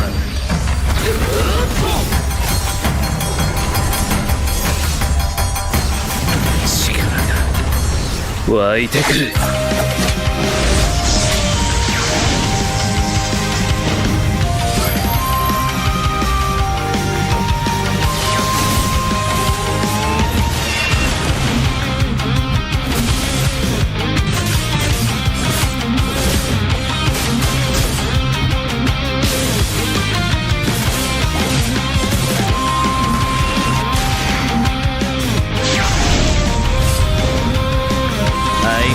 やかましい奴らだ。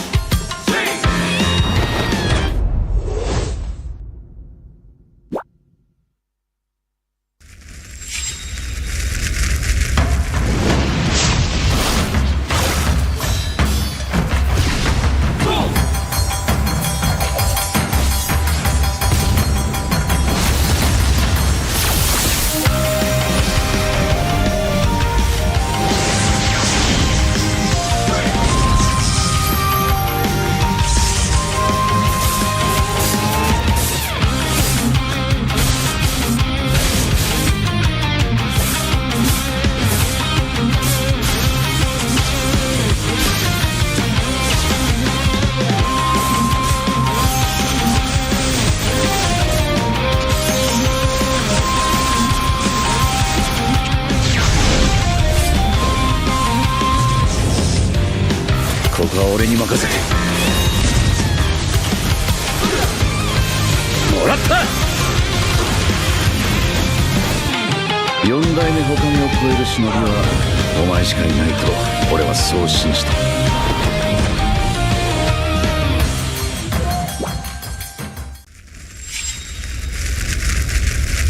みんなを守るために私はもっと強くなる。やっしゃなら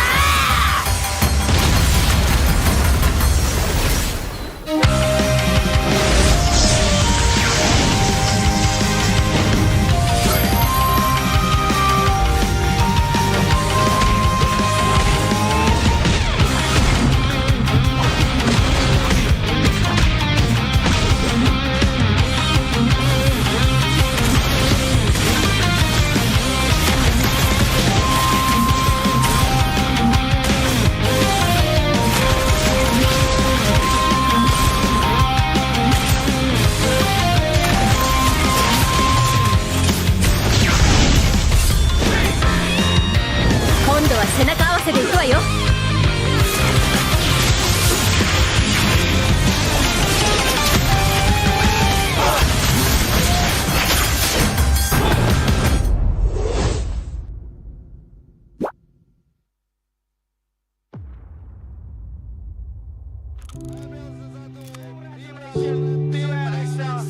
Aspekku pribadi di season 1 itu juga yang juara kalau nggak RRQ pos. Menang bonus kalah belajar. Udah itu doang kita awalnya ngomong. Kami berlima, G, Billy, Rev, LG sama aku tuh nggak ada mikir sama sekali kita bakal juara. Saat itu seneng banget bos. Pengen nangis aku waktu itu. Kalau nggak percaya boleh tanya anak-anak. Selama ini berarti gamblingku dari kotaku sendiri ada hasilnya juga buat buktiin ke orang tua juga kan.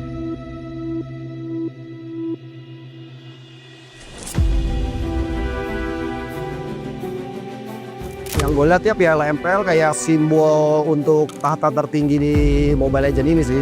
Our new champion, EVOS Esports. Penantian panjang yang terbayar sudah. Cuman kalau pas udah juaranya, jujur aja nggak bisa dideskripsikan dengan kata-kata. Nggak bisa diungkapkan lagi pas menang, harus rasain sendiri. EVOS Legends! Sampai alien mampu mempertahankan PSRRQ Jose. Paling memorable buat aku juga di season pertamaku bisa juara terus ya dengan final kayak gitu lumayan ada kepuasan sendiri lah. Kita lihat ini dia MPL Season 6 championnya adalah RRQ Jose. Kalau untuk di season 9 panas sih gara-gara dari season 8 kita gagal, dikit lagi kita bisa juara. Ya mungkin dari situ juga ada faktornya sih. Raja Galaksi kita di MPL Indonesia season ke-9 RRQ Jose. Pertama kali lihat pengen banget angkat piala lah pasti. Lebih ke pride sih. Kayak gue bisa gitu loh. Angkat piala sama tim gue.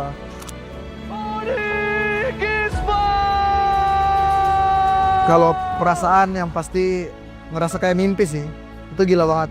Berapi-api banget. Terus kayak segala macam usaha juga terbayarkan lah. Raja Galaksi pemenang MPL Indonesia Season 10. Kalau buat yang season 10 sampai season 13, kita nggak pernah puas sekalipun. Mau udah juara lagi. Kayaknya belum cukup buat kita. Jadi akhirnya sampai forfeit, kita udah berjuang banget sih. Kalau ngeliat player MPL tuh ya termotivasi dari situ.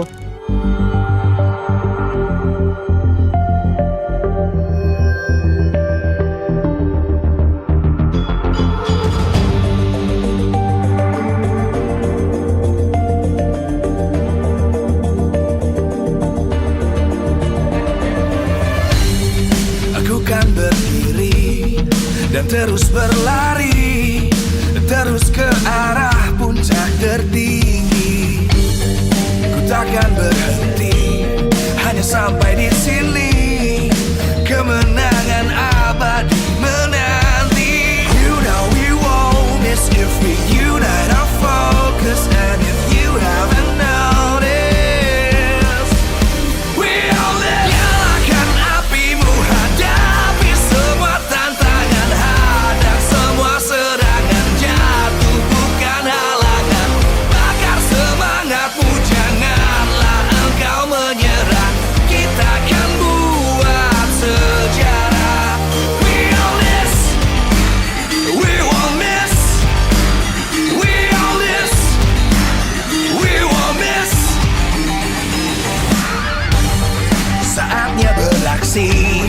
jalani ambisi.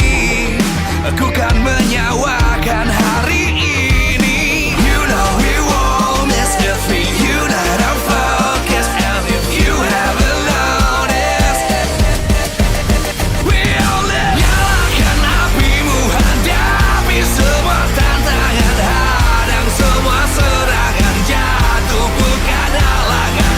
Bakar semangatmu, janganlah engkau menyerah. Kita akan buat sejarah. We all this, we won't miss. We all this, we won't miss. We all this.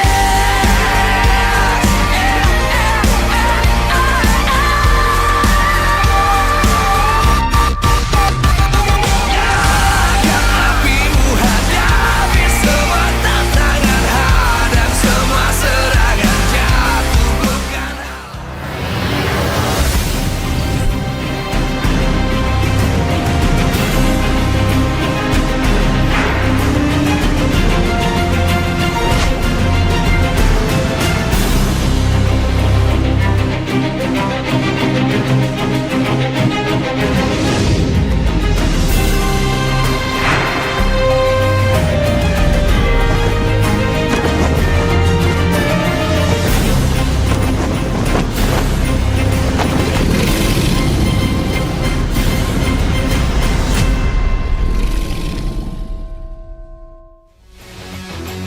Live from MPL Arena, Jakarta, MPL Indonesia Season 15 is powered by Moonton. Supported by Esports Federation of Indonesia. Presented by official tournament smartphone Samsung Galaxy. Official e-wallet GoPay. Official sponsor, Head & Shoulders. Official coffee, Good Day. We own this.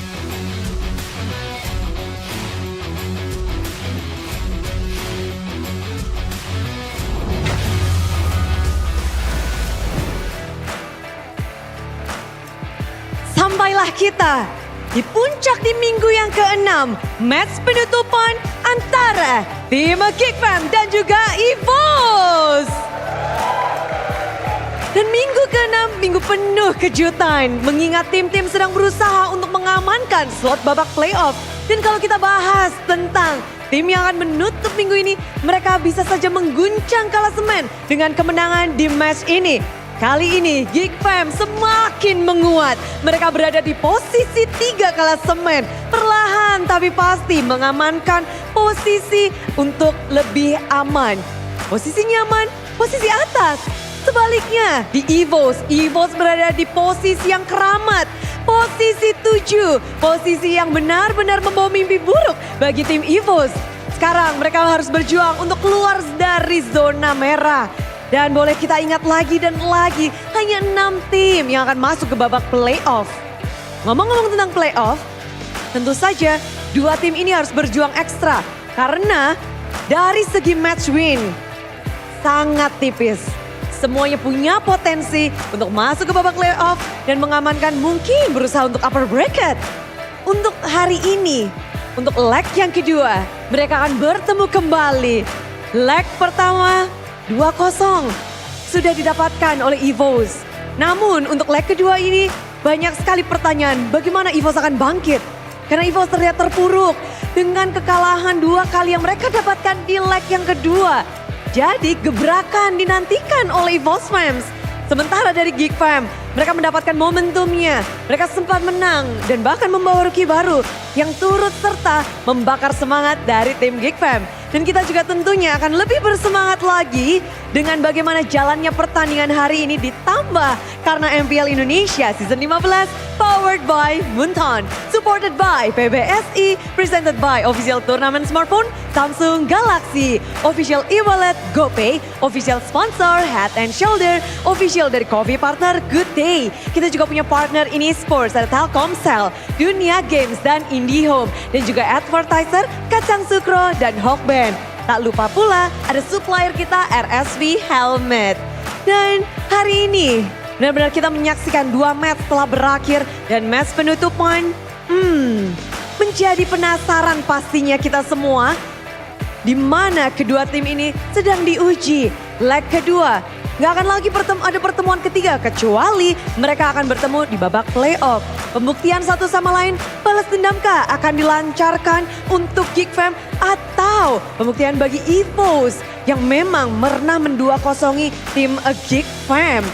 Jadi bagi para super fans yang ada di sini yang udah pada dak dik duk ser, nih siapa yang deg-degan nih di sini dari EVOS Fams? Bangkitkah esports hari ini? Bangkit. Kalau dari Geek Community gimana nih? Semangat dari Geek Community. Konsisten? Konsisten semuanya. Tentu ingin menghasilkan hasil yang terbaik. Mengingat benar-benar ini close dari segi match win-nya. Satu kemenangan bisa sangat berarti. Dan poin demi poin akan mereka kumpulkan. Inilah dia match penutupan di minggu yang ke-6. Sambutlah Geek Fam dan EVOS.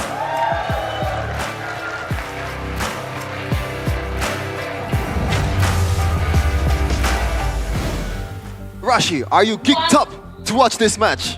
Am I geeked up? I'm fully tigered up. That's an interesting terminology there. I don't know what it means. Oh, you don't know what it means? Are you EVOS top? That's even more unheard of terminology. I'm asking him questions. He's having a bad day. RQ just lost, brother, man. Well, the thing is, I don't want to go too deep into like banter with Arashi because he can just flex to me like, hey, who's number 1 right now? Hey, we lost like 2-0 or 2-1 against Onyx, which is with Yep too. It's kind of cheating. Now it's going to be Geek Fam and EVOS, which is pretty high stakes match as well, especially for EVOS. They're not really in the best of position. Geek Fam though, they're 3rd right now. Believe it or not, after what happened in the first few weeks, they are back in playoff contention. And that's because of my GOAT. Not just kidding. We have something that you want to see though here. For all the YouTube audience out there. Lose in leg 1, can EVOS revenge their defeat? Okay, against Geek in leg number 2. And if respect make it as heroes, no, Geek dominate both matches. Depends on the caster's vote. What? What does that mean? Oh, even the Indonesian desk was like, oh, what is this option in C? What is C? Are we just all gonna vote C? So, like, you know what? Let's give them the option here. Like, what do you vote for, Rashi? I feel like Geek takes this. Okay. Ooh. I think Geek takes it. Well, you don't have to ask me. So, if you're you voting think for EVOS C, takes it, I know. No, if you're voting for C, then you know what you're going for. Well, when they say it depends on the caster's vote, is it like who we vote wins or who we votes don't win? We never really know what the caster's vote, dude. Pak Pulung is in the building, whatever the majority votes usually loses. Yikes. But earlier, the minority also won. Actually, no, it was 3-3, right? Onyx RQ? It was equal. Okay. We're on the winning side, by the way. Just want to say, Sheffin. Let's go. Meanwhile, though, EVOS, this has been a pretty odd season despite the addition of Albert, the baby alien. Right now, the full-fledged adult tiger, a new chapter, or will it be over? The sacred number 7, Arashi. Like, I'm gonna put you on the spot as an RQ fan, especially. Please don't go too hard on this team. Like, any thoughts on what's happening on EVOS right now, especially the latest few matches? I feel like they're just doing a lot of weird stuff because initially I've been very supportive of EVOS with Albert and Key. Really? I feel like they're doing really, really well and it's an exciting type of play style. Yeah, that's a fact. What are you doubting me for? Well, you are on the other side. Yeah, but it's Viva Roar these days. Huh? It's Viva Roar these days. Oh. Yeah. But Mr. AP said, as long as it's not that team. Yeah, which is yesterday. why I'm fine. They can win against anyone. Not my team, though. Damn, all But right, anyhow, there we go. I've been supportive. I like Albert, right? I like Key. We're on the same page on that, me and Mirko. But XBTL, recently, I mean, the fact that they lost to Alter Ego, that match in particular got me really confused. So I'm concerned about their performance, if anything. Oh, No one cares about the casters' vote, bro. Don't trust us. What the heck, guys? Come on, you gotta give us some respect here, man. Dude. Come on, guys. Especially the Filipinos out there. You guys love Arashi, right? Yeah. You guys love me, right?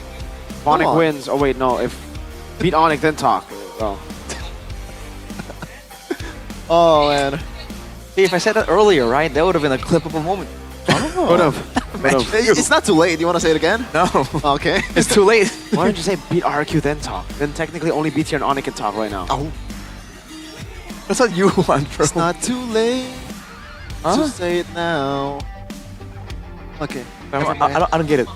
I don't get That why you're was, so that, hyped was, for that this. was pretty weird. But yeah, this is something that has The been watch list. point of talking over the last few seasons. Geek has the tendency of switching their jungle.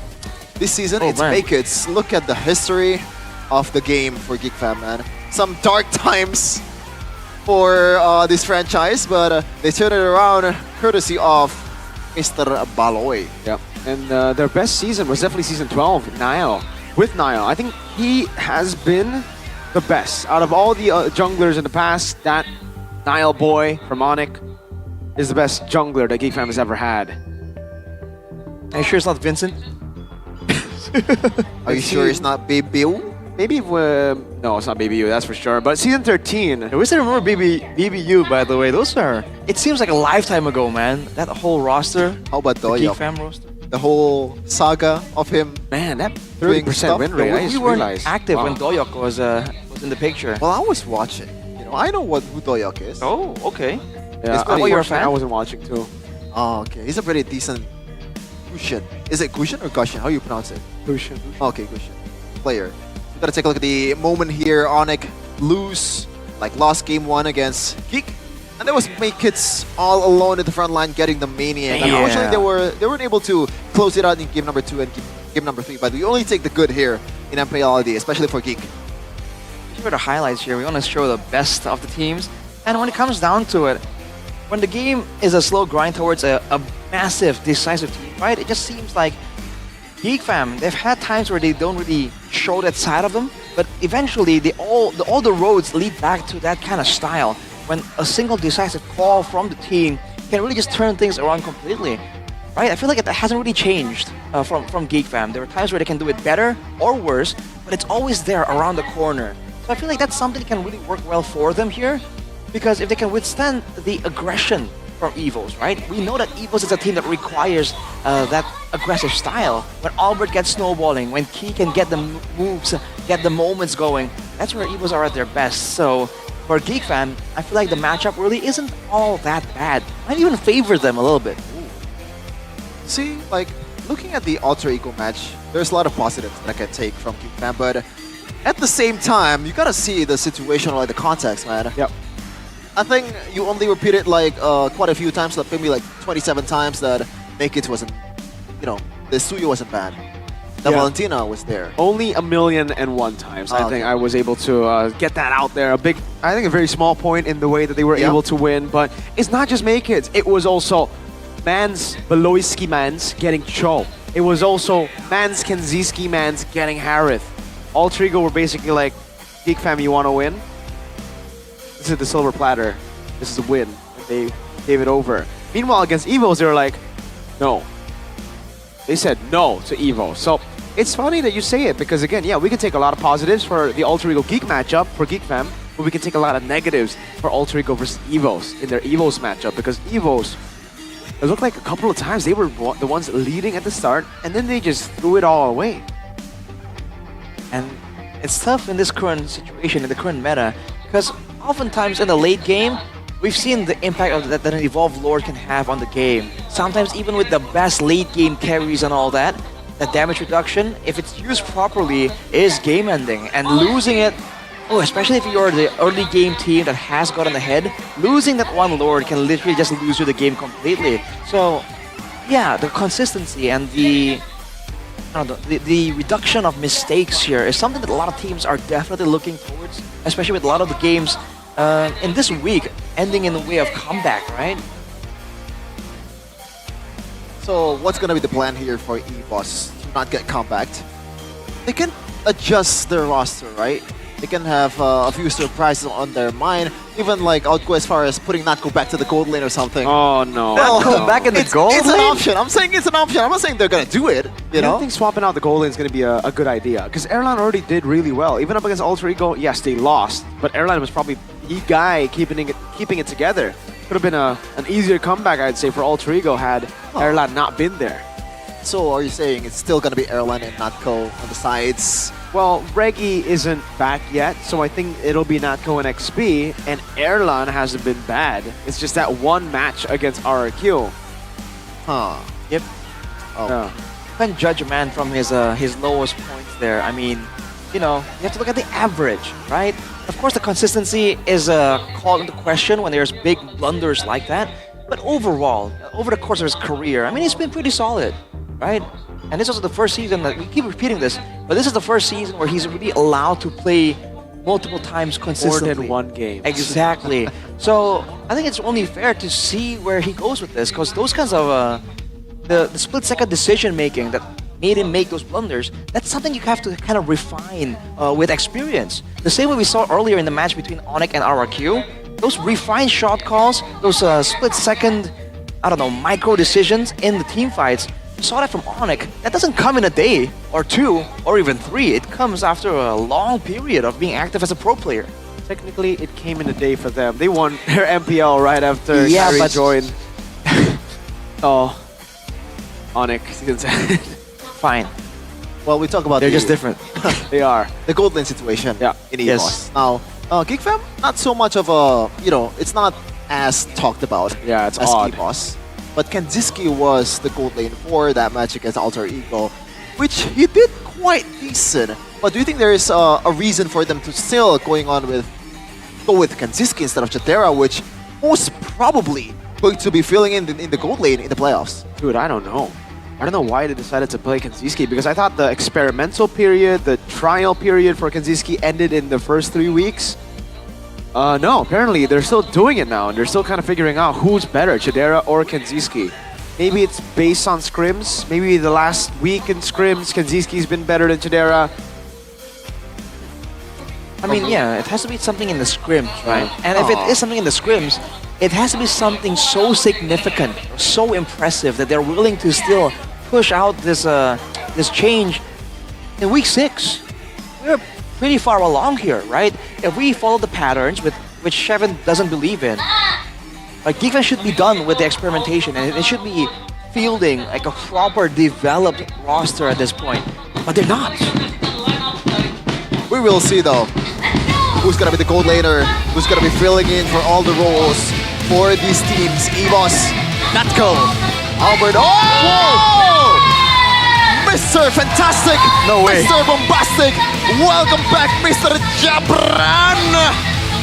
Ladies and gentlemen, we got a new old face in the building.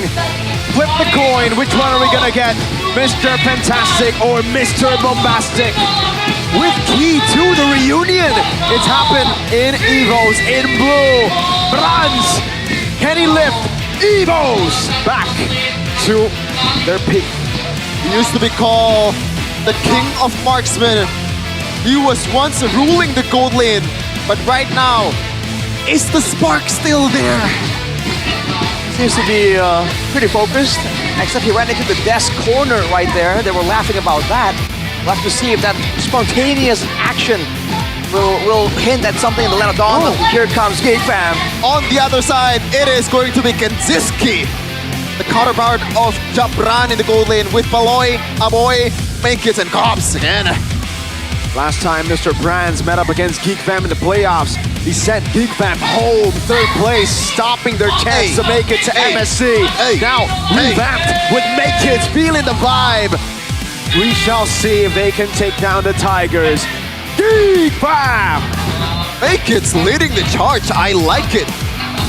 The new hot-blooded jungler of GigFam. Let's see. Let's prove that it's not just, oh, Suyo. Exactly, man. With all the options shown just earlier, you saw the X-Folks, the Panaderas. Who knows what the War Crime General has cooked up for his team here, but also from the coaching staff. Avil walking up with Lovezy. Oh boy. Maybe Dora DSP as well with Caleb. Let's see what kind of creative angles they have at work here. Is it going to be something even crazier, or are they going to play it safe? Because a lot is at stake right now. Might not be creative in the picks if they pick a Cho, but it will be creative in the way Pelosi is going to play it. He's 1-1. Alright.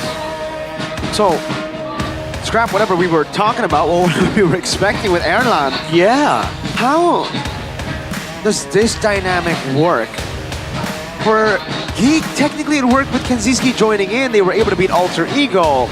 But Brand stepping in, is this a good thing or are they changing too much? Remember, they went from Natco mid to Swalo mid to Natco in XP to now Natco and XP, Swalo in mid, and a new gold laner. Well, before taking our eyes on Evos, we've got to look at Geek's new gen. Number 3 total Lords in MPL ID Season 15 right now. Definitely impressive performances when it comes to being aggressive. When he is the one allowed to go for those crazy plays, to have the damage at his disposal. We've seen great things coming in from Makits. But in a neutral objective test, he's quite a far shot away from Annabelle, all the way in number 1.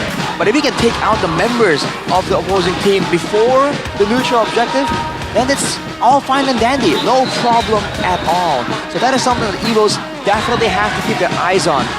But yes, they themselves here with the baby alien. Number 1 jungle total kill in MPL ID Season 15. Number 1 jungle total turtles as well. So you can see the early game emphasis here for Albert. But now with the changes, like you mentioned, Mirko, in the gold lane, in the EXP lane, is it too much? Because it's like a well-oiled machine. You change a single compartment, a single component, the whole thing might not work the same way. And comparing him to Hazel, number 1 in the jungle GPM right here, he is pretty close, man. Only 30 GPM off. And you gotta remember that Hazel has significantly less matches compared to Albert. He hasn't shown up since, I believe, the BTR loss. Now it's been Sutsujin leading the pack for RRQ in the jungle. But man, we gotta talk about the man you see on your screen right here. Dabra. Okay, whoa. Season 14. This is doing him dirty. We have to take a look at his prime. Now, when was his prime? I think it's a good question to ask. Was it season 11? Was it season 13? Or was it back when he was ex-BTR, by the way? By the way. That's a fair point. I don't know, man. Personally, I feel like it has to be the ex-BTR moment there when he's known as the king of the marksman. That nickname stuck there for a reason. But the keys to victory here for Geek Fan by the Samsung Galaxy A36 5G. Use Alter Ego's blueprint by limiting Albert's power heroes and limit that aggression, and capitalize on Evo's misplays and overextensions in the mid to late game. The second one in particular is something that Geek Fan is so good at doing. We all know how Beloyski goes in, dies 7 times, and then in the late game, finds one moment of overextension, turns the whole game around.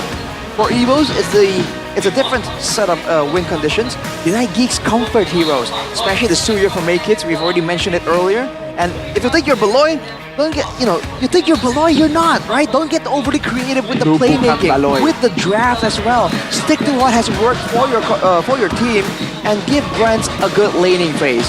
I think for Brent, it's a bit, funnily enough, it's a bit of the opposite. He does well in the team fights. In the laning phase, that's where we see him fall short sometimes when he was in that slump. I'm still thinking about the idea behind Jabran, dude, going in. I just realized something. I'm sorry, Shepard. He was number 12 to number 11, right? Yep. There are only 9 teams. Yeah, I know. So he's losing to subs. Yeah. Oh man, I just realized. I was like, wait, number 12. I think the bad part is there's no single digit on that stats. It's double digits, guys. Well, we gotta give him benefit of the doubt, right? Maybe he's been spending his time in the hyperbolic time chamber. Oh yeah, I mean he got married. Huh? He got married.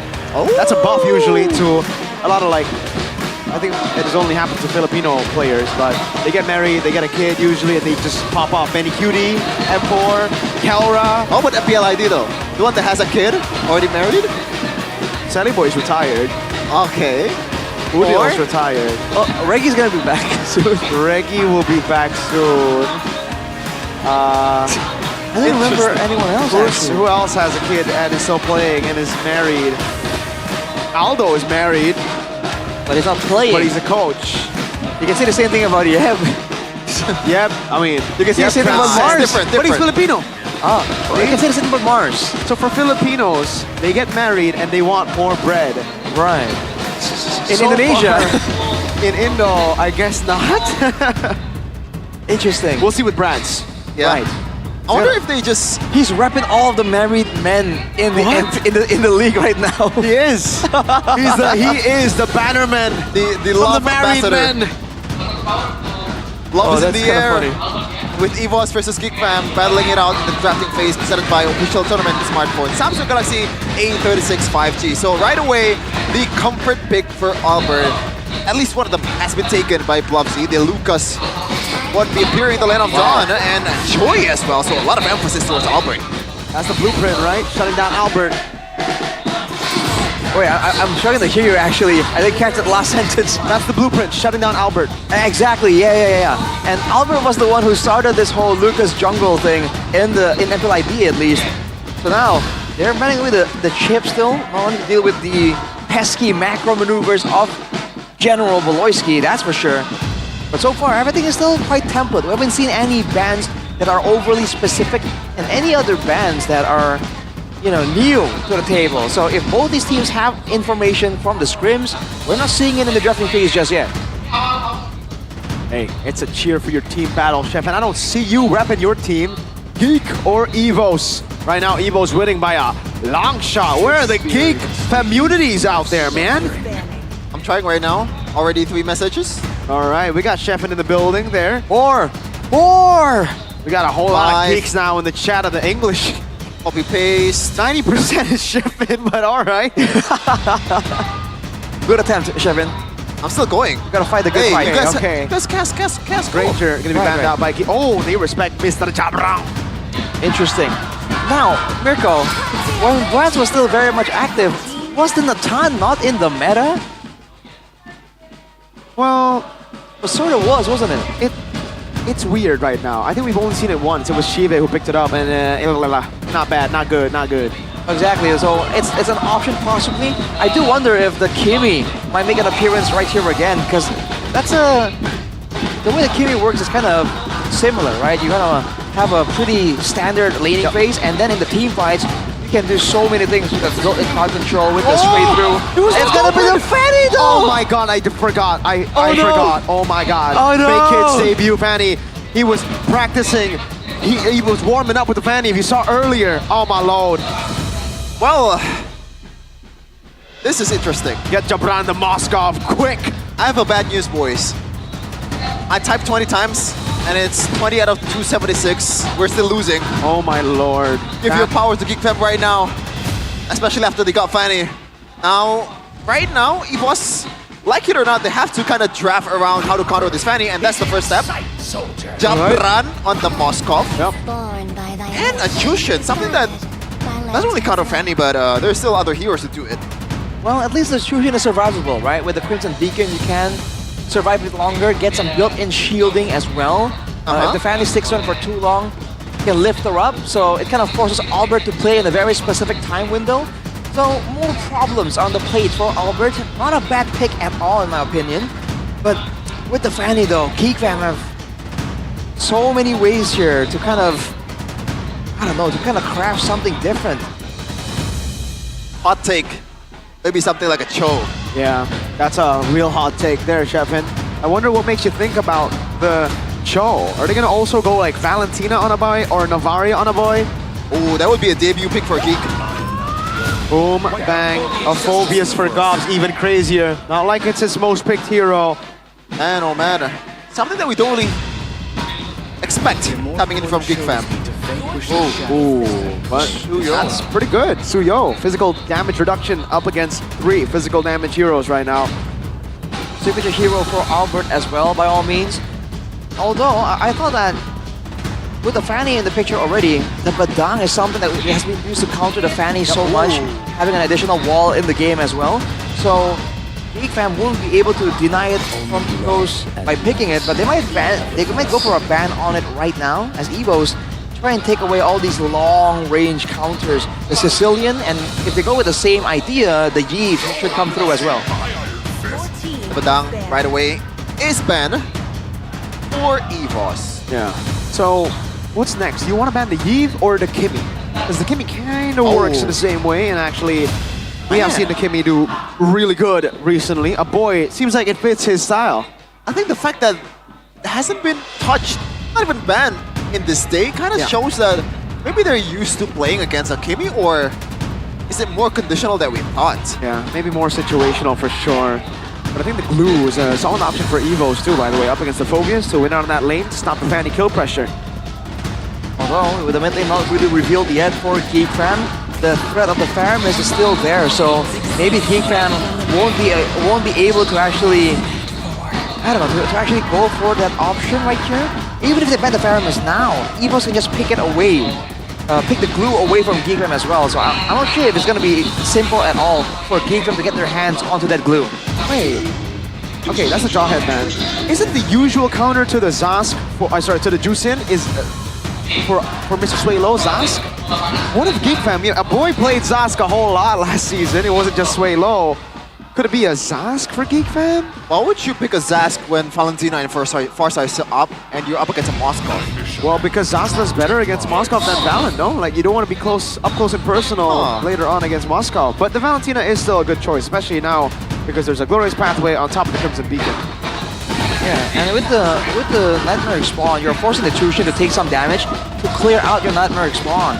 There's not a lot of big AoE burst tools that the Tushin can use to try and clear that Nightmare Spawn from distance. So it's actually a very annoying thing to deal with if you're playing a Tushin. Because unless you clear that Nightmare Spawn, it slows you down as well, depending on your itemization. And that is the last thing you want when you're on a Tushin. So with the highlights already shown here, Geek Fam. Ooh, I'm more concerned about the gold lane pick though here. Bruno? Carry. Oh man. Alright. Not the biggest fan of the carry, but I guess when you're up against these kind of heroes, especially the Hylos, when he's chasing you, it's a good pick. And it's Cho carry. Yeah, Cho carry has there's great a setup. synergy. That's true. Also, in the laning phase, the carry isn't really all that bad against a Moskov, right? Short trades will allow you to actually out-trade in some certain situations. So a lot of work to be done there in the laning phase for both gold laners. Maybe Kenziski can show Rance how it's done in the new gen. Ooh. Final pick for Evos though. An enabler, for sure. What is El Momento going to play? No Badang, no Jawhead. Hagril? Kufra? I don't, you want to go take against Valen? I don't think so. You're right. Oh, Ranko? Interesting. So, a bit easy to punish for a Cho, but if you're Edok type of kind of Franco, then I don't think that's really a big concern. Yeah. Yeah, there are ways to play around all these danger zones using the Franco. We haven't really seen Key stand out too much on it, so it's gonna be a time for a lot of people to see how exactly is Key gonna perform on a hero like this. Usually he prefers the Jawheads, the Chos. They can kind of be directly in front on the Franco with a bit more range. Let's see how accurate he can be in the Fishing Mania. Looks like the stat prefers Geek Fam draft by quite a lot. That's not always the case here at the Land of Dawn. Geek Fam and Evos is ready to battle it out. The closing match in week number 6 of MPL Indonesia Season 15. We're here to witness. I don't even want to think about what will happen to the standings if either one of these teams win. Considering Onyx just won, we're going to see a major shift anyway. At this point, that's a problem for later, right? That's for the casters after the match is over. Right now, we got to focus right here, and already a lot of damage, a lot of aggression coming in from Swaylo. Signature aggressive style here. A boy trying to trade back, but in the early game, the Tsushin. Oh my god. Whoa, risky moves by Beloy. Classic though, classic. You gotta get those 7 deaths somehow. Yeah, especially after the flicker has already been burned. And the emblems right here, the common emblem on 3 heroes for Evo, so Sustain is favoring them. Agility with tenacity for Swaylo with the Brave Smite. The standard go-to at this point, I would say. And along with that, in the gold lane, the laning phase, I think both... A hook from Key! A boy picked up, thrown... He gets the first blood, but it's still first blood to Evos. That's not a good sign at all. This early of a game, Albert already towards Poloyski, but Make it's coming. Over to Swaylo, looking for the cables again with the cutthroat too. Swaylo take it down, gets away from the iron hook. Okay, I see you, Make it. Good cable usage there, honestly. Again, hang on a second. Shot back into the Soul Sever. Gets away from the Queller. Could have been bad, could have been real bad. Yeah, the alley up there with the Spear of Misery. Now Make it. Brand's forced to flicker out, but Aloyski in the back as well, forcing Albert away. Good pressure. Something tells me this is gonna be one of those games where we don't really analyze too much. Man, both teams just trying to find something again and again. Beloyski going with a clear. Turtle fight is where the big moments usually happen. Iron Hook actually went through! Albert able to get the blade surge down. Gobbs in a bad spot. In front of pursuit, lifted up. Gobbs jumping back in. What? Flickering out to safety. Queller! And Gobbs gets away. I wonder the fact that GeekFam has been super aggressive in the early game is they're just trying to set up for Make It, but I don't know if that's gonna be the right or like the wiser move here, considering that EVOS is already up by a kill. The respect there by Swaylo. Immediately popping the Crimson Beacon there. Concerned about the damage output coming out of Make Hits. He's still in the area though. E4. See. Mako gonna be chain CC. There's gonna be the dash coming in with the cables as well. Albert picking up the turtle already with Weighted Dragon, locking the key down. Make Hits! Jumping in, finding one Albert. Able to play search. Make Hits too clean with the cables. And Swaylo dodges away from the in front of pursuit. A boy does a bit more damage. Gob zoning him away. GeekFam trading the kills for the turtle. Add this guy to the list of most has to ban Fanny players in MPL Indonesia. Yeah, he definitely makes the list. That was some clean cabling, man. It looks like he was selecting exactly where to go instead of going with his cables. The U-turn straight towards Albert there. That was definitely impressive. Hey. Looking at the talent prediction though, a bit more of a disparity. Hey. Owl the traitor. The traitor to the Indo desk. This is a side that I don't used to see. You guys are agreeing with me for once. Well, GeekFam are third right now. They are looking good. Iron Hook from Key. Yeah, not the best choice to go for right now. Make Kids knows there's no hook, but he has no purple.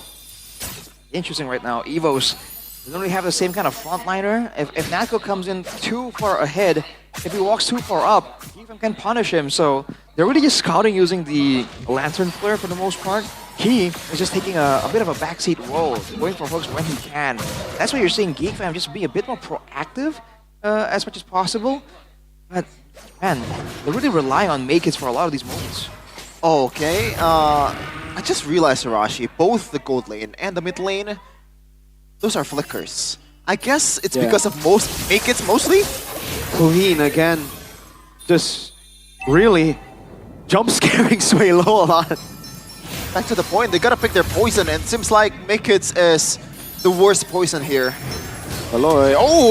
Great move by Swaylo, reading it with a Crimson Beacon. A boy now walking up. Aloy, no flicker. Gets caught in front of pursuit into the back. Swaylo forced to flicker out. Now Nako right there. Make It, the cutthroat will be able to find it. Under the turn of 2 brands. Getting the Spear of Misery down on the 2 with the Queller also, and the Soul Sever. Albert unable to get the kill as Kenziski kites back. That's a W for GeekFam. That's a roamer. And it's Beloyski. You expect him to die anytime soon against Swallow. This is Swallow, weird. not Swallow. Alright. I mean, both teams, maybe this is why they didn't go for the Purify here. They're just playing together as a team, covering each other's backs. Bloody Hard locking him down. Nako with the stun too. Make It shut down. GeekFam running away now. Albert walks up, wants to go for the, gets happening in front of pursuit. Gosh walking up again with Weighted Dragon, locking him down. Not enough. Glorious pathway now. All in aggression for the Tigers. And this is why they're not stopping. Winston crown for Key. Kenziski. I don't know why he's freezing. Slam down to the ground. No purple buff. Big moves by Evos. There's a reason why people Or like teams are letting go of the Fanny, make it back, get taken down here, Brans! It lands! He's not gonna take it. When you make a mistake on a Fanny, it snowballs into this super messy, you know, negative thing that can affect your team in the long run. Yeah, the fact that Maykid's got suppressed there by K. That was definitely the winning moment for EVOS. And just like that, everything just swings heavily towards EVOS because Geek Fam tried to go for a fight still afterwards. When, if you look at their composition, they're relying only on the Phobias and a boy, I guess. Kenziski was in the fight, but it's a carry with only a corrosion sight. Nowhere close to actually enough damage to deal with EVOS. 5K. Before that team fight just now, it was less than 1K for Geek Fam. Another one. Slam down. Oh, Gob's able to go back in, but Gobs will be taken down by Swaylo. A boy's next to the chopping block. Beloyski picked up, sent back to the Wolves. Albert with a double. This is already tough situation for Geek Fam right now. Fanny is not known for the late game. You gotta win the early game, and right now, they're not close to winning.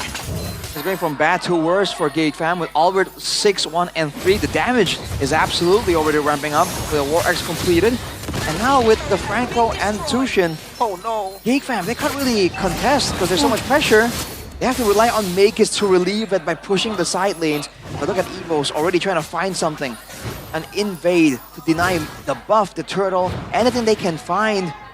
This might really devolve into a macro type thing with Moskov and Fanny going up. Oh, the hook though! Ironhawk finding Kenziski of all people, keep threading the needle. I thought the hook missed. Yeah, I would send a report to Moonson after that. Oh! 1v1 Maykids. Both goal laners fallen. That's bombastic. I mean, only the golden staff and corrosion sides for Brands on the Moskov. Can't really 1v1 the Fanny just yet. Later on, it might be different. Beloyski though. Oh, Maykids walking back up now, dealing damage onto that call. Oh, the cables! That call low enough for Gobs to execute. Spin, spin, and spin for Maykis. That's a strategy right now. 5-1-1, despite the good KDA, that single kill on towards Fanny, it's that costed them 5K gold swing towards EVOS. It's the Fanny pickoff and the fight afterwards. Geek Fam right now heavily relying on the Fanny to clear waves, to threaten kills. Beloyski! Key with the bloody hunt now. Will be a kill back for Brands.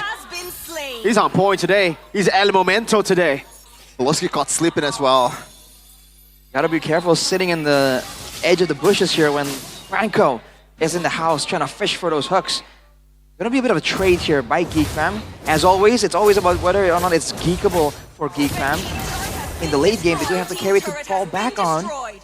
Still damage control though. Oh, this is the problem. Yep, no purple buff. That's gonna be very tough. Gobs though, able to zone them away in the back as well. Wow, flickering back to safety and getting enough space for the purple buff. Oh wow, to be taken by Maykids. Good effort there. Gauss was forced to use his flicker to ensure that happened for his team. But look at EVOS, and especially look at Key. Fleeting time on top of that Winter Crown, dude. He can go for the Bloody Hunt with the Winter Crown combo, so you can't interrupt it. And it's on a short cooldown, so now that the fleeting time is up, look to EVOS to make even more plays happen. Geek Fam, gotta be really careful right now. I think EVOS right now, they can play the reactive game right now, especially when you see, oh, don't take it. Uh-oh, down below. Spirit of Misery already used up! Oh! Maykids, there's the Hello Key right now. Swaylo's looking for the plane. Maykids, can you escape? Oh! No way. No way, right? Maykids! No way, right? With the Hello Beloyski, he might be able to escape another cable! Oh my so lord! clean out the bunny! Beloyski with the way to Dragon. He will be sacrificed! Oh! Mr. Fantastic! King Jabran comes in all the way from downtown. It's the spirit from Jogja. I actually don't know where he's coming from, but that is a beautiful spear coming in from Brans. That's why he's here in EVOS. That's the experience speaking for itself, dude. It wasn't a reactive aim towards Maykids. He predicted that Maykids is gonna try and recall somewhere around that area and just hurled that spear of destruction. Oh man, the accuracy is staggering there from EVOS. Gonna be a bit of a siege situation where EVOS can just pick and choose who's to hook here. Maykids, he's been carrying the game as much as possible earlier on, but there's so many things he has to be worried about right now. Franz ramping up in damage. Key looking for him to try and lock him down. That was a great escape, but it was denied by Brands. It's still a highlight. That's supposed to be a That was highlight. cool though. Yeah, it is cool. Play the theme song. What theme song? You know, the attack with a big monster type of show. Anyhow, 9k gold advantage here, Evos. If they're snowballing hard enough, they can go for a full-on end angle, but gotta be careful though. Ooh. I thought there was a hook. Yeah, same. Oh man, Gore charging into the mid lane. Albert able to escape. Make Kids trapped in a bad spot. Great moves, man, on the cables. But it's a 10,000 gold lead. Doesn't change it. Yeah, the Fanny in the base though, it's something we've seen before. Oh, glorious pathway from both teams. Natco. Still right there. Base turret gonna be cracked with the first Lord. Ladies and gentlemen, Evo's looking for two with the first Lord. Gauss can't deal with the Beloyski in the back. Looking for the way to Dragon. Won't be able to find it, but it gets bloody. Hunts it down. Kenziski won't be able to shred anyone. Swalo looking for a Make Kids. Oh, look at that meltdown. It's not over just yet. Make Kids might want to go for more, but the answer is no. Gotta watch out for the stuns. Key does not have the ultimate just yet, but he still has the hooks. Uh-oh. Make Kids trying to go for the fence right now. Boy looking for it as well. Crimson Beacon already there. Make Kids caught in the bloody hunt, and Key locks him down. SOD! Jabran locking the base down. 1-0 Evos. And that's a 13k gold lead. Yes, that was right. That's the number, ladies and gentlemen. That was a dominance ever since that single death from Make Kids in the early game. Geek Fam paid the price. Number 3 in the standings. It doesn't matter, man. The Tigers are on the hunt and they have taken the lead. Using their signature aggression. Has Geek Fam underestimated the aggression, the killer instinct of the Tigers? Because that was a brutal shutdown. Man, it was tough, man.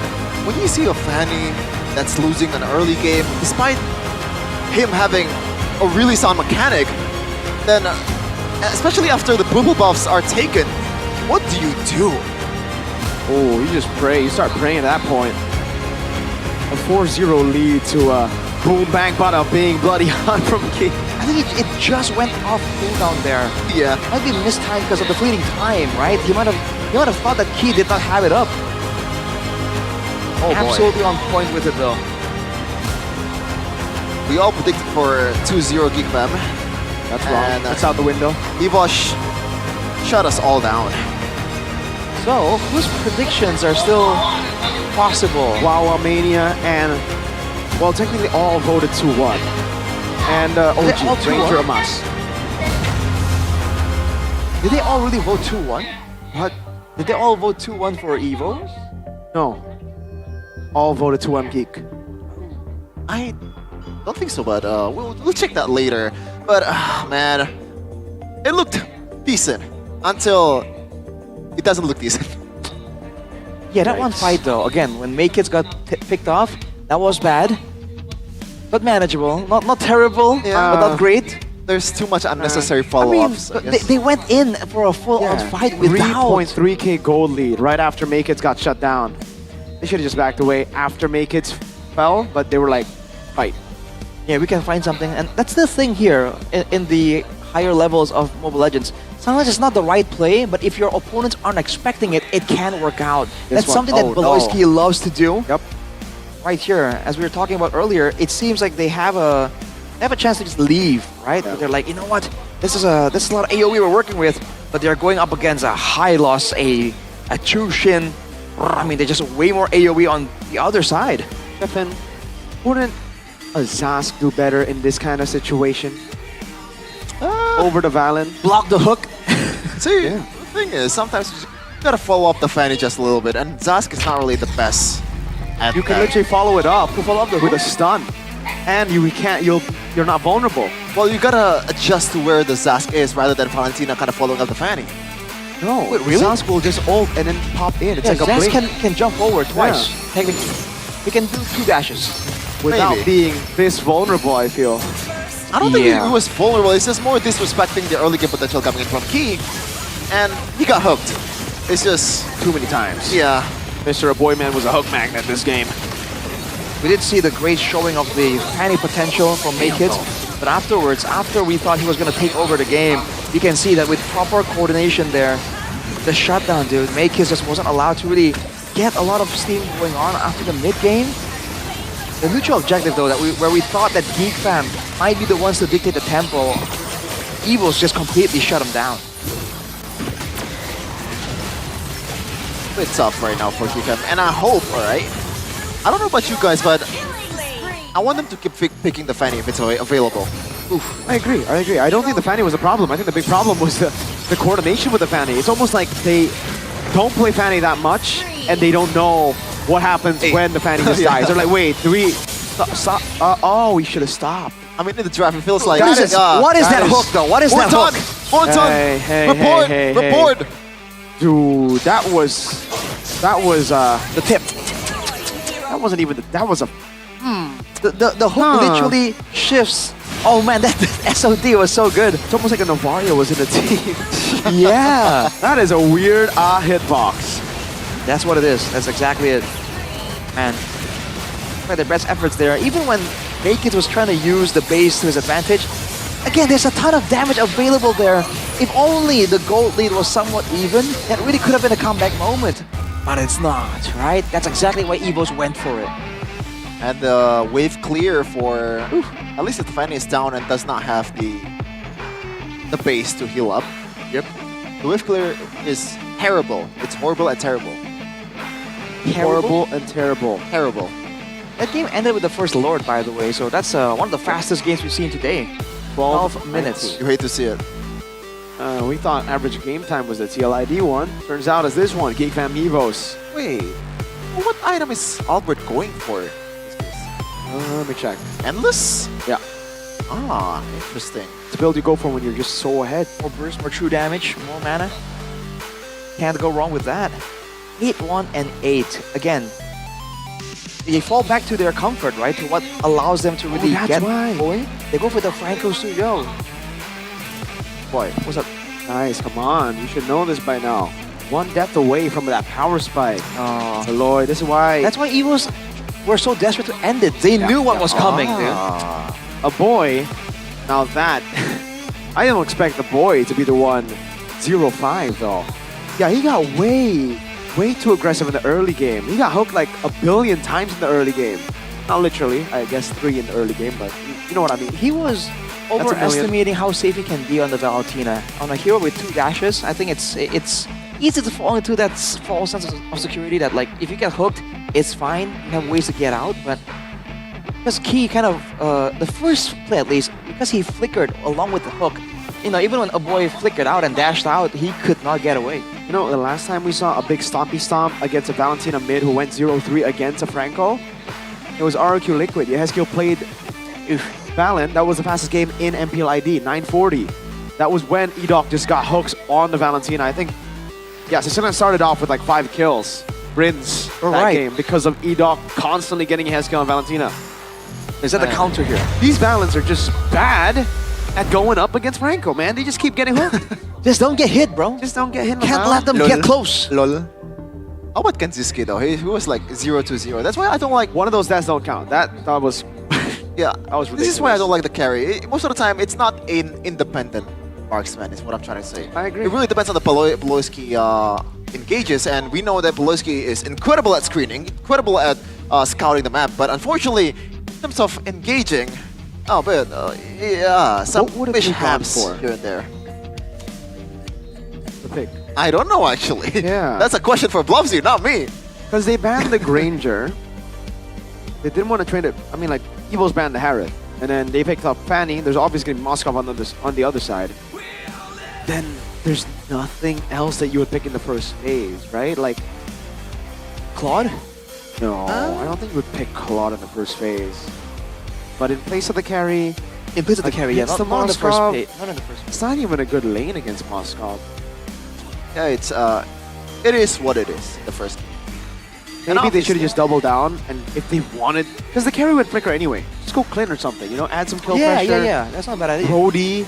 Something that just smacks the Moskov in lane. I mean... No?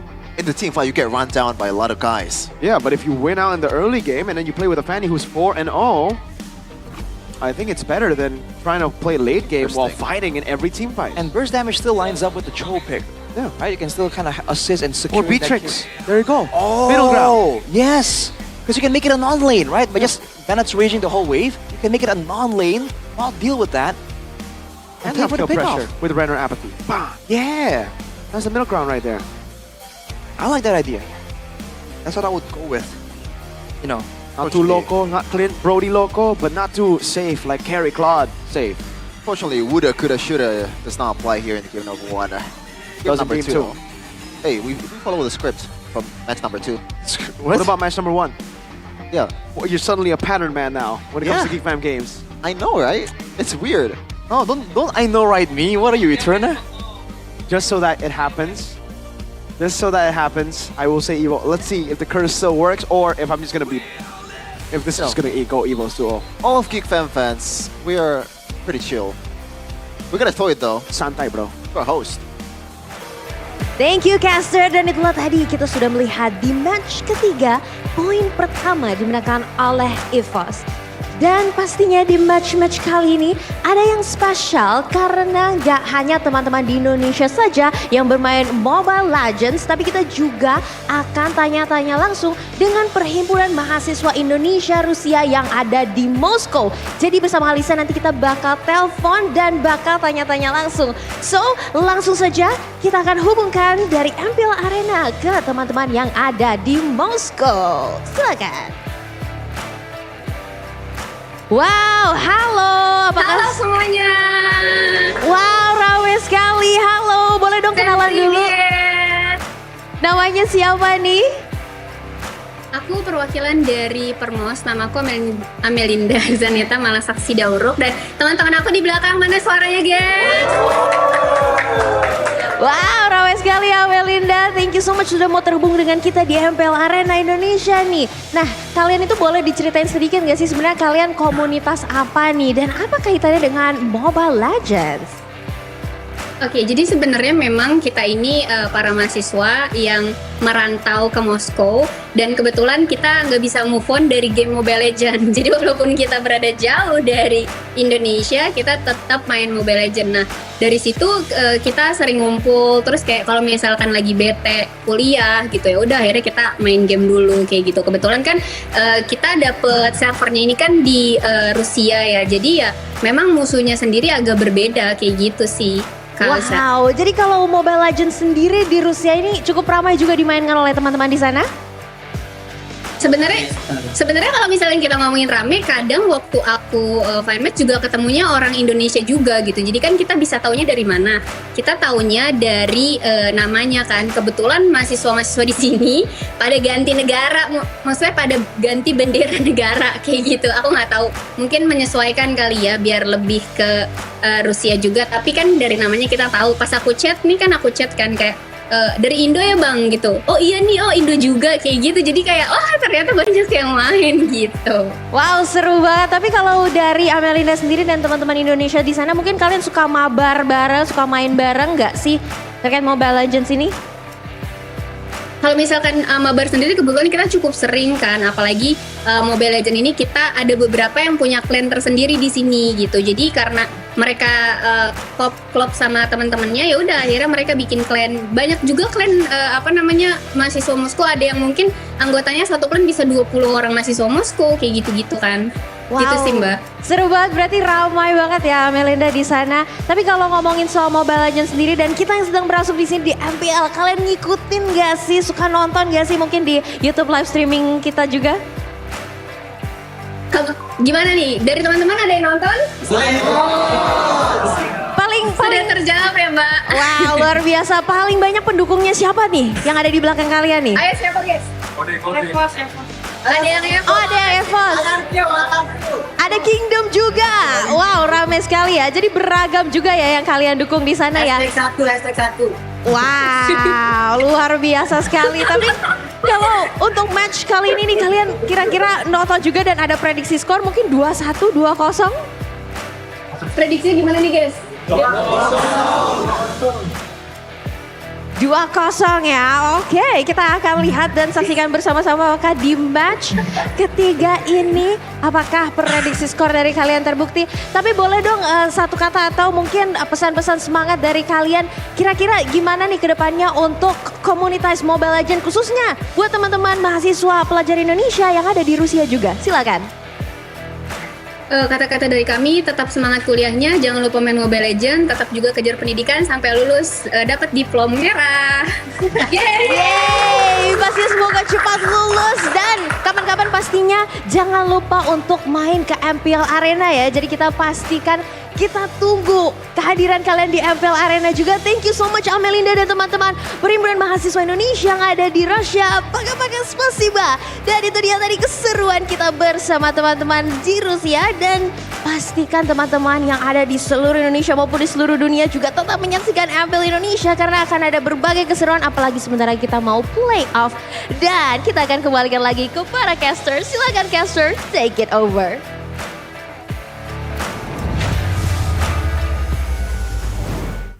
Welcome to the second game from the hopefully or like for sure 3-game series between GeekFam and EVOS. Okay. I don't know if that's a cope or like that's a. Can I even be super biased here in the English desk? Yeah. That's Of the course thing, you right? can. Have you not heard Big Asian, by the way, But I'm multiple sorry, times? I didn't throughout know the season? Brands was playing.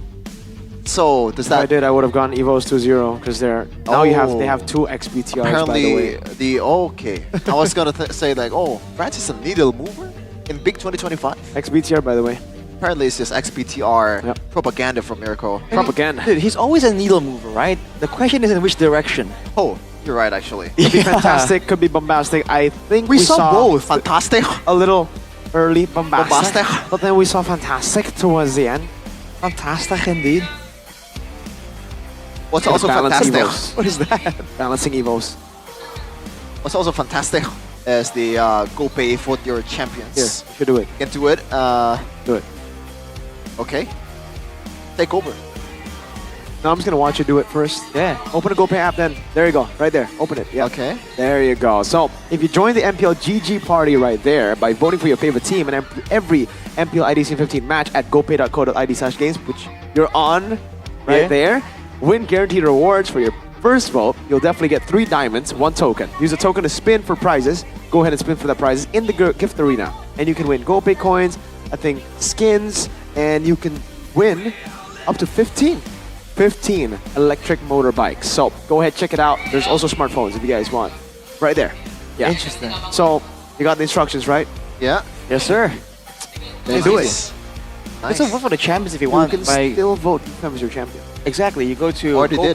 gopay.co.id/games. Not only. Or you open the GoPay app. Not only they'll win MPL ID, they'll win MSC. Clip me, just kidding. Yeah. What? See, do the thing. If GeekFam then talks. If you're that confident, I mean, click on the top of game icon, click the trophy icon in the top right corner, click vote now and get a token, and then you vote for your champion and enter the winning team and the final match score as well. With all those tokens, you can spin the wheels in the gift arena and you can win those dream prizes, or you can stay dreaming like Sheffield. You like to spin the wheel, Rashi? Like what is like this is the portal thing? Oh, Doctor Strange thing. Sheffield. I can connect you to the portal of Utopia, where internet is not lagging when all the providers are doing their job properly. Right. And what utopia is that? It's Telkomsel World. Telkomsel World. Are you talking about G21, that package? For sure. For 100,000 IDR, or sorry, for 100 Mbps with 375,000 IDR, you guys can get crazy speeds like 100 Mbps. Again, tsl.id/nacional.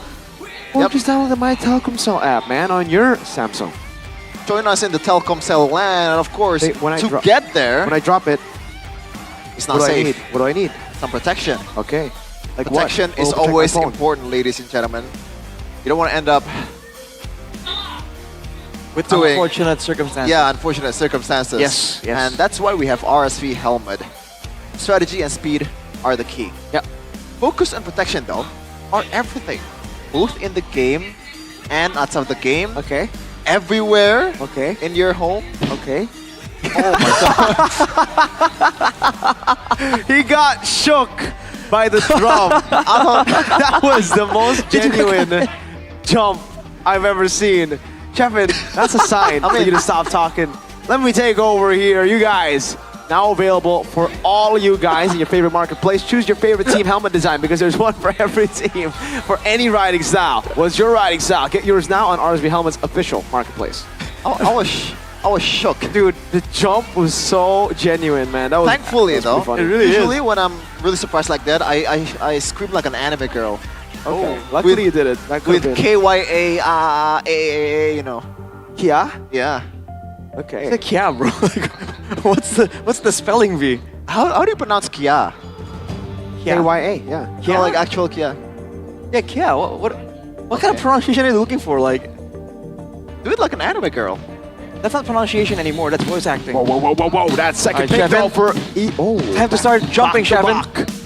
You know, once Chefin jumped there and we were laughing, a bunch of the guys there were like, "Oh, my bad, bro, my bad." Really? Yeah, they saw and they were like, and they're like, Really? Oh, yeah, I didn't know. We had a whole moment here on the left. Get me a jersey for an apology. Oh, you want an Evo's jersey? The team that's beating your team? Why not? Free jerseys are free jerseys, bro. Hey, why has Geekman given you a jersey? Yes. The new one? You one no. BTR gave me a jersey. Well, you don't have to flex, bro. I know. The what? RQ, did RQ give you a jersey, Rashi? The new one. New right? one? They did. Oh, wow. Well, you know. Someone, there's a odd one out here. If it's Mr. Bombastic and Fantastic, I'm Mr. Irrelevant. Mr. What? Irrelevant. Irrelevant. Ah, that's pretty harsh, man. Don't call yourself that. Maybe you can have good day again, just like you did earlier. You can double stack that good day, and then maybe a boy. You know what? A boy should have a good day. Why? Because he was having a bad one he was earlier. having a horrible, well, in your words, terrible. Yeah? Yep. That's exactly why, Chefin. It's important to try and find balance in your life, and something that GeekFam has to kind of figure out right now. Do they want to get something to win out in the early game, or do they just want to really respect Evos and then fall back on that geekable style? Ooh. Geekable. I like that word. Let's add that to the dictionary. All right, Interesting. Let's get into the drafting phase of game numero dos. Perhaps the last game of the day. Perhaps. Definitely not what Chefin wants. Don't forget, presented by official tournament smartphone Samsung Galaxy A36 5G. And Granger is banned for EVOS. They want to give the bombastic man a Granger. We don't do that around here. That might be their way of trying to force brands into more compromising situations. That could be it, right? The Granger, notoriously safe, can kind of kite back and kind of reach from far away, still stay relevant without being exposed to too much danger. By banning it away, they're kind of forcing brands to be up close and personal and vulnerable. But GeekFam, whoa, they have given up on the Fanny. Man. Ooh, wow. So that's for me. If I would make it, I would be offended. Yeah, I'll be like, guys, it was you guys, not me. One game, it's all it takes. Hey, shout out to Dua Lipa. Yep. How about Tiga Lipa? Tiga Lipa? Who the heck is that? Well, Kalea's gonna be banned out. GeekFam.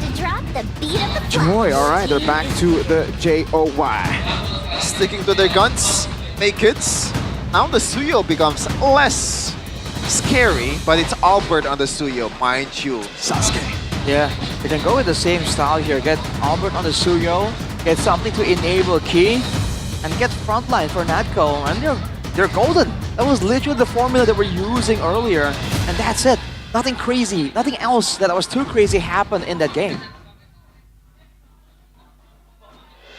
Now we're gonna see whether GeekFam are gonna. Oh wait, Evo's just gonna go for the Juicen again. Doesn't matter that they're up against the Joy. Maybe even better now. What's the last pick going to be here?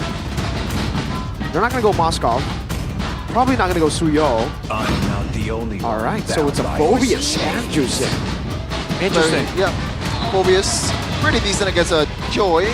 Certainly, if I were a Joy player, I wouldn't want to face a Phobius. That's a pain in the in the back. rear end. Yeah. Yeah, for sure, man. All these spammable card control tools, and the targeted knockback from the empowered basic attack. Don't forget about that. We'll see if Natco can kind of have the same kind of impact we've seen in the season from the Phobias so far. For Geek Fam though, against all this control, they just want to get some long distance options and just avoid the clash altogether. Nope. Yeah, Eve right now. Kind of. Yeah. I mean, that's the bread and butter against a Phobius and a Jushin. Seems like too good to be true for the Eve to be picked here. And it is once again a Cholowski. This time around though, Albert kind of picked up the ninja and find his ninja way. Hayabusa, the Kakashi. Sancho. See if he uses the right skin though, right? That's the big question here immediately. What is the right skin, Arashi? Kakashi Hatake from the Hidden Leaf Village. Amen, amen. Hopefully it is Kakashi. Because we might see that Starlight skin again, just like we saw from Pavillon. I want to ask you a question, Arashi. What's up? Why is it called the Hidden Leaf? What's hidden under the leaf? Or like why the leaf is hidden? I think it's because they're man, they're just hidden within the leaves of the trees there. That's why they're in the forest and all that, right? Huh. Because I think a lot of the other villages are out in the mountains, you know, near the rivers and all that. But they're the ones who are very forest oriented. That's my guess at least. So, a bit of Naruto lore there. But the Gatokacha and the Glue frontliners dwindling down here for Geek Fam. Evos already with a Phobias are very happy to lower those odds even more. Just want to say thank you, Arashi Kishimoto. Now Avil. It was a glue ban, and they know Gobs is happy with this hero. If they're going by just purely lane counter, then it would be CC, but I don't think that's going to be the case here for Avil. Yeah. I think they're just gonna, that's just setting up for the Phobias to have a winning lane, right? Yeah, again, there is a blue and the high-lows, so they're taking away all of the picks that they do well against the Phobias in the lane itself. So, Geek Fam are gonna have to play like a Badang probably in XP. Oh. I wonder if there's any other option. Like, go for the Mathilda here. You would expect a Mathilda to be banned against Geek Fam if anything. But, hey, alright. You're the ones going for this pick-off style sort of for now. With a lot of utility. Without a front line though, what can they do? The Badang kind of fits well for the team fight. But in the lane, might be a bit brutal against that Phobias. Against the Phobias. Yeah. I experienced it right away earlier, and Mr. Jabran still sticking with the Moskov. It worked earlier. Oh, let's see though. What's going to be the option here for Kenzuski, because the carry didn't work out at all in that game. I want to go for something like a Beatrix again, or like something that you propose to Rashi, that is a Beatrix, but against a Hayabusa, not really the greatest of counters. Exactly. But against the short range of Phobias and Sushin, and the Moskov technically, the Beatrix can be a really good solution here to try to counter Evos when they're moving forward, by all means. But again, the Hayabusa is definitely an issue, and they still have no idea what key is going to be using. They go for the Claude, bit of mobility, bit of AoE, jack of all trades sort of deal, and the Edith. So DPS-wise, they seem pretty solid. Can they match up to the burst damage of Evos though, especially with the final reveal here from Key? It should be some kind of playmaker. Playmaker. Just a roamer, right? I mean, there's no Valen, so there is more of a reason to go for the Tigreal. But there's a Purify on both Claude and Yi for sure, or Yi can just go and pop in RWM. Yep. Is Akai crazy? Akai? Akai would not be crazy. That's a pretty okay option against the Yi. Now that, I think that's crazier than Akai. No, it's not. Against so many very low range targets. Claude, Joy, they're all gonna really get hit by the Ruby, but it is not meta. Yeah. But so is that guy. I was thinking about how to get out of the real manipulation as well, which is Ruby might have a harder time compared to an Akai, but this is key we're talking about. I think he's fine and dandy with a hero like this. Not just any key, it's Hang Key. Hang Key. Against the Joy, that Don't Worry Wolf King second skill of the Ruby is gonna be so valuable, so spammable, stopping the momentum of GeekFam. That depends on how they want to get the fight started though. By all means, all the engaged tools, including the Tushin and the Ruby, are on a pretty short cooldown, so expect a lot of flicker moments here from Hanky. Playoffs is right around the corner, and every match counts to the seedings. And this too really needs a W. Can GeekFam turn it around and make it a game 3? Or can EVOS use Mr. Jabran to close it out? We'll say, ladies and gentlemen, as we dive into the land of Dawn, EVOS versus Geek, another standing shattering match. Because again, any win for Geek or EVOS will kind of shatter the entire standings. Immediately, that's for sure. Looking at the matchups in the lane so far though, I think it's pretty much equal. The Phobias is going to be a bit more of a problem later on. But in the mid lane, I think it's very obviously a Yeve advantage. What can they do with it though? That's the real question. With Key helping Swaylo out, are you going to be able to bait a boy to overextending? Or, ooh, the boy going to be able to just deal with Swaylo again and again? Litho already falling into the hands of EVOS. Let's take a look at the emblems here by Andy Home. Pulling yourself together for Key. He's not here to tank damage, he's here to make the plays happen. That's his main focus right now. And for GeekFam, it's all about the movement speed, man. Especially for Beloyski, Agility Wilderness Blessing. He's trying to screen, he's trying to find information, he's trying to flank. Everything requires movement speed, and Beloyski is on it immediately.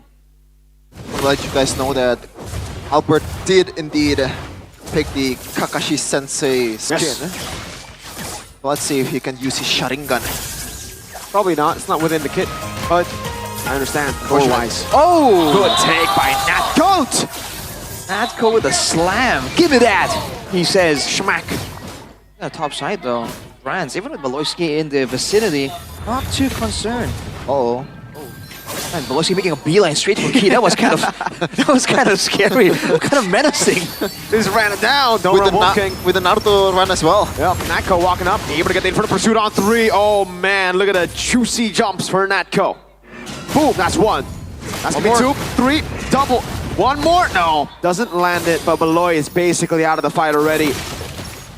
To be fair, I don't think GeekFam has any real reason to be fighting this early on, especially with all the brawling tools that EVOS has.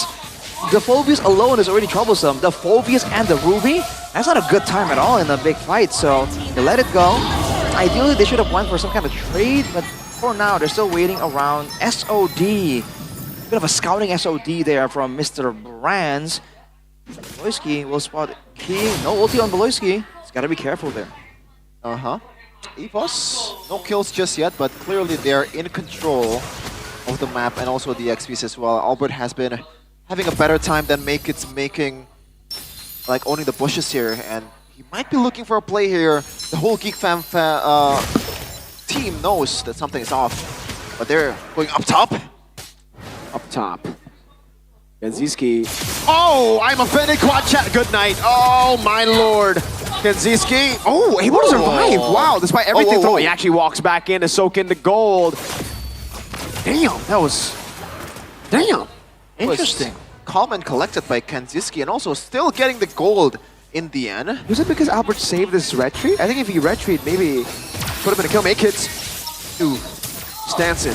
Albert, no shadow kill, no threat. Yeah, a bit of lack of damage there. I mean, Brands wasn't participating in that kill attempt at all. Maybe if he had the SOD, that would have been enough. Perhaps. But GeekFam doing a great job weathering the storm here. The aggressive EVOS early game. Key on the Ruby again. Dynamic playmaking potential, but it's not the same kind of vibe like the Franco. You don't have that kind of unpredictability and the range. That's the big thing. So now GeekFam, especially when they're together, they have the Yeve to kind of like be a measuring stick to kind of slow down EVOS and cover some ground, slow them out so they can't really go for a decisive engage. Beloyski, he does not have the map right now. This is the main problem. When he's playing the Cho and cannot screen, cannot scout what's going on in the map, and getting the bushes before Key and Swaylo usually spells trouble. And right now, another chance. Take the objective here from Geek. I think EVOS will have the advantage. Oh, Key looking for it. Beloyski Meanwhile, in the mid lane, Gobs with the primal rap with the real manipulation. First blood for a boy. Nako! I'm offended, locking 2 members down. Now it's Albert with a shadow kill. Finding 1. Gobs again with the onward as Beloyski gets caught by the Inferno Pursuit, but gets kicked into the wall. Gobs now looking for the timing, able to flicker out. Nako! Kenziski in the back with a blazing duetto! Flickered over on Wolf King! BMI looking for the damage. Albert gets away as Natko slams Kenziski down to the ground. Alborobop survives, and now it's Make-Its against Natko and Key. He still goes. Oh, I'm not too sure about this Make-Its. He gets away, but it's free. Reset for that Inferno Pursuit later on. And Sode from Jabran! From downtown, now a slam dunk to the ground. Brands with a double. It's a double? Mr. Jabran? Maybe this is the key, the missing piece to the White Tigers' dominance. Holy moly. I mean, again, the experience definitely shows. He's going for these risky Spear of Destructions. At the right moment, though, Purifier already used up by Sway Low. Oh my god. Man, there's just so much crowd control tools, and France has just gotten a ton of value from that sequence of plays. I believe 2 kills along with a hefty chunk of gold from the Tart on the top side. Geek Fam, oh man, that was just so unfortunate. Everything kind of fell in place for Evos. When I see games like this with Geek Fam, obviously the thought Geekable always comes out, right? Yes, but that's true. That's usually with Chidera. It's more like Chiderable. Right now it's Kanziski, no? On the cloud, not really the greatest late game hero there is. What are the odds right now for coming back to this game, knowing that the odds are against them? Even audience prediction, no love at all for Geek Fam. Yeah, audience predictions-wise, I think Evos definitely is gonna win in that department. I really felt that Kanziski could have really traded his life for Albert at that point. He tried to get out with the Battle Mirror image, but he was already in too deep. You know, so there's moments like that where it seems like there's hesitation for Geek Fam, but they're gonna be able to get the turret here. Kanziski, though, is in grave danger. Ooh. Force back again. Jabran just given all the space necessary to go for this turret. Tier 2 down up top. 3,000 gold lead for Evos. Natko really just doesn't like Beloyski screening. Always smacking him in the face. Well, at least right now it's Beloyski's familiar territory, right? He has the right to roam around the map, trying to scout, trying to screen for Kanziski. Oh! And we got a legend of both Evos and Onyx, Anti-Mage. The best XP of all time. Really? It's just my favorite. Same. I think the GOAT is Aura. Yeah. But he's the GOAT of Indo, yeah? He's up there, but man. He's my boy. He's Max my Hill. favorite. Max Hill Anti-Mage. Mr. Max Hill. Is he flexing his guns, or? I don't think so. I don't think you're allowed to show guns. No, like, not that. I understand, it's a joke. It's okay, it's okay. Yeah. Look at this maneuver, though. Kanziski gonna collide with Mr. Jabran's. Whoa. Kanziski? In a 1v1 against Jabran.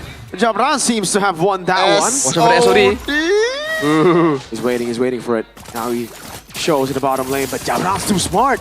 Hey, the old Jabran would have gone SOD fighting Kanziski, but the new married Jabran says, I know there's a joy around. That's the wisdom and patience of a married man. That's Father Jabran. Fatherhood Jabran. All right. Easy, calculated take by Evos on that turtle. Geek Fam, dude. They're waiting for mistakes from Evos, and they're playing the mind games, especially with Jabran in the picture. They're trying to find Brands again and again, but he's just not biting on the bait. So calculated. He should just change his nickname to Jabran. Yeah? Might as well. GA Brand. That's an option. This is like typical Geek Fam, right? When they're leading in gold, they just try to find something across the map. It looks like it feels a bit more template right now. Evos just read what Geek Fam is trying to do. Wow. Henki just baited out Earthshatter and RWM. I guess it was a midway. I'm offended, Gops. Gets out. All right. With the Marksman Trinity, the Swift Trinity completed for Brands, though. Geek Fam, they can't really win in a full-on team fight, forcing the flicker of Beloyski there, Sway Low. This is what you can do when you're on a winning team on the Zushin. You can just keep going forwards, and Geek Fam just don't have enough to hit back, to strike back at Evos just yet. Uh-oh, Alvarabab. This match kind of feels weird. How so? the matches that we had so far has been high octane, high kills. Right now it's only 5 kills through 10 minutes. Might be more after this as Beloyski and Kanziski. Look at this. Oh, Look at how patient Jabran is. oh no! Wait. I'm offended, didn't land. Earthshatter will. Drops. Onward, backward. Key. Unfortunate on the I'm offended. He didn't expect Beloyski to just keep walking forward. Just dashed forwards there. That's where sometimes the experience misleads you. All right, still a 4K lead. Now a Radiant Armor for Beloyski. It's gonna be a bit more tanky. When it comes down to the magical damage for sure, but physical damage, I guess it's banking on the fact that the Dreadnought Armor will be enough, as he shouldn't really be the prio targets for all the other physical damage sources. With the Lord in the picture though, the wave on top is gonna be a bit of a 50-50. Geek fam. Oh, actually, never mind. Yeah, Evos can just send Moskov there, and Brands can do what he does best. Doing his thing. Showing the wisdom. Yeah. Ayah Jabran, and now Evos trying to manage this Lord here. Geek fam, they tend to just let go of the Lord or Turtles when things are not going their way, but I don't think... Can they afford it? Can they afford to? I know. They have the tools here. Beloyski and Kanziski is very mobile, and if things are going south for Evos, it would be their game. Beloyski got spotted out. Yeah. The Beloy moves that was seen against Alter Ego. Evo's not gonna fall for that. Shining a light on Beloyski. Look at him. Sway low. I'm offended. Beloyski taken down again. Oh, for the first time this game. Placing the wet into the back line. Can he able to flicker out? Albert still with the retribution on point now as he jumps in one more time. Make it. Able to get rid of Albert. Natko falling to the primal wrath. 1 HP on Natko gets away. Jabran up top with a tier 2. Well, at least they get 2, but I don't know if I could call that a W for Geek fam. I think it is. Ooh, they get the turret too. Yeah, they're gonna get a couple of turrets here. That's great. They have a window here when 2 members of Evos are down. So, if I were Geek fam, I'll be looking for some kind of move here, some kind of fight, some kind of skirmish.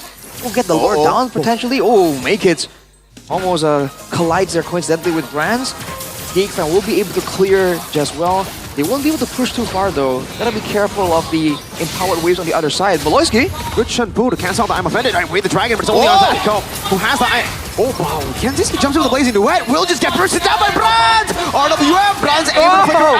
SOE doesn't land. Make hits in the back with 2 stacks. Pops in electrifying beats. No kills on the board. Geek fam get rid of the Lord. Just 2 inches away from the preferred spot. Story of Mirko's life. Man. Kenzie. Albert with a shadow kill. Make it. Oh my goodness. Well, not just yet, but Kanziski will not be able to defend the turret from the waves. You already know Kanziski. He was just flat out against the wall. Please, please don't hit me. Just trying to minimize his hitbox right there, and it did work. Okay. I'm offended. Gob's able to get the Earth Shatter though. Beloy in the back. Looking for Natko. Won't get it. I think Natko is too ambitious of a target for Beloyski's attempts, that's for sure. Yeah. But the Earth Shatter is really shutting down Key's attempts right here. The fact that if you cast it out, it still goes through regardless if you get displaced or not. He's just pulling Natko into his team to land a potential Earth Shatter that can become a winning factor for Geek fam. So Evo's got to be a bit more careful on the engage department. But with the Cloak of Destiny here, Sway Low will be able to fight for a bit longer. Beloyski. Shenpu gets away, goes back in with the Kudo, now Make It walks up to the back line, but it's a good go roll, Wolf King, can't say stay! With one of nature Make It, getting rid of Jabran! Natko walks up, but he's fighting in the RWM! Our boy gets the shutdown, Key's running for the hills, and it's a Geek fam team fight win. I guess it is geekable, not terrible. Kanziski, that was a good follow-up towards Beloyski, and what a respawn, what an RWM from our boy! This might be the turnaround, no, this is the turnaround for Geek fam.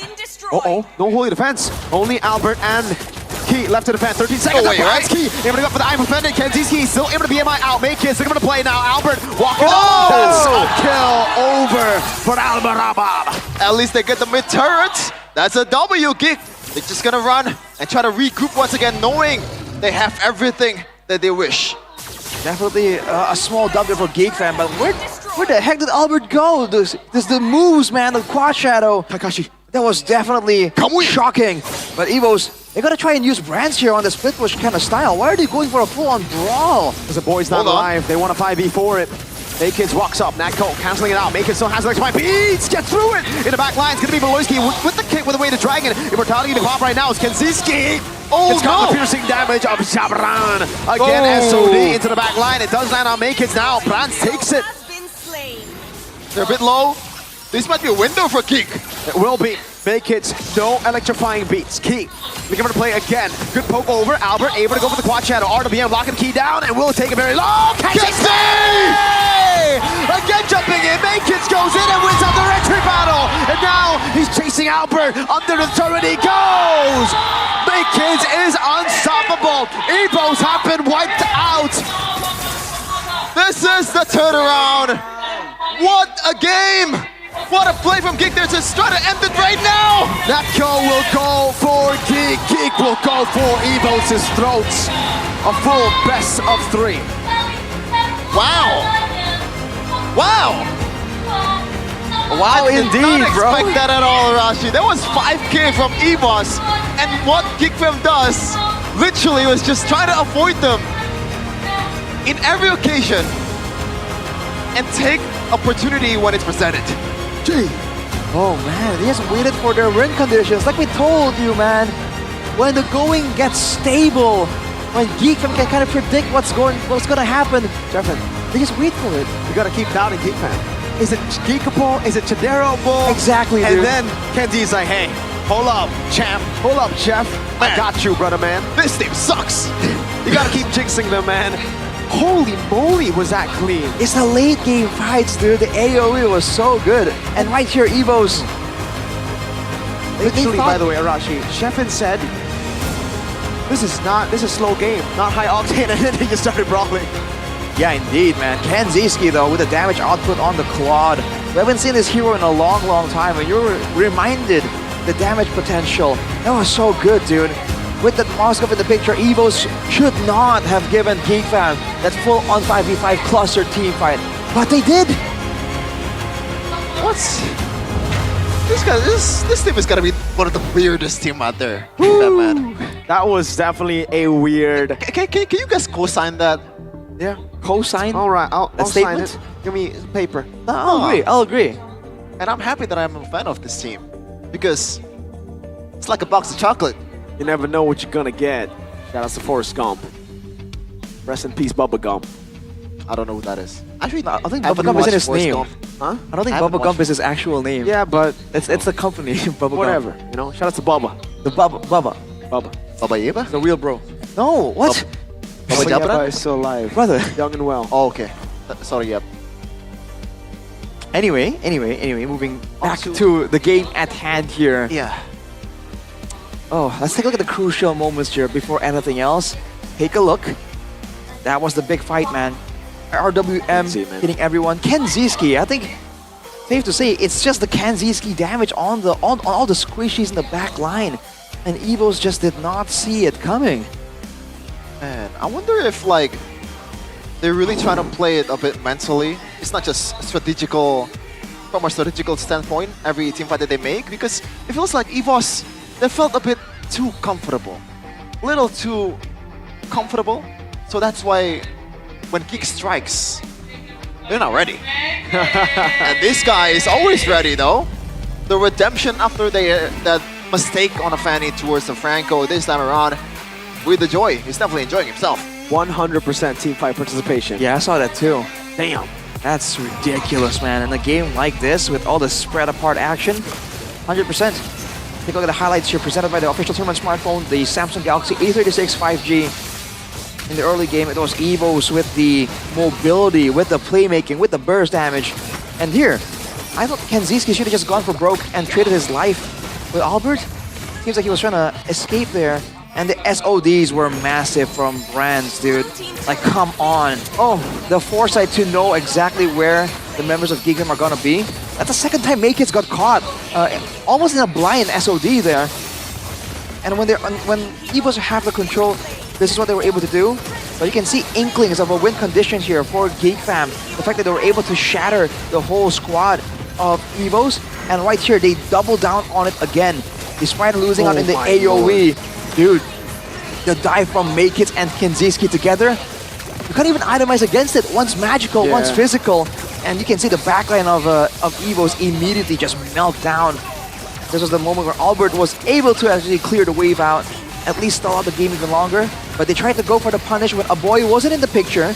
It seemed to be successful, but after getting the slight bit of advantage, I feel like they kind of greeded out to really end things decisively right here. And unfortunately for them, again, the damage comes through again. The AoE plus the knock-up from the Lord really came in handy there, sealing the fate of Evos into a full-on 2-0 3-game match. I feel like this is why Joy is just such a prio pick, right? Yeah. The cycle of skills. He went in with the electrifying beats. Like 8 seconds later, he's ready to fight again. Yep. And the damage you do is redonkulous, brother, man. It's crazy. You wipe the floor. You saw just how much respect Brands had to put on Joy that he forgot about Kenziski. Like, he itemized for a Rose Gold, really just for magic, or with the shield too, but he couldn't go with a nature, right? He had to sell another one of his real items for a defensive item. I don't think it's worth it. And for Kenziski, it was easy, because really, there's not any threat with magic, right? It's a juice in late game. That's like it's a whatever, dude. Nice lamp. I think that Geekfam also did a great job, coordinating between Makits and Kenziski as well. Because again, the idea could have been to use Key to stop the Blazing Duet. And in theory, it shouldn't be too difficult for Key to get that moment in. But when there's two very mobile heroes, threatening it again and again, plus, of course, the poke damage, the engage attempts from the other members as well. If you're a Key in this position, it has to be a very confusing moment, man. Do you stop Gobs? Do you stop Makits? Do you try and catch a boy or Beloyski? Or do you stop Kenziski? Every single one of these heroes pose a question towards Keep, and he can't really answer everything. I just realized. He's not working today, but yes, go on. Beloyski's kill teamfight participation is literally 9%. No. Hey, listen. Listen. That's why it's one of one, man. Listen. This is why.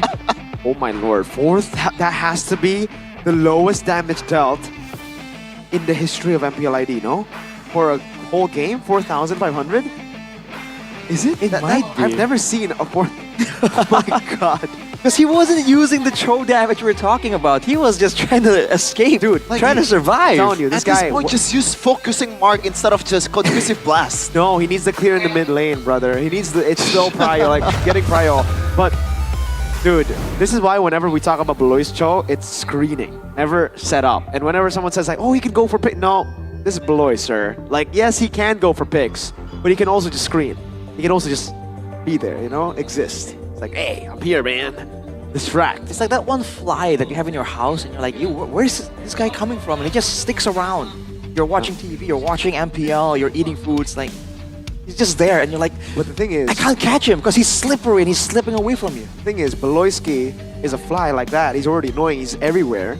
But sometimes he finds a big moment, sometimes he becomes an elephant and just smacks you. Turns into a bee and stings you. That's a No, it's like big moments. Remember, BBB, like, he can go 0-9-1 and then he'll get a 5-man ult on Tigreal. Why turning into an elephant? Why not just... he's massive. No. Massive in game. The elephant is massive. What the heck? Okay. Wait, what are you thinking? No, like, wow. You don't have to... No, like, here's the thing. You could have just worded it out like, the fly just flies through your mouth or something like that. That's also massive, that's right? Not massive. No. How is that massive? What are you talking about? No, like, it's a game changer. It's first of all, it's annoying. What's wrong with you? No. You say it's a game changer? A fly going in your mouth, a game changer? What the heck is going on? Am I dumb or are you guys not following me? No, what the heck is it? First of all, it's just annoying. You're making it very difficult. If it flies in your mouth, it's life-threatening, right? I mean, you know what? Let's just... Budeklar Mongsar, I gotta talk with these guys to... I don't get it, man. Hey caster, udah ada berada di tengah-tengah keramaian dari penutupan match kita. Super fans dari tadi pada heboh banget, apalagi melihat kondisi sementara 1-1. Nah, kita bakal langsung ngobrol-ngobrol, Bude langsung jalan-jalan aja. Di sini dari tadi tuh segerombolan tuh rame banget tuh. Siapa namanya? Steven. Kamu sebagai Famunity atau EVOS Fam apa super fans? Sebenarnya Kingdom sih Budi. Oke, berarti dari match tadi nonton sampai sekarang. Iya. Tapi kalau sekarang lihat Geek Fam dan juga EVOS, match penutupan gimana nih? Kalau dilihat sih Geek sih. Dilihat Geek, tapi kamu serame ini berapa orang kalian datang nobar di sini? Gak tahu sih Budi, aku keculik aja di sini sendiri. Wah, hati-hati ada polisi nih datang nih. Penculikan terjadi. Siapa yang nyulik siapa? Siapa? Gak tahu sih, kebetulan tadi di pojok aja Budi sendiri, terus datang rame-rame. Ya kayak pikirannya satu grup kan ya gitu. Punya temen baru dong. Kalau di MPL Arena gimana ya temen-temen barunya mantep nggak? Mantep dong Budi, seru-seru. Seru-seru. Jadi satu pertemanan ini tiba-tiba untuk nonton ini aja? Iya Budi, benar. Bener, baru kali pertama? Pertama kali Budi. Widih, welcome MPL Arena. Tepuk tangan dong pada. Yaudah silahkan duduk menikmati. Itu kalau dari kiri, dari kanan ada. Kalau ini udah jelas nih fansnya siapa, nggak mungkin salah. Kamu pasti EVOS Fams kan? Pas. Dari kapan EVOS Fams? Kalau mulai ngefans dari EVOS itu dari pas juara dia season 7. Season 7. Berarti udah, ini udah 15, udah setengahnya. Namanya siapa? Dede. Saya kakak. Dede, kenapa pada saat season 7 itu kamu jatuh hati sama EVOS? Tertariknya sama playernya sih, terutama Luminer. Luminer Isan. Udah gak ada Isan? Habis itu? Cintanya malah pindah ke timnya langsung. Ya awalnya emang dari playernya, ya lama-lama ya jatuh cintanya sama timnya. Awal, ya gitu, keren banget sih ini. Tapi ngelihat sekarang, EVOS, kondisi sekarang, gimana ngelihatnya season 15? Tenang aja, in branch we trust. Wih, jadi tanggapanmu tentang branch, in branch we trust, kepercayaanmu langsung diletakkan, baru main sekali udah langsung nih? Jelas banget. Jelas banget. Coba mau pesan-pesan ke branch sesuatu kah? Please branch, jangan cosplay temenmu itu loh. Loh. Oke, terima kasih Dede. Kakak pergi dulu ya. Tapi lagi-lagi di sini nih, jersey-nya sih sudah kelihatan ya. Tapi kanan nulis apa kamu? Inilah Geek Fam comeback. Loh. Ini yang kanan, kamu Famunity? Iya, Fams. Saya Fams. Saya EVOS Fams. Boleh berdiri gak sih berdua nih kayaknya seru banget. Sini dong, sini, keluar. Out. Keluar ruangan. Oh enggak. Kalian berdua berteman atau enggak? Baru kenal di stage sih. Baru banget hari ini? Baru kenal hari ini. Tiba-tiba duduk sebelahan, ceritanya gimana? Enggak sih, sebenarnya saya datang sama teman saya, cuman duduk ke depan. Jadi udah temennya sama ini gitu. Oh tiba-tiba sebelahan dan berteman. Udah kenalan belum tapi? Belum sih. Ya ampun. Oke, kenalan dulu. Selaman, namanya siapa? Kalgio. Henry. Asik, tatapan tuh kalau kenalan. Iya. Bestie ya? Udah jadi bestie, kamu tetap percaya EVOS akan menang dong? Percaya banget. Kamu nggak kegoyahkan teman sebelahmu nih? Enggak, saya percaya King Branch. Percaya King Branch? King Branch baru muncul udah langsung mendapatkan kepercayaan sebanyak itu? Iya, pokoknya udah percaya banget sama King Branch. Dari season ganjil pokoknya udah percaya sama King Branch saya. Udah season ganjil, King Branch. Nah kalau kamu sendiri kenapa nih percaya kalau Geek Fam bisa menang?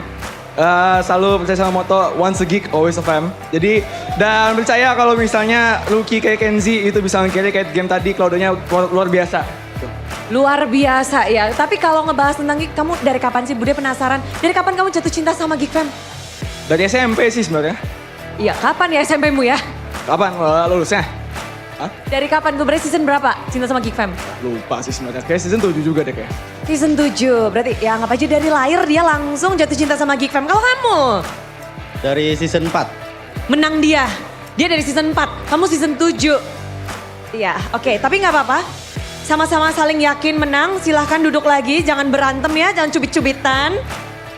Tetap suportif. Memang super fans tuh adem ayem. Saling mendukung, tiba-tiba punya teman. Banyak yang punya teman di sini. Wah, mukanya ada cemas kayak pada takut nih kayaknya ngobrol sama Bude ya. Kiu. Kakak hari Minggu kesini? Iya. Untuk mendukung siapa kak? EVOS nih, suami saya yang... Oh, jadi ini terinfluence suaminya? Iya. Oke, kakak ini ngebawa istrinya untuk mendukung EVOS, menambah EVOS fans tambah 1 ya? Iya, jelas pasti. Jelas pasti. Yakin menang kan EVOS? Menang, yakin itu menang. Yakin menang. Oke, itu yakin menang. Selanjutnya siap. Langsung di MPL Arena. Benarkah ini di MPL Arena? Benar dong. Emang iya? Iya. Oh iya, jauh-jauh nonton langsung di MPL Arena. Oke, Bude dari Purwokerto. Abangnya dari mana, Bang? Saya dari Wakatobi. Oke, Bude kalah. Oke, siap. Purwokerto masih di Pulau Jawa. Wakatobi sudah jauh sekali. Ini khusus untuk mendukung tim atau memang kepengen melihat suasana di MPL? Kebetulan ini pertama kali langsung datang di MPL Arena. Kebetulan juga ada kegiatan di sini, jadi saya mampir ke sini untuk nonton langsung. Kali pertama berarti? Iya, pertama kali. Kali pertama, welcome lagi. Seneng banget akhirnya ya. Memang ada tim favorit nggak di MPL? Jelas ada. Siapa? Alter Champs. Oh, Alter Champs. Hari ini nggak bermain tapi pada akhirnya ngelihat suasana MPL. Biasanya nonton di rumah aja. Betul. Kalau pas nonton di rumah sama langsung di MPL Arena, apa nih bedanya nih? Kalau nonton langsung vibe-nya lebih terasa sebenarnya. Daripada kita nonton di rumah sendiri, nonton langsung lebih seru. Nonton langsung lebih seru. Ini kan udah jauh-jauh ke sini. Ada yang mau disampaikan nggak sih? Mungkin untuk orang spesial yang ada di rumah mungkin? Atau yang ada di sini boleh. Titip salam saja buat orang tua di rumah. Tetap semangat dan dukung tim kesukaan kalian. Orang tua di rumah Ya, mendukung tim favoritnya. Orang tua favoritnya timnya siapa nih? sama Alter Ego. Wah, satu keluarga dukung Alter Ego. Enggak, cuman kakak saja. Kakak saja. Jadi tadi siapa namanya, maaf? Namanya Acil. Nama... Serius? Bukan Adi Acil yang unik ya. Bukan ya? Nama panjangnya? Nama panjangnya Asril Maru. Oke, bukan yang jadi Adi, ini Acil yang berbeda, Acil. Dan mungkin mau kasih sesuatu nggak sih? Mungkin kesan-pesan di sini untuk MPL. Pesan-pesannya buat MPL semoga sukses terus, makin lancar, makin jaya, pokoknya sampai season-season berikutnya. Amin, tapi kalau EVOS sama Kikan yang menang siapa? Cukup berimbang sih Bude, jadi saya lebih dukung kayaknya untuk malam ini Geek sih yang menang. Dukungan sudah diberikan tapi terima kasih. Sudah jauh-jauh memang di MPL Arena tuh dari Sabang sampai Merauke bahkan luar negeri juga sudah menikmati. Mereka ingin merasakan hype yang terus semakin naik di MPL Arena. Sekarang kita akan makin panas nih melihat Geek Fam dan juga EVOS yang akan melanjutkan pertarungan mereka untuk membuktikan siapa yang akan menjadi pemenangnya di match penutupan. Jadi Geek Fam Unity dan juga EVOS Fams, mari kita sambut game ketiga. Inilah dia.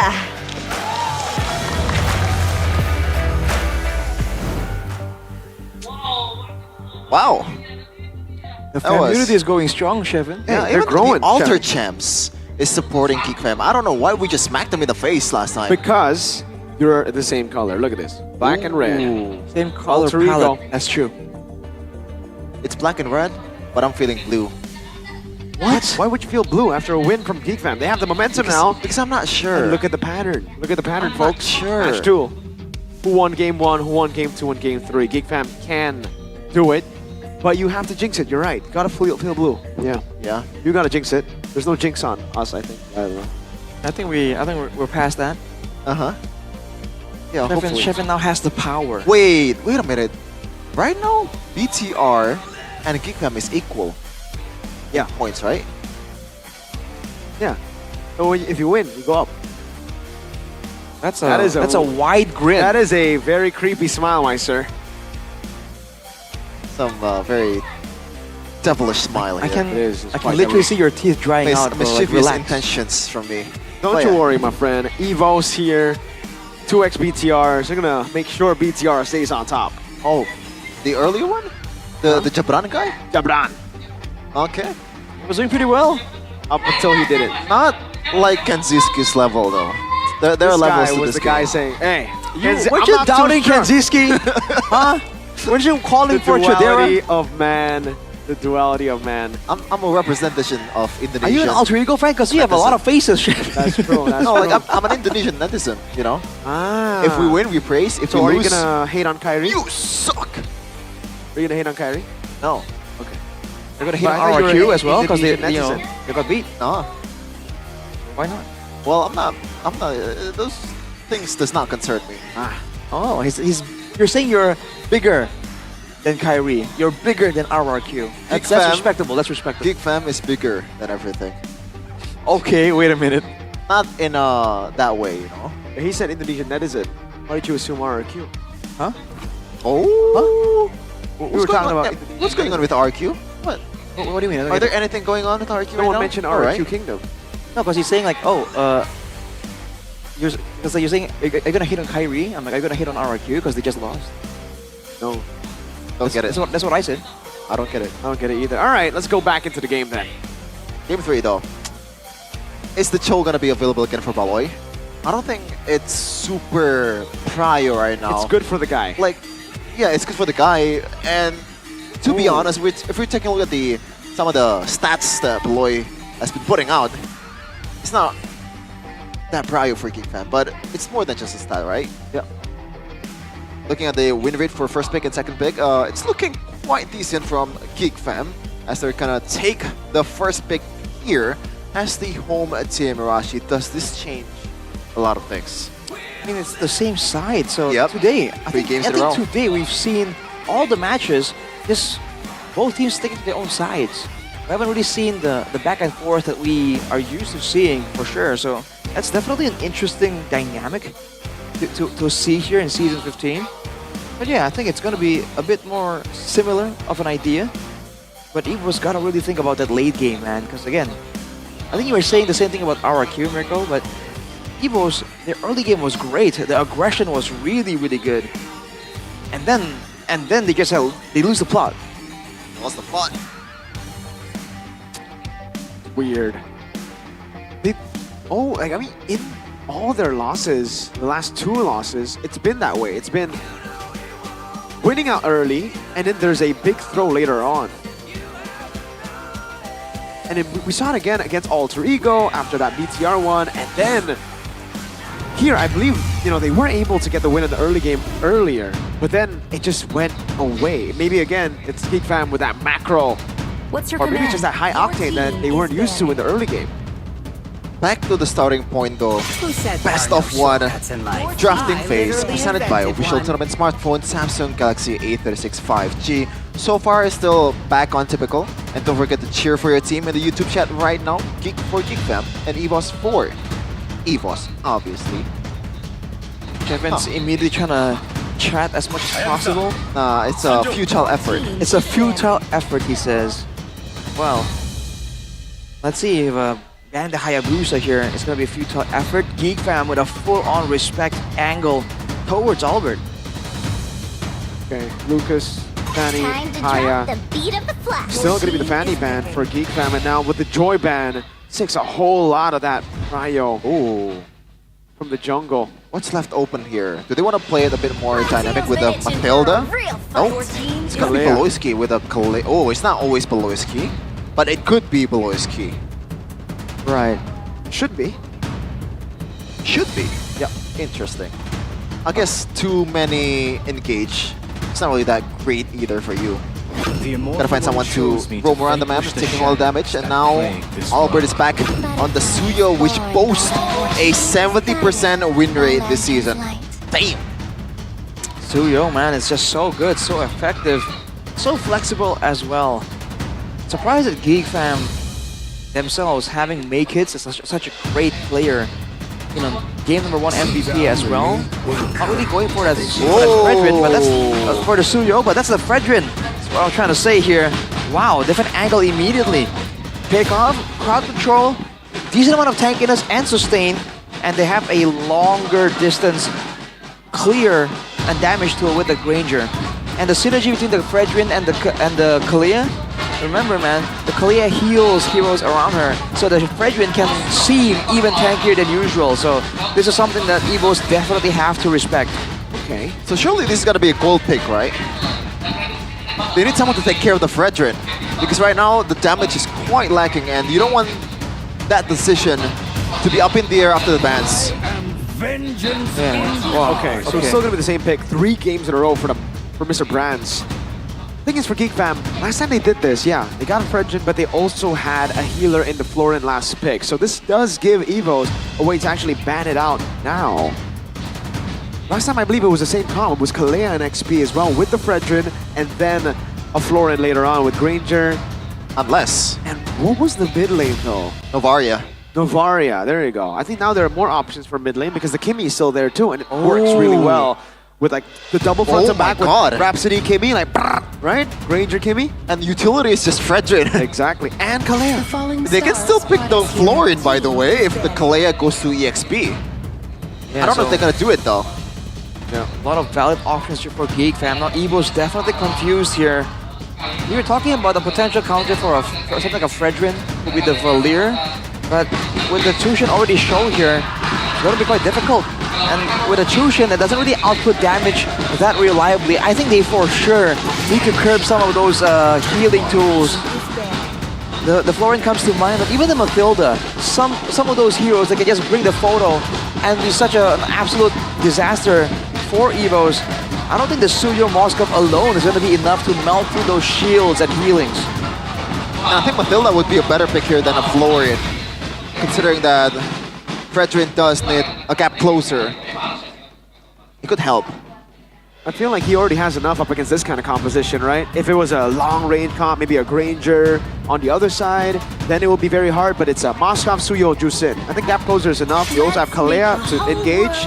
Florin does get banned, so it doesn't even matter now for Geek Fam. Okay. Unless they go for like Wait, Rafaela. Rashi has an idea. Can you imagine they go for Estes here? That would be obscene, dude. Good choice too. Like, they're legit, they can stand there and just take damage, and there's nothing Evos will be able to do about it. Well, I think there will be things that they can do about it, right? I mean, it's not like a Florin where it takes away the entire anti-regen effect. So there should be ways to deal with it still. I'm kind of worried if they pick a healer though.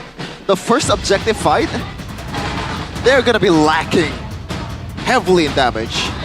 They're gonna make it up with some toughness and survivability, but is that a good strategy in the early game? It depends on what EXP lane they get right here, right? If Baloyski is the one on the Kalea, then they can get something aggressive, someone that brings more damage to the table for the early fight, and they don't even have to really win out in damage output. They can out-sustain a lot of the damage with the Fredgen built-in sustain, with the Kalea healing. If they get one more hero on the EXP lane with sustain, like a Gato, let's say, there's nothing Evos can do, at least in the early game. They're gonna need items, damage and healing reduction before they can even start. What if Geek Fam go Estes Faramis? Now it's another layer of HP to deal with. Too much egg on the basket with the Granger. Yeah. Then, yeah, the Granger will be the hyper carry. I don't think he's that type of guy. Yep. They need damage in the He's mid lane, not that so- guy. So who? No Mathilda. It's taken away by Evos. What's the ultimate curveball here? I want to say Hellcurt, but I don't think that's going to be the option. way. Yeah, I know. I'm just wishing. Does it even fit into the composition? For sure. They're just gonna go and play XP carry, like Benedetta again, like we saw earlier. Put Kalea into Rome. Mid lane Kimi here, like you were talking about earlier, Mirko. It could really work. You need it. And the shield works. So it is gonna be Kalea Rome. With the good old infinitely scaling heroes here in Granger and Sicilian, they're gonna be sharing the stacks from the minions. And if things comes south for Geek Fam in the early to mid game, they still have a lot of things to show on the later stage of the game. Now for the roundup, now for Avil's composition here, do they need a dive or just a body up front? Or even more utility here to force Geek Fam to stick around, to try and capitalize when they can get their hands onto the Granger or Sicilian maybe. This is tough. I feel like it's a more difficult question compared to what Geek Fam has in mind. It barely has, it barely has anybody up front, and Gatot Kacha would be the perfect guy to fill that. Let's see though if it's a bit too much for this Gato. Game number 3. I think the immediate question is the engage potential. Is it going to be the Circling Eagle or the AOG? Both on a super long cooldown. Both not really guaranteed against a composition like this from Geek Fam. Oh boy. I feel like Evos are fighting an uphill battle right here against this composition. It is still doable, but everything has to go really right for Evos. The stage has been set. The trap has been picked. Oh, the Purifiers. These two teams. They will battle it out for this match win. High stakes. Geek Fam wants to go up 1 to the second placer, removing Bigatron. Meanwhile, Evos will surely welcome a W for their standings and playoff chances. It is all or nothing here in game number 3 of Geek versus Evos. The second showing of the Fredrin for Geek Fam seems like, again, it's back to their old good comfort. For Evos, can they split them up? The Moscow, the Suyo, really good at playing in the side. The formations in the fight is going to really make or break how these guys are going to go. Again, for Evos now in the early game, not a lot of ways to really threaten the members of Geek Fam. They themselves aren't really running an aggressive hero, technically, with the Mathilda. Oh, no. They can orchestrate dives really well, I guess. But will that be enough without the burst damage, especially from that mid lane Sway Low on a Tushin? Gonna be playing a bit more reactive, I would say. Take a look at the emblems here by Indie Home. Assault with the movement speed, Wilderness Blessing with the Inspire for Key as well. More shielding. And on top for Kenziski. Oh, bye-bye. 3-man gank up top. Kalea's gonna be a bit late. Kenziski again survives it. He survived the high Ruby gank in the previous game now, early on. That kill forced to use Revitalize down below. Kenziski got that plot armor.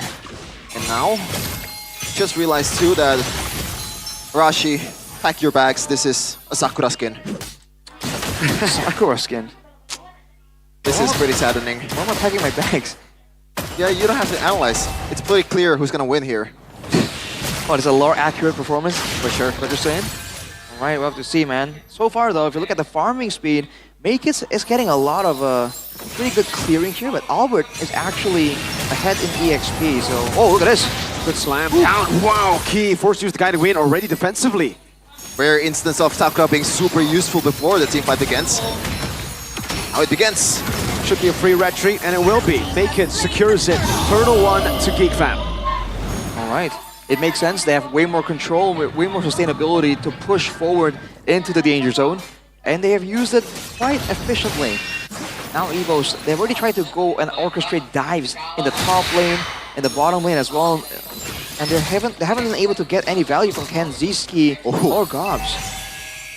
Scouting SOD there.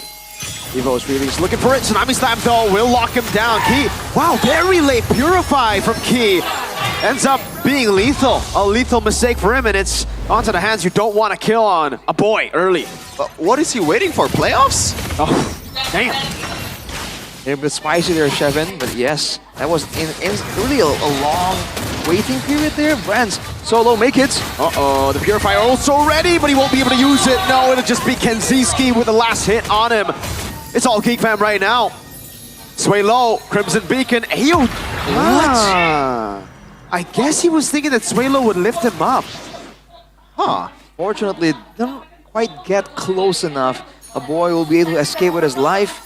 And Evos are back to just chasing, trying to find something at all.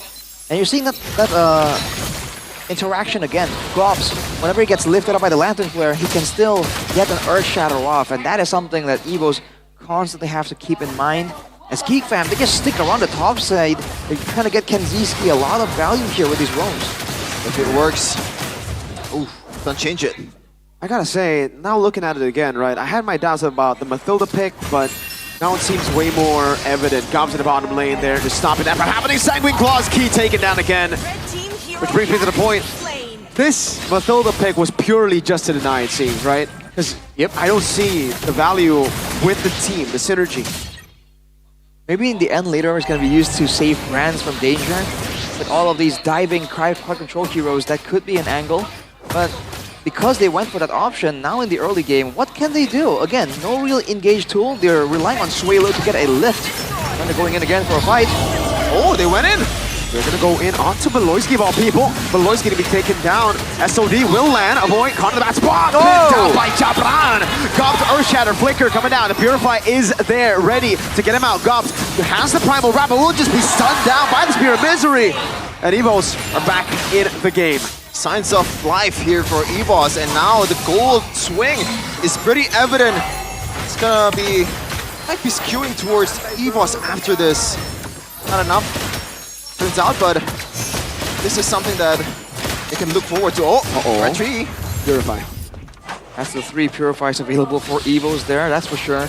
But it seems like Geekfam really weren't expecting the full-on engage. I mean, you were surprised as well, Chefin. Key. Ooh. That healing, that shield. First item priority for Makits is the Anti-Cura, so no that kind of Molten Essence Fredrin anymore in this meta. I think it's more concerned about the damage from Albert, right? More than anything. If they're clashing in the jungle and those neutral objective contests, that's gonna be the main thing he's gonna be worried about. Again, sway low, can do damage, nothing too crazy. Rand's gonna have to scale a bit longer. The only real threat in the early game here is that ability-based damage. So, Anticuras is not a bad pickup at all here for Makits. But yes, they're just playing this default for the most part. And they don't have to do anything too crazy. Evos are the ones who have to try and maybe overextend, try and get their hands onto the backline. Nothing is rushing Geekfam right now. They can play as slowly as they want. It's gonna scale up to the late game, especially when Sicilian is ready. Taunted under the turret, still has the Primal Wrath, will be able to pop it despite the Circling Eagle locking him down. Beloyski! Tsunami Slam locking him down still. SOD will land out. Gets the execute, Brands in the midst of it all. Now AOJ! Natko coming down. Good flicker out from Kensiski. They're counting away now, but Natko survives. And it's Evos with a winning trade. The healing coming in from not Goat. Definitely a lot of healing that Geekfam have to kind of be careful about themselves. They do have damage, but again, a boy in particular is a scaling-based hero, and only now does this team have a reduction. Before the glowing wands for a boy in the previous fight, they don't have any healing reduction at all, and Evos were able to get advantage from it. And now they're going for the split push play once again. Geekfam, what's the play here? What's the call? Turtle is the call. Moscow on the bottom lane still. Makers over the top. Won't be able to find it now. Red Tray from Albert the baby alien. Oh my god. A dive into the back. Tsunami Slam purified out of by Sway Low. An Earth Shatter locking Natko down. But Natko is so tanky on the Gatot Kacha. Worst scenario out there for Geekfam. They conceded the bottom lane. Turret thankfully is not down just yet. But they lose out on the turtle as well. No conversion. And they were unable to punish Evos for that contest and steal. And they almost lost a turret on the bottom side, so Evos, things are looking up for them. Earlier, they had no control, so Geekfam were the ones dictating the tempo. But now that Evos has some staying power, have some damage to really threaten Geekfam with, now they have a chance to try and use this Moskov a bit more efficiently with the timing.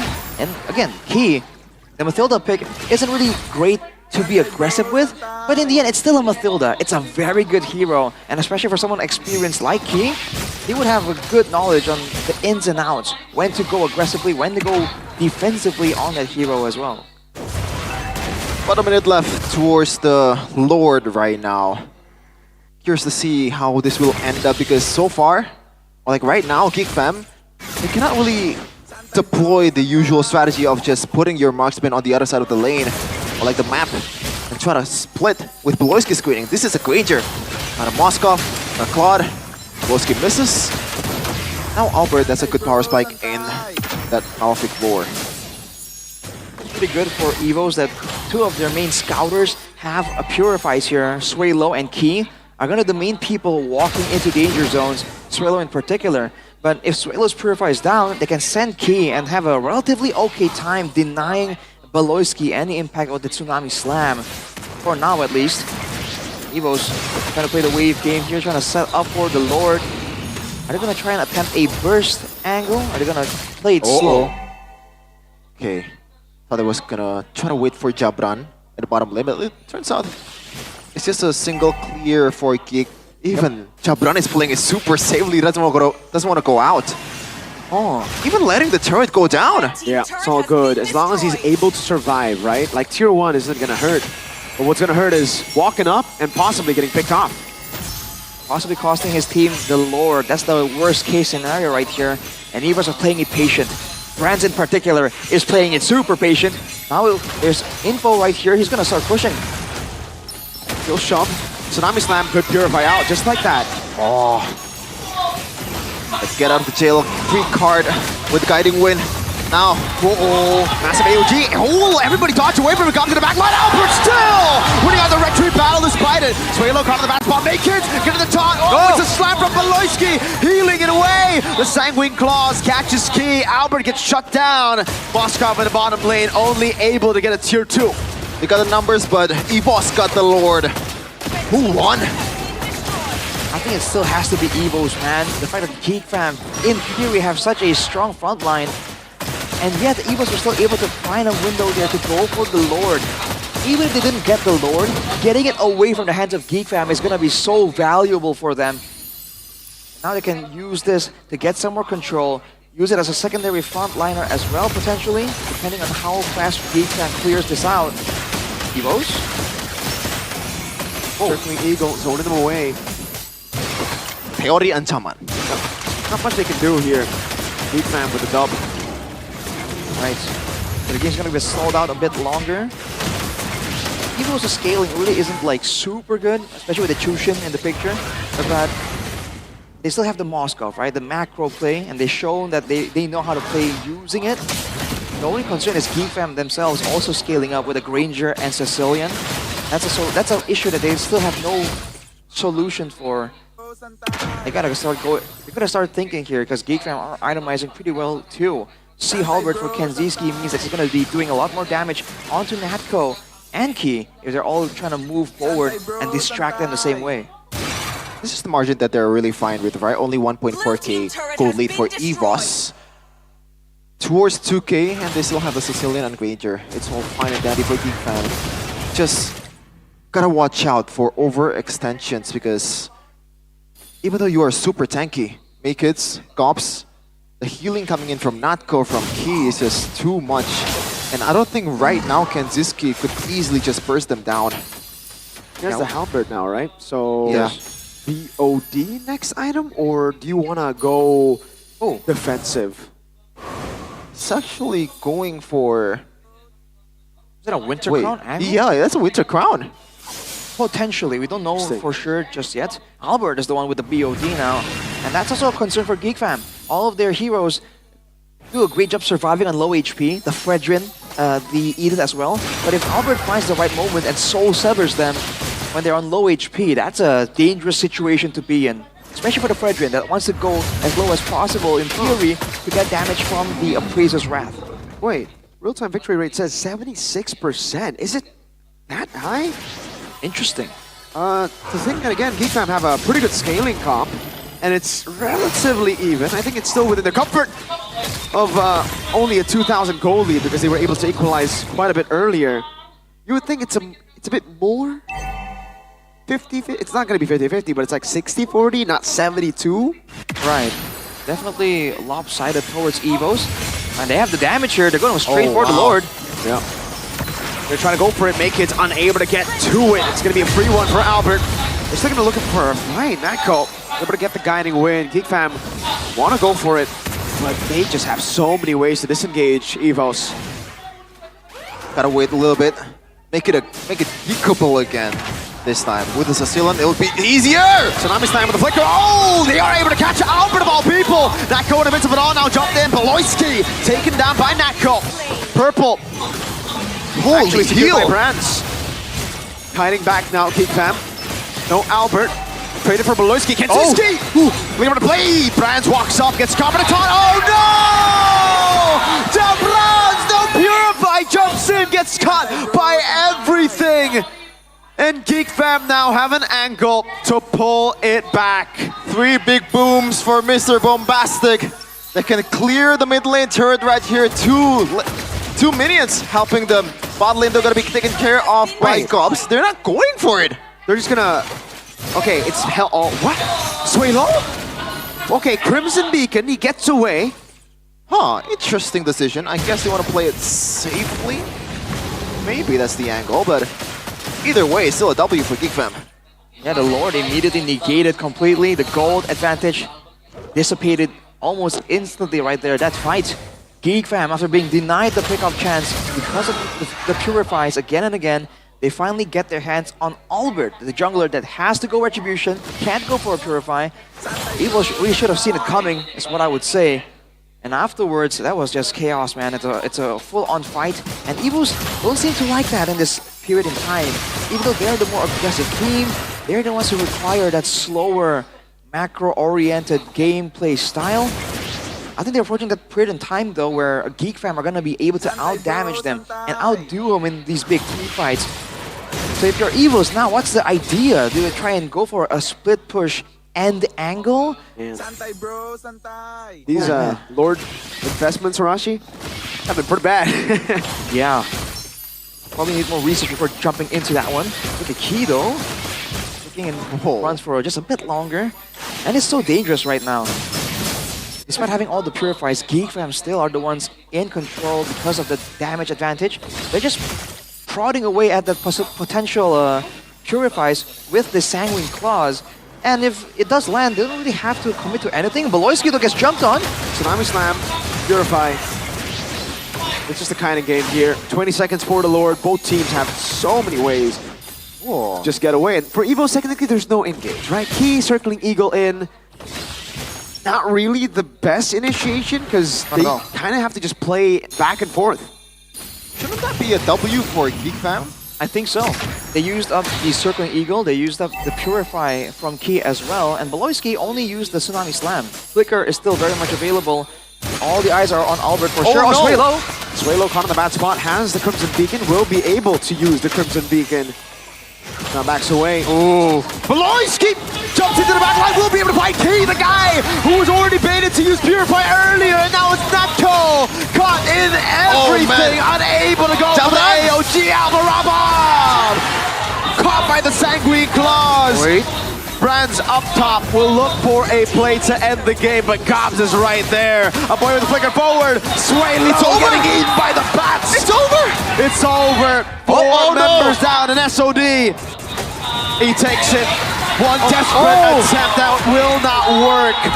Evos, this is a disaster. Geek Fam, 70 minutes in with a reverse sweep. In a truly Geek fashion, they're not satisfied with a 2-0. They gotta make it 2-1, man. Holy moly. And this is probably the first time Sakura has won this day. Yep. Oh my lord. Wow, what a performance by Geek Fam. How many booms for that? How many booms? You pick, Rashi. I mean, all the booms possible, Damn, dude. that's a lot of booms. That was so good. We'll give him two. Boom, boom. Oh boy. Evos, what a heartbreaking moment. It looked so good for them. But Geek Fam, again, is it geekable is always a valid question. No matter it's Chidera or Kenziski, looks like I gotta shut up when I'm comparing these players. And Beloyski, man. It ended up just like we expected, Rashi. The trade, the Purify trade, it was Key who started it, but it ended up killing him. And look at this, man. A boy and Swalo. This is the late game Sicilian. Mr. Bombastic. This is not your time this time around. Geek Fam, they're on the stage, and they have a lot of things to say.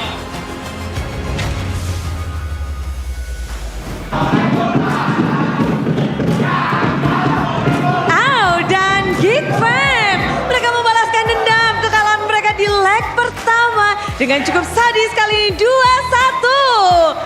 Cukup close game, cukup close match di mana pada akhirnya balas dendam. Hore, hore nggak Loy? Apa? Balas dendam. Kami ya, akhirnya udah balas dendam juga.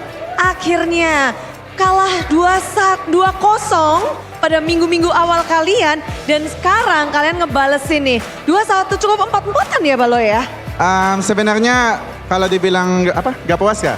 Empot-empotan tuh agak berat ya. Emang berat sih mereka, emang bisa main juga, lumayan pressure-nya lumayan tinggi. Emang kadang aneh aja mereka kayak tiba-tiba ngegas terus ya mereka rata gitu aja. Jadi ya banyak momen-momen yang kamu nggak nyangka malah tadi di match ini. Iya, gak nyangka. Ada yang gak nyangka tapi ada yang udah nyangka juga sebenarnya. Mau dikasih tahu nggak? Yang nggak nyangka apa tuh? Yang nyangka sih kita bisa menang. Oke. Tapi yang gak nyangka mereka ini blunder. Oh, keuntungan dong untuk Geek Fam. Di bagian mana tuh? Banyak sih, Bude. Jadi Iya. menangnya bukan karena diri kalian tapi karena dari EVOS-nya. Jadi nggak terlalu puas, Bude. Wow, ini lumayan seru ya. Biasanya orang menang ya udah yang penting menang, tapi enggak. Ternyata ketika menangnya dari kesalahan lawan itu nggak membuat kalian berpuas diri. Tapi dari hari ini sendiri, mungkin yang paling bakal rame ini adalah kembalinya King Brands. Dan yang menghadapinya langsung malah di sini Kenziski. Halo Kenziski, kamu harus melawan satu veteran yang akhirnya datang kembali. Gimana tuh tadi kamu langsung menjajal dan mencicipi melawan seorang Brands? Brands sih masih jago banget ya. Soalnya mungkin dia baru balik main lagi aja, jadinya kita hoki menangnya. Wow, oke, hoki menang. Tapi kan dia bisa dibilang punya banyak banget history, dia punya pengalaman. Tapi dari Kenziski, gimana sih ketika menghadapi seseorang yang benar-benar punya jam terbangnya tuh tinggi? Kalau menurut aku sih melawan dia modal pede aja. Gak usah takut-takut. Biar walaupun dia senior. Walaupun dia senior, tapi kaget nggak tiba-tiba Brands bermain di match kali ini? Lumayan kaget. Soalnya Eran juga bagus, sama-sama bagus. Sama-sama bagus. Dan menghadapi keduanya berarti kamu udah mempersiapkan diri? Sudah. Dan memang kalau hari ini kamu melawan Moskov 3 game, pusing nggak tuh? Pusing banget. Pusing banget? Iya. Lalu bagaimana dari Kenziski? Kalau dari aku, kita mungkin tabrak-tabrak aja mungkin. Tabrak aja dan menang pada akhirnya. Oke, dan yang seru juga Make It. Jungler gemoy kita, kamu berhadapan dengan Albert. Berhadapan di leg kedua ini. Apakah nuansanya, boleh diceritain nggak sih nuansamu berhadapan dengan Albert secara langsung nih? Lawan Albert, jago banget dia Bude. Wow, kan kalau kita lihat kalian pernah di naungan yang dekat gitu ya. Iya. Terus bagaimana sih kamu melihat langsung Albert sekarang menjadi lawan? Sedih sih Bude. Kenapa sedih? Aku niatnya waktu itu setim sama dia. Cuman rezekinya bukan di pos aja, makanya rezekinya di Geek. Rezekinya di Geek. Jadi memang kita tahu kedekatan, bahkan talent-talent juga tadi bilang, Make It dan Albert itu idolnya tuh Albert ya katanya. Iya bener. Dan langsung melawan dengan idol hari ini. Suasananya dalam Brown, apa yang kamu termotivasi untuk bermain lawan Albert? Ada motivasi khusus nggak nih? Ada sih, kayak pengen buktiin aja ke dia kalau aku memang bisa main di MPL kayak dia. Wow, jungler gemoy kita memang bener-bener gemoy ya. Coba dong kasih message untuk idol. Apa? Kasih message untuk idol. Dengan kemenangan hari ini mungkin ada yang mau kamu sampaikan ke Albert? Bob, semangat aja ya, bukan rezekinya aja hari ini. Semangat aja. Semangat aja, semangat. Terus menyemangati ya. Dan hari ini juga banyak yang berbeda tentunya. Karena kalau boleh dibahas ini boy. Kamu pernah menghadapi, ini buat dua-duanya sih Gobs dan Aboy. Kalian ada diskusi sesuatu nggak? Karena Natko bermain di mid lane sebelumnya, sekarang di EXP lane. Kalian bertukar pikiran nggak Aboy dan juga Gobs? Gimana untuk menghadapi seorang Natko? Gak ada sih, emang ya standar aja, main biasa aja. Main biasa aja? Nggak disetel untuk melawan EVOS dengan komposisi baru? Enggak, aman-aman. Aman-aman. Gobs ada mungkin bertukar pikiran dengan Aboy karena sebenarnya kalian melawan player yang sama namun dengan role yang berbeda. Jago sih dia, bisa jadi all roll. All roll, oke. Lebih nyusahin pada saat mid lane atau pada saat menjadi EXP lane? Semuanya all roll. All roll. Jadi memang kalau dilihat dari historinya, EVOS tuh banyak banget perubahan. Dari kalian sendiri, pusing gak sih menghadapi tim yang penuh dengan perubahan dinamika seperti itu? Make it sih mau jawab. Make it. Oke, Gops. Ya alhamdulillah sih Bude, jadi kita nggak usah takut sama dia yang ganti role gitu. Soalnya kan masih ada adaptasi juga, jadinya ya udah kita jalanin aja. Jalanin aja ya, tapi Iya, bener. ketika ada tim yang berganti player, berganti banyak hal, dari kalian sendiri langsung nge-switch, merubah sesuatu nggak sih? Kayak, wah ternyata lawan kita gini nih, playernya beda nih. Biasa Bang Baloy efek itu.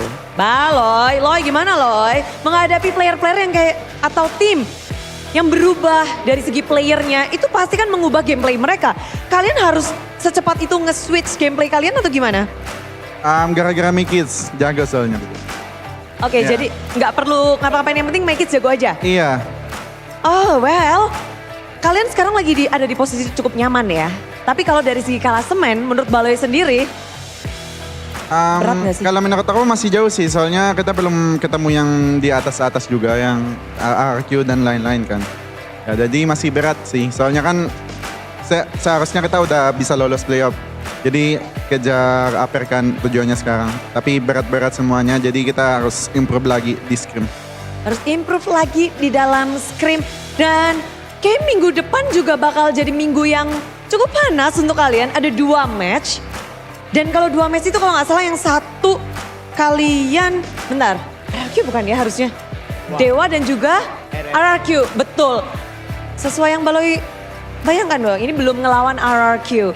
Memang bisa menjadi sebuah artika memenangkan melawan tim-tim yang lagi di atas.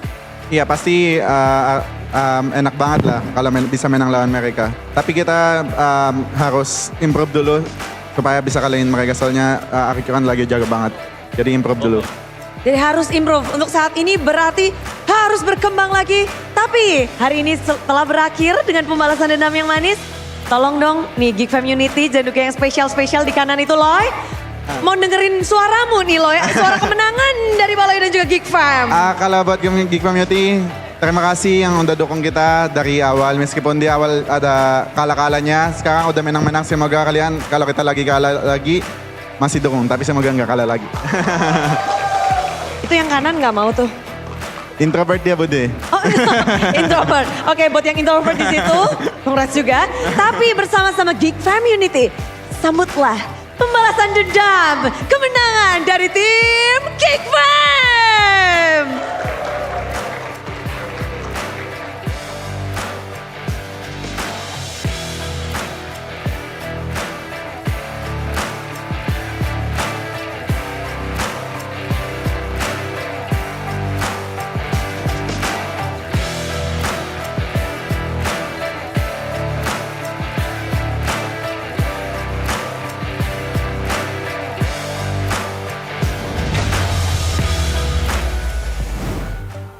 How does they always do this, man? The same arc 4 seasons in a row?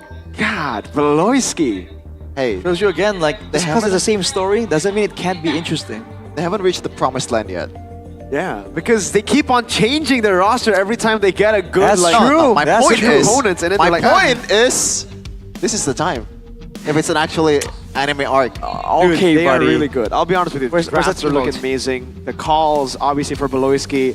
This is why you never give Beloisky any criticism when he goes 0-7, is because we know it's him. He is That him. impact. He is him. That's the moment that won them the game, by the way. Uh-huh. The targeting right onto Key, who he knows has already expended the Purify. That got the ball rolling, man. Before that, they needed a fight. It was either Albert or Key. Those are the only 2 options available, and he found Key immediately in the midst when they were all clumped up together. And because of that, EVOS couldn't go with that split push style. What I'm really impressed about Beloisky the most is when he used Cho earlier, he did a flicker combo. Yep. That's a rare sight. It's a rare sight. I And see. it's a successful one. But the MVP though in this game, or in the match, is Make It's 1-0-10. He's the silent killer. Well, not really killing, but he's facilitating his teammates to a higher degree. And it's free real estate for our boy and also Kenziski. Showing again why the Fredrin just works so well. I mean, moments like this, you can just walk up, tank some damage. There's a certain value there when you can kind of get the ball rolling. And this is the issue for Evos as well. It's not just Beloyski they have to keep their eyes on about. If they let their guard down, Sanguine Claws can come through, the taunts, the knockups from Fredrin can come through, and it's just a minefield of pick opportunities. Although Evos were able to make so many interesting plays there, Spear of Destruction maneuvers, you know, diving towards the back line. But eventually, right, the moment the gold balance starts swinging back towards Geekfan, the moment the items start rolling in, oh boy, you can see that the composition that was taken by Evos isn't really meant to move backwards. So the moment that there was a value pick already done, there's no option but to kind of semi-brawl here for Evos. And that's a problem here. Brands, great moments, questionable moments, the full package as always, and that is the final pick-off there. Important to remind the audience that the Purify was used because Evos themselves jumped onto Beloyski too, so that's just unfortunate for Evos. But with that shows again that geekable gameplay still has a very real spot in Season 15. Brands, nice try. I mean, that was the only thing he could do, right? It's either stay up top and let the boys in, or come in, try to stop it, and it was inevitable. It was him alone against a tanky dude, a vampire, and a guy with a gun. And he's a guy with a spear. Beloyski KDA check, that's actually really good. Dude, oh my lord, brother man. Only died 3 times. Dude, first game he went 0-6. Second game he went 0-3-1. I think he's already used all his deaths in game 1 and game 2. Maybe now it's like a cumulative 7 death power spike. Once he goes 7 deaths in the whole match, that's where it starts picking up. It's like a really good, like, old classic car. Yeah. It looks good, it performs well, it's unique, but it takes time to get running, you know? It's a classic below. I mean, dude, maybe when you start casting for his game in Season 10, then you'd be like, man, like this is weird, but now it's like, it's normal, it's Beloy, you know? He's gotten us used to this weird playstyle. BBB. I don't really think anyone can really match the same kind of impact, in the sense that he's always impactful, but he always looks kind of clunky. Yeah, he has mastered the art of being useful without having it shown on paper. It's like a subtle It's like, dude, if you like look at this guy on paper, his stats are horrible, but hey, we know he's one of the best roamers, if not the best roamer. Terrible. Yeah, I mean, that's the word that Shepard created. Horrible, terrible. To be fair, yeah, this guy Vin has worked so hard playing from Season 1 all the way to Season 13 to make it to #1 death, and Beloyski with like 4 seasons. And so it's taking that from Vin. Those are rookie numbers, bro. Dude, Vin even mentioned on stream, he's like, dude, I worked so hard to get there, and this guy just takes it away from me in a few seasons. So let me show you how you actually feed. Oh man. We're gonna hear the same thing about Navi later on. He feeds, and it doesn't, like, you know, he calculated deaths. Yes, that's like, it's not feeding. It's like, I know. What's it called, man? I don't know. He's the weirdest player of all time, but in a good way. I love Beloy, You know what man. that is? It's a sacrifice that the general is willing to make. And when the general is willing to take a bullet for his men, you know you're in good hands, dude. Man, he's taking a whole lot of bullets. He's taking the whole artillery. Oh, man, that's a lot of Bring the bullets. rain, bring the pain, dude. My soldiers rage. I forgot the movie, you know, when the guy gets shot like, "Nah," and then he just stands back up. Is he just Luke Cage?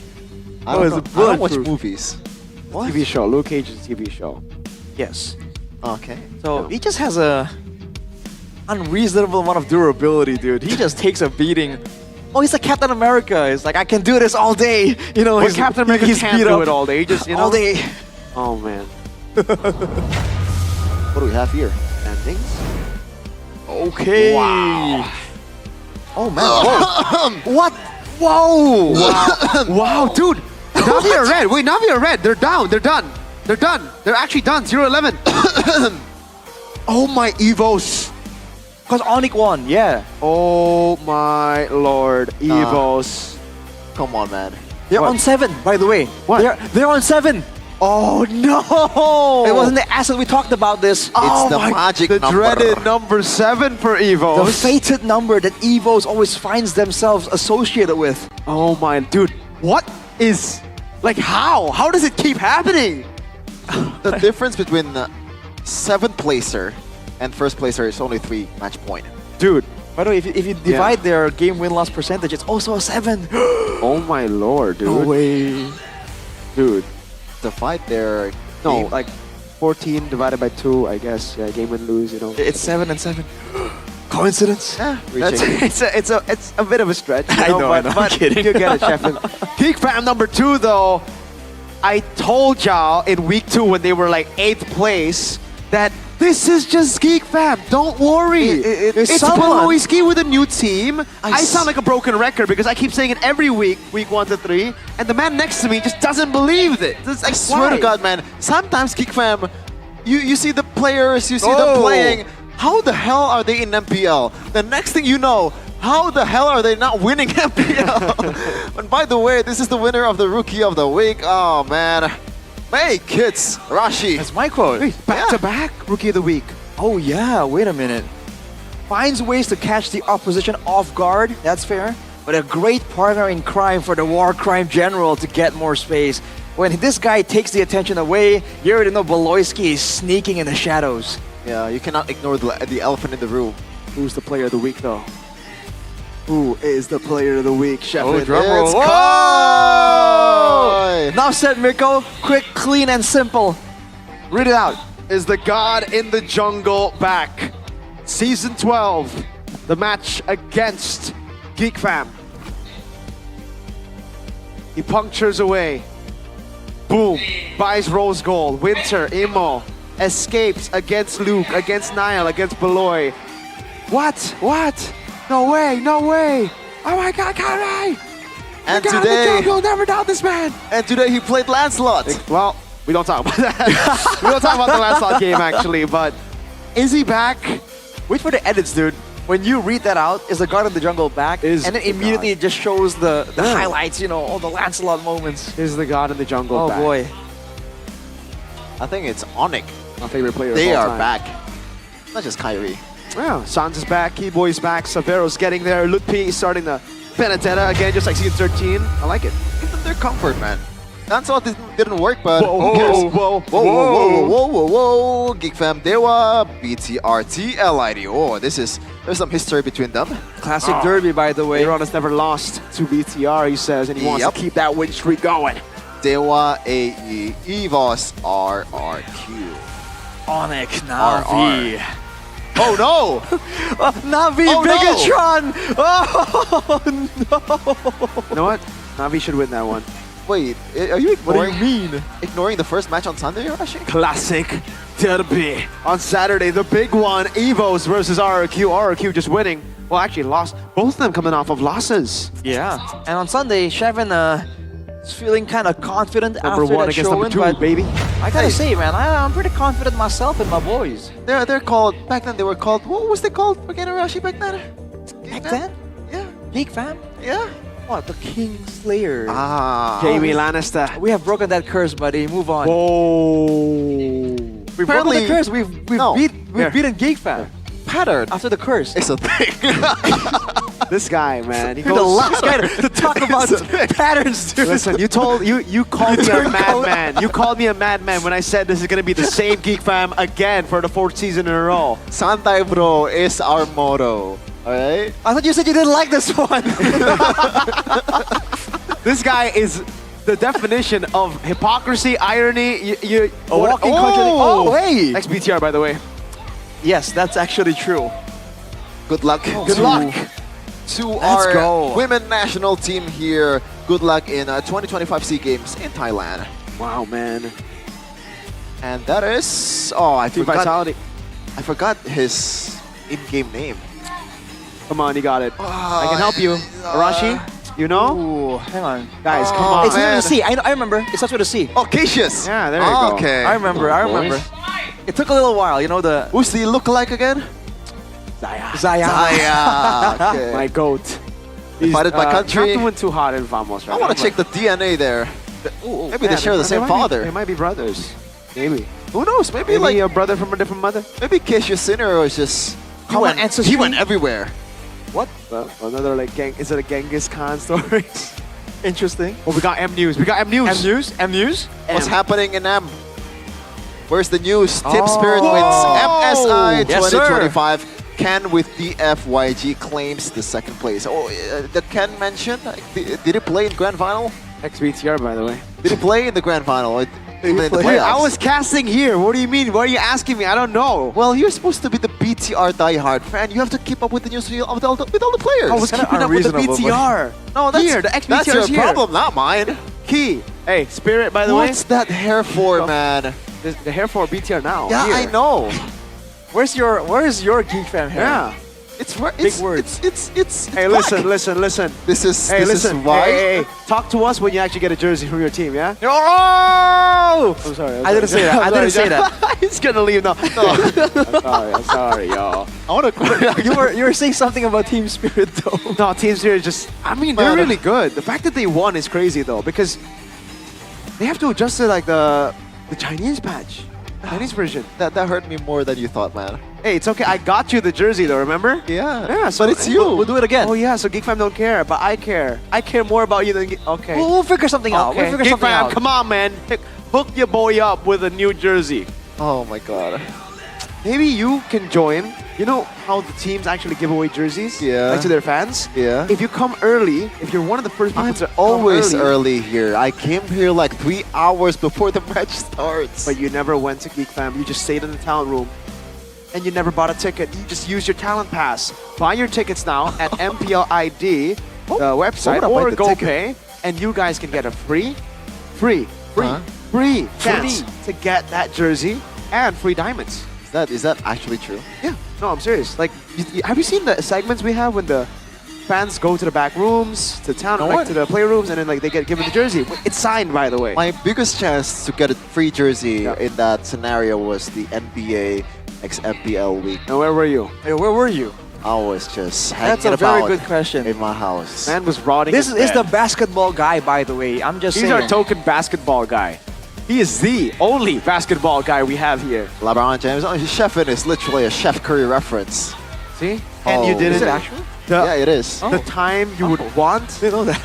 I told you like 5 times, Hirashi. Short-term memory. Let's go. Oh my god, the goldfish brain. Oh, what memory of Hirashi here. It just flushes every, you know. Every gets arc you purged. win. What? No, it's just after a set amount of time, buddy. Ah, okay. Every arc you win. Because like the euphoria fills your head with dopamine, and all the memories is just like Oh, you're a scientist now. I see. it comes out of the ear.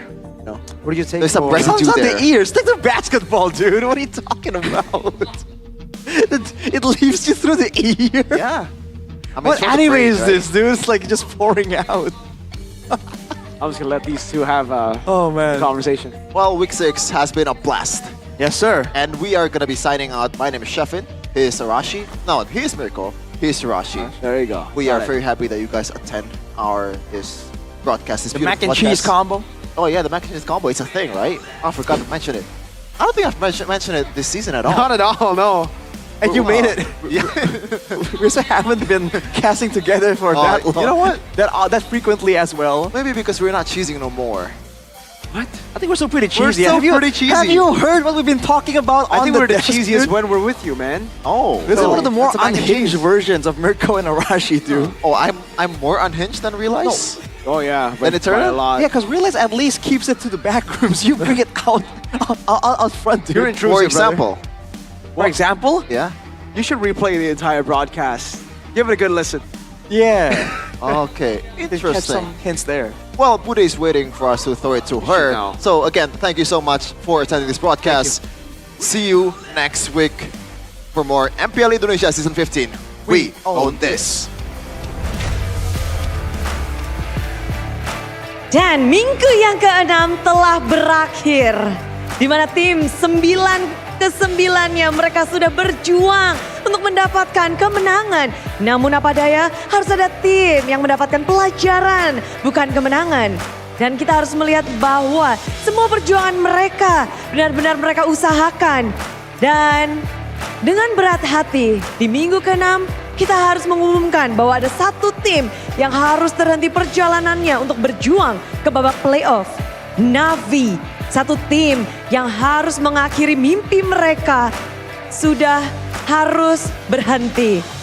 Namun Navi masih bisa memperjuangkan diri untuk memecahkan lustrik mereka, terus berjuang dan mempengaruhi klasemen yang ada di MPL Indonesia Season 15. Mereka juga bisa menjadi batu sandungan bagi tim-tim yang akan berjuang masuk ke babak playoff. So 6 slot babak playoff masih akan diperebutkan oleh 8 tim yang akan berjuang kembali di minggu yang ke-7. Saat ini Bude hanya bisa mengucapkan terima kasih kepada semua super fans yang telah mendukung dan terus mengelu-elukan tim kalian, memberikan dukungan positif dan tentunya kepada MPL Indonesia Season 15. Dan boleh diingatkan lagi kalau MPL Indonesia Season 15 powered by Moonton, supported by PBSI, presented by official turnamen smartphone, Samsung Galaxy, official e-wallet GoPay, official sponsor Head and Shoulder, official dari coffee partner Good Day. Dan kita juga punya partner ini sports, ada Telkomsel, Dunia Games dan IndiHome. Bersama dengan advertiser, Hokben dan juga Kacang Sukro. Tak lupa pula supplier kita RSV Helmet. Minggu ke-6 telah berakhir. Dan minggu yang ke-7 akan datang.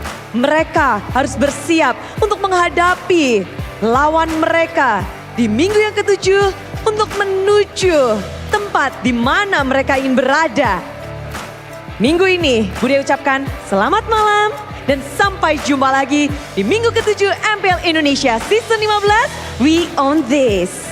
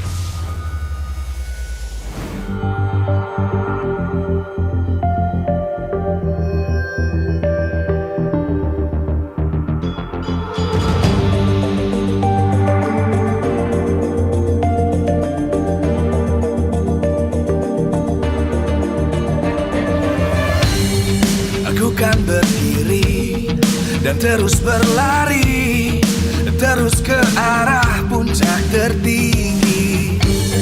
Ku takkan berhenti, hanya sampai di sini. Kemenangan abadi menanti. You know we won't miss if we unite our focus. And if you haven't noticed, we all live. Nyalakan apimu, hadapi semua tantangan, hadang semua serangan, jatuh bukan halangan. Bakar semangatmu, janganlah engkau menyerah. Kita akan buat sejarah. We all this, we won't miss. We all this, we won't miss. Saatnya beraksi, jalani ambil